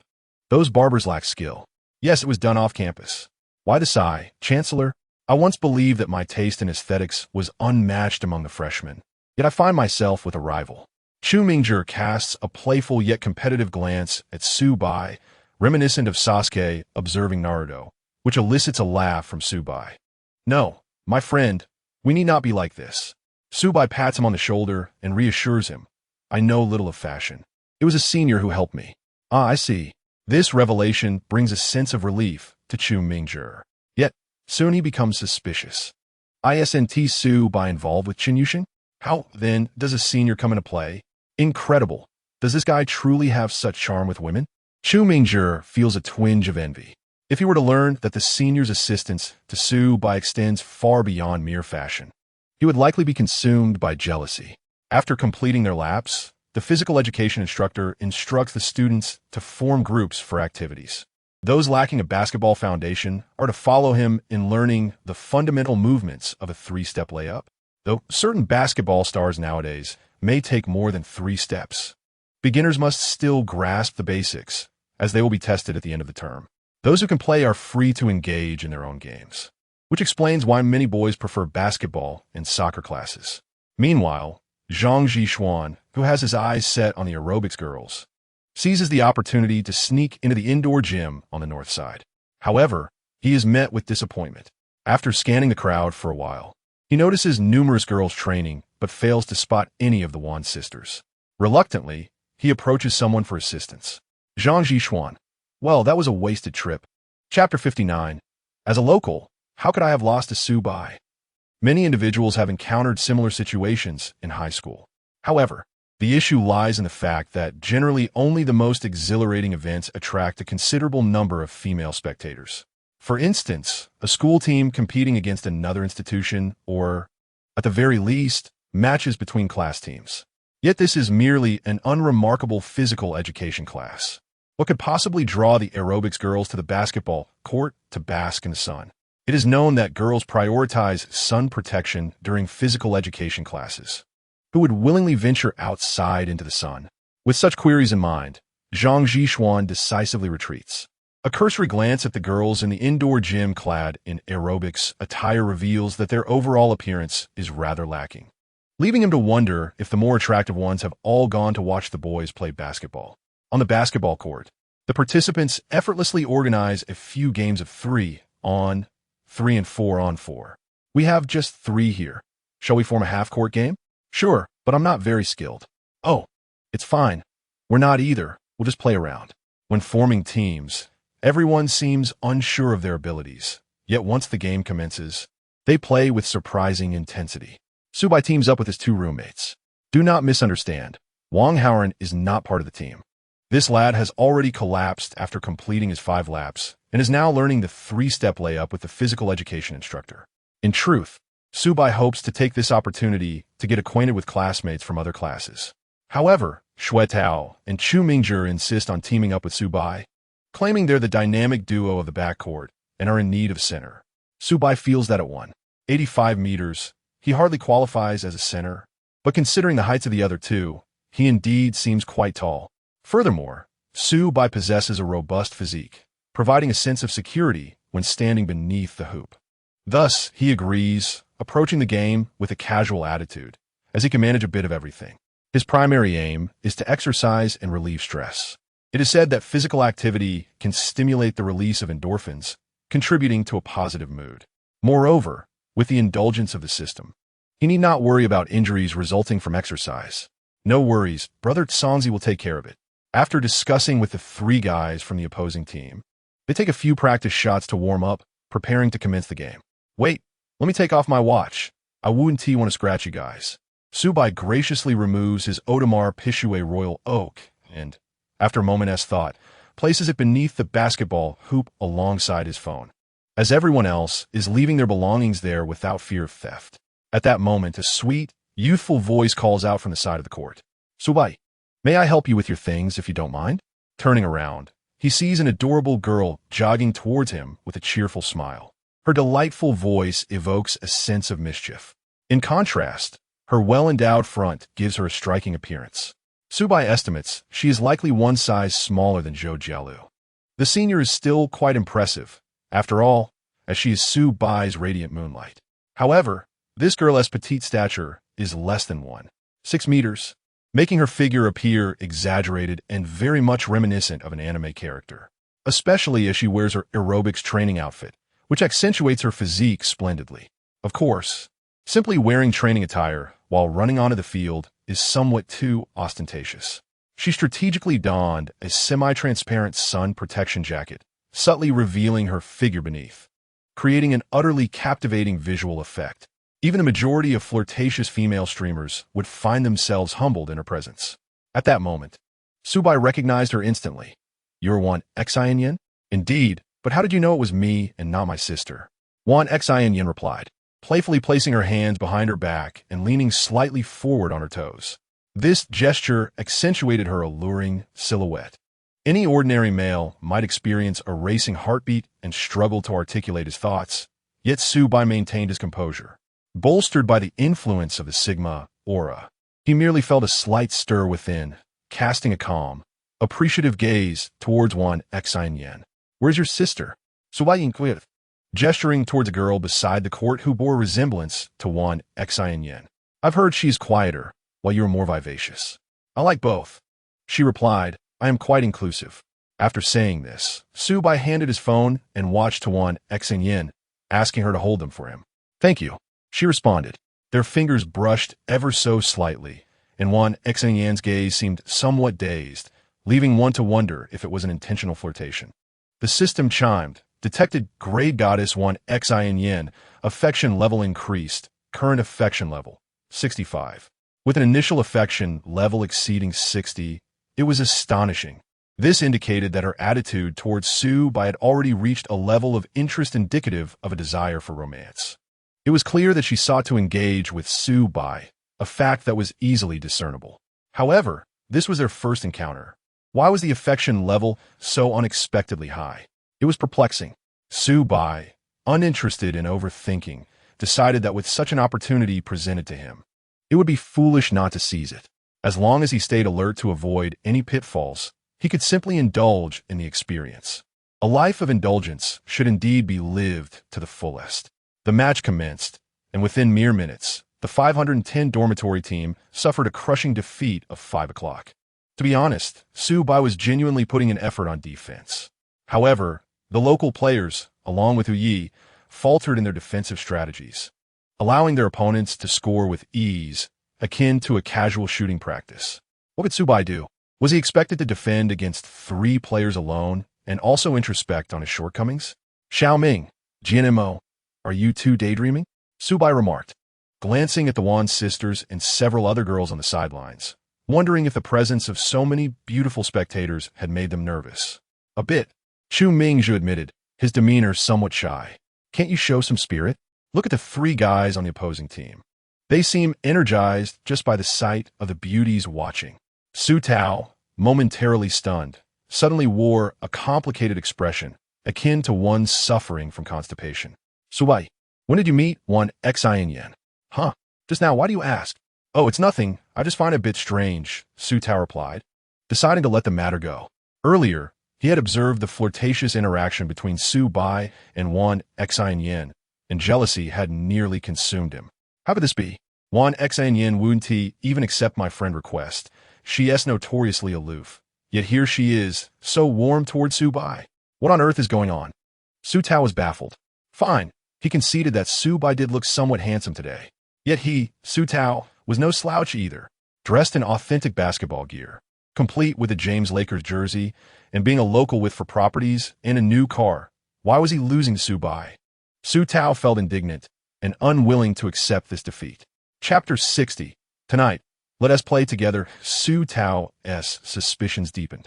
Subai claimed he had just met one Xian Yin, but how could someone he barely knew be so eager to help him with his personal belongings?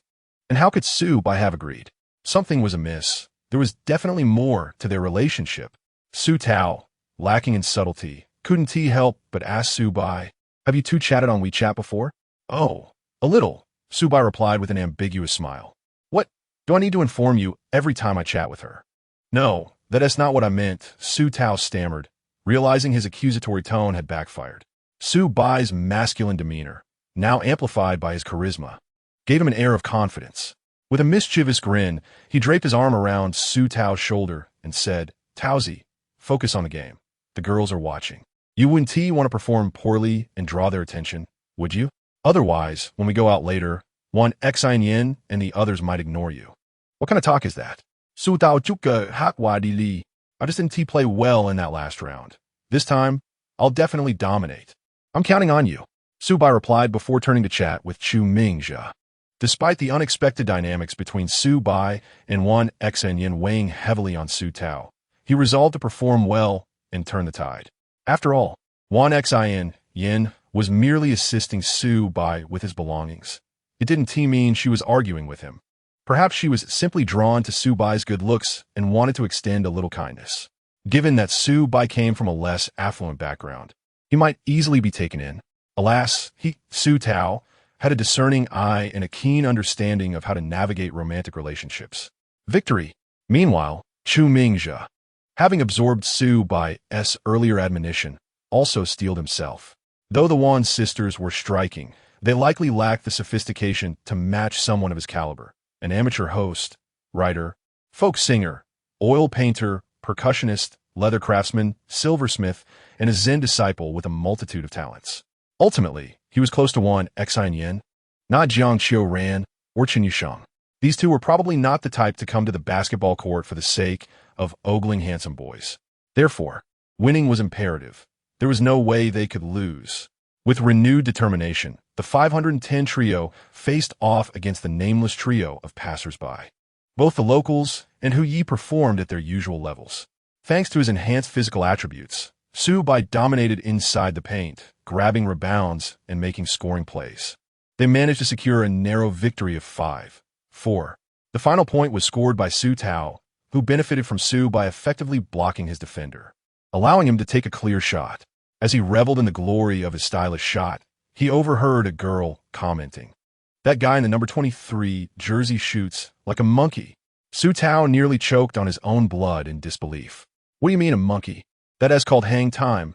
It's incredibly graceful."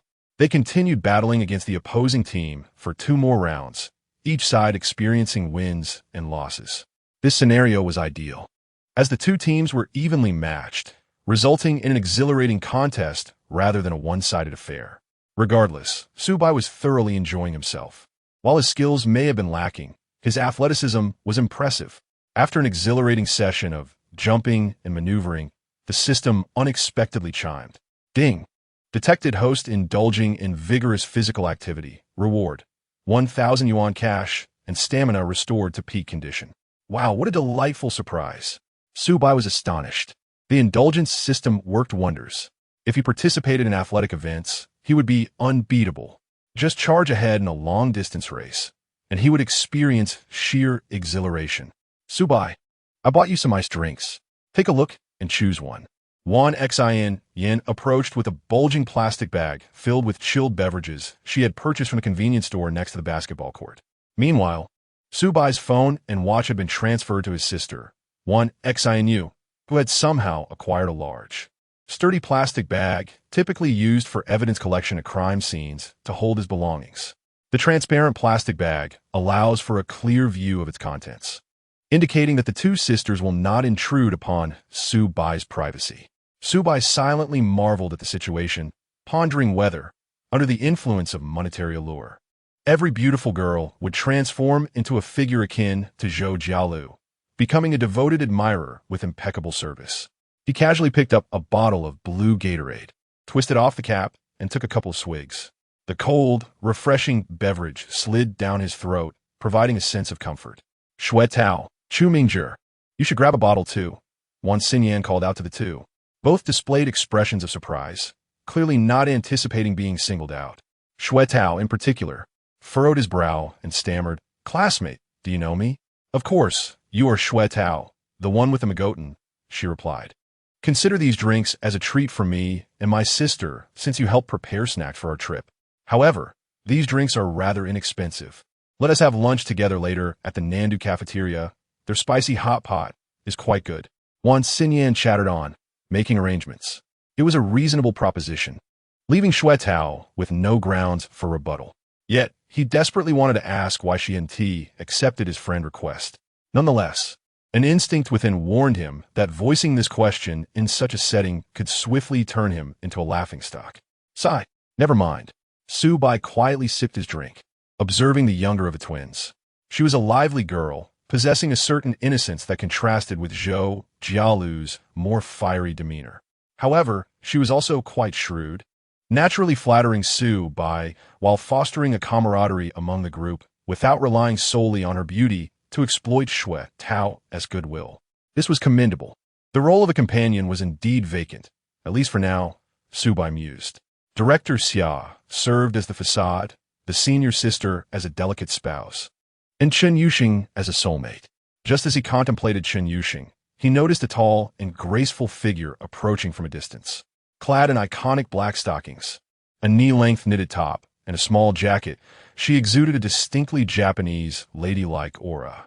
Yet, paired with Chen Yuxing's aloof yet intellectual visage and her silky, straight black hair, she resembled a genius scientist from an anime. Chen Yuxing strode purposefully towards them, her gaze fixed intently on Wan Xinyan, causing the latter to feel a chill run down her spine. What a fright! The onlookers were equally taken aback. Who would have thought that the usually reclusive Chen Yuxing would come to watch the boys play basketball? They then witnessed Chen Yuxing approaching Su Bai directly, pulling out a tissue from her pocket to wipe the sweat from his face.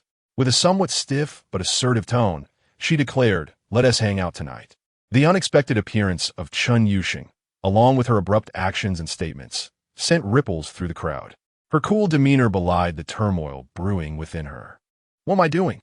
Chen Yuxing questioned whether she had somehow been possessed by some strange force. If someone had told her, just a month prior during her university orientation, that she would find herself in a public setting like a basketball court, wiping the sweat from a boy's brow, she would have scoffed at the idea. She certainly was not the type to become infatuated by romantic dramas. While she and T completely succumbed to romantic notions, Su Bai's presence had shattered her previous boundaries. The proximity of their souls, coupled with his societal status as a tall, wealthy, and handsome young man, was beyond ordinary wealth. What Cinderella hasn't fantasized about being swept off her feet by a prince? However, given Chen Yuxing's status as an academic achiever, she held herself to a higher standard, thus indulging less in such fantasies. It wasn't fair to expect a prince to share her interests in gaming and abstract discussions online, right? Yet lo and behold, she had encountered just that. Chen Yuxing had learned of Su Bai's basketball game through photos shared in their class group. Since boys and girls had separate physical education classes, her schedule did not coincide with today's activities. However, the girls on the sidelines, particularly the pair of rather conspicuous twin sisters, clearly had ulterior motives. In a fit of impulse, she set aside her coding work and dashed from her dormitory to the basketball court, catching Wan Xinyan handing Su Bai a drink. Watching Su Bai sip the beverage caused a pang of discomfort in her heart, as if he were consuming something far more significant than Gatorade. In any case, Chen Yuxing was not pleased. In a moment of heated emotion, she found herself wiping Su Bai's sweat in front of everyone. Once her rationality returned, she felt awkward and stiff, unsure where to place her hands and feet. However, due to her previously established aloof image, others perceived her as cold and ruthless, as if she were a fierce competitor vying for a man's affection. Even the cunning Wan Xinyan misinterpreted the situation. "Ah, you must be Chen Yuxing. I'm Jiang Xiuran for the broadcasting and hosting department. I believe we are roommates." Wan Xinyan initiated a friendly conversation, eager to build rapport ahead of their upcoming mid-autumn trip. "It's nice to meet you. Su Bai, I just remembered I have an assignment to finish, so I won't be able to treat you to lunch. I'll take my leave now." "All right, we can discuss it another time. There'll be plenty of opportunities. I'm off then, goodbye." The Wan sisters made a hasty exit. Subai glanced at Chun Yuxing, suppressing a chuckle. It seemed even the aloof academic could feel jealousy. Now that you're here, could you help me hold on to my things? I'd like to play a bit longer. Subai handed her the plastic bag containing his phone and watched before resuming the game. The system had just reset his stamina, and it would be a shame to waste it by not playing a little longer. Truth be told, Chun Yuxing felt bashful to the point of wanting to flee. Yet the task Subai had assigned her prevented any escape. She could only maintain her composed facade, standing still amidst the murmurs of others regarding her interactions with Subai and Wan Xinyan. These people certainly had vivid imaginations. There was no romantic rivalry, merely a spur-of-the-moment decision on her part. To Chun Yuxing, Subai and the Wan sisters likely shared only a travel-related connection. No matter, she intended to join them on this trip too. Upon returning to the court, Subai was surprised to find Chu Mingzhi sitting despondently on the ground with a basketball in hand. What's the matter? Are you feeling deflated? I gave it my all, yet I cannot surpass whatever strange notions are consuming Chu Mingzhi, he lamented, looking up at Subai with a mix of frustration and despair. Brother Su, could you leave us a little breathing room? Why does every beautiful girl seem intertwined with you? Are you the protagonist of a Japanese light novel? Clearly, Chu Mingzhi was unable to continue playing, and they had to bring in Zhang Zhishuan from the sidelines to take his place. The latter was also a skilled player, and his demeanor was far more composed than Chu Mingzhi's, though he wore an expression of envy directed at Subai. Oh man, by God, I didn't expect you to be so popular behind the scenes, with both Chun Yuxing and the Wan sisters vying for your attention. Do you really think I believe that? Zhang Zhishuan, having been around the block, recognized that Subai was quite the charmer. The physical education class concluded. Originally, Wan Xinyan was supposed to treat, but this girl was frightened away by Chun Yuxing's imposing presence. Consequently, Subai accompanied Chun Yuxing to the cafeteria. The intimate lunch they shared was a moment Chun Yuxing had long anticipated. However, due to the events on the basketball court and some of Chun Yuxing's subtle thoughts, she merely lowered her head to eat, too shy to speak to Subai. It was only when they were nearing the end of their meal that she set down her chopsticks, took a few deep breaths, and solemnly informed Subai, I have no classes this afternoon, nor any other commitments. Oh, Chun Yuxing faltered again. She had never been particularly adept at expressing herself, especially when her thoughts were less than pure. Thus, she bit her lip and gazed at Subai with a hint of melancholy. Heavens, how adorable! Waves of affection stirred within Subai, compelling him to refrain from teasing her further, and he cheerfully suggested, accompany me to the internet CF this afternoon. Sure, Chun Yuxing replied, her previously furrowed brow instantly relaxing as she picked up her chopsticks to finish her meal. Alas, this adorably naive academic is truly easy to understand. Subai silently mused. In terms of coding and research, Chun Yuxing excelled remarkably. However, when it came to the subtleties of social interaction, even Chun Yuxing's would likely be outmatched by Wan Xinyan. Speaking of Wan Xinyan, Subai had initially promised to go shopping with her that afternoon. It seemed he would have to postpone. He promptly sent her a message on WeChat, explaining that he had a sudden engagement and inquiring if they could reschedule for the evening. Ah, how fortunate it is to have wealth. Under normal circumstances, if a boy were to suddenly change plans for a previously arranged date, he would undoubtedly be labeled a cad, subject to ridicule. Who would have thought Wan Xinyan would be so accommodating? Chapter 62. The first kiss of the adorably naive scholar having satisfied her hunger. Chun Yuxing returned her tray and then, with a mischievous twist, exited through the side door of the cafeteria under Subai's curious gaze. Why take the side door? Chun Yuxing inexplicably hummed, her sparkling eyes fluttering. It was simply because walking alongside Subai drew too much attention. They had already chosen a secluded corner to eat. Yet passers-by still glanced over, whispering amongst themselves. To be honest, Chun Yuxing despised being the center of attention. Moreover, she was not the type to elevate herself merely because of her beauty. In her worldview, her prowess in gaming and computer science far outweighed the value of her appearance. Yet, it seemed others did not share this sentiment. Of course, if Subai could appreciate her looks, she would gladly welcome it. Perhaps that is what love is. A woman's attitude towards her partner is always special, often referred to as double standards. Will Sheng feel shy walking with me? Subai intentionally inquired, having deciphered her demeanor. Chen Yuxing remained silent, focusing intently on the ground as they walked. She felt content, wishing to meander longer alongside Su Bai. Seizing the opportunity when no one was around, Su Bai naturally took her hand. There was no indication of wrongdoing nor any subsequent shock. It felt utterly natural. Chen Yuxing made a token effort to resist, but Su Bai's grip was firm, and her small hand and body gradually softened. Let us book a couple S booth at the Internet CAF and play all afternoon. Then I'll treat you to all-you-can-eat Japanese cuisine tonight. Chen Yuxing, tightly holding on to Su Bai's hand, joyfully trailed closely behind him. His hand was large and warm. So this is what it feels like to be held by a boy. The adorably Na-ve scholar pondered. Their hand-holding continued until they reached the car, where Su Bai started the Mercedes and drove Chen Yuxing to the familiar Internet CAF. If one wishes to engage in slightly transgressive behavior with a girl, it is best to do so in a familiar environment where one is more relaxed. Inside the car, Chen Yuxing adjusted the air conditioning to a lower temperature, to the point where it felt slightly cold after a while. This left her hands feeling somewhat chilly by the time they parked at the Internet CAF, as her peripheral circulation was not particularly good. Su Bai inquired, noticing her discomfort. What is wrong? Chen Yuxing, maintaining a stoic expression, replied, warm my hands, or I want to be able to keep up with you in the game. Wait, sister. That makes it sound as if playing games with me is a burden. Exactly. Chen Yuxing stomped her foot. If you don't want to, then forget it. No. I do want to, Su Bai assured her with a grin, holding onto her hand tightly to prevent her from pulling away. Chen Yuxing did not share in the mirth. Compared to Su Bai's other acquaintances, she felt incomparable. Yet this clumsily adorable side of Chen Yuxing was endearing. Su Bai rubbed her small hand, cheerfully leading her into the Internet CAF.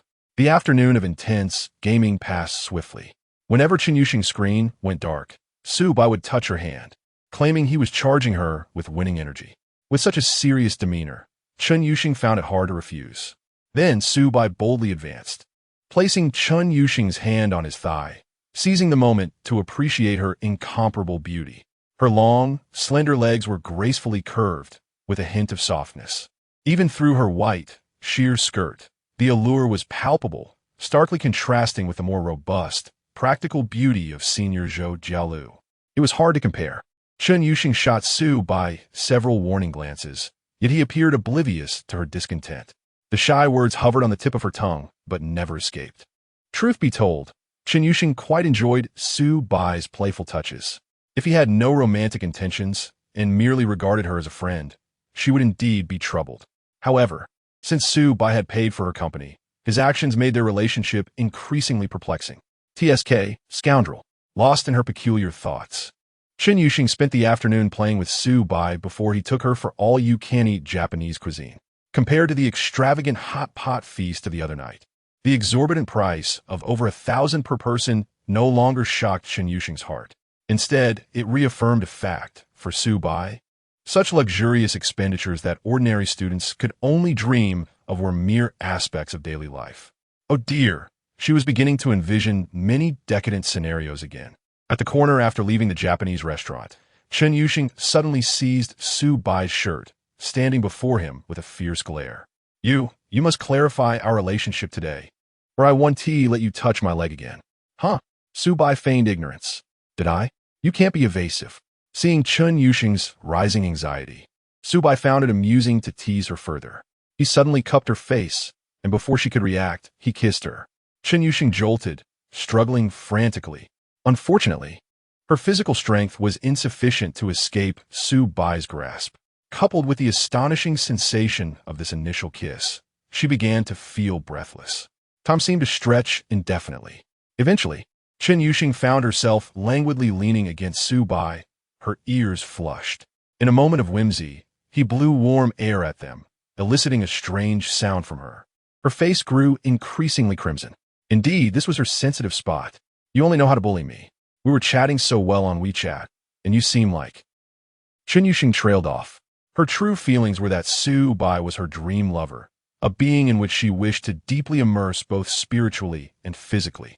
Yet, Su Bai's demeanor, including his flirty interactions with other girls, truly vexed her. Oh, you just asked about our relationship. I believe it has become quite clear. Su-bai suddenly adopted a serious demeanor, yet the words that escaped his lips were still astonishing to Chen Yuxing. Our relationship is, well, I wish to support you, alleviating you from the burdens of life, allowing you to become a being that belongs solely to me. Support? You mean, like a sugar daddy? Chen Yuxing exclaimed. Indeed, I have heard that your mother is gravely ill, and the treatment requires substantial funds. It matters not how much it costs. I am more than capable of covering it. Allow me to bear the weight of your remaining life.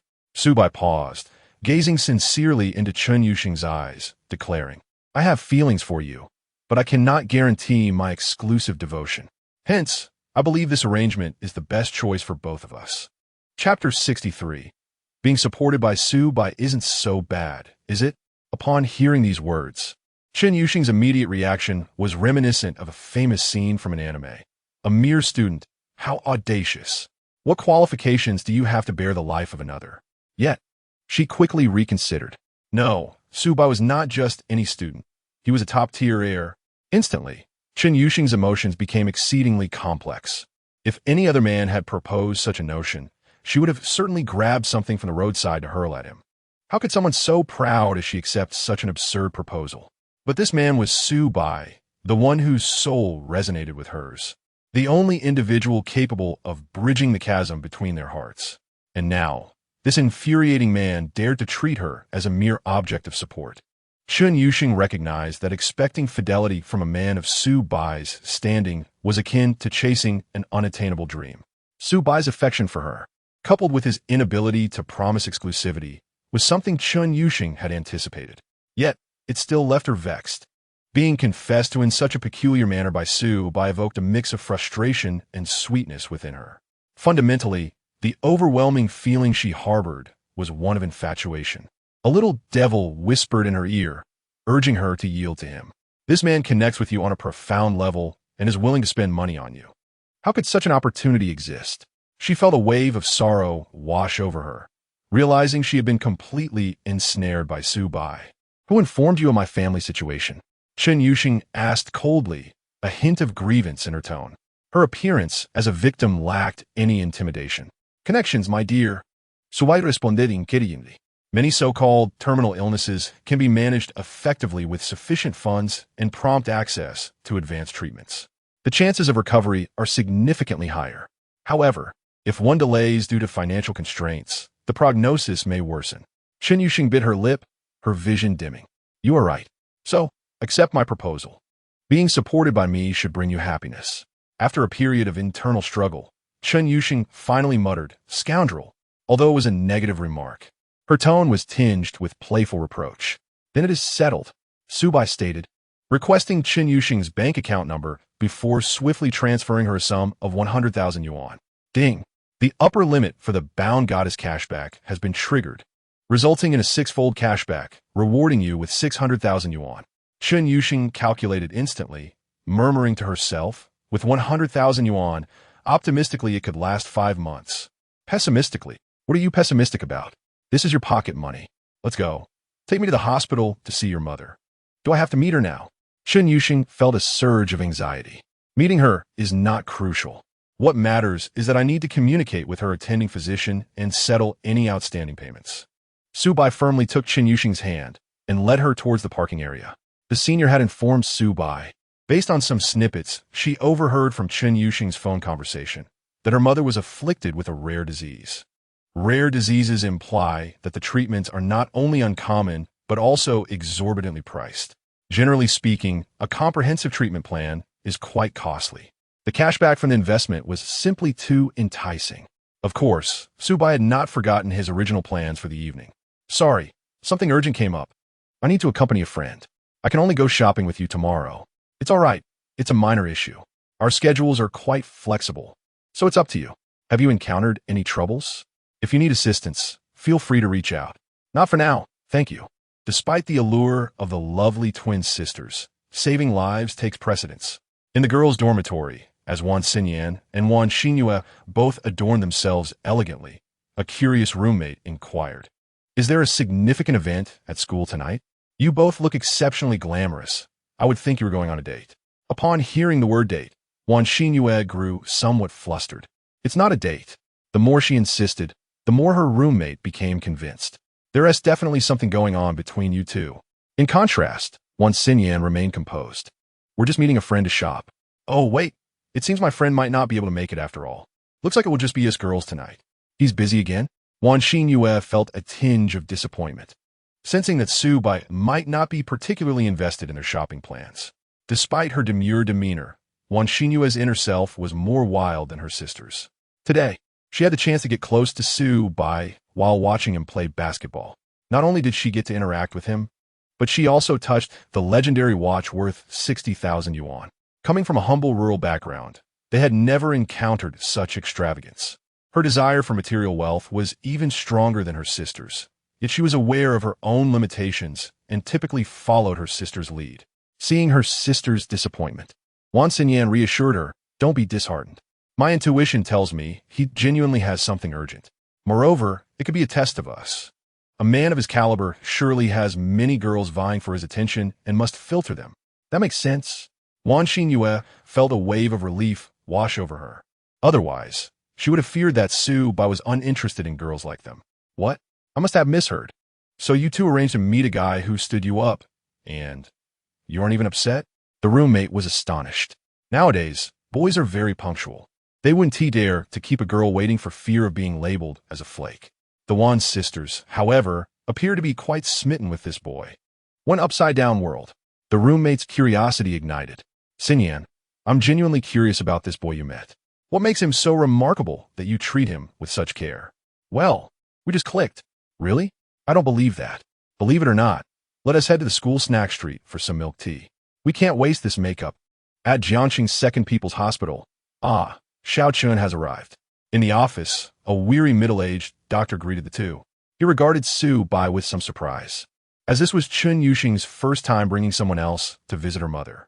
And this is a friend, Su Bai stated, extending his hand to shake the doctor's. Then leaning closer to Chun Yuxing. You go keep your mother company. I'll speak with the doctor privately. Okay. Chun Yuxing was uncertain about Su Bai's intentions, but trusted he meant no harm. Coupled with his calm, yet authoritative tone, there was an undeniable air of command about him. She willingly allowed him to take charge. Truthfully, it had been quite a while since Chun Yuxing felt the comfort of being cared for.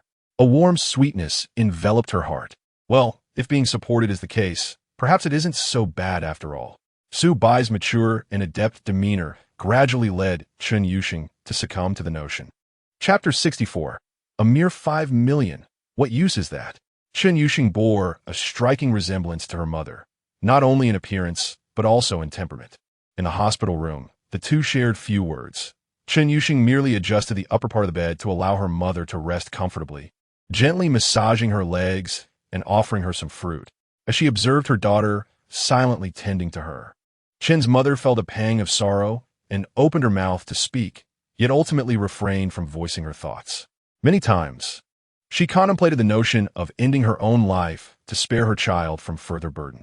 Most girls, upon entering university, indulge in the joys of youth, unlike Chun Yuxing, who was preoccupied with financial concerns. Even those from less affluent backgrounds typically engaged in part-time work merely to support their own living expenses, while Chun Yuxing had to earn money for her mother's medical treatment as well. However, Chen's mother understood that she could not succumb to despair. She was her daughter's pillar of strength. If she were to give up, it would only amplify her daughter's suffering. Thus, she resolved to fight with all her might, believing that perhaps her body's self-healing capabilities could help her conquer her illness. The ailment she faced had a recently developed treatment abroad, boasting a high success rate and minimal side effects.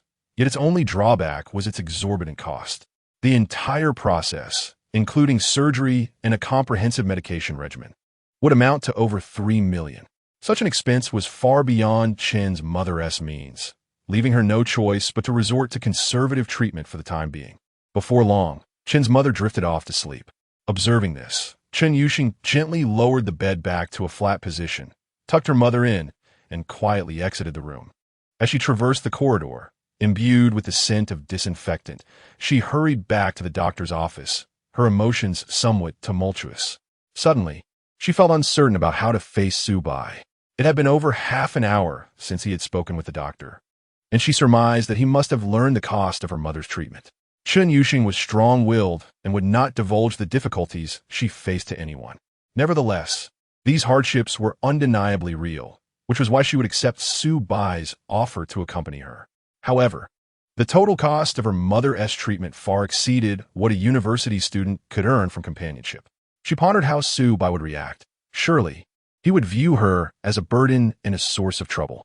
One could imagine that upon discovering the weight of her debt, any young man might be inclined to flee, regardless of his wealth. Chen Yuxing had never even considered asking Su Bai to shoulder this financial burden, as he bore no obligation to do so. Wealthy individuals do not squander their resources frivolously. They are not foolish. Well, even if it's charged by the hour. That would be something, she mused, her cheeks flushing at the thought. Come in. The doctor, pouring tea for Su Bai, beamed upon seeing Chen Yuxing enter. Congratulations, Xiao Chen. Your boyfriend has already settled the payment. Starting tomorrow, we will conduct a thorough examination and provide the most advanced treatment for your mother. Huh? Chen Yuxing was momentarily taken aback, her eyes reflecting disbelief. What do you mean, settle the payment? It means the best treatment plan has been fully funded by Mr. Su. He even prepaid some additional funds, so rest assured, it will be more than sufficient. After a brief silence, Chen Yuxing turned to Su Bai, her gaze laden with complexity. Why? What reason is there? As I said, given our relationship, it is only natural for me to alleviate your concerns, Su Bai replied with an air of nonchalance. But it's too expensive. Chen Yuxing bit her lip, her eyes shimmering with emotion. You really didn't have to. Expensive? It doesn't even amount to my monthly allowance. Don't make such a fuss over it, Su Bai remarked casually, though his words were somewhat inappropriate. Chen Yuxing was left speechless, while the doctor raised an eyebrow. Having just witnessed Su Bai unhesitatingly swipe his card for the treatment cost of $3.78 million, followed by an additional deposit to round it up to $5 million. Of course, the prepayment would likely not be fully utilized, as hospital fees were not that exorbitant, and any surplus would eventually be refunded to Chen's mother. The significance of this rounded figure was unclear, and Su Bai seemed almost regretful, muttering under his breath. How is it only $5 million? Wait, are you dissatisfied with the treatment fee being too low? The doctor internally scoffed, though he was genuinely pleased. A beautiful, intelligent young woman encountering a benefactor of such means was indeed a heartwarming tale. Moreover, Su Bai was tall and handsome, embodying the ideal of a match made in heaven. Aside from a penchant for ostentation, he appeared to have no flaws. Yet, Su Bai's display of wealth was not born of malice. The prepayment was permitted by the system, as Chen Yuxing had been designated as a beneficiary of indulgent spending. Ensuring her mother received the finest accommodations and medical standards fell within this framework. The total expenditure of $5 million was the verified cap established by the system. Any excess would not yield a cashback reward. Ding! You have paid a substantial medical fee for Chen Yuxing's mother, amounting to $5 million, triggering a tenfold cashback reward of $50 million. As Su Bai beheld his savings surpassing $70 million, he couldn't help but smile. Excellent. It was now time to begin scouting for a luxury residence. In Jiangcheng, a second-tier city, the most prestigious villas were priced around $50 million. With his current assets, Su Bai could easily make a purchase. If he were to find a property with unique value, it might exceed that amount, but that was of little concern. He could always find a way to access additional funds. The system would provide cashback. Ah, this young lady is quite perceptive, Su Bai mused, observing Chen Yuxing's bashful yet composed demeanor, stifling a chuckle. Her character was indeed distinctive, as she bypassed expressions of gratitude and got straight to the point. Chen Yuxing continued, You saved my mother's life, and from now on, you may do as you wish with me. Anything? Yes, everything that is mine is yours. As she spoke, Chen Yuxing leaned in, gently pecking Su Bai's cheek with her delicate lips, her eyes shimmering with affection. Chapter 65. Big White Goose, am yours to be honest. Chen Yuxing did not anticipate that Su Bai would so readily part with such an immense sum of money. We are speaking of millions, not mere hundreds. Certainly, his extraordinary wealth played a significant role, yet Chen Yuxing felt that his willingness to go to such lengths demonstrated a genuine affection for her. With this realization, a ray of clarity broke through the clouds for Chen Yuxing. She understood that a sugar daddy arrangement was the most suitable dynamic for their relationship. Given their differing identities, capabilities, and social standings, it was clear that they were ill-suited to be conventional romantic partners. Relationships thrive on equality, yet a sugar daddy arrangement alleviates such pressures. Throughout her life, prior to meeting Su Bai, Chen Yuxing had never harbored feelings for any man. The lack of soul resonance was one factor, but practical considerations were equally compelling.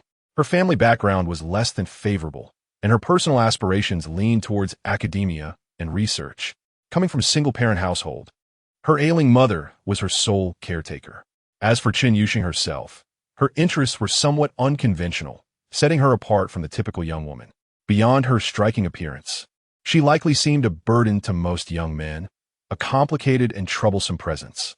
However, Su Bai was extraordinarily affluent, shattering all her concerns and fears. Moreover, her mother's illness could no longer be delayed. From various perspectives, accepting Su Bai's sponsorship emerges as the most prudent choice.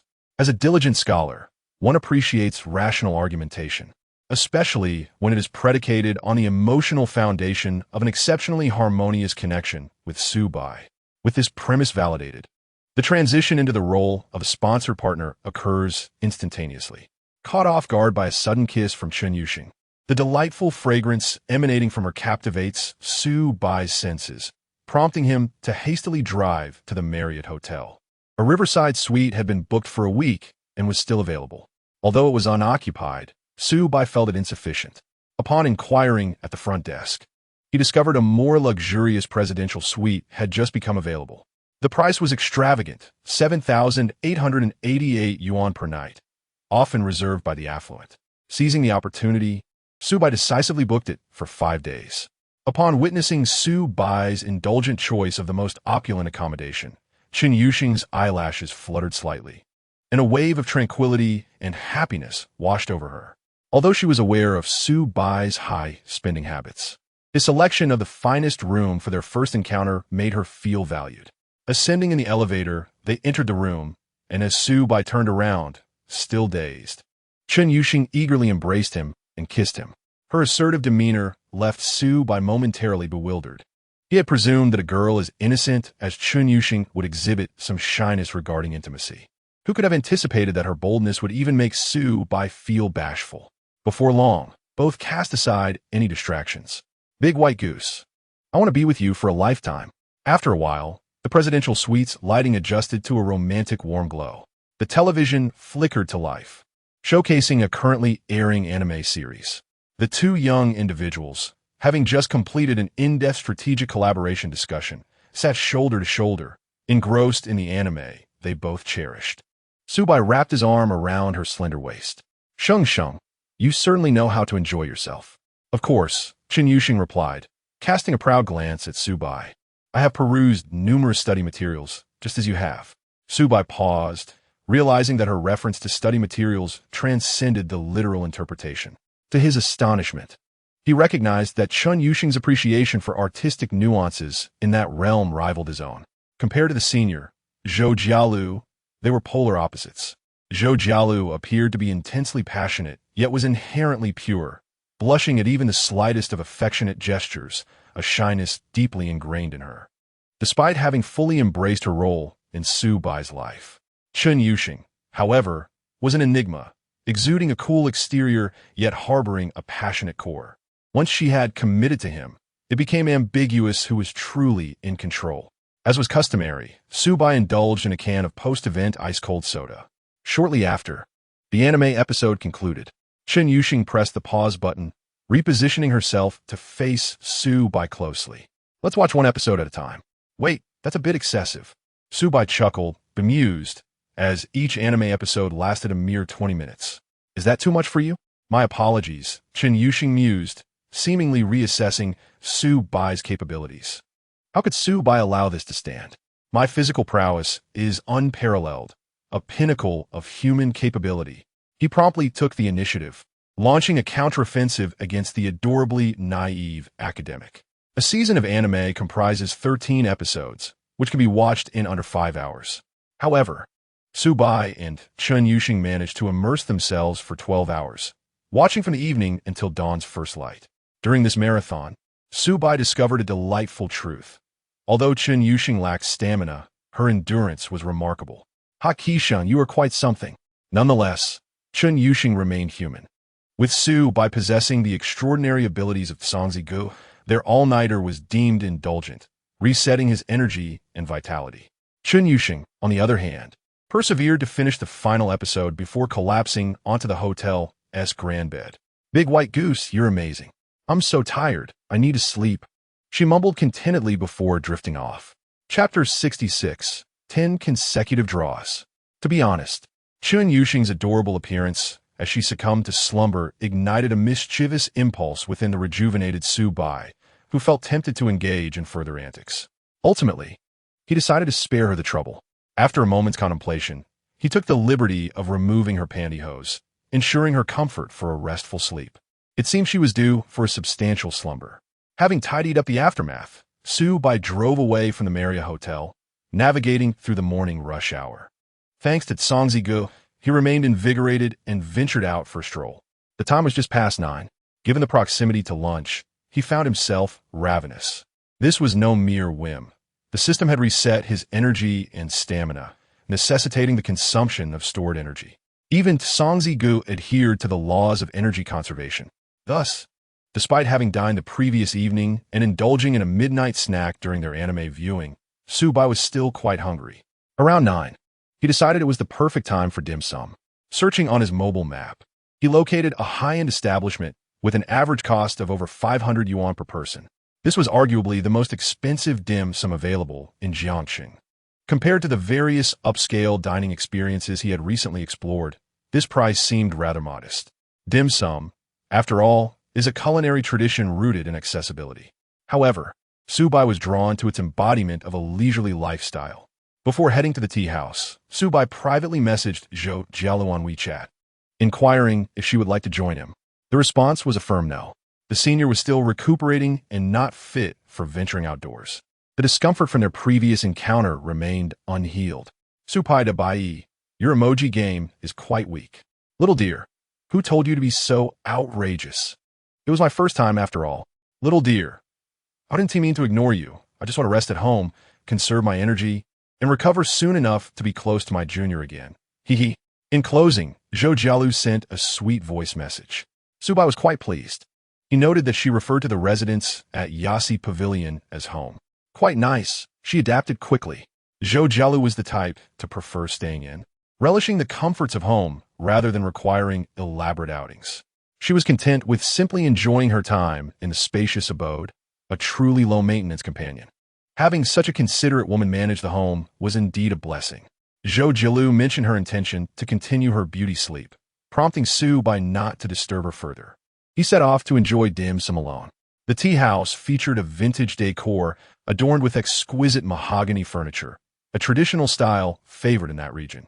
Su Bai settled at a window-side table and ordered a lavish array of dishes. As for the tea, he opted for the establishment's finest leaves, aiming to elevate today's expenses significantly. Sipping tea, Su Bai activated the system panel in his mind, reflecting on the gains of the previous night.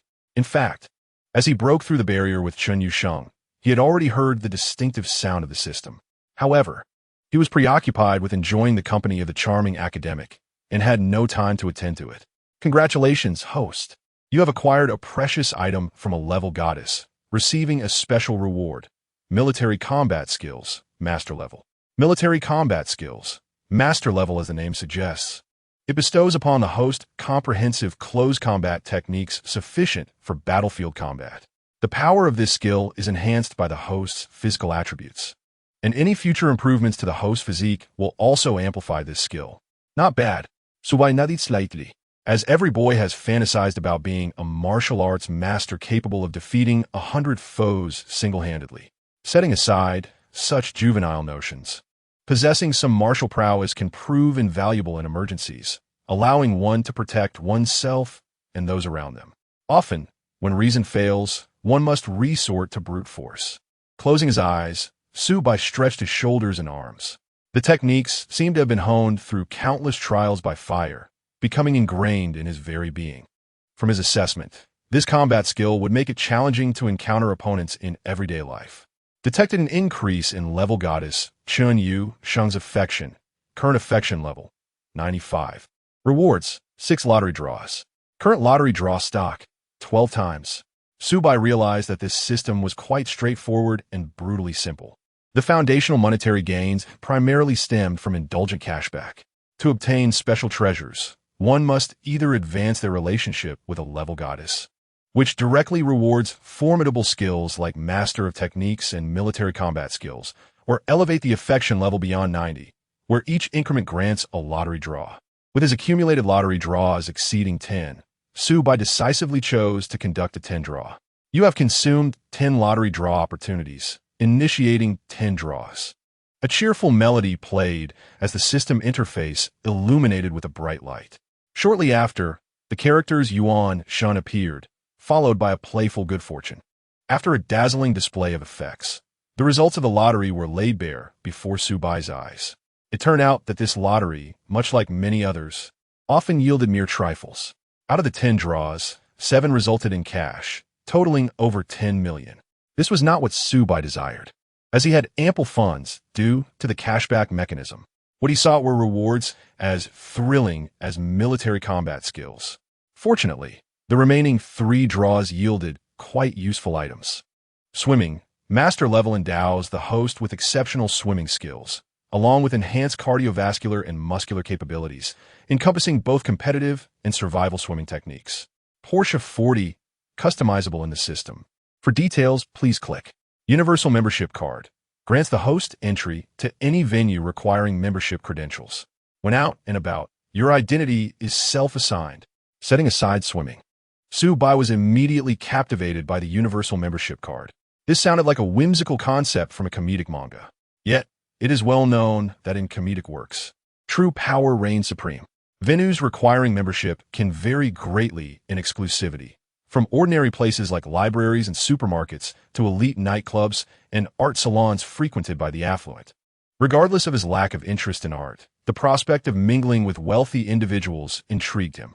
This card would undoubtedly ensure that Subai could traverse the globe with ease, gaining access wherever membership systems exist. This was a tremendous advantage, as acquiring certain high-tier memberships often necessitates connections, which the Universal Membership Card could provide. After admiring the card's representation in the system for some time, Subai shifted his focus to the newly acquired vehicle. The Panamera, a renowned luxury sedan favored by many internet celebrities and young science. Although it is indeed an expensive car, it somehow exudes a commonality, particularly in the online realm. In reality, in a second-tier city like Jiangsheng, even a vehicle costing 400,000 to 500,000 would command respect.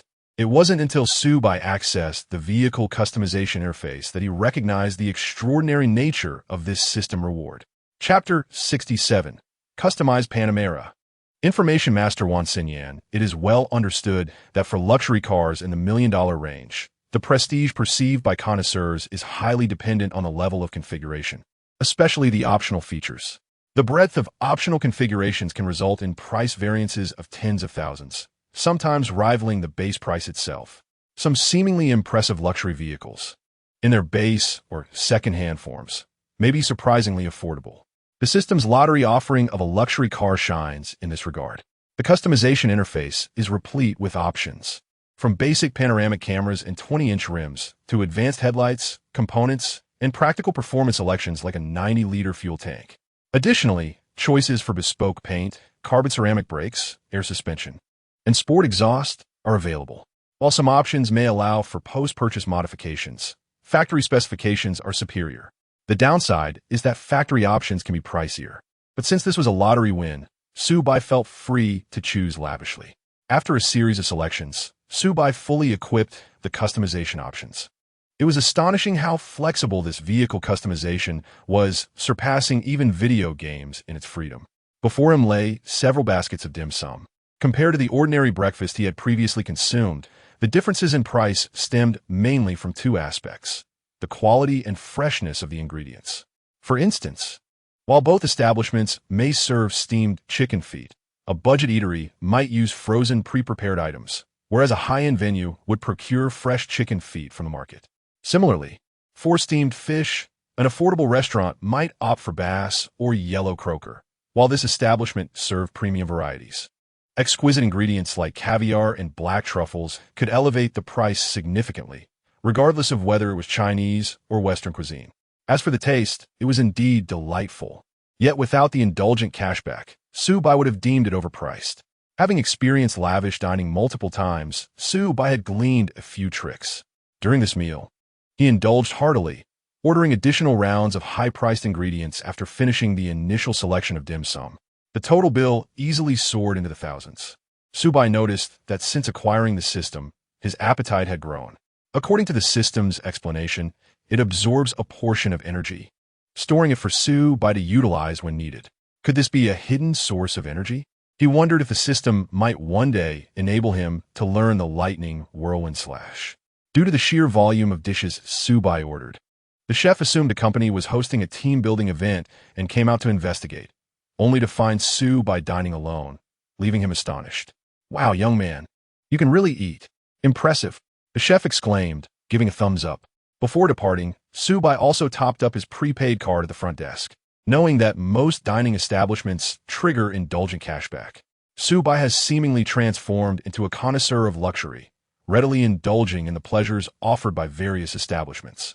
After a delightful meal, he received a WeChat friend request from a senior manager at the domestic headquarters of Porsche. The manager informed him that his custom-made Panamera has commenced production and is expected to arrive in Jiangcheng within a few days.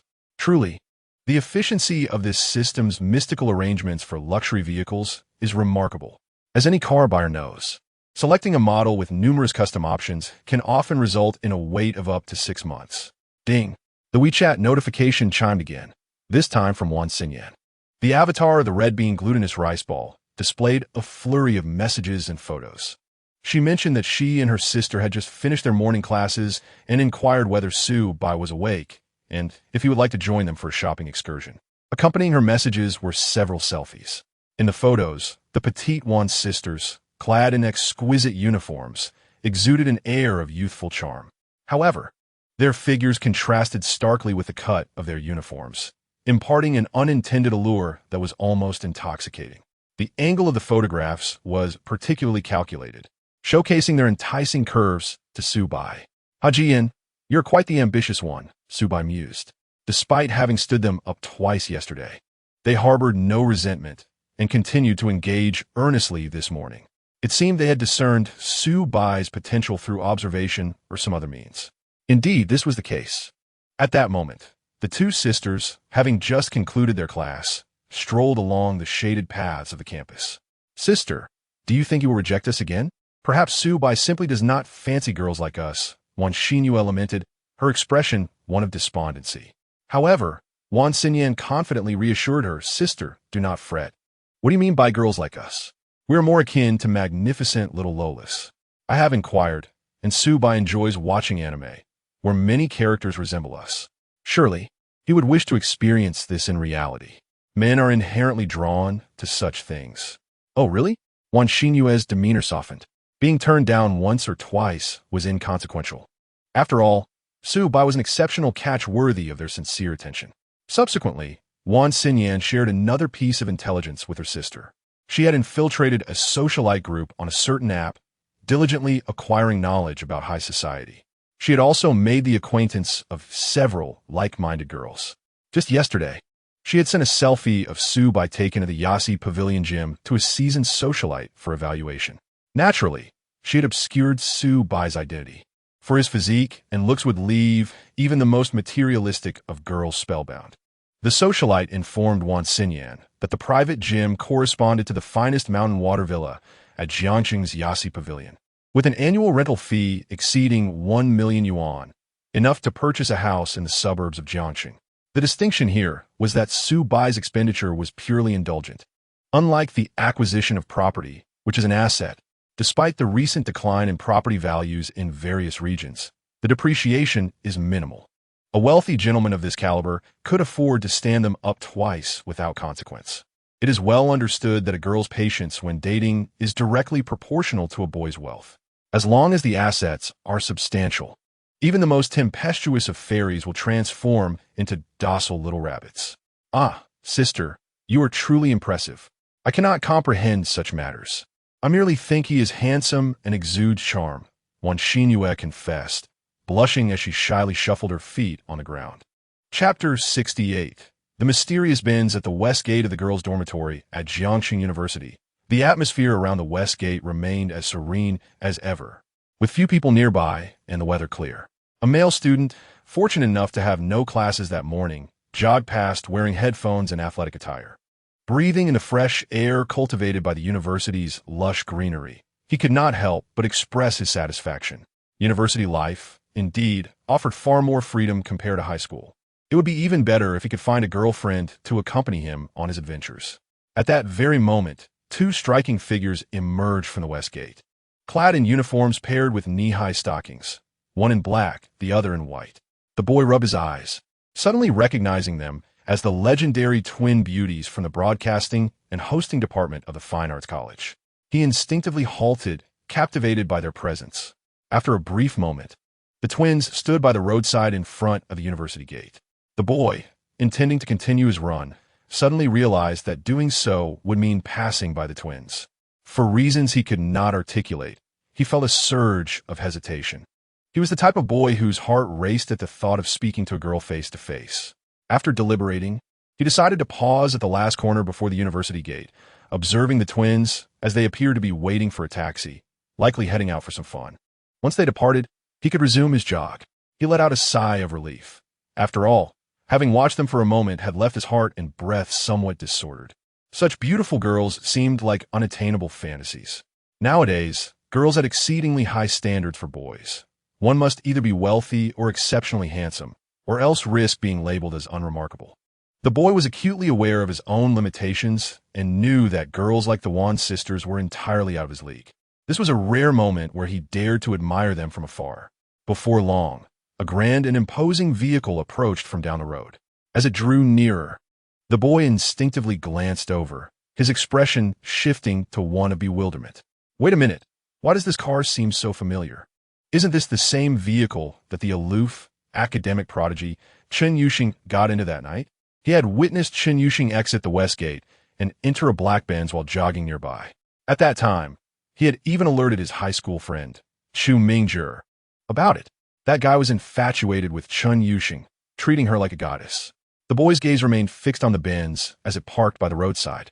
He watched as the Wan sisters joyfully approached, opening the front passenger and rear doors, and cheerfully hopped inside. The Benz roared to life, speeding past him in a showy manner. Indeed, the tail emblem confirmed it was a Benz, a four-wheel drive version. Following his serendipitous encounter with Chen Yuxing, curiosity had compelled him to investigate further, and he discovered that the car that had picked Chen Yuxing up was a Benz, identical in model and color to the one he now saw. Although he regretted not remembering the license plate number, the boy felt that such coincidences were unlikely. This meant that both Chen Yuxing and the Wan sisters were being pursued by the same affluent gentleman. If this situation were discussed among students in various groups, it would undoubtedly become a sensational hot topic. After all, the romantic entanglements of campus beauties and wealthy suitors are timeless sources of gossip. Nevertheless, the boy maintained his composure. Even though he had witnessed the event firsthand, he refrained from spreading rumors. Instead, he nervously took out his phone and found his friend's WeChat. Keywords: Chen Yuxing. What's going on with Chen Yuxing? Isn't that just bizarre? Chu Mingzhi's mouth twitched as he quickly typed back, "No, it's not about Chen Yuxing. Wait, I can't say that either. Question mark. Here's the thing, last time." The boy recounted the incident in detail. Haha, is that really such a big deal? I thought you had seen Chen Yuxing officially announce something with some guy. Not all, my friend. That car has appeared at the West Gate twice now, picking up different girls. It's blatantly obvious that it's a wealthy man on the prowl at the university, right? Incorrect. It is evident that he is a wealthy second-generation individual experiencing life as a ride-hailing driver. And it is merely coincidental that Wan Jia sisters and Chen Yuxing happen to hail this very vehicle. If it were a face-to-face conversation, the young man would be eager to deliver a couple of punches to Chu Mingzhi. Nevertheless, it is futile to advise a stubborn ghost. Since Chu Mingzhi remains obstinate, there is little that can be done. Farewell. At this moment, Shui Tao and Chu Mingzhi are attending an elective course. However, The difficulty level is notably high among first-year students in the computer science department. Many classmates are hesitant to skip class unless they possess exceptional self-study capabilities. Consequently, even those who attend often find themselves bewildered and grasping at straws. They then resort to playing on their phones. Perhaps this is the fate of university classrooms. The instructor, armed with outdated materials, speaks in an obscure manner. Students fail to comprehend and thus pretend to study while, in reality, everyone is engrossed in their devices. Only Su Bai, who possesses the privilege of having a brother like Tongzi, can gracefully skip classes and effortlessly acquire knowledge. Shui Tao is busy crafting travel plans on his phone. As the leader of the travel group, it is imperative that he manages this well. He aims to showcase his reliability while cunningly inserting a few personal interests into the itinerary, such as the swaying sky bridges and ghostly explorations, activities that easily foster intimate interactions with the ladies. He wonders if there might be affluent individuals near Jiangxing University who drive luxury cars worth millions, engaging in ride-hailing merely to attract women. Chu Mingzhi suddenly poses an existential question. Perhaps Shui Tao is uncertain about this. What is up, Huyi? You would want your parents to buy you a car for wooing girls, would you?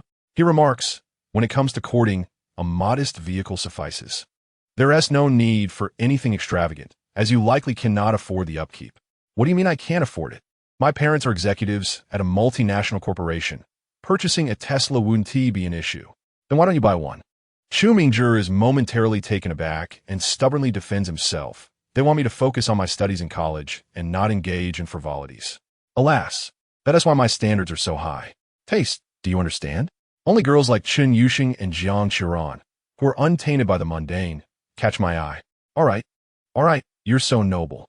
Shui Tao has little interest in continuing the conversation. Yet, Chu Mingzhi grows increasingly anxious, pondering if Chen Yuxing might indeed have some connection with the mysterious Mercedes-Benz driver. How would Su Bai react to that? Being somewhat naive, Chu Mingzhi cannot help but privately consult Su Bai, subtly inquiring, Su Bai, if the girl you like would get into a Mercedes-Benz driven by her uncle, would you forgive her? Stop reading too many novels, Hu Yi, Su Bai replies. In Chapter 69, can Brother Su Bai change our destiny?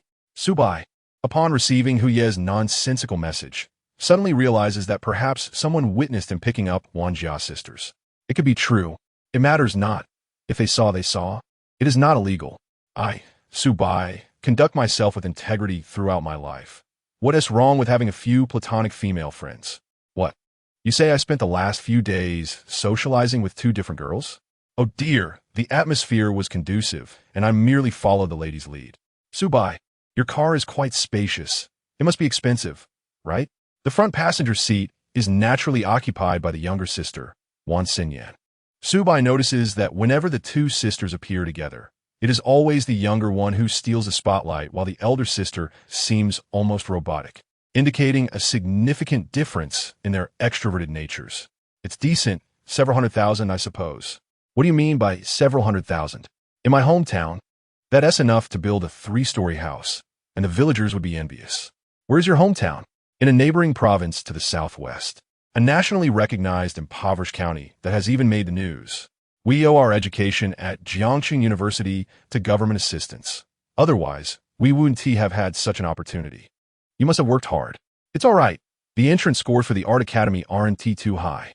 The benefit is that once we are admitted, we can leverage the school's reputation to find part-time jobs, such as hosting commercial performances or voice acting. Wan Xinyan is quite talkative, candidly discussing her humble beginnings without reservation. The excitement she expresses upon riding in this Mercedes-Benz is refreshingly genuine. Su Bai appreciates such honesty. As long as one articulates their needs, there is much to discuss. He has no desire to engage with girls who aim to manipulate wealthy individuals based solely on their youthful beauty.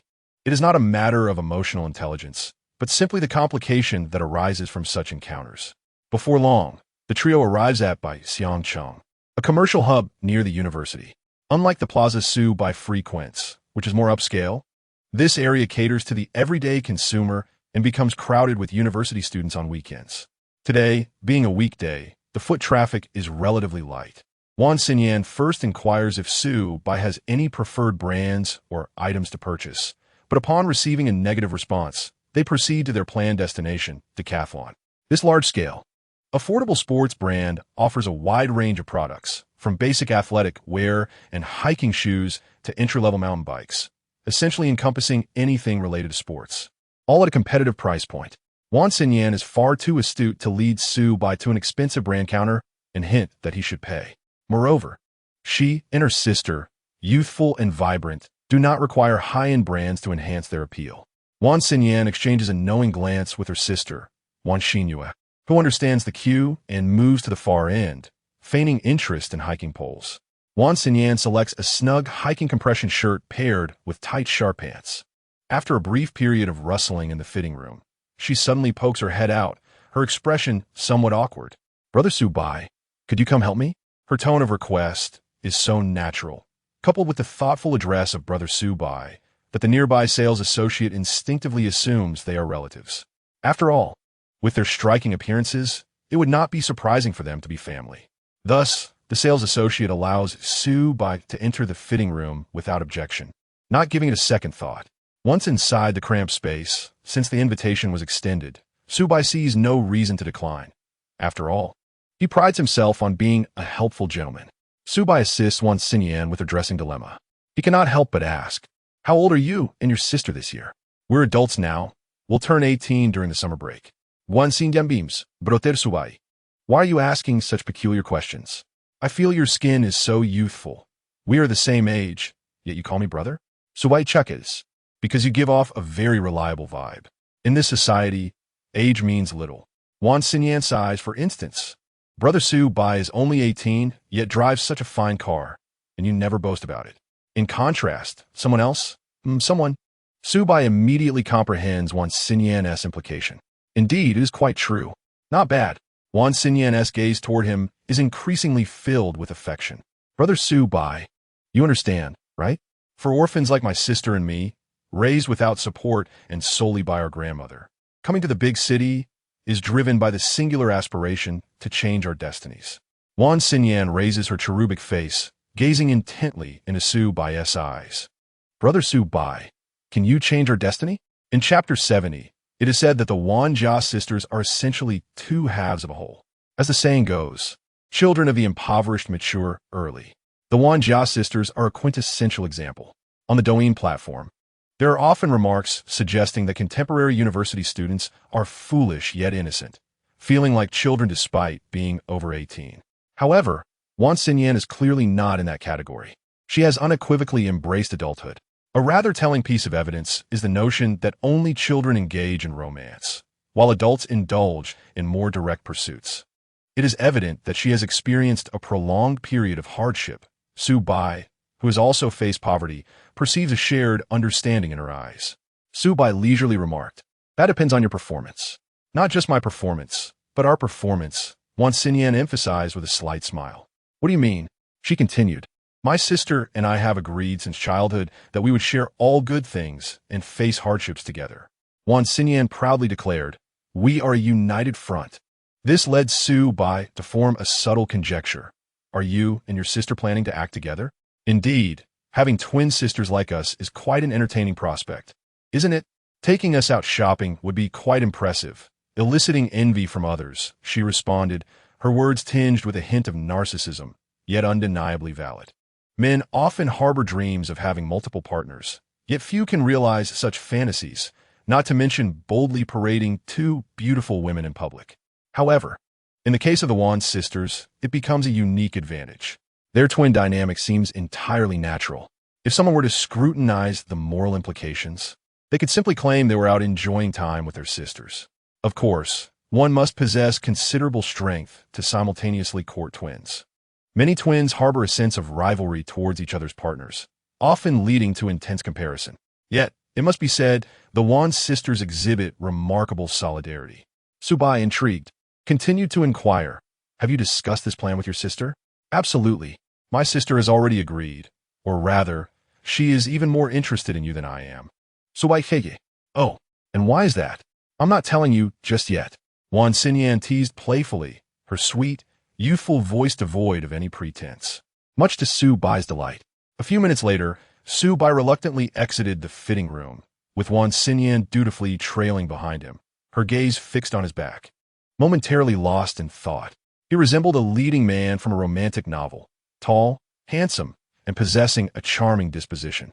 Su Bai's hands were large, fingers long and strong, exuding a more masculine allure compared to the frail protagonists of typical romance literature.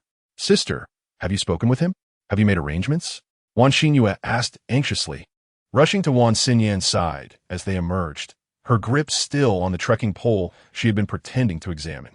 "Yes, Su Bai Gij is interested in us and wants to see our performance." "Oh, that's wonderful," Wan Xinyu exclaimed, her eyes sparkling with anticipation. "Does that mean I can start showing off?" Observing her sister's eager expression, Wan Xinyan quickly cautioned, "Sister, be a little more reserved. We don't want to frighten him away." "I understand," Wan Xinyu replied, her eyes glimmering with admiration as she glanced at Su Bai, who was selecting hiking shoes. Standing at 185 meters, Su Bai's height was entirely authentic, a fact confirmed during physical assessments. In Jiangcheng, a city that is neither too southern nor too northern, this stature is already quite impressive among men. Moreover, having undergone physical enhancement treatments, his physique boasted an astonishingly ideal proportion, akin to that of a male model. Coupled with the allure of high-end fashion, he was indeed the dream partner for many young girls. Wan Xinyu, though gentle in demeanor, differed from her sister in one aspect. While her sister was solely enamored with wealth, she harbored an additional affection for tall men, relishing the sensation of looking up to see their faces. A brief moment of daydreaming left Wan Xinyu filled with hopeful anticipation for the future. Ding! Detecting the favorability of the goddesses Wan Xinyan and Wan Xinyu has exceeded 80 points, binding them as cashback targets. Current favorability, 82. Su Bai was momentarily taken aback. "Wait, why are your favorability scores calculated together? You truly are inseparable." To be honest, Su Bai did not expect the Wan sisters to exhibit such unity, which is indeed quite rare. He recalled a pair of twin sisters from his middle school days who were always at odds, making it hard to imagine them accompanying a man on a shopping trip. Nevertheless, since they were eager to make progress, Su Bai resolved to fulfill their aspirations and transform their destiny. An opportunity for cashback had presented itself, and it would be foolish to pass it up. Besides, these two young ladies were of commendable quality. From a traditional aesthetic perspective, they might be slightly shorter, but Su Bai was an open-minded man. In the eyes of an anime enthusiast, the Wan sisters were a rare and legitimate treasure. Perhaps this is the inconvenience of a wealthy lifestyle. Even with the support of a benefactor, Su Bai still found himself in challenging situations. Chapter 71. Enhancing Su Bai's sensory experience. "Excuse me, miss. Are you satisfied with this style? If you like it, we can explore some sporty outerwear options." Upon seeing the ensemble on Wan Xinyan, the salesgirl's eyes lit up as she eagerly made a recommendation. Typically, athletic wear does not flatter shorter girls, but Wan Xinyan was clearly an exception. Additionally, with Wan Xinyu, who bore an almost indistinguishable resemblance, the salesgirl felt optimistic about securing 2 sales that day. "What do you think?" "Su Bai Inquayev. I think it's fantastic. Su Bai Gij should be pleased as well, right?" Wan Xinyan's tone held a deeper meaning. "Then let us go for it. Should I get your sister a matching set? Perhaps in a different color?" "Yes, my sister loves pink or light yellow. Something bright for sure."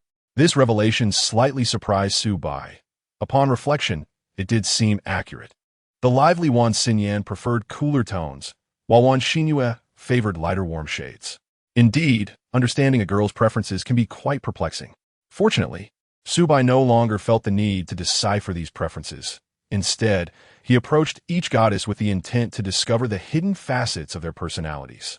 The compression shirt and leggings totaled over 300. Combined, they amounted to over 600. Wan Xinyu also selected some sporty accessories, bringing the total to around 800. Ding!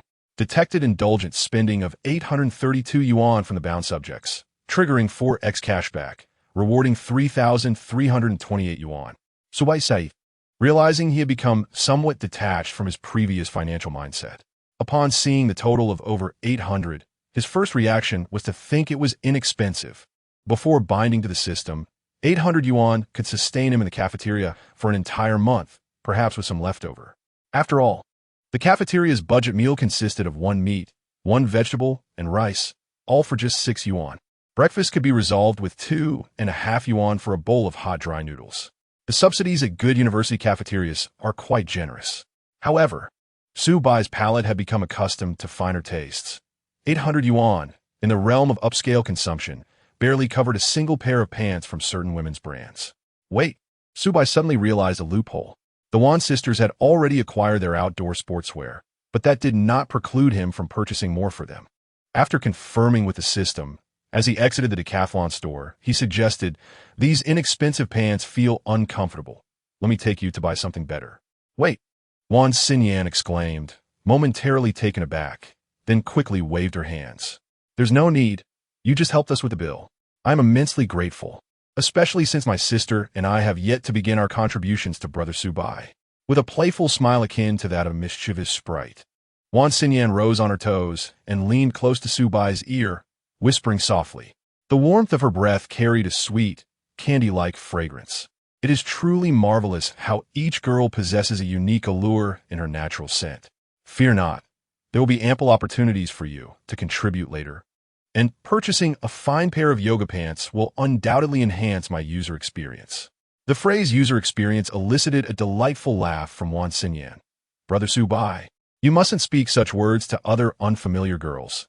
You might find yourself receiving a warning for objectification. What, does my statement displease you? Not at all. I am rather looking forward to being utilized by Brother Su Bai, she coyly replied, nuzzling against his arm. To be candid, the art of seduction felt somewhat unrefined. It paled in comparison to the innate charm of a certain little vixen. However, considering that these twin sisters had only just entered their freshman year, their youthful innocence was precisely what was desired. Su Bai relished the moment, chuckling heartily and gesturing for the sisters to follow him while playfully patting their backsides. This dual engagement was a first for him, and he felt a twinge of guilt. Embracing two girls like this felt somewhat at odds with the moral principles instilled in him over the years. Simultaneously, Su Bai sought to ascertain whether the sisters were indeed prepared to embrace a buy-one-get-one lifestyle. The outcome pleased him greatly. Wan Xinyan let out a delicate gasp, caught off guard, and shot him a playful glare, yet she tightened her embrace around his arm. Wait, how do we begin to enjoy this so soon? There seemed to be something extraordinary lurking beneath her demure exterior. Thus, Su Bai ambled through them all, flanked by the two charming Lolas, drawing the attention of numerous passers-by.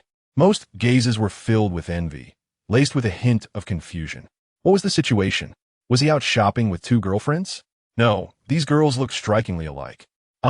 They must be related. The older brother is taking his younger sisters out. Many people formed similar assumptions. The idea of twins being shared in such a manner was too outrageous for most to consider in real life. However, Su Bai's confidence, bolstered by his financial standing, allowed him to navigate the situation with ease. Welcome to the flagship store in Jiangsheng. This brand was well known to those who frequently scrolled through short videos, having established itself as a benchmark in the realm of yoga pants. Su Bai was somewhat surprised to discover that this mall housed the Jiangsheng flagship store. After all, Baishan City catered to a more modest, everyday consumer base. Upon reflection, it made sense. A significant portion of the brand's audience consisted of young women who aspired to a fashionable and refined lifestyle. Where would one find such women in abundance? Naturally, Jiangsheng University. In this day and age, securing a job is challenging, and making money is no easy feat. Many working girls are reluctant to spend extravagantly on beautiful clothing for themselves. In fact, statistically speaking, the majority of girls' appearances and emotional intelligence rarely attract generous suitors. Conversely, university students, unburdened by financial pressures, especially those from moderately affluent families, tend to receive substantial allowances. Spending their parents' money comes without hesitation, resulting in considerable purchasing power. As Su Bai entered the flagship store, he casually surveyed the scene and noted the presence of numerous young women trying on clothes. He even recognized a somewhat familiar face, likely from a public elective course. The visual appeal varied significantly. Yoga pants, akin to aerobics attire, accentuate the figures of those who are fit, but do little for those less fortunate in the physique department. Yet, these two sisters certainly looked stunning. A beautiful sales associate scrutinized Su Bai's attire. Her gaze lingered momentarily on the Audemars Piguet watch on his wrist before she approached him with a radiant smile. With experience in retail, she had developed a professional smile and could discern who among the clientele possessed strong purchasing power. Su Bai's trendy ensemble, composed entirely of the latest seasonal styles, suggested that he was not merely superficial. Those who favored new releases often possessed more substantial means. The ostentatious types typically opted for discounted older models or even second-hand items. Moreover, the watch he wore was clearly of considerable value, though its exact worth was difficult to ascertain. The sales associate, while adept at reading people, was not equipped with the ability to appraise items like an electronic eye. "Are you here to select outfits for your sisters?" she inquired, instinctively assuming that the Wan sisters were Su Bai's siblings. After all, he was a tall, robustly handsome young man, appearing more mature than his years, while the sisters embodied a pure and youthful charm. Before Su Bai could respond, Wan Xinyan interjected, "Yes. My brother is helping us choose yoga pants that are soft and pleasant to the touch."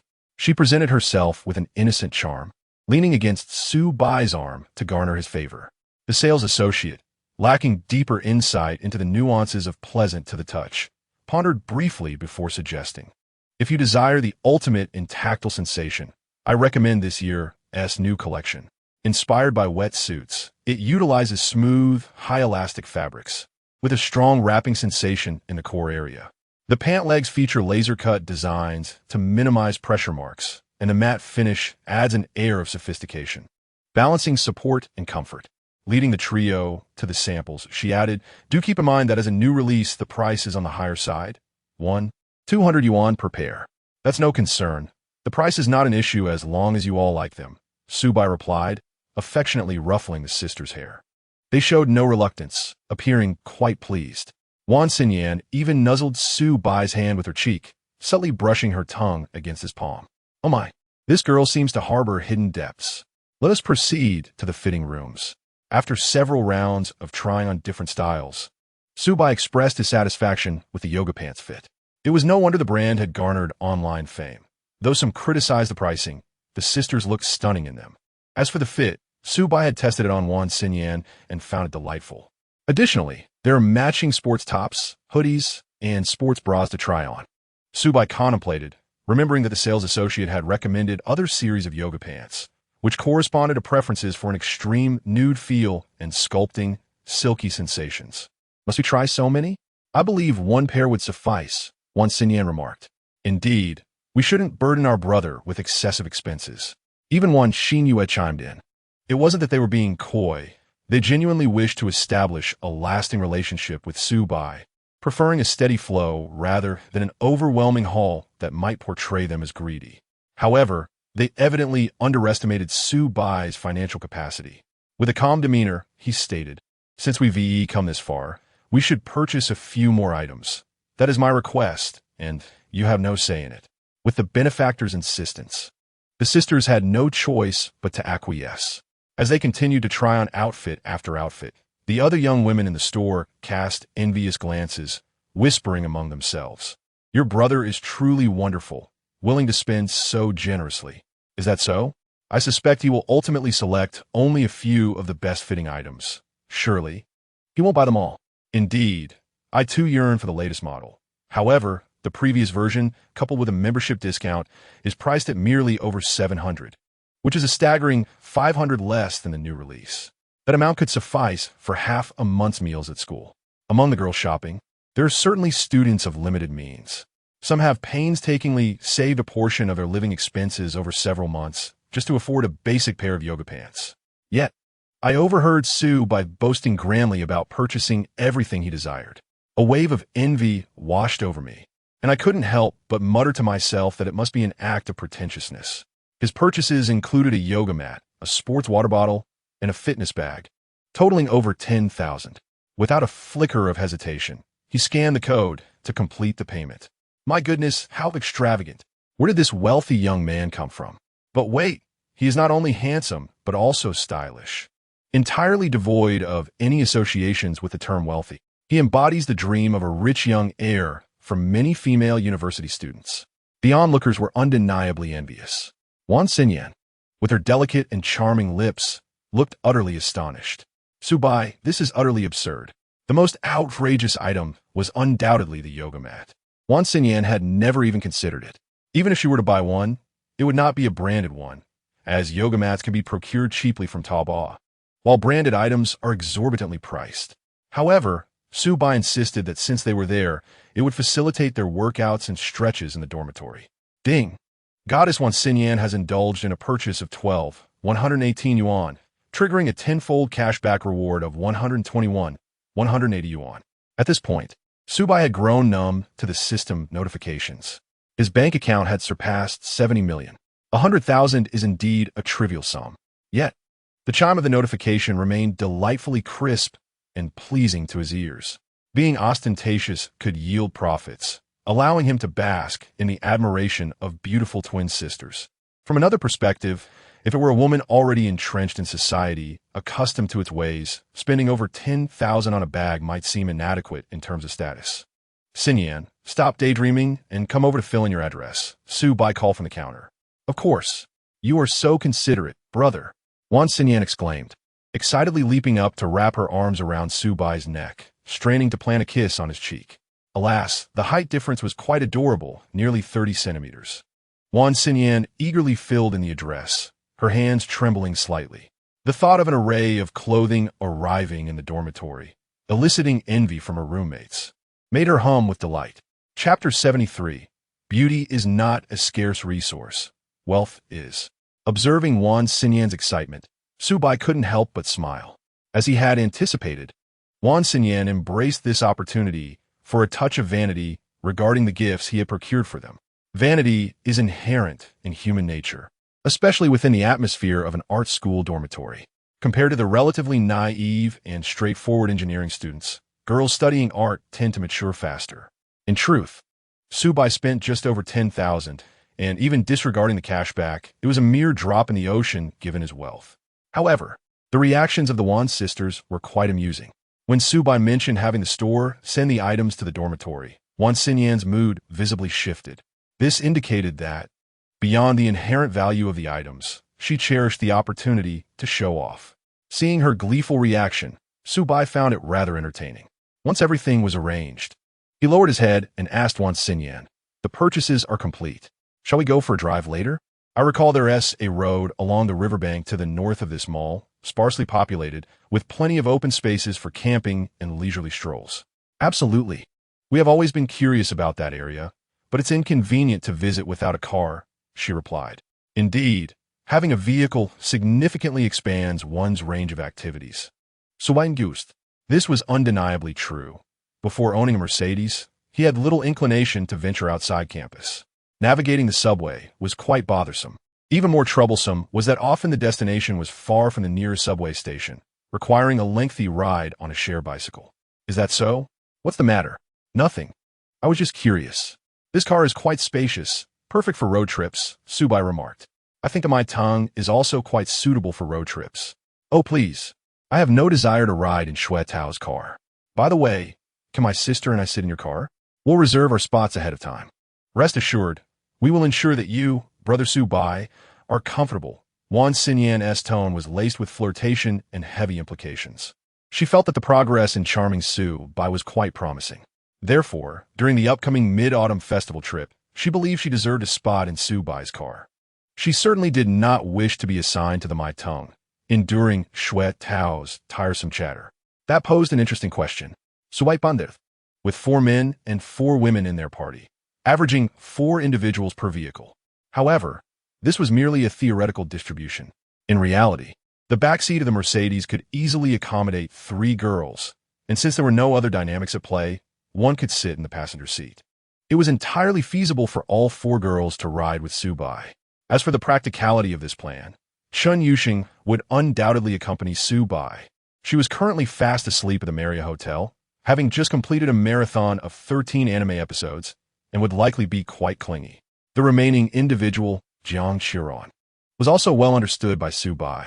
After all, they were childhood friends. Given that the other girls would be acting collectively, Jiang Qiran would never choose to ride in the Mai Tung with 3 unfamiliar men. A plan was set. Thus, Subai agreed, "All right, you and your sister can sit in the back. Understood. Wan Xinyan playfully saluted. She wisely refrained from inquiring who would occupy the passenger seat. It was evident that it would be Chun Yuxing. Many classmates had noted that Su Bai and Chun Yuxing were growing close, often gaming together. Regarding any potential hidden agendas between them, Wan Xinyan had previously been uncertain. However, after witnessing Su Bai's financial prowess up close, she was convinced that Chun Yuxing must also have designs on him. They might even have developed something clandestine, although she dismissed such speculation as fruitless. While Wan Xinyan had already made some advances towards Su Bai in the fitting room, it was evidently insufficient. She reminded herself to maintain a proper attitude and not treat a wealthy man as a fool. During her time on Shaohongshu, she encountered many opportunistic women and heard their stories. Many had experienced moments of youthful folly, having once encountered affluent men who treated them well, only to become insatiable and ultimately ruinous in their behavior. Consequently, they were cast aside by those wealthy individuals. Young women often receive societal privileges due to their beauty, leading to inflated self-worth. Yet, they realize too late, as age diminishes their looks, that beauty is not a scarce resource. There will always be 18-year-old beauties emerging, while becoming wealthy becomes increasingly challenging. Moreover, some wealthy men, truth be told, despite adopting a materialistic mindset, find it difficult to indulge in such pursuits. In contrast, Su Bai was remarkably rare, exhibiting no discomfort when being courted. In fact, he brought genuine joy to the women around him. To use a popular phrase, it was an instinctive attraction. Thus, when Wan Xinyan heard that Su Bai intended to drive them to a secluded spot for a joyride, she immediately prepared herself to seize this opportunity and allow Su Bai to experience the delight of being with twins. Just as Su Bai was leading the Wan sisters into the elevator toward the mall's underground parking, Lu Yuan, from the opposite side of the same floor, stared at their departing figures, utterly dumbfounded. My heavens, what am I witnessing? Su Bai is actually escorting the Wan sisters from the art school shopping. It is truly astonishing that he has recently been entangled with CHNYSH, while simultaneously displaying such intimacy with WNJI, GMI. Could this be classified as infidelity? If he were merely flirting with multiple girls, it might not be so alarming. This marks the first time since the semester began that CHNYSH has not returned home for the night. Last night, Li Yuan's gossiping spirit was ablaze, as she engaged her roommate, Ji Ingqi, are in extensive discussions, yet they could not arrive at any conclusions. The fact that she did not consult her closest friend ZHUGL did not surprise Li Yuan. However, CHNYSH's behavior is indeed perplexing. This led to a rather unsettling speculation. Could it be that SBI and CHNYSH have rented a room together? It is difficult to fathom that such an aloof and academically gifted girl, who spends her days immersed in a laboratory, would engage in such activities with a boy. Yet, if it were SBI, it seems somewhat plausible, for he possesses striking good looks and an admirable physique. CHNYSH's attraction to SBI could be seen as a common occurrence in university life. Not all female students pursue relationships solely for financial stability. A significant number are still captivated by physical allure, clinging to the notion of marrying for love. Frankly, Li Yuan finds this rather foolish. SBI comes from a background of humble means, and CHNYSH's family does not appear to be particularly affluent either. Their union would inevitably face countless challenges in the future. Chapter 74. Is SBI truly from an ordinary family? The saying goes, poverty brings sorrow to a couple. The idealistic love experienced during student years often succumbs to the harsh realities post-graduation. Initially harmonious relationships can devolve into conflicts, with one party straying due to dissatisfaction with their circumstances. Li Yuan recognized this truth early on. If one cannot find a suitable partner during college, settling with Su T.O. might not be such a bad option. After all, Su T.O. possesses 4 apartments and a car, alleviating concerns regarding mortgages and loans if they were to marry. However, SBI presents a significant dilemma. Not only is his family background worrisome, but he's also not particularly diligent. Despite studying the highly sought-after major of computer science, he spends his days idly lounging in the dormitory. In stark contrast, CHNYSH dedicates herself to the lab. The disparity is glaring. The ambitious CHNYSH paired with the indulgent and reckless SBI seems destined for trouble. However, the scene that unfolded today completely reshaped Liu NYU and S perceptions. It was not merely SBI holding WNJI GMI's hand, but rather that she witnessed him purchasing an extravagant array of items for them. Just moments prior, her curiosity had led her to observe the trio from a distance for an extended period, growing increasingly bewildered. Did it not emerge that SBI belonged to a modest working-class family, receiving a mere 1,200 yuan a month for living expenses? How then could he indulge in such lavish shopping sprees with girls? Something was amiss, profoundly amiss. As she watched them enter the elevator, an inexplicable anxiety began to wash over her. It dawned on her that she might be on the verge of uncovering a certain truth. Yet the clarity of that truth remained elusive. This sensation of being tantalizingly close to the answer was profoundly unsettling for a girl with a penchant for gossip. With this in mind, Liu NYU hastily retrieved her phone to message Su T. O. UNYUN. Is SBI truly from an ordinary family? Are you certain? Su ZHTO. Panda emoji. Su ZHTO. Why the sudden inquiry? Su ZHTO. Nose-picking emoji UNYUN. I was just exhausted from class yesterday and fell asleep in the dormitory. She had been too preoccupied with gossiping about CHNYSH with Jing Chi RN to attend to Su T.O. The main reason being that Su T.O. had been rather bothersome lately, constantly hinting that their relationship should progress. Liu NYU believed that an overly eager man was rather unattractive. For the majority of women, such eagerness is seen as a negative trait, perhaps subconsciously suggesting a desperation that prompts them to elevate their self-worth. Fine, they had yet to officially hold hands. Allowing him to occasionally grasp her hand should not be a problem. UNYUN, I would like to eat at the second floor of the third cafeteria for lunch. UNYUN, afterward, let us take a stroll by the west gate. Suzy HT, oh, no problem, my treat. Suzy HT, oh, indecipherable trendy emoji. In class, Su T.O. suddenly clenched his fist with excitement. Though he remained silent, it was as if he were silently celebrating. What is up, local? Did your father, James, score again? CHMNGZH quipped. Haha, Su T.O. replied smugly. UNYU and invited me to lunch today. Do you see the benefits of having a girlfriend? Not really, buddy. How is this any benefit? CHMNGZH retorted.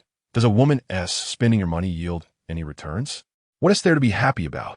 If you have money, you might as well spend it. Besides, nowadays, women rarely pay for their own dates. Being able to spend on them is my strength. Su T.O. wore an expression of entitlement.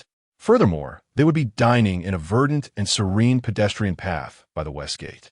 The implication was clear. Su T.O. believed he could attempt to hold Liu NYU's hand. The mere thought of touching a girl's delicate hand made him tremble with anticipation. And perhaps even more intimate gestures were not out of the question. Alas, from behavior to pocket money, everything was strictly regulated, all to ensure his focus on academics. He had even invested considerable funds into hiring an experienced tutor for one-on-one sessions. Su T.O. lived up to expectations, diligently studying and ultimately gaining admission to the best university in GNGCHing. With newfound financial freedom and a car at his disposal, he felt liberated. During his secondary school years, his parents had strictly prohibited him from dating, resulting in a prolonged sense of repression. Now, that repression had finally been lifted, and Su T.O. felt on the brink of his life's zenith. On the second floor of the third cafeteria, the prices of the small dishes were somewhat extravagant for students, resulting in fewer patrons.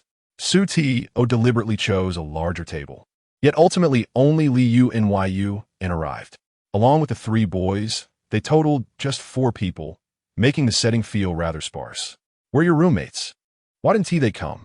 Su T.O.'s first words left Liu NYU speechless. Seriously, buddy, where's your emotional intelligence? You invite me to lunch and are only concerned about my roommates? Liu NYU was well aware that compared to her 3 goddess-like roommates, she felt rather lackluster, a sensitive point she had carried throughout her year at GNGCH in university. Yet, Su Teo stumbled into a conversational pitfall. They all have their own affairs to attend to. What's the matter, missing your girlfriend's roommates? She retorted sarcastically. Haha, not really sad. It's just that with more people, it's livelier, and we could order a greater variety of dishes. What on earth? W-ing H or N? What are you doing? Su Teo then noticed that while engaging Liu Nyun in small talk, W-ing H or N had quietly set down a bowl of boiled beef and a plate of stir-fried squid. Both dishes were considered relatively pricey on the second floor. W-ing H or N calmly stated, "Oh, I saw these just made over there and ordered them. Both are incredibly delicious." While they were indeed tasty, Su Teo thought it best to refrain. The reality was that since military training, he had been treating Liu Nyun to meals and entertainment, and his pocket money was nearly depleted. He planned to use the upcoming mid-autumn festival trip as an excuse to request additional funds from his parents. However, he needed to be frugal during these next few days. All right, if you enjoy them, it's fine. It's rare that I'm treating everyone. Su Teo muttered in dissatisfaction. Unexpectedly, Wang Haoran shook his head and said, "No need.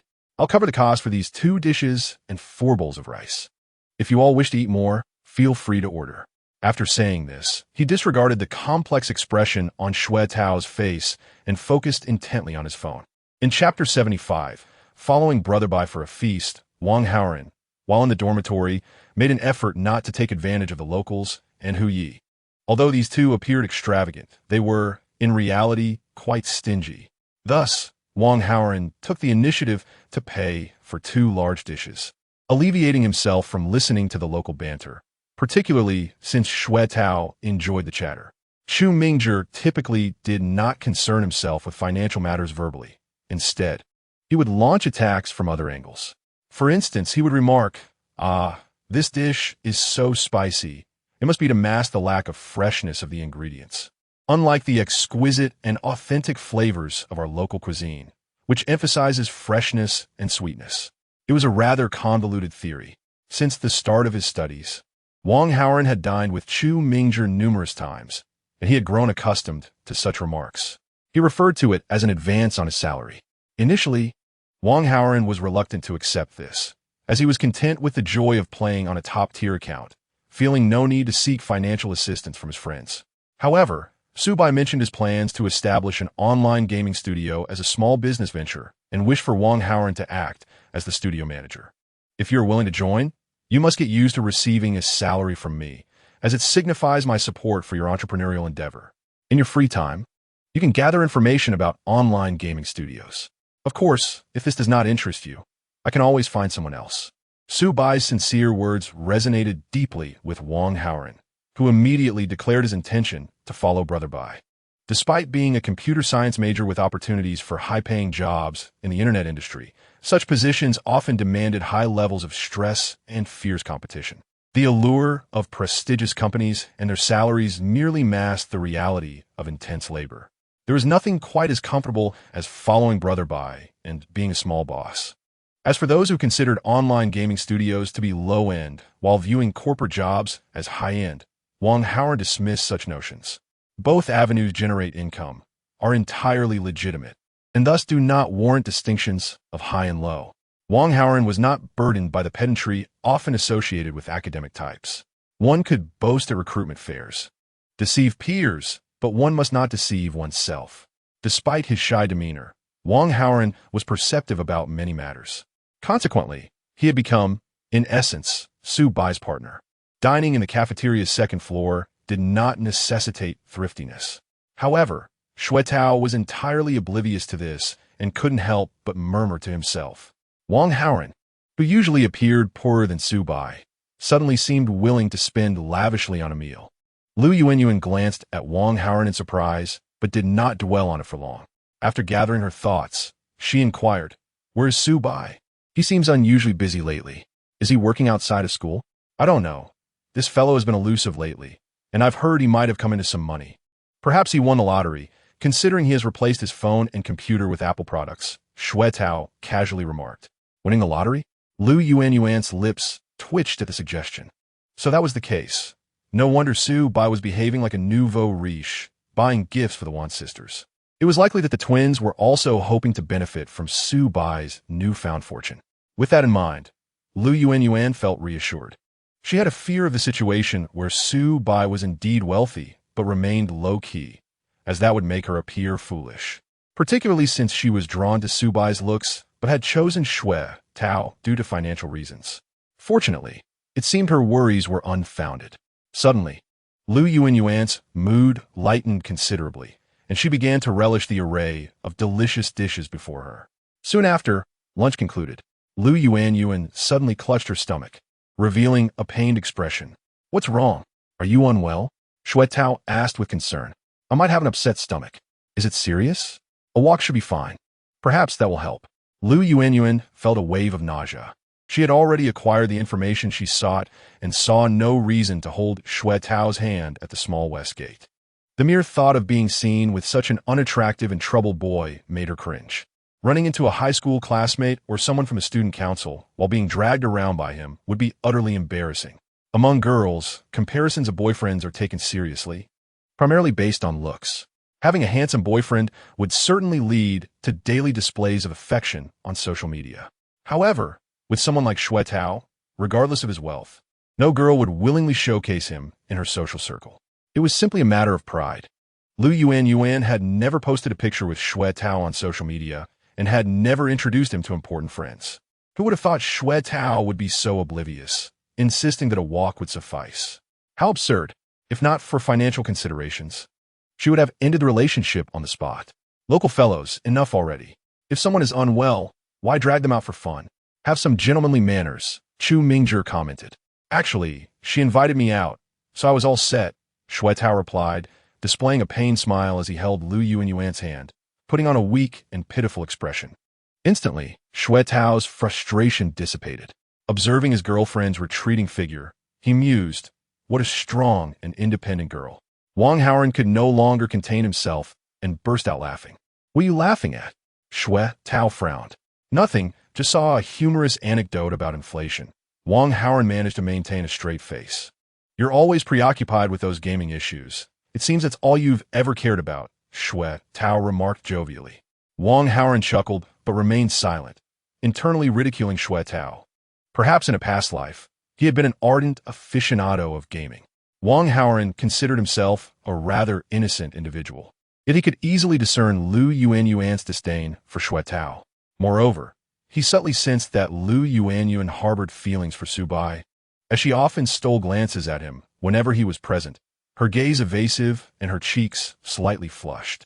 Xue Tao, however, mistakenly believed that Lu Yuanyuan's blush was a result of his charisma, oblivious to the reality. It was evident that Su Bai was indifferent to Lu Yuanyuan, as he typically pursued women of a higher caliber, such as Chun Yuxing. In Chapter 76, the Wan sisters communicate with Su Bai about music. Su Bai drove along with the two beautiful twins to the riverside embankment. The autumn scenery in Jiangcheng was quite pleasant. The weather was gradually cooling down, making it comfortable to be outdoors. Su Bai held the hands of the two sisters as they walked along a grassy path, listening to Wan Xinyan share amusing tales from the art academy. It was worth noting that even within the same university, the lives of students from different majors could be vastly different. For example, those studying broadcasting and hosting had to practice their vocal skills every morning, while dance students had to meticulously control their weight. It was said that the dance department's instructors issued strict orders, forbidding students from gaining weight during the Mid-Autumn and National Day holidays. Upon returning, the teachers would set up a scale in the girls' dormitory to weigh each student. Those who did not meet the standards were not allowed to enter their dorms. Su Bai felt that compared to the lives of dance students, the existence of students in ordinary majors seemed rather indulgent.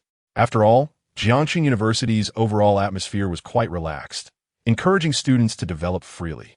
If not for professional requirements, students could decide for themselves what to do each day. Many individuals, however, lacked the ability to do so.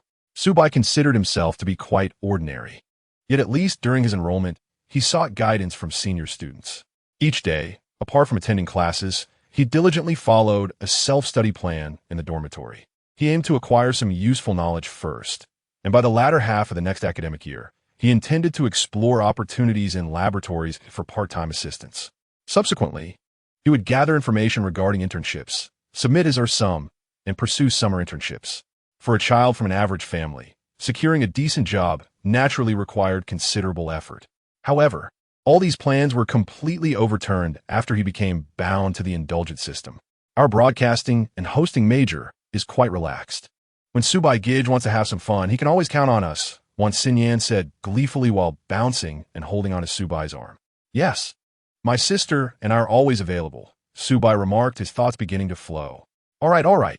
The Mercedes-Benz came to a halt beneath a secluded shade of trees.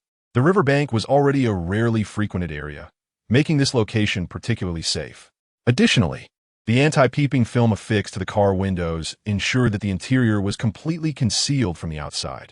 Despite this, the outdoor setting made the Wan sisters, who were alone with a boy for the first time, feel somewhat nervous. Subai unlocked the car, opened the back door, entered first, and settled into the middle of the rear seat, then beckoned for them to join him. The two young women quickly understood, entering from the left rear door and closing it behind them. The doors locked, creating a confined space that blocked out the autumn sunlight. Subai Fege, you make me feel so secure, Wan Xinyan remarked after a while. Subai leaned back against the car's leather seat and retrieved a can of ice-cold cola from the vehicle's refrigerator. Ah, refreshing, he exclaimed. Su Gongzi, are you still satisfied? Wan Xinyan playfully imitated the tone of ancient dramas, her eyes sparkling. Very satisfied, Subai sincerely praised. Even the system rewarded him with 2 bonuses in quick succession, a testament to their significance. Does this mean we are qualified to stay by Subai Gij's side for the long term? Initial assessment passed. When will the retest be? In a few days during the trip. If you perform well, there will be rewards. Subai pinched their cheeks and painted a rosy picture. To be honest, such empty promises were often despised by contemporary young women. But considering Subai's abundant wealth, even a minor fulfillment of his grand promises would still be an unattainable fortune for the impoverished sisters. Wan Xinyan promptly assured him, rest assured, Subai Gij, we will surely satisfy you. After finishing his cola, Subai leisurely opened the system interface to check the 2 bonuses that had just appeared. Chapter 77. The Significance of Fine Wine. It's simply a desire to indulge. Ding. Detected that the host is indeed quite indulgent. Reward. Cash of 5 million yuan. Based on Subai's exploration of the system's mechanics, the amount of cash rewards correlated directly with the extent of indulgence. In other words, the more outrageous the actions, the greater the rewards. Thus, Subai indirectly contributed to world peace. Ding. Detected that the host is truly beyond reason. Reward. A bottle of rare CH2 P Trust red wine. Auction price. 210,000 yuan, which the host may collect at the designated Western restaurant. Subai involuntarily glanced at the car roof and then down at himself. Well, let me take you to enjoy something nice for lunch. Are you hungry? A bit. Wan Xinyan nodded, patting her flat stomach. After a day of shopping and attending a symphony, it was indeed approaching noon, and hunger was setting in. Subai had researched online, and generally speaking, even high-end red wine brands could be purchased for a price range of 20,000 to 30,000 yuan for quality bottles. Wealthy individuals typically drank a few thousand yuan bottles comfortably unless they needed to showcase their status. A bottle priced at 210,000 yuan was likely valued for its collectability. Hence the exorbitant price tag. It doesn't matter. After all, Tongzi Ji is generous, and I shall drink it, he thought, planning to introduce the Wan sisters to such experiences. Subai realized he also enjoyed impressing beautiful girls, a tendency shared by many, though the degree varied. Moreover, since the Wan sisters had demonstrated a desire for improvement, if they had been indifferent to wealth, he would have had no interest in showcasing his affluence. To Subai, it was all reciprocal. If they provided what he desired, he would reward them with riches. At Le Mans' Jumming French restaurant, the manager received a phone call, his face lighting up with surprise and seriousness. Upon hanging up, he hurried to the lounge and instructed the waitstaff, prepare, a distinguished guest will be arriving shortly to open that rare CH2 P Trust. Rare CH2 P Trust? The waitstaff's eyes widened. It was the one just acquired from the auction last week, priced at 210,000 yuan. Correct, prepare with care, adding a touch of ceremony so that our wealthy guest feels our restaurant holds prestige. Both the manager and the waitstaff were a bit excited. eager to witness such a notable event. Several female staff members began fantasizing about the gentleman who owned this exquisite wine, pondering whether he would be a composed, middle-aged businessman or a charming young heir. Not at all. He must be an elderly gentleman, given how extravagantly he spends money. A last female staff member quipped, eliciting laughter from a group. While her comment was a bit harsh, it carried a semblance of truth. After spending time in high-end restaurants, one could discern that those who spent lavishly were either elderly or heirs. Younger individuals tended to be reckless, while older ones had returned to simplicity, not caring about value for money, spending freely for their own joy. As for why an elderly gentleman rather than a young heir would own this bottle, the answer was simple. It was simply too expensive. Eventually, when Su-bai arrived hand in hand with the Wan sisters, the waitstaff who had prepared for the wine ceremony were utterly astonished. "Wait, bro, you just graduated from high school, right? You look too young. He is so handsome," one staff member whispered to her friend in the back. Thanks to the meticulous image design by senior student Zhou Jialu, Su-bai's attractiveness had indeed been significantly enhanced. Previously, he had merely been somewhat handsome, occasionally drawing glances from girls. Now, with a carefully styled haircut and fashionable attire, he exuded an air of affluence. In a restaurant primarily filled with well-dressed patrons, he stood out strikingly. Enough chatter. The ceremony is starting. The manager shot a glance back at the employees and cleared his throat, signaling for silence. He then turned to Su-bai with a smile. "Mr. Su, we have meticulously prepared a wine opening ceremony for you. Would you prefer to open the wine first or order your meal?" "Let's order the meal first. There is no rush for the wine." "Very well. Here is our seasonal menu for your review." Observing the array of formally attired staff members at their table, the Wan sisters felt extremely out of place. They had never experienced such service before. Back in their hometown, they would only eat at street stalls where not only was there no service, but they had to fetch their own dishes from the kitchen window, although the food was indeed quite delicious. "Su-bai Fege, why are there so many people serving us? If each private room has this arrangement, there surely aren't enough staff." Wan Xinyan leaned in to ask Su-bai. He smiled and explained, "Because the wine we are about to open is a bit pricey." "Oh, how pricey?" Su-bai did not respond, instead looking towards the manager who was waiting nearby. The manager, exhibiting a remarkable emotional intelligence, interjected, "Good afternoon, ma'am. This limited edition Petrus red wine, hailing from a prestigious estate on the right bank of Bordeaux, France, is currently unavailable on the regular market due to its exceptional vintage and commemorative significance. It can only be acquired sporadically through auctions, with this particular bottle fetching a price of 210,000 yuan. 210,000, Wan Xinyan exclaimed, only to quickly realize her breach of decorum, covering her mouth with both hands. Her gaze towards Su-bai was filled with astonishment, as if her worldview had been dramatically altered. "Wow, Su-bai Gij, is today particularly significant for you? Why indulge in such an expensive wine?" In her perspective, the affluent real estate moguls back in her hometown would consider it a grand display to open a bottle costing over 10,000 at a nightclub. Yet Su-bai's choice, being 20 times that amount, surely must carry some profound rationale. However, Su-bai merely shook his head, stating, "There is no special reason. I simply felt good today and wanted to enjoy fine wine." Upon uttering these words, even the manager of the upscale restaurant, accustomed to the ostentation of the wealthy, could sense the palpable aura of pretentiousness. The issue was that Su-bai's delivery was nonchalant and entirely natural, embodying the demeanor expected of a top-tier magnate. Thus, his statement was received without any trace of crassness, appearing instead magnetic to the younger female audience, who often found such carefree confidence irresistible. "Now, let us commence our special wine opening ceremony," the manager announced. Wan Xinyan instinctively parted her lips to protest against opening the wine, considering how splendid it would be for such an exquisite red to be preserved. However, she quickly recalled that this wine belonged to Su-bai. Whether he chose to savor it or keep it as a collectible was entirely his prerogative, and she had no right to intervene. "Well, I might as well seize this opportunity to bask in Su-bai's glow and experience the taste of top-tier red wine." Wan Xinyan was fundamentally rational, rarely allowing her emotions to dictate her decisions.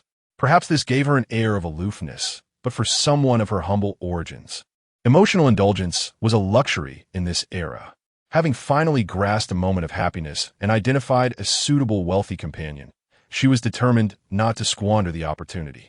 Accompanied by the melodious strains of elegant symphonic music, the wine opening ceremony commenced. While the wine breathed, the server presented the appetizers. This restaurant, renowned for its authentic French cuisine, adhered meticulously to foreign customs in its service. The menu was replete with French terms, which left Subai utterly perplexed.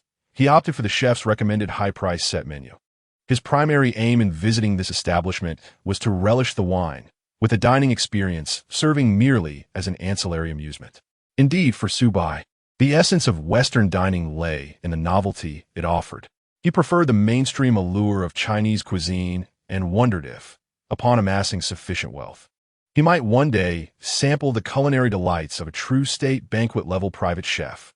The appetizers, presented in various forms, included a chip-shaped pastry filled with a somewhat undercooked salty meat, which appeared rather dubious. In contrast, Wan Xinyan and her sister received French oyster sashimi, specifically of the green jade variety. The chef had creatively added sweet and sour dried fruits and almonds to the oysters. Despite the creativity, the combination of robust seafood with unfamiliar fruits left the two sisters visibly perplexed. Do you not often eat sashimi? To be honest, I've never tried it. Wan Xinyan admitted with a wry smile, recalling the street vendors selling grilled oysters for a mere 3 yuan each. Yet, the delicacy before her was evidently of an entirely different caliber. Why not try mine? It appears more palatable. I enjoy oyster sashimi, he offered. All right, thank you, Gidge, Wan Xinyan replied, visibly relieved, her gaze softening as she looked at Subai. It seemed he bore no judgment regarding their lack of experience. Instead, he displayed thoughtful consideration for their feelings. Oh, Subai is so kind to us. I've heard many wealthy individuals can be rather impatient with those of lesser means. She reflected, knowing that even the slightest misstep could lead to harsh reprimands or exclusion from future outings. Once the servers momentarily exited the room, providing a suitable moment for intimate conversation, Wan Xinyan playfully remarked, Subai Gidge, you didn't mock us for being unsophisticated. What is there to mock?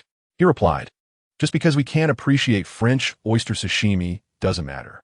The server mentioned it costs over 100 yuan per order. Well, it doesn't really matter if we can't appreciate it. Please don't hold any strange biases against me. Just relax around me, Subai reassured her. You enjoy calling me Gidge, right? Just think of you as my little sisters.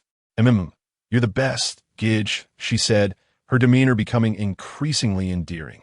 Unable to resist, Subai playfully squeezed her thigh, which was snugly encased in yoga pants. Admittedly, the two sisters did not conform to the conventional definition of long-legged beauties, yet their proportions were pleasing, and their soft thighs felt delightful to the touch. Both sisters were noted to have zero romantic experiences, indicating their pure intentions as they aimed their sights on Subai, seeking to make a bold move to transform their lives. Their discerning taste was commendable. As their conversation continued, Wan Xinyan's mood brightened, her initial nervousness dissipating. Subai's appearance and demeanor, while initially strikingly assertive, exuded a gentle reliability that was refreshing. It became evident that Subai possessed a profound understanding of the struggles faced by those from impoverished backgrounds, distinctly different from the typical pampered youths who remained disconnected from reality.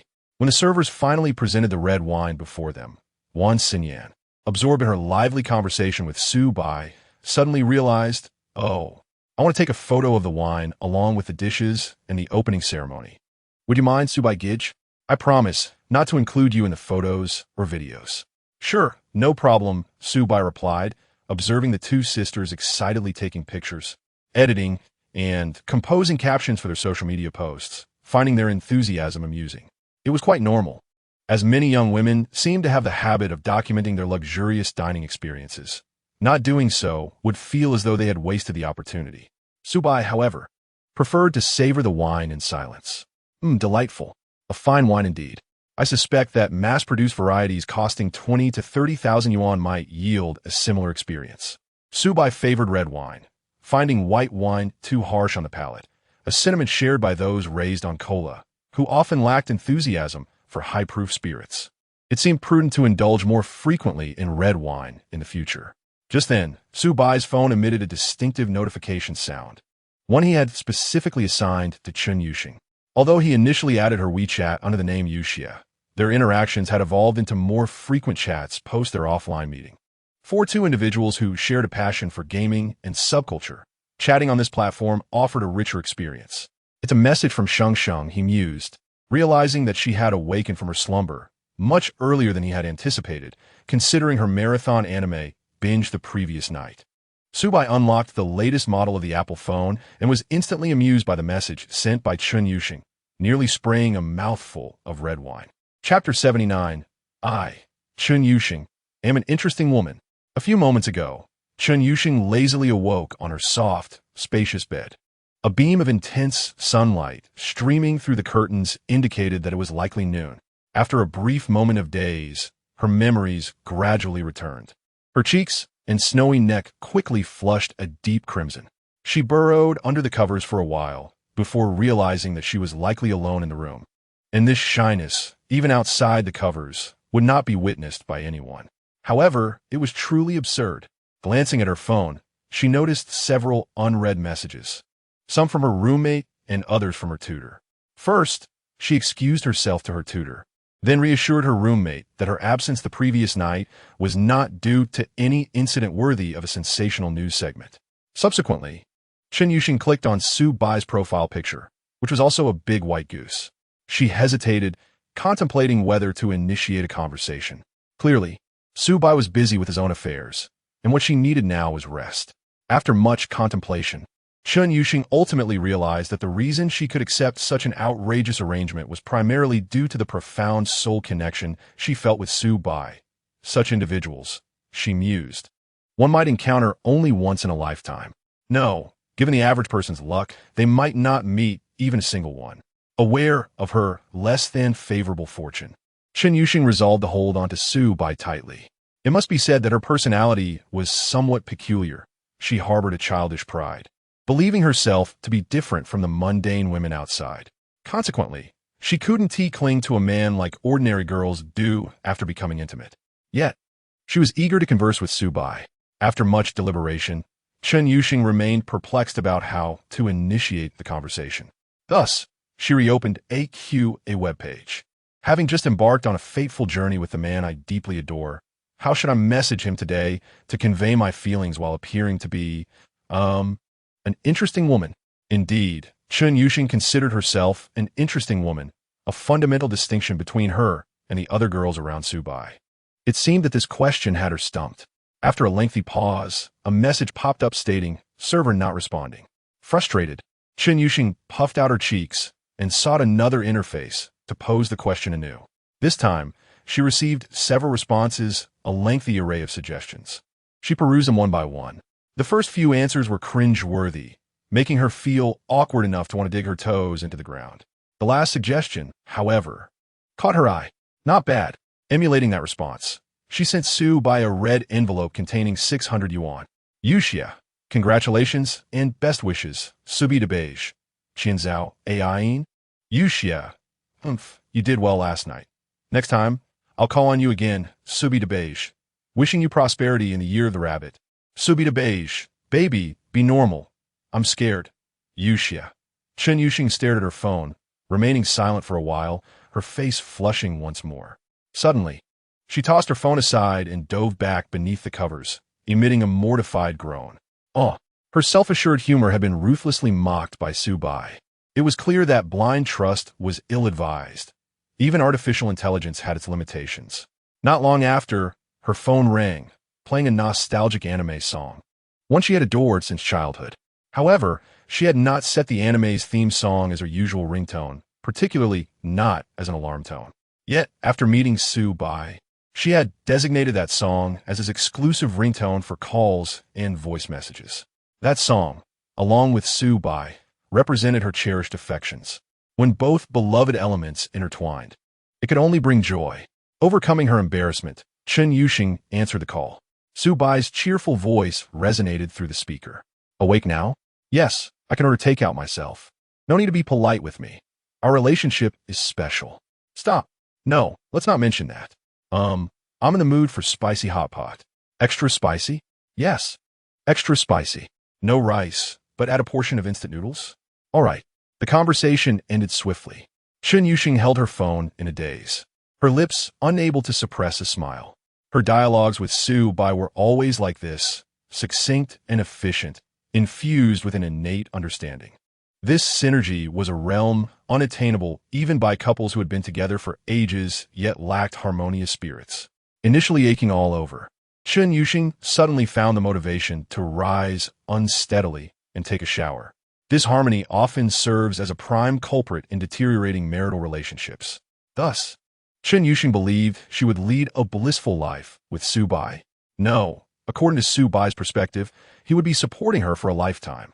It mattered not. As long as they could be together from the standpoint of their enduring relationship, Su Bai's support was indeed a blessing, signifying they would not be ensnared by the constraints that typically bind ordinary couples. After her shower, Chen Yuxing felt invigorated, only to realize a grave issue. The outfit she wore the previous night was ruined, particularly her black stockings, which had been discarded into the trash. So, what was she to wear? Chapter 80. Su Bai is a numbers monster. This dilemma was soon resolved, as Su Bai sent a message during her shower, stating that he had ordered takeout for her and bought some clothes. The delivery arrived directly at the hotel room door, hanging on the doorknob. Chen Yuxing donned her bathrobe, wrapping herself securely, ensuring no inch of skin was exposed. Thus, even if she encountered strangers in the hallway, while retrieving the package, she would not appear indecent. In truth, Chen Yuxing dressed conservatively. For instance, in summer, she typically wore long skirts paired with black stockings, a combination that might seem peculiar, yet only she, with her cool and scholarly demeanor, could carry it off. Failing to encounter any strangers, she retrieved a large package, an opaque plastic bag. It felt akin to opening a mystery box. Having endured a night of chaos, she found herself in a luxurious hotel room, waking in the afternoon, oblivious to where the errant man had vanished, and he had ordered clothing for her. All right, let's see what the big white goose-ass taste is like. The first items that caught her, I wore a long-sleeved autumn jacket and trousers from Uniqlo. Nothing extraordinary. Su Bai had purchased a size 170, which was slightly small. This brand sizing was just right for Chen Yuxing. He truly is considerate, she thought with a chuckle. Wait a moment, this didn't seem like Uniqlo. It was only when Chen Yuxing tried on the clothes that she realized this. They merely resembled it, but the texture conveyed an expensive quality. This could not possibly be Uniqlo. Taking a snapshot of the label and searching for it, she discovered it was a niche fashion brand. Browsing through the official website, she noted that the prices were exorbitant. While undeniably beautiful and made from high-quality materials, these were garments Chen Yuxing had never dared to purchase throughout her life. Forget about the price. For Su Bai, this is mere pocket change. Since she was being supported by the big white goose, she needed to adopt the right mindset for being pampered. Next, Chen Yuxing examined the remaining items in the package. Well, these were a bit more challenging to assess. 2 pairs of international brand black stockings. As a connoisseur of hosiery, Chen Yuxing was undeniably well-versed in various stocking brands. The brand most familiar to her is one that offers affordable products, emphasizing value for money, durability, and comfort, with a touch of design to satisfy the aesthetic sensibilities of young women. As for the realm of lightly luxurious women's fashion brands, she admits her ignorance. However, the one purchased by Su Bai is widely known, its reputation resounding. A basic item from such a label costs around $200 to $300, while high-end lines rarely dip below $500. Instantly, Chen Yuxing's interest peaked as her eyes sparkled while she opened the packaging of the tights and tried them on. Indeed, those priced at $500 are far superior to the $50s. The silky texture, the reassuring embrace, and the perfect amount of elasticity are unparalleled. The second pair of tights, also black but slightly thinner, boasts a remarkable feature. It pairs beautifully with the silk camisole nightgown found in the bag. In that moment, Chen Yuxing comprehended the purpose of these 2 items. Though she muttered her reluctance, her body eagerly donned the ensemble Su Bai had chosen for her. The light brown silk camisole nightgown, paired with the sheer matte black tights, revealed Su Bai's excellent taste. The lustrous silk nightgown, combined with Chen Yuxing's coolly enchanting yet youthful visage, added an air of mature sensuality, while the matte tights introduced an element of mystery to her lower half. Had she opted for glossy black tights, the overall effect would have been discordant. Quite impressive indeed. Upon opening the door, one would behold the stunningly beautiful and aloof academic goddess, momentarily caught off guard. Freshly showered, her sleek black hair retained a hint of moisture, complementing her misty eyes.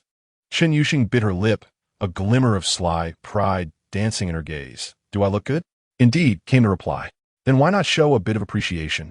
Half an hour later, a refined small round table graced the presidential suite, perfectly sufficient for a solitary meal. Chen Yuxing sat there, savoring her spicy hot pot, radiating satisfaction as she casually propped her feet up. Amid her enjoyment, Su Bai suddenly remarked, "How has such a delectable girl like you gone unpursued?"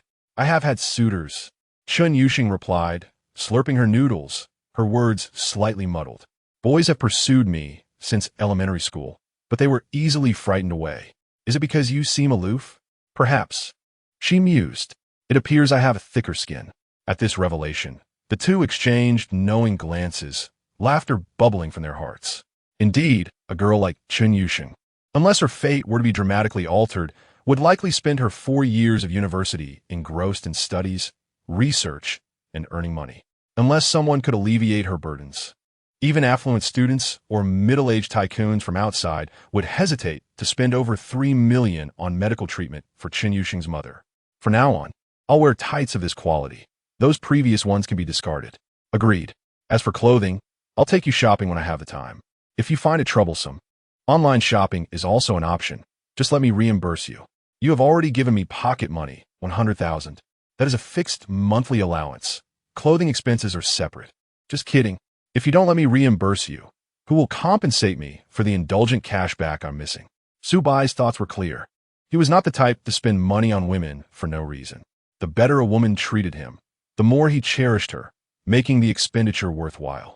If these tights are comfortable, I'll order a few more for you to rotate. They are indeed very comfortable. In the following chapter, Chen Yuxing lazily reclined, leaning against Su Bai's sturdy form, his arm comfortably cradling her head. She had never imagined that resting against the muscular arm of such a tall and strong man could be so pleasant. It was not the hard, jarring sensation she had anticipated. Muscle, she realized, reveals its true strength only during strenuous labor. It was a blissful and secure experience. Then she noticed Su Bai's free left hand, which held his phone as he aimed it at their intertwined fingers, capturing a photograph. The backdrop, a distinctly hotel-style pillow and sheets with a hint of disarray, invited suggestive interpretations. Chen Yuxing turned to Su Bai, puzzled by the sudden urge to take a picture. Both she and Su Bai were not inclined to document their lives through photographs. This would make a splendid announcement for social media, wouldn't it? Must we announce it? After all, I am your kept woman, not just an ordinary girlfriend. Chen Yuxing's eyes sparkled. Precisely because you're not an ordinary girlfriend, an announcement is warranted. Wouldn't it hinder your chances with other girls? She had initially thought that their arrangement would remain a discreet secret, maintaining the fade of close friends in public. Accepting this setup, she reasoned that Su Bai was exceedingly wealthy and had treated her exceptionally well. Their private intimacy was quite satisfactory, without the necessity for an all-encompassing romantic experience. Still, a part of her felt a tinge of regret. First-year girls yearn for sweet romances, especially with their soulmates. Little did she know, Su Bai truly intended to publicly declare their relationship. "I am quite serious about my feelings for you," Su Bai asserted confidently. "At least for now. I want you to be my girlfriend, and I want everyone to know." Regarding the matter of other romantic pursuits, he added, "You know I dislike complications. If a girl cannot accept that I have a girlfriend, I have no desire to entangle myself with her. I prefer harmonious relationships." Upon hearing Su Bai's words, Chen Yuxing instantly grasped his perspective. Indeed, Su Bai was someone who valued genuine inner experiences. He was not the type to create chaos in his life, as he believed that such behavior was no different from begging. "So, does this mean I am officially your girlfriend?" "Absolutely you are." Chen Yuxing happily hummed for a moment before softly saying, "Then I shall reluctantly agree to the announcement." "Oh, so it is a reluctant agreement? If you're not keen, it's perfectly fine to keep it low-key." As he spoke, Su Bai feigned putting his phone away. Chun Yuxing, alarmed, snatched the phone back, unlocking it with his finger and promptly posting the photograph of their clasped hands on her WeChat account. Yuxia, with her face nestled against Su Bai's chest. She blissfully fiddled with her phone. After crafting the caption, she swiftly shared it on her social media. Simultaneously, she copied and pasted the text to Su Bai. You should post it too, the same as mine. All right. Su Bai chuckled, grateful that he was not inclined to post on social media or craft captions. Thus Chun Yuxing was saving him the trouble. Upon closer inspection, he couldn't help but smile. Your writing style really reveals your true nature.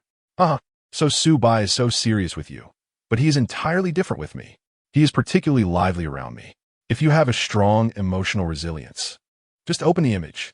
Can we be a couple for a lifetime? Coupled with the image of their entwined fingers against the backdrop of the hotel's disheveled sheets, it was undeniably bold.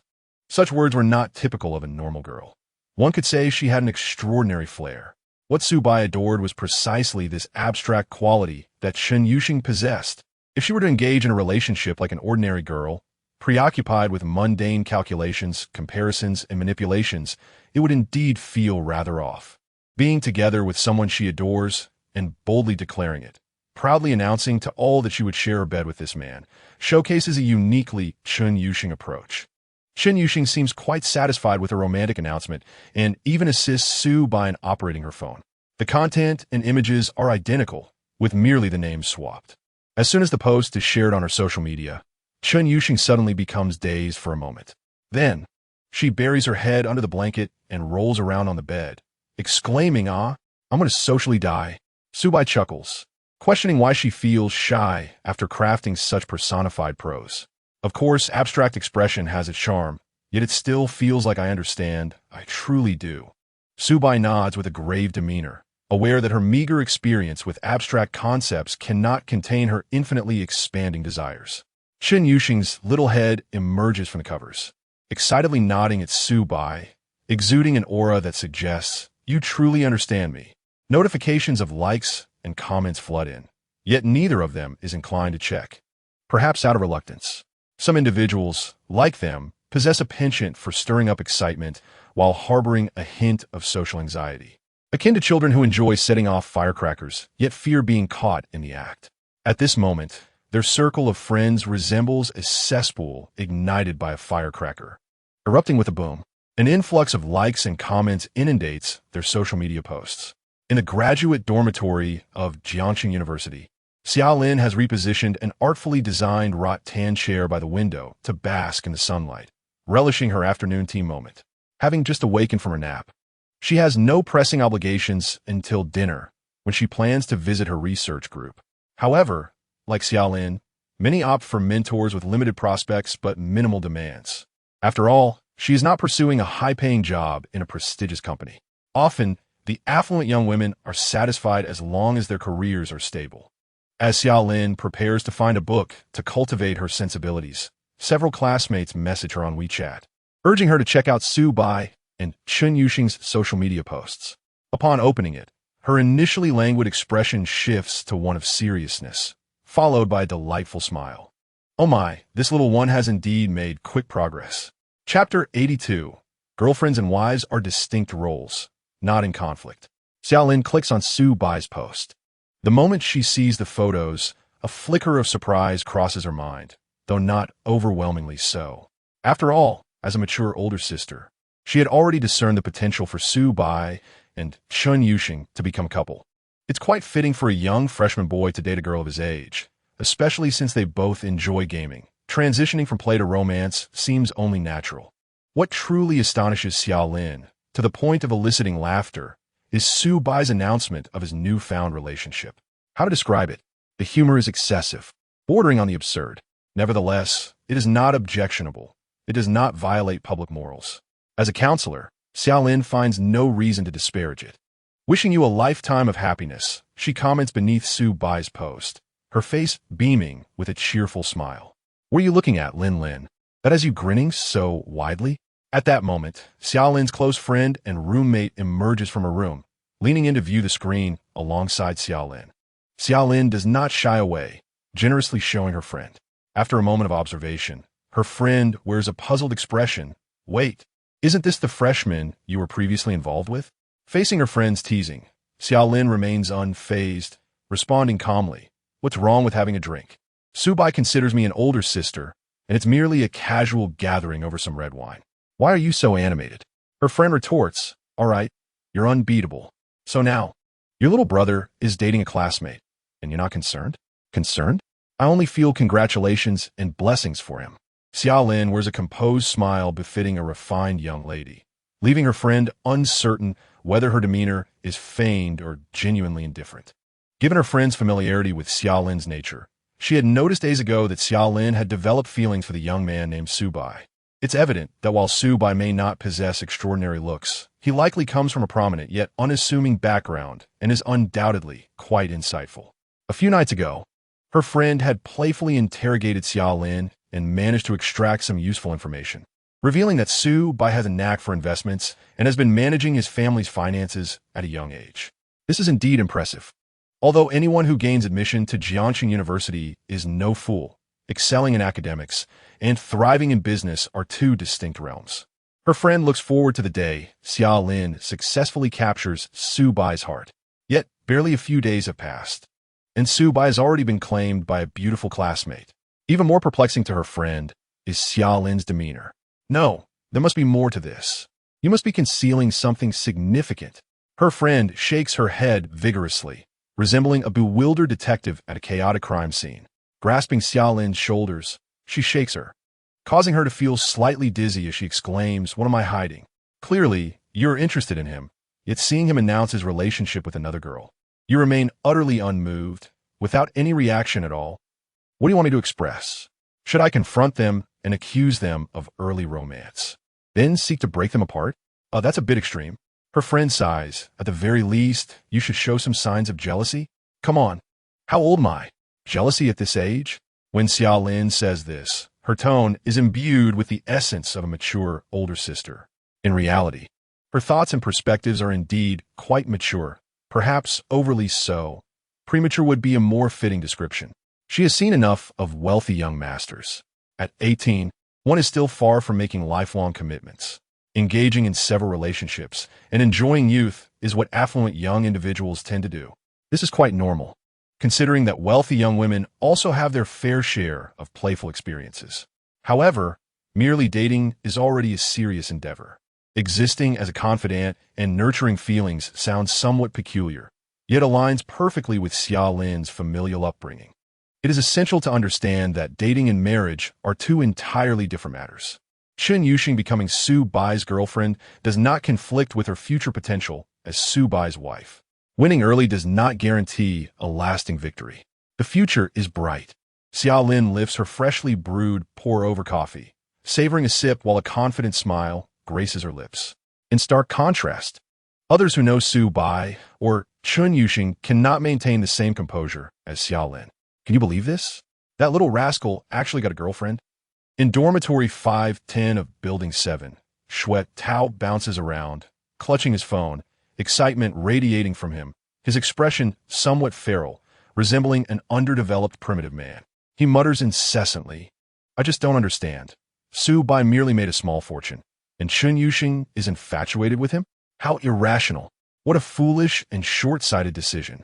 At this moment, Wang Haoren, who is engrossed in a gaming session, interjects, "Isn't it possible that Chen Yuxing is drawn to Subai's looks and his good character? Come on, that can't be right. There are plenty of people more handsome than Subai, and many with better personalities." Shuetao felt a surge of indignation. Just a few days ago, that wealthy second generation from Yu Province had made several trips to the girls' dormitory, offering warmth and delivering breakfast. Yet he could hardly be said to possess a better character than Subai. Wang Haoren was taken aback. Was the local interpretation of good character really just about delivering breakfast? How amusing. It was no wonder he could end up with Lu Yuanyuan. They truly seemed like a celestial match. Wang Haoren was not particularly surprised by Subai's sudden announcement of his newfound relationship.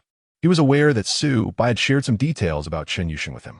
It was clear that the two were kindred spirits, perfectly aligned in their interests. Such couples are worthy of discussion, unlike the formulaic university couples who often lack depth. Subai's taste was indeed commendable. Chapter 83. The system's new feature. Chen Yuxing's potential. Regarding Su Bai's romantic endeavors, Wang Haoran felt no jealousy. After all, he only had an affinity for girls from the two-dimensional world. Thus, he simply left a congratulatory message beneath Su Bai's post and returned to his gaming pursuits. Beyond his usual gaming, Wang Haoran had recently begun exploring other avenues for monetization, particularly those extravagant spenders in gaming, like those involved in siege battles. According to Su Bai's theory, such games offered a higher return on investment. Once he established a studio for online gamers, he would entrust Wang Haoran to manage elite accounts. This prospect thrilled Wang Haoran. He had never imagined he could be a leader in the realm of high rollers. In their dormitory, the most unexpectedly quiet was Chu Mingjie. He fixated on the relationship announcement in the friend circle, lost in deep thought. It couldn't possibly be Su Bai's vehicle, could it? Although Su Bai had recently come into some fortune, it hardly qualified him to afford such luxuries. Moreover, the Bin's brother not only picked up Chen Yuxing, but also the Wan sisters. Could it be that he was the true mastermind behind all? Even more so than Su Bai? The thought sent chills down Chu Mingjie's spine as he contemplated the implications for the three stunning school beauties. Are you feeling unwell? Huye, if you're sick, you should go to the hospital, Shui Tao warned, keeping a safe distance from Chu Mingjie's bed, anxious about catching a cold. Thankfully, Chu Mingjie quickly reassured, I'm fine really. Class starts soon, right? Should be in about 10 minutes. No rush, Wang Haoran replied calmly, having calculated that finishing this dungeon would not delay him for class. Meanwhile, in the presidential suite of a Wanhao hotel, Chen Yuxing had just taken a shower. It was a necessity before attending class. Why bother? We are already boyfriend and girlfriend, she mused, clearly treating Su Bai as someone close. With her straightforward nature, she held nothing back from him. Chen Yuxing blushed slightly, murmuring, I suppose I need a rest these past couple of days. In terms of stamina, Chen Yuxing surpassed her senior, Zhou Jialu, yet everyone has limits, especially since Chen Yuxing lacked a system. That troublesome Su Bai, she thought playfully, taking his hand as they stepped out together, fingers intertwined. She delighted in holding his hand, relishing the sense of security it brought. We agreed to rest. Let us rest together, no need for anything else. Su Bai, with a sincere demeanor, assured her of his self-control, bolstered by his Sigma Aura skill, ensuring that his beloved would not suffer. However, Chen Yuxing shook her head repeatedly, providing Su Bai with an unexpected response. I'm afraid I might not be able to control myself. Fair enough. You are indeed an honest girl, he responded. Da Bai, I suddenly feel like you supporting me is such a loss, she remarked. How so? Even without considering money. I feel that being in a relationship with you is a gain, not a loss. Although Chen Yuxing's assertion seemed quite bold, upon reflection, it held merit. Typically, in a relationship where one party supports the other, it is often a trade of wealth for affection. However, Chen Yuxing was genuinely pleased with Su Bai himself, implying that he was both financially and emotionally invested, a significant loss for him. Su Bai laughed heartily, comforting her. If you feel I'm at a disadvantage, how about we make a pact? If you ever wish to venture into computer entrepreneurship, I will fund it and become the major shareholder. In return, you can help me earn money, and that would balance things out. Agreed, absolutely. Chen Yuxing's eyes lit up, but anxiety quickly returned. To be honest, I'm not sure if I can meet your expectations. The entrepreneurial field is filled with many geniuses. Don't worry, I believe in you. You will undoubtedly become a genius girl, driving the development of our nation as high-tech industries, Su Bai asserted with rare seriousness, leaving Chen Yuxing surprised. Huh, you've suddenly become philosophical, she teased, feeling a bit awkward. Of course, who would want their talents recognized by the one they love? Unbeknownst to Chen Yuxing, Su Bai had access to additional information on her profile, beyond the usual details. Name, Chen Yuxing. Number of relationships, 1. Measurements, 173. 54. Affection level, 95. Potential, possesses exceptional creativity and project integration skills, suitable to be the chief engineer of a technical startup. The potential section was unlocked after reaching an affection level of 95 with the goddess. Su Bai had not previously explored this character attribute panel, but while waiting at a traffic light, he accidentally accessed it. Discovering Chen Yuxing's potential information filled him with joy, This was indeed a fortuitous development. According to the system's detailed rules, investing in Chen Yuxing's entrepreneurial pursuits would trigger a return, making entrepreneurship arguably the most expensive endeavor. In essence, it would become Su Bai's primary source of returns. Truly, Chen Yuxing was an extraordinary woman. Chapter 84. Su Bai and Chen Yuxing arrive in class. As this striking couple walked into the auditorium, nearly every student's gaze was drawn to them, setting aside their attractiveness. Both Su Bai and Chen Yuxing were of tall stature, making them doubly conspicuous together. Their outfits also mirrored a similar style, blending American collegiate with a hint of streetwear. In fact, Chen Yuxing's clothes were coordinated by Su Bai based on a few sets suggested by Zhou Jialu, ordered from a trendy boutique. The result was quite impressive, enhancing the couple's aesthetic appeal. Even the professor couldn't help but glance at them, nodding approvingly. Not bad. Today's youth are certainly well-nourished. Each one resembles a star. Chen Yuxing wore a cold expression, feeling a tinge of social anxiety. Thankfully, Su Bai had previously arranged for Wang Haoran to reserve 2 seats in the back corners. Wang Haoran's chosen spot was separate from the other 2 roommates, with both the locals and Huyi discreetly keeping their distance, sensing that Su Bai and Chen Yuxing intended to sit close during class. "What is up?" Su Bai inquired as he took his seat. "Huh? What do you mean? Did those 2 make any trouble in the dorm?" Su Bai imagined that the dorm would have been quite lively that afternoon.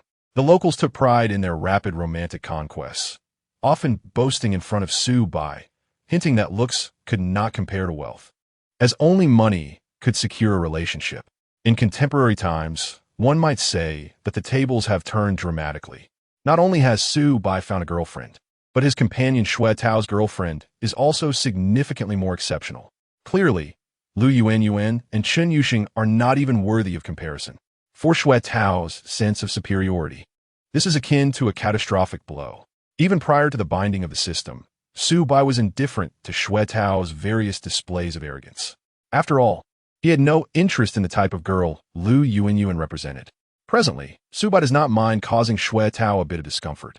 Regarding the 2 prodigies in the dormitory, Su Bai's demeanor resembles that of a trainer towards a novice, entirely unconcerned with their thoughts or feelings, unaffected by their influence, purely for amusement. Conversely, when it comes to someone like Xue Tao, the interaction takes on a different form. It is evident that Xue Tao is so enraged that he was unable to take a nap, leaving him in a poor state. Wang Haoran remarked, "Is it even question?" A strained smile appeared on Su Bai's face as he noted that Xue Tao scours various groups of first-year students daily, inquiring about who has found a partner, subsequently requesting photos of the girls to compare with Lu Yuan. Indeed, Wang Haoran nodded in agreement, stating that this individual is quite peculiar. What happens if he finds himself at a disadvantage? Wouldn't that just add to his frustrations? If he doesn't measure up, he simply claims superiority, dismissing it as fake. Ha ha, so it seems he must always emerge victorious, right? The unique winning philosophy of Xue Tao. It is said that several classmates have lodged complaints with Director Xia, who likely considers the matter too trivial to address. However, if he intervenes, where would be the joy in witnessing such antics? Wang Haoran is also a character, eagerly anticipating the local scene and the antics of the Shanghai Fellows. At this moment, on the opposite end of the classroom, Su Bai sits with a high-achieving, aloof girlfriend on his left and a good friend on his right, clearly embodying the image of a winner in campus life. Xue Tao gritted his teeth in frustration. How could this be? This should be my life. I, Xue Tao, ought to be the center of attention in the class, not some Su Bai who, having made a little money, begins to squander it recklessly. The thought of Su Bai, not long ago, engaging in intimate activities with Chen Yuxing at a hotel off-campus sends shivers down Xue Tao's spine. Damn it, I haven't even had a taste. And this provincial pauper has already indulged? This inevitably leads Xue Tao's thoughts to Lu Yuan. With this in mind, Xue Tao takes out his phone to chat with Lu Yuan. Xue Tao, Su Bai is dating Chen Yuxing. Did you know? Pix knows Yuan. How could I not know? They publicly announced it on social media. Yuan. Look at how interesting Su Bai's announcement is. And then look at yours. It's so tacky. Xue Tao. Mine is called being composed. Xue Tao. Just look at Su Bai's silly demeanor. Only someone as immature as Chen Yuxing would be attracted to him. Shui Tao, once Chun, the campus beauty, encounters society, she will undoubtedly be the first to dump Su Bai. Yuan, oh what? Are you planning to swoop in after she dumps Su Bai? Laughs, Shui Tao. Ha, Yuan, what are you joking about? I am entirely devoted to you. As the conversation veers in this direction, Shui Tao cannot help but smirk. Lu Yuan, yet again, is up to her antics. In truth, everyone is well aware of certain things, yet they remain unspoken. For instance, a gem like Chun Yuxing, who is not only stunning but also possesses depth, will always have suitors, regardless of how many breakups occur. There is simply no denying the allure of her qualities. In contrast, Lu Yuan is an entirely different case. However, Shui Tao cannot be entirely honest with Lu Yuan, so whenever she spirals into jealousy over her beautiful roommate, Shui Tao must repeatedly placate her. In contemporary terms, he is providing emotional value. Given the superior status of being in a relationship and the fact that Lu Yuan can be considered a minor beauty, Shui Tao typically tolerates her. The issue arises today, as Shui Tao is feeling down due to Su Bai's actions. Unfortunately, Lu Yuan, during their chat, reveals a peculiar emotion. It seems that she harbors a certain envy for Chun Yuxing's relationship with Su Bai. Shui Tao, lacking the depth of sophistication, cannot contain his thoughts, and, as the conversation unfolds, he inadvertently queries, Shui Tao, I perceive Su Bai as quite an average boyfriend. Why do I sense that you seem envious of Chun Yuxing? Shouldn't others be envious of your fortune in being with me? At this moment, in another classroom, Lu Yuan, upon reading this message, feels a surge of anger, causing her to cough. Yuan, are you all right? A concerned classmate sitting nearby inquired. Thank you, Lu Yuan replied, managing a grateful smile. However, glancing back at her phone screen, her blood pressure rises again. Shui Tao, oh Shui Tao, your emotional intelligence truly knows no bounds. What do you mean by fortunate to be with you? It makes it seem as though Lu Yuan has struck an incredible bargain. When a normal person speak to their girlfriend this way, it's simply absurd. Chapter 85. It turns out, Chun Yuxing's expressions can be so multifaceted. To speak candidly, in Lu Yuan's eyes, Shui Tao is the type of boyfriend one would be embarrassed to present. The concept of being presentable is rather esoteric in the realm of romantic relationships. It does not necessarily imply that one must be exceptionally handsome, but rather, one's overall demeanor and charm must reach a level that does not lead outsiders to presume that the girl is with him solely for financial gain. A notion she has endured far too much. For instance, if an attractive female university student were to date a portly contractor from outside the campus, she might flatter him incessantly in his presence. Yet, she would never willingly post pictures of them together on social media. Indeed, the majority of girls desire both tangible benefits and external validation in their romantic endeavors. However, such a fortunate scenario is rare, leading most ordinary girls to settle for less. Shui Tao is Lu Yuan's second choice. She enjoys material benefits from him, yet must endure the gossip of her friends, especially her female companions. After all, Shui Tao is undeniably lacking. He is short, unattractive, and exudes the aura of a low-quality demolition worker. Thus, Lu Yuan attempts to delay any intimate actions that would typically occur between couples. Affectionate gestures, such as kisses and embraces, are postponed whenever possible. As for Shui Tao's continual hints about spending the night together, Lu Yuan has resolved to use the excuse of being a traditional girl to refuse such advances. It is entirely reasonable to refrain from engaging in relations during university, right? Faced with a man like Shui Tao, any girl would instinctively adopt a more traditional stance, akin to an intelligent basketball player. Moreover, she has never posted a clear photograph of Shui Tao on social media, fearing that if acquaintances see it, they would covertly mock her. Thus, the question arises, how would Lu Yuan feel upon seeing Chun Yuxing's social media post? That post, which stirred a significant uproar, was not merely due to the popularity of its subject, but was almost a blatant declaration to the world. Chun Yuxing had been intimate with Su Bai. Lu Yuan holds a certain admiration for Chun Yuxing's audacity. This aloof academic truly embodies a disregard for societal norms. However, she cannot help but speculate that a significant reason for Chun Yuxing's boldness is that being intimate with Su Bai is not a source of shame. In fact, it might even be something to flaunt. A tall, handsome computer science student with a gentle and steady demeanor, lacking any bizarre rumors, is already a highly desirable boyfriend. One might argue, even if he is somewhat impoverished, that too is something worth boasting about. Moreover, at present, Liu Yuanyuan harbors significant doubts regarding Su Bai, suspecting that he did not merely come into sudden wealth as Xue Tao described. What is the reason behind this? It is quite simple. Having shared a room with Chun Yuxing for a month, Liu Yuanyuan is well aware of the girl's remarkable intellect. This is not merely the sort of intelligence that pertains to academic pursuits, but rather an astute understanding of various societal matters, characterized by clear and incisive insights. Even when Liu Yuanyuan is uncertain about a product she wishes to purchase online, she seeks Chun Yuxing's opinion, which invariably proves accurate, saving her from potential pitfalls. Such discernment is indeed commendable. Thus, would someone as judicious as Chun Yuxing engage in a romantic relationship with a man who indulges in impulsive spending after a minor financial windfall, swiftly progressing to the final stages of intimacy? The answer must be in the negative. Furthermore, considering the sisters from the broadcasting and hosting department, both of whom are astute, yet still display affection towards Su Bai, it seems improbable that all three have misjudged him. Therefore, eliminating all impossibilities leaves only the truth. Su Bai is a hidden magnate within the computer science department, wealthier than the junior who drives a Porsche to school or the son of a real estate tycoon from Guangdong province. As this realization dawned upon Liu Yuanyuan, Xue Tao sent another message. Xue Tao.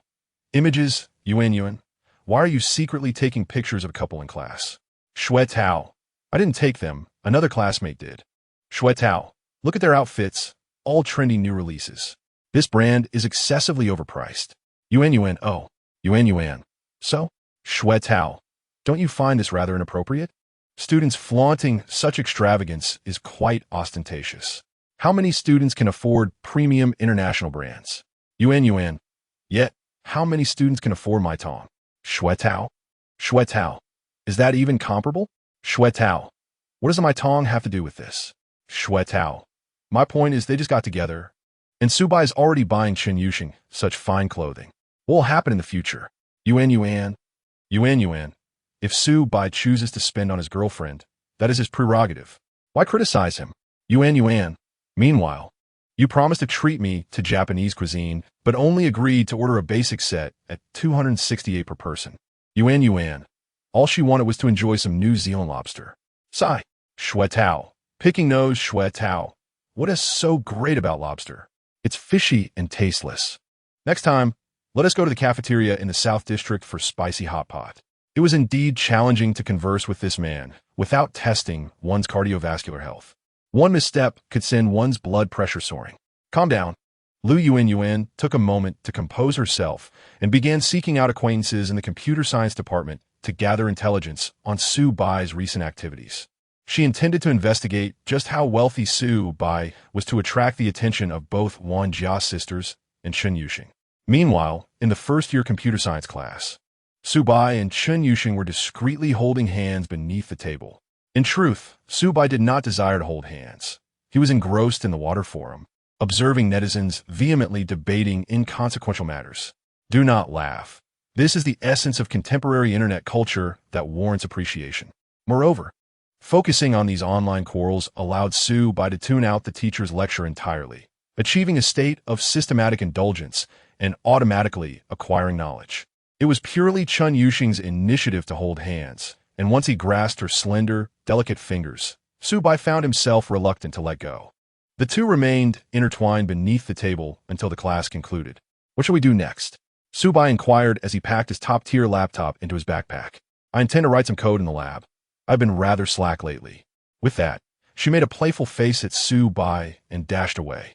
Su Bai paused momentarily, then a foolish grin, characteristic of a man in love, spread across his face. How delightful it was to enjoy pure affection without the burdens of reality weighing him down. With such an adorable Chun Yuxing, Su Bai felt he could easily cherish her for a lifetime. Students passing by were utterly astonished. Oh my, who knew that the aloof, academic beauty, Chen Xiaohua, could exhibit such a rich array of expressions? They were indeed enlightened. In Chapter 86, Zhou Jialu yearned to become Su Bai's exclusive caretaker. As she approached with small, somewhat awkward steps, she was grateful that her senior year had few classes. Otherwise, it would have been quite inconvenient for her these past few days. After indulging in affection for a while, Su Bai gently whispered in her ear, "Are you still feeling unwell?" "Yes, it's all because of your incredible talent," Zhou Jialu replied, somewhat helplessly. Before engaging in such matters, girls often harbor unrealistic fantasies, such as desiring a boyfriend with exceptional abilities. Su Bai's prowess was indeed overwhelming, bordering on excessive, leaving Zhou Jialu still recovering from the experience. Naturally, this also related to her own constitution. Su Bai had come to realize that this senior's outward demeanor contrasted sharply with her inner self. She appeared as a seasoned vixen, yet was, in fact, a delicate and innocent little fox. Thus, Su Bai refrained from overwhelming her, merely offering gentle affection before allowing Zhou Jialu some respite as he began contemplating dinner. When one's wealth reaches a certain level, achieving complete culinary freedom renders the decision of what to eat a mental exercise. Forget it. Let us opt for a Japanese buffet. What do you think, senior? Sound good, of course. I'm all ears, Zhou Jialu replied, displaying a demure demeanor as she linked her arm with Su Bai's. After a brief tidying up, they got into the car. Since their meeting, Zhou Jialu had yet to mention anything about Chen Yuxing. She had, of course, learned of this news through social media. After all, Chen Yuxing was a roommate, and they had connected on WeChat when they first enrolled. However, Zhou Jialu believed that since Su Bai had not brought it up, she would not inquire either. If she were to be honest, there was indeed a slight twinge of jealousy. Yet, Zhou Jialu was a sensible girl. She understood her situation well enough to recognize that she was suited to be Su Bai's lover, far from being as compatible with him as Chen Yuxing. Regardless, she already held considerable advantages. Understanding her position, she focused on nurturing her bond with Su Bai. The astute senior was fully aware of her circumstances. Su Bai was uncertain just how profound Zhou Jialu's awareness truly was. Therefore, during dinner, he playfully inquired, "Senior, did you happen to avoid your phone today?" "I did." "Why? Did you see the social media posts? What are your thoughts?" "Thoughts?" Zhou Jialu shot him a playful glance, pinching the soft flesh at his waist. Rather than a pinch, it was more akin to a playful caress. "If it were me, I certainly wouldn't write such childish things." Whereas the childishness, it's evident that they are a typical college couple. "Senior, you're still in your 4th year, and haven't graduated yet. But I'm the one responsible for keeping the household, so I ought to be a bit more mature, right?" Hearing Zhou Jialu proudly state this, Su Bai pondered for a moment before leisurely responding, "It seems that you quite enjoy the role of a caretaker, senior." Giggle, caretaker sound a bit old-fashioned, but that is indeed the essence of it. Zhou Jialu cheerfully peeled a lobster for Su Bai and fed it to him, saying, "I'm more domestic and do not fancy competing outside. If you trust me, I would be willing to be your caretaker." This was, in fact, a well-considered decision by Zhou Jialu, not a mere whim. One must always have something to occupy one's time. Indulging solely in the pleasures of eating, drinking, and shopping may not be entirely unfeasible, but over time, it can lead to a profound sense of spiritual emptiness. Typically, the partners of affluent individuals either seek a relatively leisurely occupation or open a small business, supported by their wealthy counterparts. However, Zhou Jialu pondered and realized that she seemed disinterested in such pursuits. Thus, while strolling through the 300 square meters of the scenic property, an idea suddenly struck her. Su Bai's residence, including the current rental property at an annual cost of $1.33 million, and any future acquisitions, would undoubtedly be grand mansions. Consequently, the presence of a housekeeper would be imperative, and perhaps a few maids might also be necessary. Setting aside the matter of the maids, the selection of the housekeeper was rather intriguing. It was said that high-end individuals tended to hire young professional women who possessed beauty, poise, and expertise as housekeepers. For Su Bai, this was evidently a means to attract potential romantic interests, yet Zhou Jialu was not keen on the idea. Despite her seemingly tolerant demeanor towards Chen Yuxing, it was due to Chen's formidable capabilities. Did she truly believe that any woman could vie with her for Su Bai's affections? Naturally, having fewer competitors was preferable. Thus, Zhou Jialu decided to claim the position of housekeeper for herself. She relished the thought of managing the household's myriad details, ensuring that, over time, Subai would grow reliant on her. Once accustomed to a housekeeper, it would be challenging to replace her. While Zhou Jialu did not presume that Subai would inevitably tire of her, she understood that being the partner of such an exceptional individual necessitated providing value, which was a proactive and sustainable mindset. Younger brother, since I have already resigned and have some free time, why not find a place to learn the essential skills of a housekeeper? This way, I can better assist you in managing your household.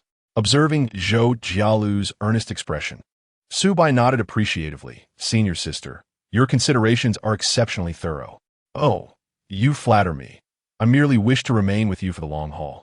As they spoke, a hint of melancholy crossed Zhou Jialu's face. After all, she did not possess the same talents as Chun Yuxing. If Subai were to grow weary of her, she would need some personal advantages. Subai chuckled, remarking that if ancient monarchs had possessed the foresight of senior sisters like her, perhaps they would not have experienced such numerous tragic downfalls. With their decision made, they exchanged smiles and ceased discussing the matter, focusing instead on relishing the seafood buffet. However, Subai took a moment to contemplate where to send his senior sister for housekeeper training, pondering the most suitable institution. It seemed to him that this was a rather niche field, unlike public service training, which could be found at various institutions with ease. After indulging in 10 servings of oyster sashimi and another 10 of garlic-baked oysters, Subai's mind began to formulate ideas regarding housekeeper education. It was not so much a concrete plan as it was a simple message to Director Xia via WeChat. Given her background, she would likely have insight into the matter. Shiti and Ellen. There are short-term training programs available. The curriculum is not extensive, but much of it pertains to experience and networking, requiring recommendations. Shiti and Ellen. What is this? Younger brother is interested in experiencing the life of a housekeeper. Shiti and Ellen. Be cautious. Such a handsome housekeeper may catch the eye of a young lady, leading to all sorts of indescribable situations. SPDBI, sister, were you wandering with your thoughts? It's merely that a friend of mine is interested in this area. Shiti and LNO. On tient de Hélène, juste à front. SPDBI. DBI is scratching his head. SPDBI. I owe you a favor. Shiti and LN. No need for such formality. Just accompany me to a movie next time. SPDBI. Is that a movie you enjoy? I fear I may fall asleep again. Shiti and LN. You can sleep while I watch. Let us amicably settle on that. SPDBI. DBI is perplexed. When one possesses superior qualities, seeking assistance becomes a matter of confidence. Often, asking others for help signifies a proactive effort to foster long-term social connections within elite circles. The process of seeking assistance from Director Xia was smooth, though Subai found it puzzling why she wanted to watch a movie with him again, especially after dozing off on her lap during their last outing at the private cinema in Yashije Plaza. Was this truly something to look forward to for Xiaolin? Logically, a girl who enjoyed a film with a boy only to find him asleep should have been enraged, yet she seemed unfazed. Wait a moment. What is the younger brother thinking? Zhou Jialu suddenly leaned in, grinning mischievously. How can you discuss serious matters with others while still thinking of me? Haha, it's just that senior sister is too alluring, he replied with a playful smile. Zhou Jialu beamed with delight, clearly enjoying the banter. Although he was with her, his mind wandered to another woman. Recently, it seemed even in matters of the heart, he had begun to indulge himself. Ding! Oh dear, host, you are truly shameless. You have received a cash reward of 10,000 yuan. Oh, is there a reward for this? Subai was not particularly concerned with the sum, but the implications were quite significant. This meant that indulging in romantic relationships could indeed trigger rewards from the system. Did this imply that in the future, engaging in even more outrageous behaviors might yield higher rewards? The prospect of lottery chances, limited edition items, and enhancements to his physical attributes was enticing. How wonderful! It was a matter of free attribute points. Salvation was at hand. Simultaneously, the system unlocked the character attribute panel, allowing Subai to finally view his various statistics.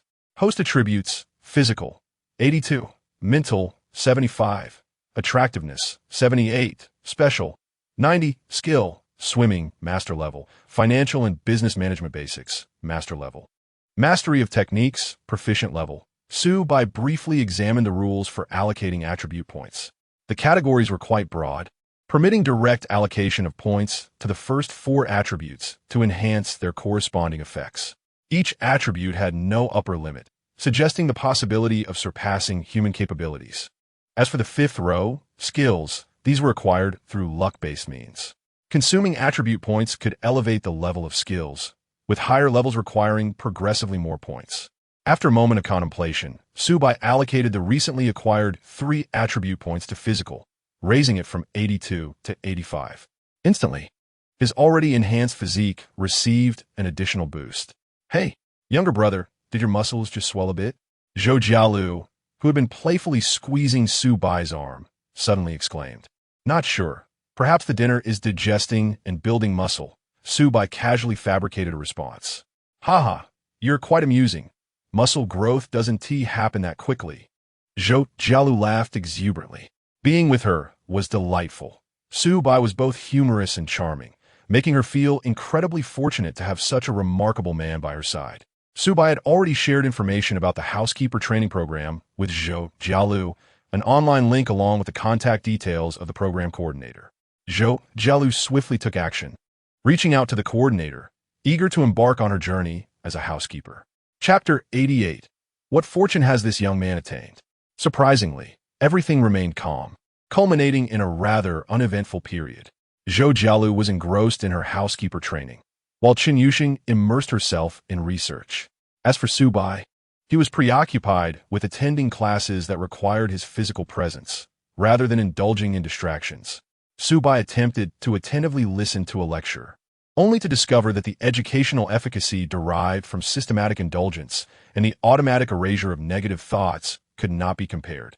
In essence, while attending lectures might prove beneficial, the likelihood of it being genuinely effective appeared slim. Thus, he resolved to immerse himself in his computer in the corner, occasionally discussing the upcoming season's new releases with Wang Haoren, only to receive 2 negative responses. Recently, Zhou Jialu had shown remarkable diligence, even more so than when she first enrolled in her major courses. Qin Yuxing's reasoning was rather amusing, stating, "If I sleep with you tonight, I surely won't get out of bed in the morning."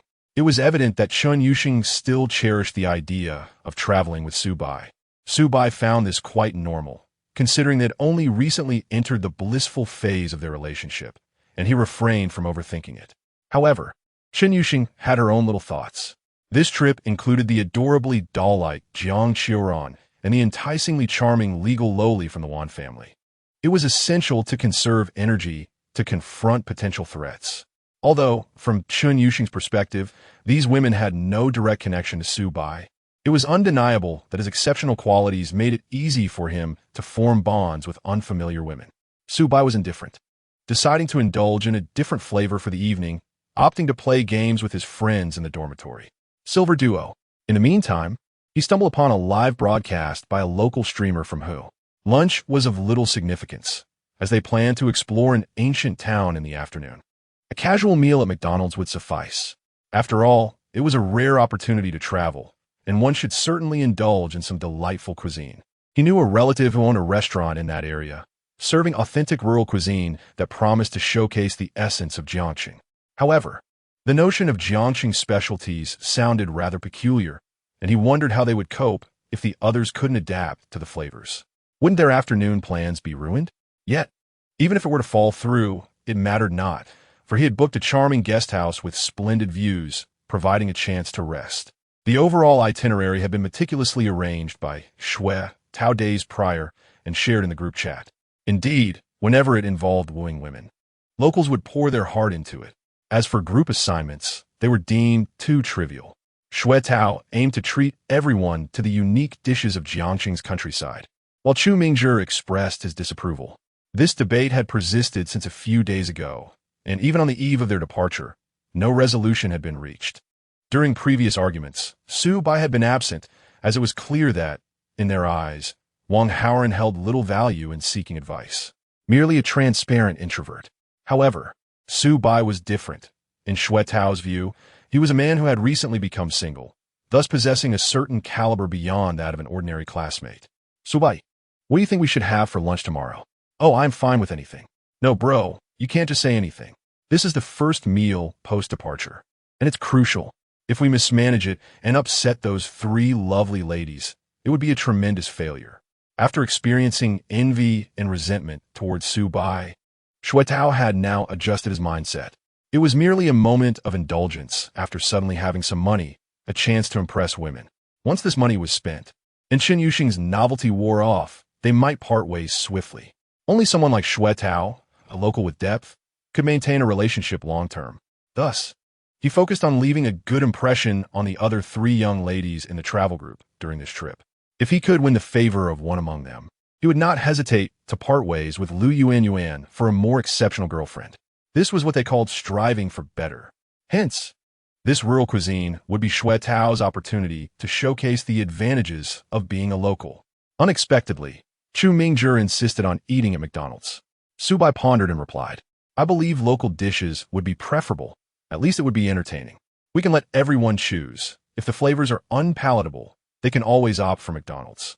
Traveling together is not akin to an elementary school outing. When it comes to meals, if one dislikes the food, they can find alternative solutions without resorting to such formalistic collectivism. Chu Mingjie grew anxious. No, Subai, you should check the map. That place is particularly remote, even more so than the ancient town we plan to visit in the afternoon. It's almost in the mountains. Where would we find McDonald's? True. Then let's buy some burgers and fried chicken in advance, so that if anyone finds it unpalatable, they will have a backup. Oh, you say it so easily. You go ahead and bring it. Shuetao retorted sarcastically. At that moment, while Subai was busy invading the opponent's territory with Wang Haoren, he turned to Shuetao with a strained smile. All right, I'll bring it. Before we leave the city, I'll find a McDonald's and grab the first wave of lunch at 10 o'clock. I'll handle it. Purchasing food for a lady with a commendable level of favorability could yield returns, and Subai certainly would not decline such an opportunity to capitalize on it. Shuetao felt a bit frustrated. He had initially thought Subai would be reluctant to spend, yet he was unexpectedly generous. Damn it, this guy's gone a bit crazy lately. Who knows how much he won in the lottery? It made Shuetao appear rather stingy in comparison. Let me clarify. I'm not unwilling to pay for McDonald's. It's just a small amount. Enough, this is crucial. Subai interrupted Shuetao's feeble arguments, focusing intently on his gameplay. The leopard woman missed 3 shots in a row, and what was supposed to be a chaotic invasion turned into a series of blunders with Wang Haoren. Come on, bro, what about your character? Wang Haoren laughed in exasperation. Damn it, what a useless hero. Subai chuckled at his own folly. Clearly, such a character was ill-suited for him. It had to be Chen Yuxing. Noticing the two engrossed in their game, Shuetao felt disheartened and silent, opting instead to find Lu Yuan to vent. However, Lu Yuan was preoccupied with something and did not pay him any mind. Chapter 89. The aloof academic prepared delightful items for the trip. In the renowned goddess dormitory of Building 2, Room 321, the atmosphere was more vibrant than usual tonight, as Jiang Qiuran and Chen Yuxing were set to travel tomorrow. Lu Yuan couldn't bother to check her phone, as more pressing matters occupied her thoughts. Yuxing, tell me, what is it like to be with a boyfriend? Lu Yuan asked eagerly, her face brimming with curiosity. She was indifferent to Shuetao, but, as an inexperienced girl, was naturally intrigued by adult matters. Particularly with someone like Chen Yuxing, the naturally stoic beauty, it was hard to imagine her being affectionate with Subai. At that moment, Chen Yuxing was busy packing her backpack, preparing for the items she would bring the next day, and was quite cheerful. Haha, so succinct. Lu Yuan felt her cheeks flush. It was indeed telling that Chen Yuxing could express herself so openly, indicating a certain pride in her relationship. This genuine nonchalance made Lu Yuan introspectively realize that she could not embody such honesty. If she were to have a relationship with Subai, she would undoubtedly feel embarrassed to let others know, perhaps even concealing it deliberately. A girl's first experience held great value. Lu Yuan wished to maintain her image as an unblemished maiden so that when marriage approached, she could exchange more substantial advantages with a quality partner. What if you lose it? You can always make up for it. Thus, witnessing Chen Yuxing's candor, Lu Yuan deemed her a bit foolishly sincere. If, in the future, If she were to break up with Sue Bai and mature, her value would significantly diminish when seeking a wealthy partner. The differences in personalities among individuals are indeed stark. Upon seeing the packaging of the items in the dormitory, the girl's expressions changed, some feeling uneasy. Bold packaging. Chun Yuxing, with a composed demeanor, carefully stowed the entire box in her backpack, feeling a hint of satisfaction. This particular item had been meticulously selected based on Sue Bai's characteristics from a certain online platform. She had placed the order yesterday, and it had conveniently arrived at the school's delivery station today. Chun Yuxing had no intention of becoming a mother at such a young age. In the adjoining bed in the dormitory, Zhou Jialu was also packing her belongings. Compared to Chun Yuxing, her luggage was far more complicated, primarily consisting of a myriad of personal items alongside flamboyant clothing, all luxurious gifts from Sue Bai. Naturally, her roommates believed these were gifts from her newly acquired boyfriend, unaware of their true origin. Chuckling to herself, Zhou Jialu decided to keep this secret, allowing her classmates to assume her boyfriend was an unattractive older man from outside the school, thus maintaining a sense of balance in their perceptions. On the other hand, if she were to loudly proclaim her relationship with Sue Bai, many would be puzzled as to who was the genuine girlfriend, herself or Chun Yuxing. Zhou Jialu had no desire to compete with Chun Yuxing in this regard. After all, what she sought was the position of a housekeeper.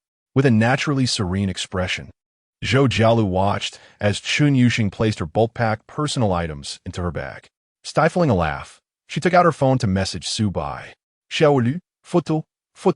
Xiaolu, Junior, did you see? Your girlfriend has prepared some delightful items for this trip.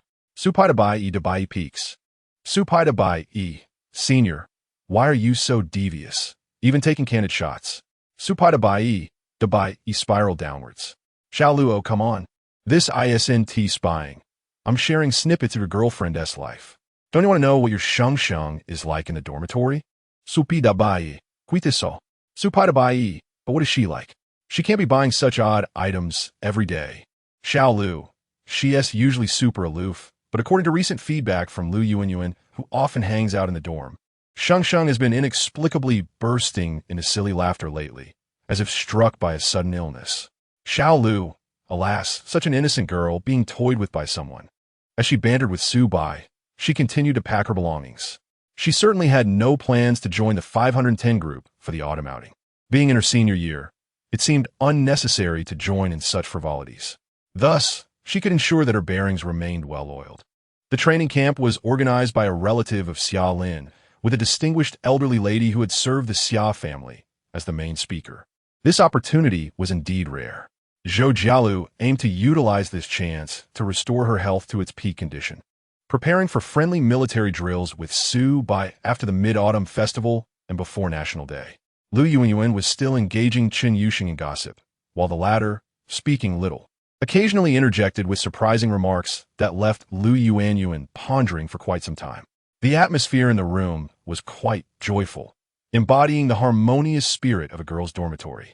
Far removed from the competitive intrigues of the so-called goddess dormitory imagined by outsiders.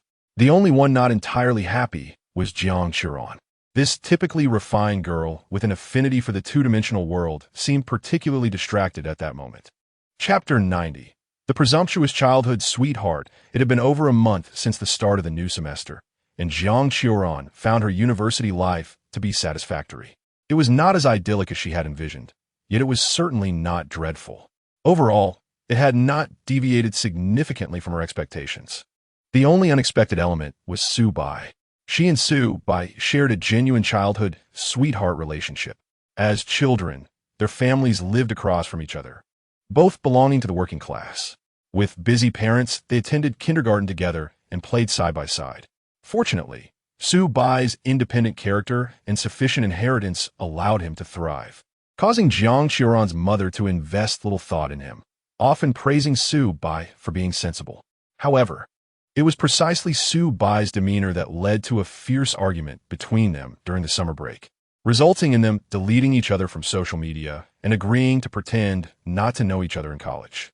Yet, Jiang Qiran believed that Sue Bai would inevitably regret this decision. After all, she was a beautiful girl who was hard to miss in Sue Bai's life. If he saw her getting close to other boys in college, jealousy would surely ensue. If Su Bai were aware of her thoughts, he would likely burst into laughter. He viewed her merely as a buddy, a platonic friend. However, Jiang Qiran was prone to misinterpretation in such matters. Indeed, the naturally beautiful Jiang Qiran had always been surrounded by praise, leading her to develop a somewhat proud and sundered disposition. Her goal was to find a truly wealthy and handsome boyfriend, not the kind of ordinary beauty who compromises for an unattractive man, but a genuine rich heir with both looks and wealth, as well as a touch of sophistication. Her fallout with Su Bai was somewhat related to this ambition. Perhaps due to their long-standing familiarity, Su Bai lacked the boundaries that would typically exist in a relationship, treating her without the regard due a girl. This was unacceptable. Jiang Qiran was determined to pursue affluent men, and having someone like Su Bai around would certainly be a disadvantage, as it would make the rich suitors wary. After all, Su Bai was tall and handsome, the type that would ignite competitive instincts in other men, unlike the typical, non-threatening male protagonists of anime. At the start of the semester, Jiang Qiran felt she had outsmarted herself. By distancing herself from Su Bai, she had transformed into an innocent and unblemished beauty, devoid of any ambiguities that outsiders might perceive in her relationship with her childhood friend. Over the past few days, she had met many quality young men from Jiangcheng as well as from major cities like Shanghai and Beijing. While none of them had quite met her standards, their enthusiasm and even adoring demeanor were quite gratifying to Jiang Qiran. She relished the sensation of being adored. Whenever she went out, there was someone to accompany her. When she was hungry, someone treated her to meals. When she craved bubble tea, free deliveries appeared at her doorstep. Of course, Jiang Qiran never expected the boys to foot the bill for these indulgences. She was clear on her responsibilities and would not hesitate to pay her own way. In contrast to those who constantly schemed to spend a man's money, the difference was stark. Consequently, many were enamored with Jiang Qiran. She planned to take her time and choose wisely. After all, even if she failed to find a suitable affluent partner, there was always Su Bai as a safety net.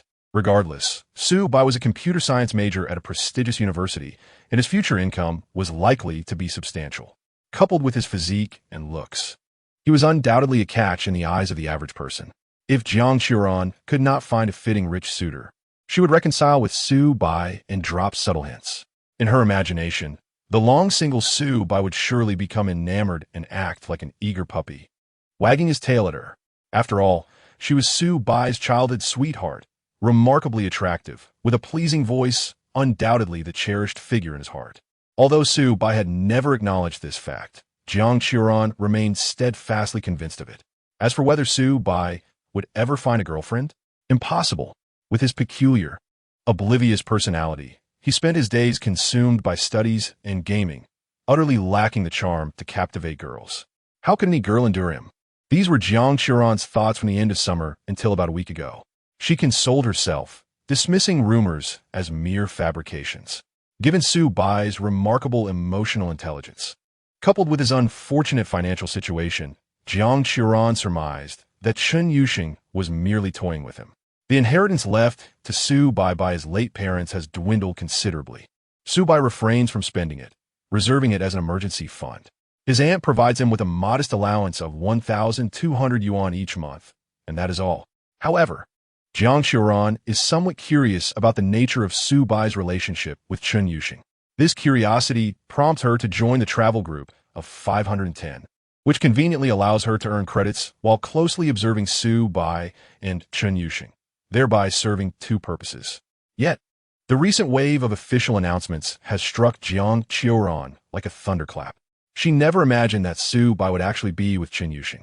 How could you possibly be with Chen Yuxing? How could you have moved on so quickly? No, this is not merely moving on.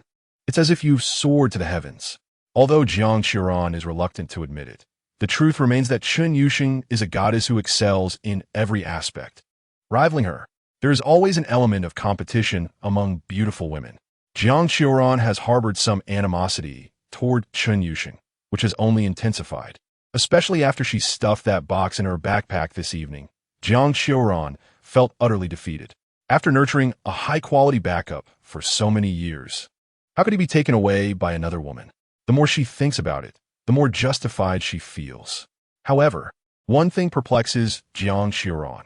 Where did Su Bai find the money to take Chen Yuxing to the Marriott? As a woman intent on marrying into a wealthy family, Jiang Qiran easily recognizes that Su Bai and Chen Yuxing are likely at that Marriott hotel near the school. Various classmates have mentioned in their groups that Su Bai seems to have recently come into some money. So, where did Su Bai's fund originate? Jiang Qiran knows him inside and out. Yet, Su Bai's sudden air of mystery leaves her feeling uneasy, as if events are slipping from her control. In summary, during this trip, Jiang Qiran is determined to unravel all these mysteries. The next morning, at around 5 o'clock, Jiang Qiran sets an alarm to rise early and begins her makeup routine. Makeup is an essential skill for every girl in the art department, and the disparity in makeup techniques among girls can often exceed that of their physical appearances. Jiang Qiran learned her makeup skills from her mother, experimenting since middle school and gradually developing her own style through online posts. She toiled from 5 until 7 o'clock before finally achieving a satisfactory look. She had to wash and blow-dry her hair, and to avoid disturbing her roommate's slumber, she resorted to using the communal restroom's hairdryer on a low setting. Today, her appearance is of utmost importance. She aims to divert Su Bai's attention from Chen Yuxing. This thought may seem somewhat nefarious, but Jiang Qiran is earnest. After having invested so many years into being a backup, she feels genuinely disheartened that someone else has taken her place, leading her to harbor animosity toward Chen Yuxing. In contrast, Chen Yuxing doesn't awaken until 7:30, stretching languidly in bed. Upon turning her head, she is taken aback by the sight of a fully adorned Jiang Qiran reflecting in the mirror. "Oh, you're awake?" Jiang Qiran, noticing Chen Yuxing's gaze through the mirror, feels a wave of embarrassment. Girls often feel self-conscious about their elaborate grooming in the dormitory, as their roommates are bound to wonder what special occasion warrants such effort. Chen Yuxing, momentarily stunned, genuinely compliments Jiang Qiran, "You look stunning today." "It's just okay," Jiang Qiran replies. "Your makeup looks incredibly natural. I can't do that." Putting aside her previous feelings of rivalry, she reflects that she and Su Bai share a profound connection as soulmates, rendering any trivial comparisons unnecessary. After dressing in the trendy outfit that Su Bai had purchased for her, Chen Yuxing receives a message from him. "Su Pai to Bai, are you up? Are you up? Su Pai to Bai, I'd like to go out for breakfast. Care to join?" Yeah, sure." They agree to meet at 9 o'clock. It is still early, and Chen Yuxing is hungry, certain that Su Bai intends to treat her to something delightful. As she heads out with her backpack, Jiang Qiran quickly interjects, "Yuxing, are you leaving this early?" "Isn't, there's still some time until we gather?" "Oh, my boyfriend and I are going for breakfast," Chen Yuxing replies, striding out without noticing Jiang Qiran's resentful expression. How lovely their relationship seems, even sharing breakfast so early in the morning. This thought leads Jiang Qiran to recall a time during summer vacation when, before their quarrel, she had invited Su Bai out to try a new trendy snack, only for him to remain in bed until noon, ignoring her knocks on the door. Infuriating. Instantly, jealousy floods Jiang Qiran's heart, prompting her to call out to Chen Yuxing's retreating figure, "Can I join you?" Chen Yuxing responds, somewhat awkwardly explaining, "Well, since I'm ready, we might as well go down together. I want to be coming back up anyway. Besides, it's a good opportunity to meet Yuxing's boyfriend. We'll soon be traveling together." This reasoning feels a bit forced, and Jiang Qiran's evasive gaze casts a suspicious air about her. Fortunately, Chen Yuxing is quite straightforward and disinclined to read into others' emotions. She readily agrees, "Sure, I'll ask Su Bai. If he's okay with it, I'm fine too." After all, there will be many opportunities for her to spend time alone with Su Bai in the future. Moreover, Chen Yuxing is curious about Su Bai's reaction to such a beautiful and refined Jiang Qiran. Indeed, even Chen Yuxing herself was taken aback by Jiang Qiran's stunning appearance upon waking. "Can I bring my roommate along for breakfast? She mentioned wanting to meet my boyfriend." "Su Pai to Bai, why the question mark?" "Su Pai to Bai, which roommate?" "Yeah, the one who will be climbing the mountain with us later." Jiang Qiran from the broadcasting and hosting department. "Su Pai to Bai, sure, let her join." "Su Pai to Bai, the big white goose puts on a difficult-to-wear mask." "Yeah," Cat smirks mischievously. "Yeah, why do I feel something strange?" "Su Pai to Bai, you're overthinking it." "Su Pai to Bai, as a future genius. You should learn to perceive the world with reason and not always rely on intuition. Yuxia. Yuxia. I must tell you, Jiang Qiran looks absolutely stunning today, wearing a skirt and white shoes. You will be amazed when you see her. Su Pai de Bai E. Should I then, with a slight nod, express my respect? Yuxie, kat huis. Yuxie, you dare. Yuxie, kat feast. Meanwhile, Su Bai has just arrived at the parking lot, starting his Mercedes. Upon seeing several furious emojis from Chen Yuxing, he cannot help but chuckle. This aloof, academic's jealous demeanor resembles that of any other girl, perhaps even more endearing than the average female. Su Bai can sense the deep affection and trust that Chen Yuxing harbors for him. It seems she genuinely intends to entrust her life to him. Having accepted the generous support of Su Bai, Chen Yuxing openly expresses her emotions, especially when jealousy arises.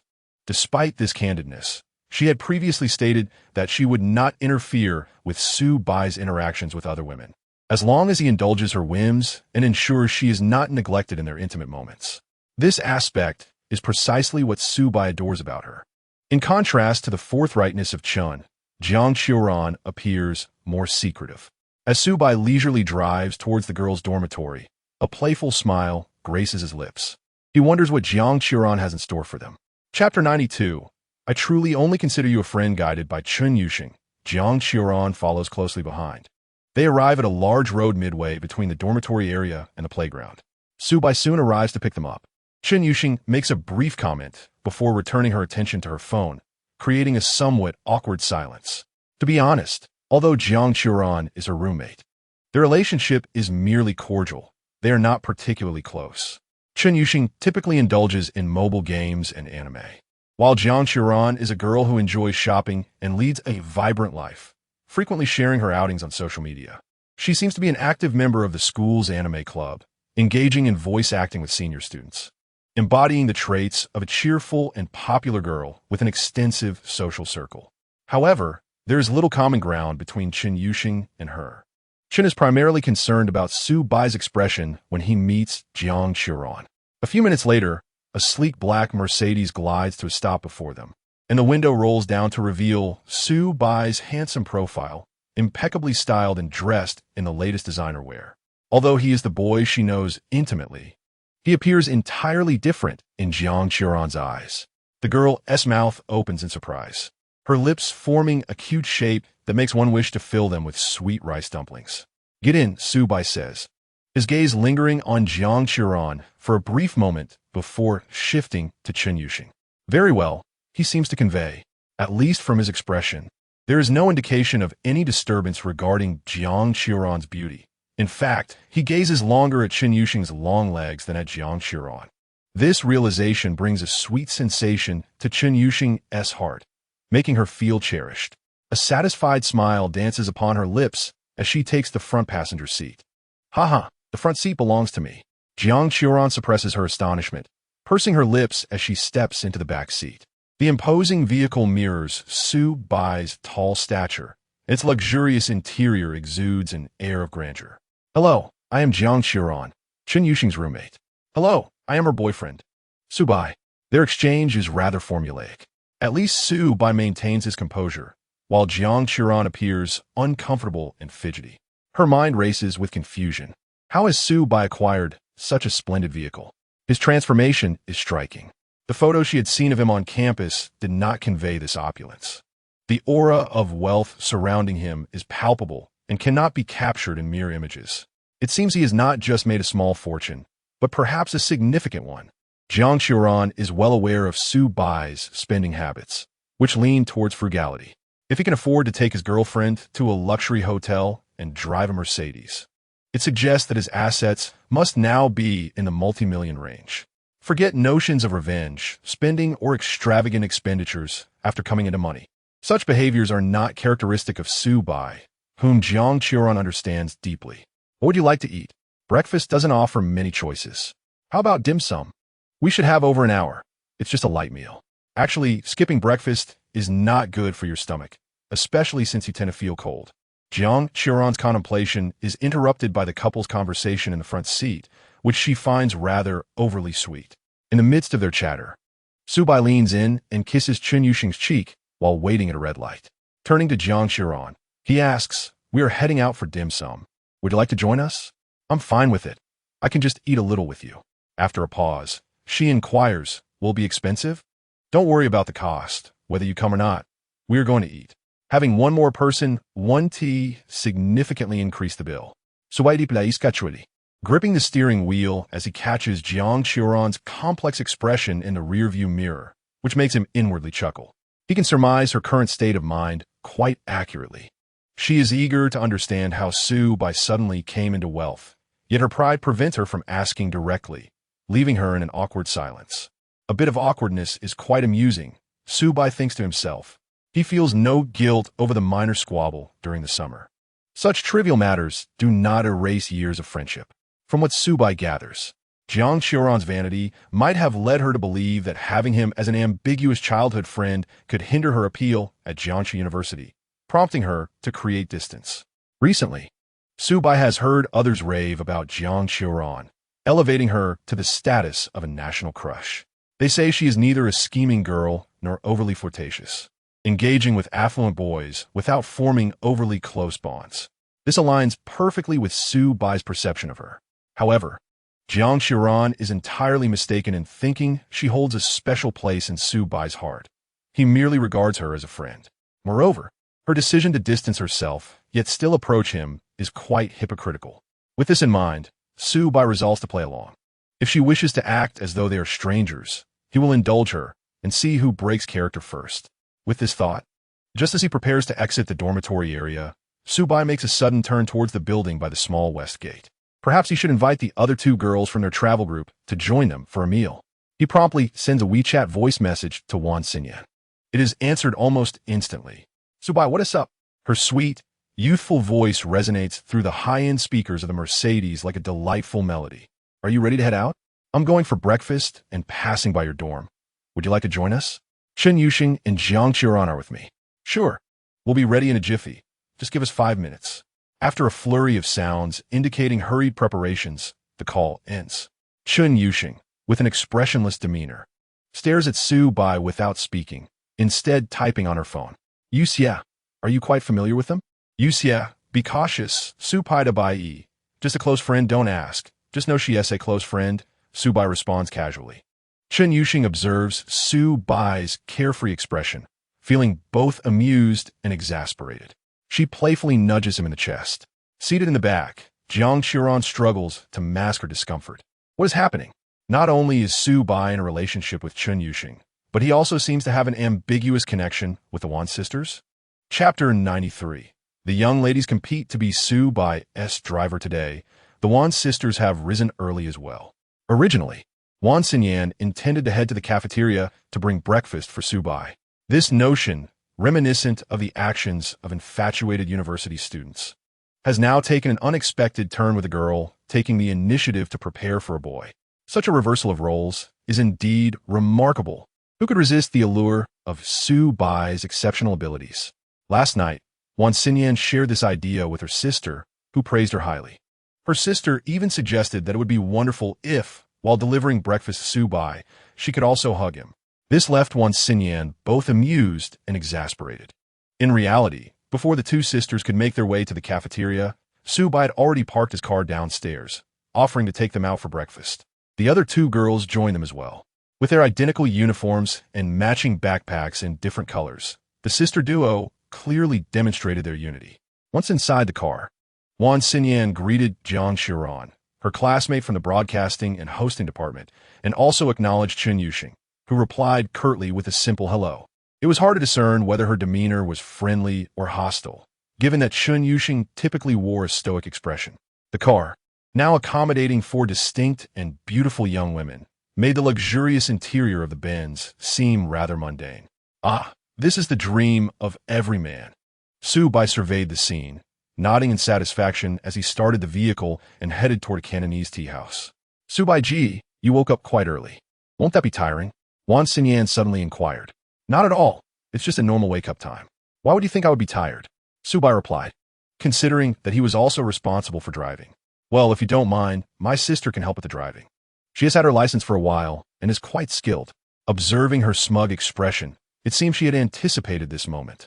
It is well known that during courtship or dating, most girls claim to enjoy traveling. This is not merely a superficial interest. Traveling serves as an effective means to evaluate a boy's overall capabilities, his planning, his ability to care for others, and his adaptability. Though the most crucial factor remains financial stability. I can pay for the express lane, so we won't have to wait in line. Conversely, this trip was an opportunity for the Wan sisters to showcase their abilities. Wan Xinyan's sister turned 18 during the winter break of her senior year and swiftly obtained her driver's license, discovering a surprising knack for driving. Since she didn't enjoy drinking, they could take turns driving on their outings, freeing Su Bai from the need to hire a chauffeur. Indeed, Su Bai remarked through the rearview mirror, casting a meaningful glance at Wan Xinyan. That's a splendid idea. I appreciate it. Jiang Qiran, seated beside Wan Xinyan in the back seat, twitched her lips in astonishment. From her peripheral vision, she noted the shocking scene. Hadn't she heard that the Wan sisters had high standards, with many boys being rejected by them? Yet here they were, fawning over Su Bai. Jiang Qiran suddenly understood that Su Bai's rise to prominence was no mere stroke of luck. Winning the favor of various girls could not be attributed to mere happenstance. He must possess a stable and substantial source of income. Realizing this, Jiang Qiran felt increasingly troubled. Should she seek an opportunity to reconcile with Su Bai privately? No. Given Su Bai's playful expression, it was clear he harbored some resentment towards her. If Jiang Qiran were to initiate a reconciliation and Su Bai declined, it would be utterly humiliating. At the same time, Chen Yuxing's mood shifted. Biting her lip, she said to Su Bai, "Actually, I also have my driver's license. I could help you drive." The jealousy in her tone was palpable. If Chu Mingjie had been present, he might have immediately suffered a spike in blood pressure, necessitating a trip to the school hospital. Su Bai was taken aback. No, wait, ladies, however, since the Wan sisters were already in the car. Su Bai prepared himself for Chen Yuxing's jealousy. After some contemplation, he made a decision. Then, Yuxing, why don't you give it a try? Drive us to the tea house, and I will handle the navigation. On what? Are you afraid? She teased. Pulling over in a legal parking spot, Chen Yuxing, with an air of pride, exited the vehicle to switch places with Su Bai. Seizing the chance, she hugged Su Bai from behind, her lips near his ear. Big jerk. I can't stand you. The fragrant allure of Chen Yuxing enveloped Su Bai, stirring something within him. There was no rush. Once they reached the resort area, he would have ample time and opportunity to indulge this eager young lady. To Su Bai's surprise, Chen Yuxing's driving style mirrored his own, methodical and composed. While her skill was visibly less refined than his, she still handled the car adequately, even surpassing many so-called experienced drivers. After all, she was a woman capable of achieving the rank of king in the Korean server. Her dynamic vision and reflexes made driving a manageable task. Wan Xinyan took the opportunity to praise Chen Yuxing, leaving the latter feeling somewhat bashful, especially after their earlier minor squabble over affection. Yes, I can do it. Wan Xinyan, previously disheartened by Su Bai's rejection, regained her sparkle under his supportive gaze. Oh yes, I'm a great water server. She then turned to Jiang Qiran. By the way, can you drive? I can't. I haven't learned yet, Jiang Qiran replied. Oh, that is truly unfortunate, Su Bai remarked casually. Yes. Being with Su Bai Ji allows us to experience the thrill of driving. Wan Xinyan chimed in. If I relied solely on my own efforts, I probably wouldn't be able to afford a car worth over 800,000. Jiang Qiran found it hard to smile, her brow betraying a hint of melancholy. You know this, Su Bai. You just have to ask me. Her resentment simmered as she recalled that the argument with Su Bai had stemmed from the topic of learning to drive. After their fallout, Jiang Qiran had lost interest in attending driving school, while Su Bai seemed to breeze through his driving tests, obtaining his license effortlessly over the summer. Now, his feigned ignorance about her situation felt like a deliberate provocation. How infuriating. Su Bai, you just love to bully me. Jiang Qiran's eyes shimmered with unshed tears, rendering her even more endearing. Su Bai caught a glimpse of her expression in the rearview mirror, remaining unfazed, utterly devoid of any inclination to be sympathetic. As they arrived at the tea house, they were met with a warm reception, particularly directed toward Su Bai. After their last visit, Su Bai had found the food and service commendable, prompting him to recharge his prepaid card with the highest possible amount. The owner, Having recognized Su Bai as a patron who enjoys the finer things in life, had added him on WeChat. Prior to arriving at the parking lot, Su Bai had already contacted the owner to inform him of their breakfast visit, and several dishes had been prepared in advance. Su Bai, we have the freshly arrived wild East Star grouper from Malaysia, steamed with oil to preserve its freshness. It might be a bit pricey, weighing in at over 2,000. I've already mentioned that the price is not an issue. Let us proceed. Su Bai, your appetite is impressive, the owner remarked with a smile. I love meat. I can eat well for breakfast. As Su Bai engaged in conversation with the owner, the girls observed with curiosity as he appeared to command a certain level of respect. Here, it could be considered a high-end tea house. It is said that professors prefer to come here when discussing business with their corporate partners. The taste of Cantonese cuisine is mild and not overpowering. Its presentation is appealing, making it suitable for business banquets. However, observing the boss's demeanor toward Su Bai, the easily delighted Wan Jia sisters could hardly conceal their admiration. Jiang Qiran continued to wrestle with her emotions internally. Only Chun Yuxing remained composed. She had little interest in such worldly pretensions and was merely anticipating the wild Dongxing grouper the boss had mentioned earlier. It should be quite delectable, although perhaps too bland for her palate. Perhaps she could try it with some chili powder, a thought that suddenly struck her. In other circumstances, such a method of consumption might invite ridicule, especially considering that the wild Dongxing grouper costs 2,000 yuan per fish, renowned for its exquisite flesh. Dipping in chili powder would indeed be a waste. Yet, in Su Bai's presence, Chen Yuxing felt a certain encouragement to manifest her peculiar culinary notion. She whispered her idea into Su Bai's ear, to which he nodded in agreement, saying he would inform the waiter shortly. Chen Yuxing's eyes sparkled with delight. Wouldn't tea that be a waste? After all, it is such a splendid fish. No worries, if you enjoy it, we can come often. The supply of this fish is actually quite reasonable, aside from the price. As long as one maintains a good relationship with the boss, shortages are unlikely. In truth, many high-end ingredients are like this. If one is willing to pay, they can always be found. Su Bai, fearing he might not have enough money, did not have a strong sense of the price. However, Jiang Qiran felt the weight of it keenly, her heart trembling. Jiang Ma provided Su Bai with a monthly allowance of 1,200 yuan, just for this fish, along with the tea service charge. It equated to nearly 2 months of Su Bai's living expenses. To be frank, even with many wealthy suitors pursuing Jiang Qiran recently, none had treated her to such an extravagant meal. The most extravagant offer she had received was at the beginning of September when an upperclassman from the art academy invited her to dine at a Michelin-starred restaurant, claiming that she could bring a friend along to avoid any potential annoyance. In other words, the suitor himself would not be present, merely a benefactor receiving free favors. However, Jiang Qiran declined. Such benefits come with strings attached, and a price must be paid. At the very least, her reputation would suffer. She aspired to continue being the pure goddess admired by her classmates. Yet, Su Bai effortlessly savored a higher level of luxury, indulging in the aromatic tea as Jiang Qiran experienced a mixture of emotions. Typically eloquent, she appeared unusually silent today. The dining table was animated by Wan Xinyan, who led the conversation, ensuring it did not falter. Wan Xinyan noticed Jiang Qiran's unusual demeanor, glancing between her and Su Bai. A woman's intuition told Wan Xinyan that there was something amiss between the two, particularly Su Bai's seemingly harmless expression, concealing a mind full of mischief, made Wan Xinyan ponder.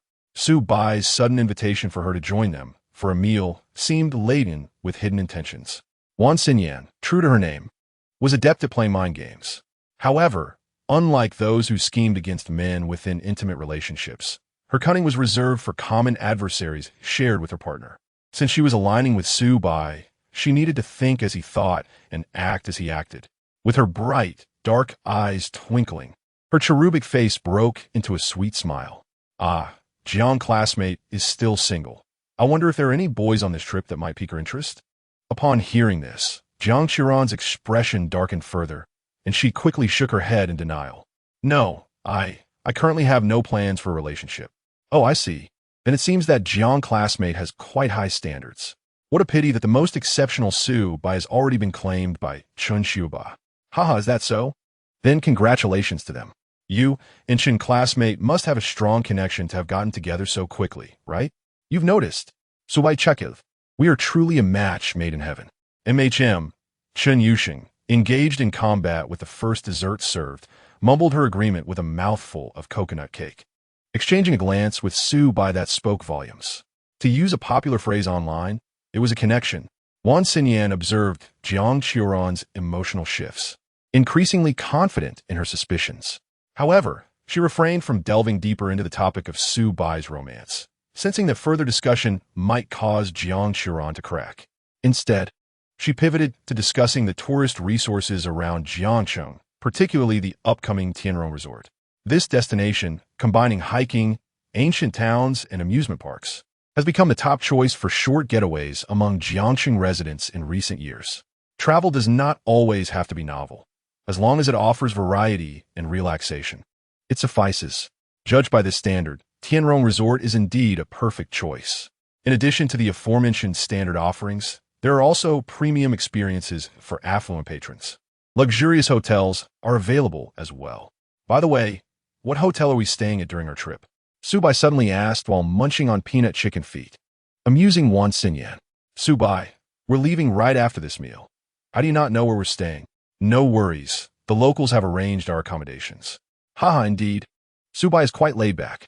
This remark irked Jiang Qiuran. What gives you the right to act as if you know Subai so well? Although, it must be admitted that this guy does have a rather nonchalant demeanor. In order to ascertain which hotel the locals had arranged, Subai, for the first time in a while, opened the group chat for the 510 travel team and scrolled through it. This group was one he typically avoided opening, primarily because it lacked any substance. The content usually consisted of Xue Tao or Chu Mingzhi showcasing their feathers in various styles. Occasionally, the two would argue in the group over their differing opinions. Alternatively, it would be Jiang Qiuran or Wan Xinyan forwarding information about some school events, presumably from upperclassmen in their clubs. In summary, it was rather unnutritious. The private chats among the girls were far more interesting, such as Chen Yuxing's abstract antics or Wan Xinyan sending seductive selfies for Su Bai's appraisal. So we are staying at the Sheraton?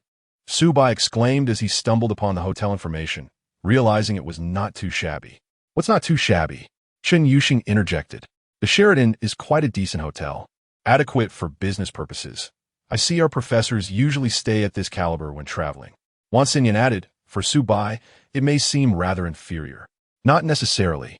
I have not always lived in luxury. Though he said this, Su Bai's hands were quite honest as he opened a travel app, searching for accommodations at Tianrong Resort, filtering for luxurious hotels, and sorting by price from high to low. It was not that he looked down on the Sheraton. In fact, the quality of rooms and services provided by mid-range boutique hotels has increasingly closed the gap with luxury hotels. For instance, the Sheraton, a tour, all seasons, and Vienna are all quite satisfactory. Subai was not pretentious enough to insist on staying at a Hilton when traveling. However, since they were on holiday, if there were superior rooms available, he naturally wished to secure them. After all, a vacation should be indulgent. Additionally, booking hotels at the last minute during holidays often incurs exorbitant premiums. Yet, he indeed found something rather unconventional. Tianrong Mankai, sharing the same name as the resort, likely due to the developer's influence, prominently features extreme luxury as a landmark hotel. It had been established relatively recently, only operating for about 2 years. At a glance, the mainstream room types were quite expensive. Let us set aside the quality of the hotel for the moment. In terms of pricing, it is indeed comparable to that of BOGL and NMN. The more affordable room types have already been booked, leaving only a few exorbitantly priced options available for today. Among them, one particular standalone villa by the lake piqued SBI's interest, commanding an astonishing price of 50,000 yuan per night. It is said to come with a range of exquisite services, including a dedicated team of maids. SBI felt somewhat uncertain about the reliability of this arrangement, so she privately inquired with Shi LN. The response she received was unequivocal. As long as one does not mind the price, it is a decision worth making. Onze Edin Remacht. The lakeside villa at TN MNJ is exceptionally comfortable. Previously, a prominent figure from another province stayed there for business, arranged by their family. She added, Oh, and the exclusive maid team is filled with beautiful women. Since you have the means, you should definitely indulge in the experience. Xiao continued, wait, aren't you going out with a few of our classmates and the lovely girls from the art academy? SBI, pondering this, responded, there's no conflict. It's perfect for the ladies to enjoy the pampering of the maids. SBI expressed her gratitude. Thank you, LN. To which Xiao replied, no need for pleasantries. Remember to send me a photo in your swimsuit from the villa with the pool. What a peculiar fixation Xiao has. It seems my physique has garnered her admiration. With this thought in mind, SBI reached out to the manager of TN, NJ, confirmed that the lakeside villa was available for tonight, and proceeded to make the payment. Ding! Host's extravagant spending detected. Booking the TN, NJ lakeside villa for 3 nights, totaling 150,000 yuan, triggers an 8x cashback, rewarding 200,000 yuan. Kids, I did it! SBI jubilantly announced, having secured an intriguing lakeside villa, and shared the details with the group, along with the Matewan link in the 510 Travel Squad chat. Susie HTO remarked, where have you gone? SBI, why aren't you in the dormitory? SBI replied, oh, I'm out having breakfast with them. Susie HTO questioned them. SBI clarified, the 4 girls from our team. She instructed, wait for me to pick up SHRZ and HY, and we'll gather at XMN. At that moment, in the 510 dormitory, Su T was brushing his teeth, his eyes heavy with dark circles. He had spent the previous night fantasizing about the delightful possibilities of their travel plans. Too excited to sleep well. These daydreams, more aptly described as fantasies, encompassed impressing the sisters, capturing Ji Ingqi N's attention, and even breaking Zh's defenses, along with making CHNYSH reconsider her perception of SBI's economic standing. Before long, Su T-O found himself mentally rehearsing the plans for the following day, losing track of time until he finally succumbed to sleep around 3 in the morning. Groggy and bleary-eyed, he stumbled upon SBI's message in the group chat, along with 2 captivating photos. The first was a shot of a dining table featuring esteemed Dongxing grouper, which Su T-O immediately recognized as an expensive wild variety. Surrounded by an array of exquisite Cantonese dim sum, he was astounded. Seriously? Eating like this so early in the morning? Isn't that a bit extravagant? The second photo showcased 4 beautiful women gathered together, causing Su T-O to flush with indignation. Damn it, SBI, how could you sneak out early? In a flurry, he sent a voice message to the group. Ladies, perhaps you should eat light for breakfast. I have arranged an excellent restaurant for lunch where we can fully experience the culinary delights of Ching. However, no one paid him any mind, as the food had already been served and everyone was savoring the delectable dim sum, especially that Yuan fish, a rare treat. They were all earnestly trying to discern its unique flavors. After a good 5 minutes, WNXNYN glanced at her phone. Upon hearing Su T-O's voice message, she frowned, dismissing it and opting to read the text instead. Unsurprisingly, it contained no substance, advising everyone to eat less for breakfast while the feast before them was so lavish. We're all adults. We can decide what and how much to eat, she thought with amusement. Subsequent to this, SBI habitually checked her phone and commented in the group, no worries, I have a hearty appetite. Susie HTO replied, all right, just keep an eye on the time and don't delay the departure. SBI added, DBI. The girls were engrossed in their meals, enjoying every bite of the exquisite fish. To be fair, while the wild catch came with a hefty price tag, its texture was superb, tender and flavorful, complemented by a light seasoning that tantalized the palate. CHNYSH even indulged her peculiar idea of dipping the Dongxing grouper into a dry sauce, finding it quite delightful. Ultimately, as long as the quality of the ingredients is high and the preparation isn't overly experimental, the results are often favorable. By 8:30, breakfast concluded, and the group prepared to leave. It became clear that WNXNYN possessed a natural talent for driving, maneuvering with agility. As she was at the wheel, subtle shifts occurred in the seating arrangements. CHNYSH insisted on sitting next to SBI, dragging him to the back seat. Ji Ingqi RN, wishing to avoid proximity to SBI, who was in a mischievous mood, took the passenger seat instead. Thus, SBI found himself flanked by CHNYSH on his right and a WNXNYN on his left. SBI's left hand brushed against HNYSH, who blinked coyly. It perfectly matched the affectionate vibe she had showcased on her social media. Ji Chi observed this scene, her mood sinking further. I was the one who came first, who had known SBI for years. Now, after a brief estrangement, he has become wealthy and is dating someone else. Her frustration boiled over. Had she known SBI would thrive, she would have never let their friendship falter. Truth be told, in Ji Chi's eyes, SBI's appearance, character, and every aspect made him her ideal partner.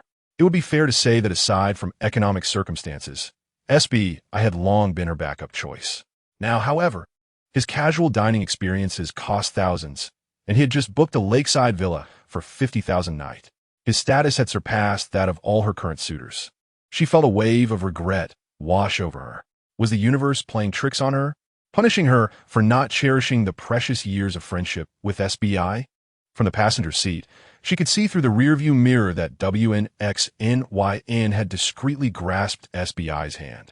The sight made Ji Chi's eyes widen in shock. How could SBI be so brazen? He already has a girlfriend and yet engages in such behavior. What perplexed Ji Chi even more was that WNXNYN displayed no signs of discontent regarding SBI's apparent flirtation. Instead, she gazed at him with gentle eyes, radiating warmth. It seemed that this was precisely what she had anticipated Su-Bai would do for her. How could this be possible? Wan Xinyan, despite not residing in the goddess dormitory, was indeed a goddess-level figure herself, yet she was so infatuated with Su-Bai. This was not merely an ordinary case of admiration. It was far more absurd than typical infatuation. A woman in love would allow a man to have no title, merely existing as friends? Jiang Xiran felt as if her worldview was about to shatter. At Jiangxing University, near the West Gate, a Maitong 330 was parked by the roadside. It had been freshly washed the day before, and under the radiant sunlight, the car's paint gleamed. Shuetao was adjusting his hair in the reflection of the car window, a rather ostentatious act. Wang Haoran leaned against a large tree by the roadside, engrossed in his mobile game. Perhaps he was the most emotionally stable man in the computer science department. Regardless of whether others indulged in youth or stayed up late, he remained unchanged. Even after becoming Su-Bai's subordinate, his daily life had not altered much, except for his spending habits in the cafeteria. Zhu Mingzhe, wearing his Sennheiser in-ear headphones, had his device connected not to a mobile phone, but to a professional player and decoder, presenting the image of a music aficionado. Observing Shuetao fussing over his hair endlessly, Chu Mingzhe mockingly remarked, "Stop fidgeting. No amount of grooming can match the charm of Brother Su-Bai." "Shut up. What do you know? This is called the aura of a mature man." "Does Su-Bai possess such a quality?" "Absolutely not," Shuetao retorted defensively, quickly drifting into fantasy. "Do you think those girls will feel nauseous in Su-Bai's car and then declare they never want to ride in that inferior domestic vehicle again? All flocking to my car instead? How do you know it's an inferior domestic vehicle?" "Zhu Mingde inquit. Isn't it obvious?" Shuetao replied with an expression of enlightenment. If Su-Bai truly had the means to buy a good car, he wouldn't just have made a small fortune. He'd have struck it rich. "Do you think he looks like someone who could earn a lot of money?" "Well, that may not be the case. I've noticed Su-Bai's taste has significantly improved lately, especially in fashion. Perhaps he truly is on the rise," Chu Mingzhe suggested. "How could he possibly take off?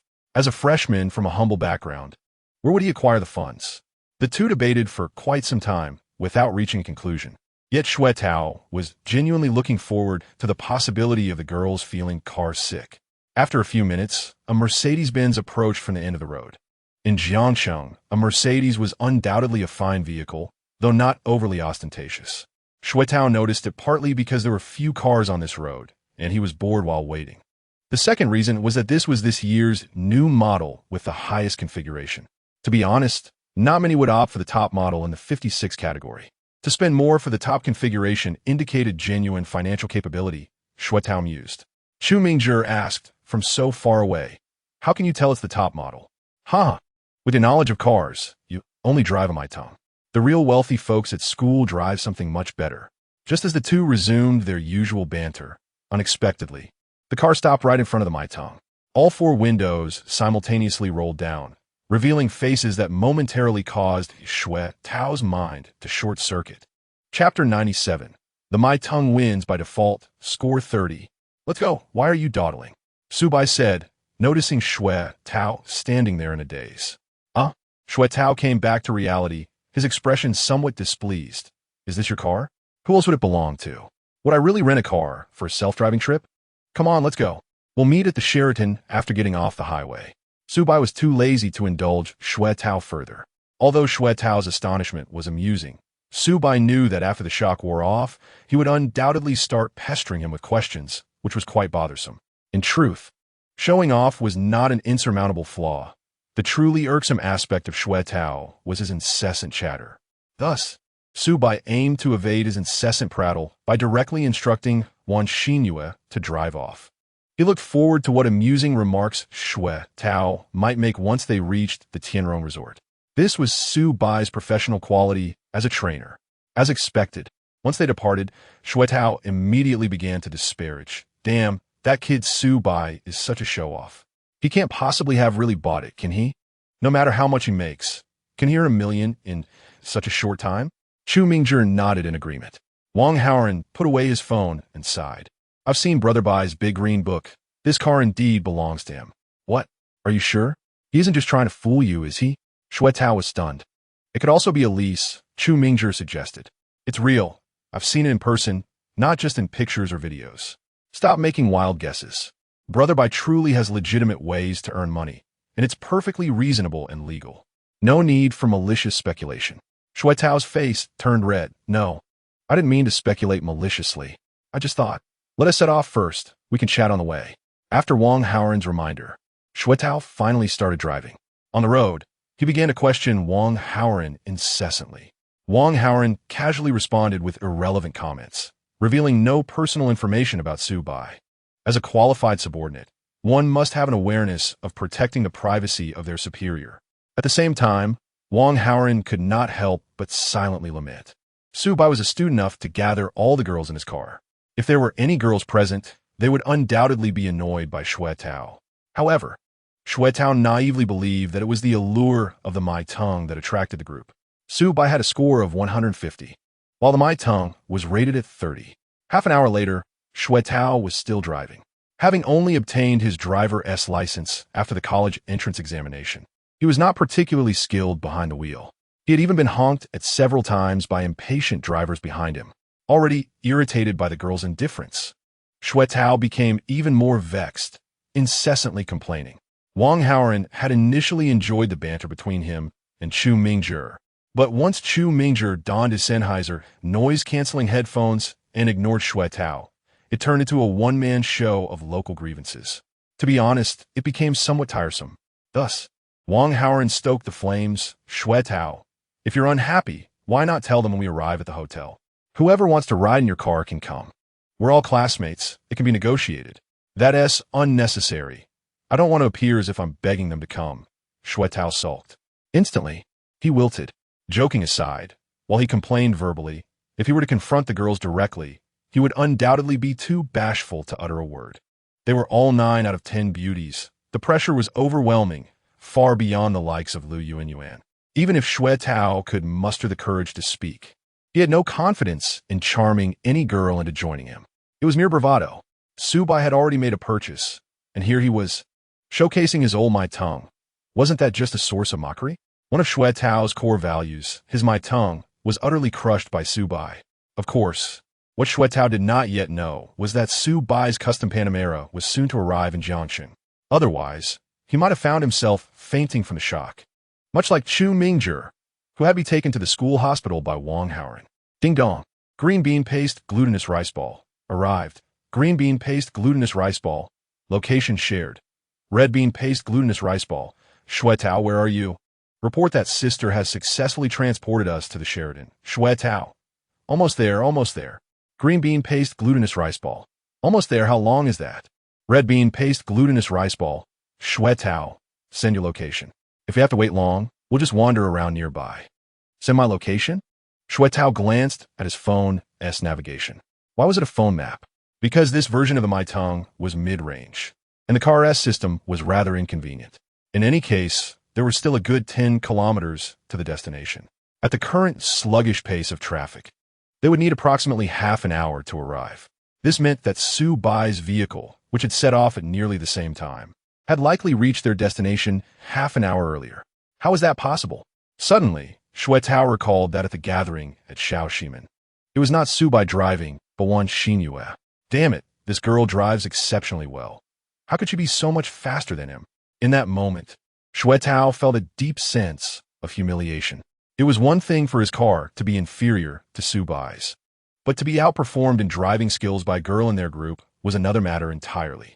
Meanwhile, on Su Bai's side, everyone was also discussing Wan Xinyue's driving skills. You drive so well, better than I do. Chen Yuxing sincerely complimented Wan Xinyue. Fortunately, Wan Xinyue felt a bit shy. She was not particularly adept at socializing. Moreover, Chen Yuxing's straightforward nature was quite rare among girls. She spoke candidly, without belittling them, due to any sense of rivalry. Of course, it was hard to say whether Chen Yuxing was fully aware of Su Bai's relationships with them.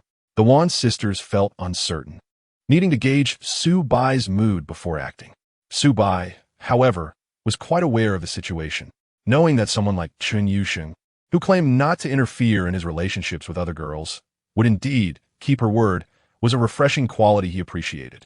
After all, harmony at home was essential. He couldn't afford daily conflicts, as that would disrupt his enjoyment of life. Su Bai surveyed the surrounding scenery, took out his phone, and searched for nearby businesses, interrupting the girl's chatter. For lunch, we are supposed to eat at the restaurant Xuetao recommended. If anyone cannot handle spicy food, let me know in advance, and we can pick up some McDonald's as a backup. In Chapter 98, in Chen Yuxing's worldview, Su Bai was the only one. I can handle spicy food, but my sister cannot, Wan Xinyue declared immediately. However, I'll defer to Su Bai Ji. All right, since Shangsheng loves spicy food, what about Jiang Tongxue? Su Bai asked, feigning ignorance. As childhood friends, he certainly knew that Jiang Qiran was not suited for spicy dishes. Yet, she stubbornly replied, I can manage. Since we are here, we should try the specialty dishes. Fine, it seems McDonald's won't be needed much, so I'll just grab a little something. There was a McDonald's next to the Sheraton, which spared Su Bai the hassle of running around. The others found a spot in the hotel lobby to sit and relax. Su Bai and Chen Yuxing went to buy supplies. Initially, Su Bai had considered sending the Wan sisters on errands, taking advantage of their eagerness to help. But he noticed that Chen Yuxing seemed to want to say something. This was a perfect opportunity for them to be alone together. The Wan sisters, understanding his intentions, discreetly recognized the moment. Thus, the two settled at a small table for two in a corner of McDonald's, waiting for their order while whispering to each other. Big White Goose, have you? And Wan Xinyue. Chen Yuxing began with a rather abstract question, causing Su Bai's expression to stiffen. Rubbing his head, Su Bai replied, No, sister, do we really seem like we VE crossed that line? Who knows? I see how flattering she is towards you. Don't you just like obedient ones? Chen Yuxing said with a hint of jealousy. Isn't that a good thing? At least we'll have someone to drive us around. Just imagine that scene.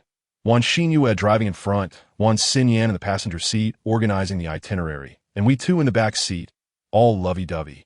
Are you suggesting we treat them like maids? Chen Yuxing's expression turned strange. Close enough. They seem to have that intention. Understanding this, Chen Yuxing took a bite of the ice cream Su Bai had just bought her, secretly calculating. If that were the case, then the Wan sisters were not a threat. It felt like a rather mundane, ecological niche. Hemepe, Su Bai surely preferred her, Chen Yuxing. Ever since being supported by Su Bai, Chen Yuxing felt herself becoming softer, developing a bit of a romantic mindset. Unbeknownst to her, the desire to compete for affection had taken root. Her usual habit was not to please anyone. The crux was that she genuinely liked him, and Su Bai had given her so much. Perhaps this was a kind of happy trouble. Having the chance to vie for Su Bai's affection was a rare opportunity, and besides, she had considerable advantages. Next question. Are there any other skilled individuals? I'm not trying to put you on the spot. I just want to know. Haha, I get it. You want to ask about my relationship with Jiang Qiran? You figured that out? Am I not aware of your thoughts? Su Bai felt a bit smug and had no intention of hiding it. We are childhood friends. knowing each other since kindergarten. To be precise, we've been friends since the beginning of my memories. Huh? Then why? Chen Yuxing was taken aback. Suddenly, her brow unfurled. I know. You two quarreled, right? Subai nodded. Ah, not surprising. You're like another version of me. Their synergy was uncanny. Just offering a bit of information, and she could almost deduce the entire situation. Can you guess what we quarreled about? Subai wore an expression of challenge. Chen Yuxing eagerly pondered. Suddenly her eyes lit up. You quarreled while learning to drive at the driving school. Whoa, how did you guess that? When you asked who could drive in the car, Jiang Qiran's expression shifted significantly. At that moment, I wondered why. Now it makes sense. As they spoke, Chen Yuxing's face suddenly darkened. Wait, you didn't tea with her before, did you? Goodness. Subai chuckled, exasperative. Why do you think I've been with every woman? To be honest, Subai felt that he had been quite abstract by nature, merely concealing it well. After gaining the indulgence of the system, he began to showcase more of his flamboyant side. Chen Yuxing, however, was the true embodiment of abstraction. Subai's comment made Chen Yuxing blush slightly, her face turning pink. Well, I was speaking from my perspective. I feel that if you really like someone, you should seize the opportunity without hesitation. If we were childhood friends, I would have definitely pursued you right after the college entrance exams. Sheng. What? Were you perhaps the master sister of a sect in a previous life? Nonsense. Which sect has only one partner? Really? I am quite particular and have high standards. Humph. Lucky you free-spirited big white goose. Having satisfied her curiosity, Chen Yuxing became more relaxed and began to chat aimlessly with Subai. Several hamburgers, a few side dishes, and beverages. These were items that Subai had previously hesitated to order.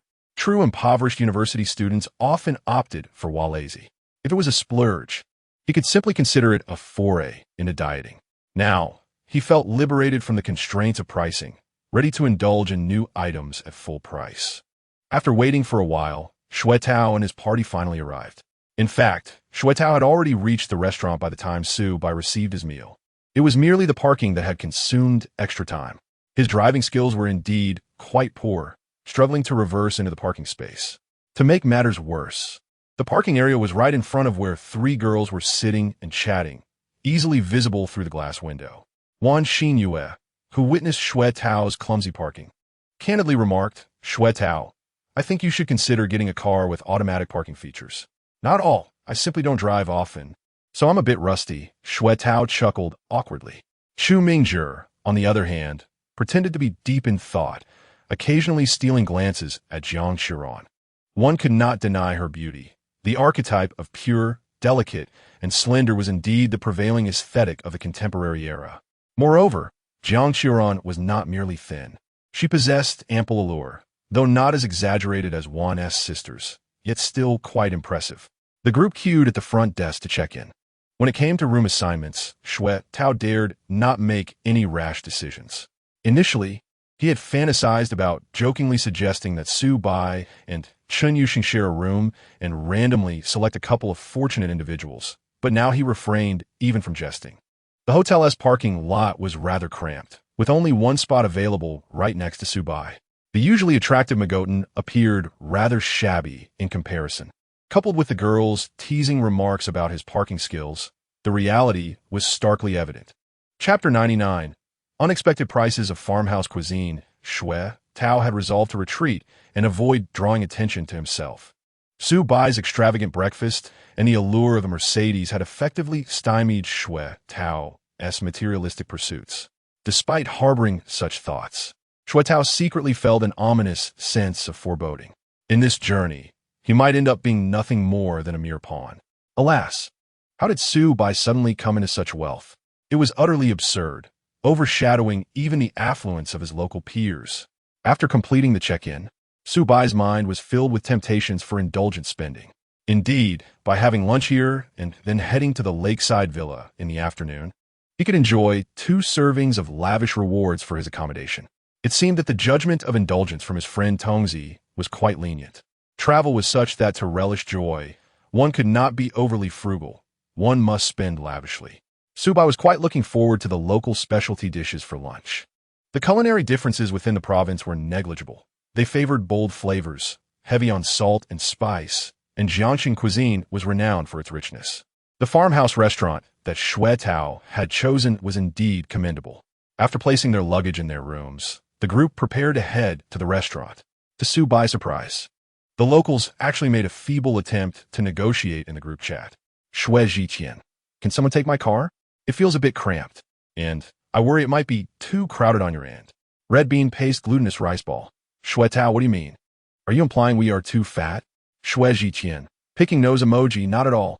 Huh, how could I possibly dislike you? Your figures are all splendid. Shui Jiqian, what I meant was, my car has plenty of space, feels a bit wasteful. Yuxia, if you feel it's wasteful, you could offer a ride to someone. Shui Jiqian, you truly live up to your reputation. Su Bai chuckled. The path to the farmhouse restaurant was not easy to traverse. After a light rain last night, the ground was somewhat muddy. Shui Tao drove the Magotan with trepidation, nearly veering into a ditch. Upon arrival, he hurriedly checked for any undercarriage damage. Su Bai, however, had no such concerns. With a higher ground clearance, driving over unpaved rural roads was quite enjoyable. Stepping out of the car, they were met with a distinctly farmhouse-style courtyard, adorned with plastic rain covers, folding tables, and plastic stools, evoking the ambience of a rural feast. Customers and waitstaff were bustling about. Unlike the upscale restaurants, here the servers were robust ants, exuding a warm familiarity. However, upon glancing at the menu, Su Bai was taken aback by the prices, which were decidedly at odds with the homey atmosphere. The astute Wan Xinyue quickly raised her doubts. Shui Tao, this place looks like a budget eatery. Why are the dishes so expensive? You wouldn't bring us to a scam restaurant, would you? How could that be? Shui Tao replied, a hint of urgency in his voice. This place was recommended by my relative. It's quite reputable. Although my family in Jiangsheng is not excessively wealthy, we are at least somewhat respectable. After studying the menu for a moment, Su Bai concluded it must be the portion sizes and the quality of the ingredients that drive up the prices. For instance, free-range chickens and large fish heads from the reservoir, all of which have significant procurement costs. Recently, the dining industry has seen extravagant spending patterns. This gradually helped Su Bai understand the pricing logic of these relatively expensive restaurants. Is that so? Su Bai, you really know a lot, Wan Xinyue thought, her eyes sparkling with admiration as she gazed at him. The previously skeptical Jiang Qiuran and Chen Yuxing soon relaxed their expressions. This inadvertently made Shui Tao question himself. Was it possible that as a local, he sounded less trustworthy than Su Bai, an outsider? Damn it, these superficial girls, they merely trust him because he is handsome. Such foolish women, they will inevitably be deceived. Secretly grumbling, Shui Tao found himself struggling with the menu. Initially, he had intended to generously declare that everyone could order freely, as he would cover the bill. However, the prices at this establishment far exceeded his expectations. Some of the game items on the menu even lacked price tags. It's well known that prices in restaurants can fluctuate wildly, often making them a financial trap. For example, the Dongxing grouper that Su Bai had treated them to in the morning would not have a fixed price on the menu. It depended on the market rate set by the owner, plus the customary profit margin for the restaurant. If the girls ordered freely, Shui Tao's wallet would not survive the onslaught. Thus, a brief silence enveloped the table. The local Shui Tao remained silent, and the others were unfamiliar with Jiangxing cuisine. Fortunately, Su Bai timely broke the silence. Let us order one of each of these signature dishes. I'll take care of the bill. As for the rest, you can decide. Su Bai's proposition was exceedingly reasonable. When students venture out together, their perspectives on spending can often diverge. After all, within the same prestigious university, the disparities in students' financial backgrounds can be vast. Viewed from this angle, the college entrance examination is indeed a relatively fair system. Gifted scholars, even those from families on welfare, have the opportunity to study alongside the children of the affluent in the same classroom. Consequently, when students from different financial backgrounds share a meal, complications may arise. Some are accustomed to extravagant spending without regard for prices, while others must meticulously calculate the most economical options. Su Bai was genuinely interested in the signature dishes, willing to pay out of his own pocket for them. The others then deliberated on their choices. The girls promptly shared their interests. Jiang Qiuran ordered a bowl of glutinous rice balls and wine sauce. Fixing her gaze on Su Bai afterward, hoping for some reaction from him. However, Subai remained impassive. Of course, he understood what Jiang Qiran was hinting at. In my memories, the first time Jiang Qiran came to that place during middle school, she was in excruciating pain from a stomachache. It was Subai who went outside to buy a bowl of sweet rice balls and brought it to her. As she eagerly consumed the steaming delicacy, immediate relief washed over her. Her gaze, filled with a delicate melancholy, seemed to silently beg for affection. Subai, I am your childhood sweetheart, and I am no less than any other girl. However, Subai merely chuckled at her. No, my friend, you distanced yourself from me for the sake of wealth, and now that I have prospered, you wish to insinuate a reconciliation? Such a thing is out of the question. Ignoring her, Subai resolutely turned away. If she wished to mend their relationship, she would have to come to him. Otherwise, it was futile. Subai was hardly lacking in the company of women. With Sheng Sheng and Wan Jia as companions, why would he need to indulge Jiang Qiran? Upon placing his order, Subai casually approached the waiter to settle the bill for his dishes. Truth be told, the meal was rather expensive. However, in comparison to the fish from earlier that morning, it did not seem as outrageous. After all, it was a feast of substantial dishes. Surprisingly, he triggered a cashback reward for his indulgent spending. This was peculiar. Since the meal was shared among a group, it should not have qualified for the system's cashback. Otherwise, Subai could treat his entire class daily and receive cashback without end. Thus, he inquired within the system and soon received an explanation from the system's AI. If the number of goddesses present, with an affinity of 80 or higher towards the host, constitutes at least half of the dining party, this meal qualifies for the indulgent cashback. So that was the case. Subai suddenly realized something amiss. Aside from himself, there were 7 others, excluding 3 males, that left 4 females with affinities exceeding 80. He quickly checked Jiang Qiran's profile. Name, Jiang Qiran. Age, 18. Height, 161 centimeters. Number of relationships, 0. First kiss, alive. First love, alive. Current affinity, 82. Wow, the bond of our childhood friendship turned out to be quite valuable. Subai was genuinely astonished.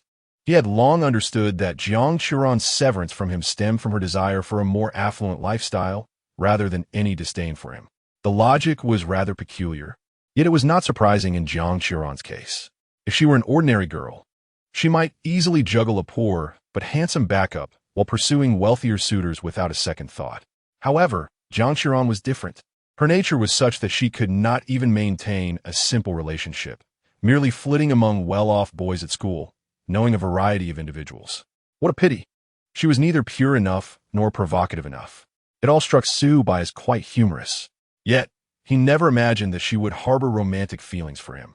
This realization left him somewhat apprehensive. Brother, don't get too close. He had no desire to engage romantically with Jiang Qiran, as there were plenty of reliable women around him. Wasn't it said that it is difficult for those who grew up together to develop romantic feelings? At least for Subai, he had never felt any worldly desire towards Jiang Qiran.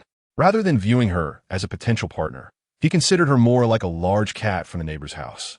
No, that was not the case. As Subai's wealth increased and his extravagant lifestyle became apparent, the number of women attracted to him would only grow. Embracing the natural course of life was the realm Subai aimed for.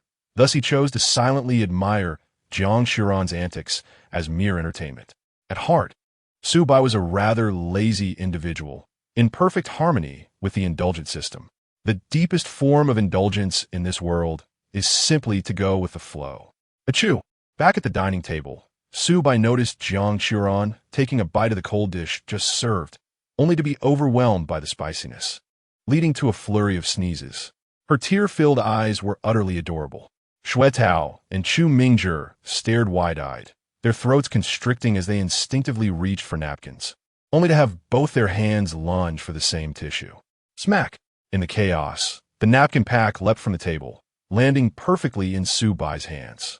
These locals and the Shanghainese truly are a love-hate pair. Even handing a girl a tissue turns into a competition for the napkin box. He quipped, "Oh, I need paper." With her eyes misty from the spice, Jiang Qiran tugged on Subai's shirt, snatching 2 tissues from his grasp. Subai was taken aback. The others were equally stunned, their expressions a mixture of surprise. After wiping her tears, Jiang Qiran suddenly realized her actions, her cheeks flushing a delicate pink. When a girl blushes, the hue and texture of her face can differ significantly. Some turn a deep red, indicating embarrassment, while Jiang Qiran's rosy cheeks resembled perfectly ripe peaches in autumn. Don't force yourself if you can't handle the spice. We bought McDonald's, right? Yin Yin, go grab it from my car's trunk. Sure. Playing the innocent. However, the gazes of her two roommates were akin to witnessing an all-out brawl between two jungles, filled with confusion. Wait, bro. How do you and Jiang the school beauty have a connection? They seemed to wonder if this travel group was actually his harem, particularly Chu Mingzhi, who had initially aimed to chat with Jiang Qiran about classical music and equipment, suddenly found himself questioning why Jiang Qiran looked at Su Bai with the same forlorn expression as an abandoned woman would toward a scoundrel. Something was amiss, very amiss. Fortunately, the dishes they ordered began to arrive in succession. To say the least, the farmhouse cuisine looked quite appealing, with substantial ingredients and generous portions, cooked to perfection. The aroma was irresistible. Everyone's appetites surged, and they eagerly indulged. The earlier commotion seemed to dissipate into thin air. After the meal, as they made their way to the restroom, Wan Xinyan seized the opportunity to inquire of Jiang Qiran. Qiran, I remember you mentioned during the start of the semester that you were from Incheon No. 1 High School. Yes, what about it? Jiang Qiran replied. Haha, nothing much. I was just thinking, Su Bai Gij also came from Incheon No. 1 High School. You should have known each other before, right? Wan Xinyan casually probed, her intent well concealed, leaving Jiang Qiran uncertain of how much she truly knew. TSK, this girl was no simpleton. In fact, it seemed that none of the women around Su Bai were straightforward. Jiang Qiran feigned ignorance. Well, I suppose I knew of Su Bai, but we weren't acquainted before. Ha. Jiang Qiran silently scoffed, recognizing Wan Xinyan as someone who appeared casual but was clearly aligned with Su Bai, purposefully trying to irritate her. Sigh. What has happened cannot be undone. What is to come can still be pursued. The severance had already occurred. Self-pity was futile. She should leverage her status as Su Bai's childhood friend to reconnect with him. She was unwilling to concede. Thus, Jiang Qiran donned a social facade, a charming smile gracing her lips.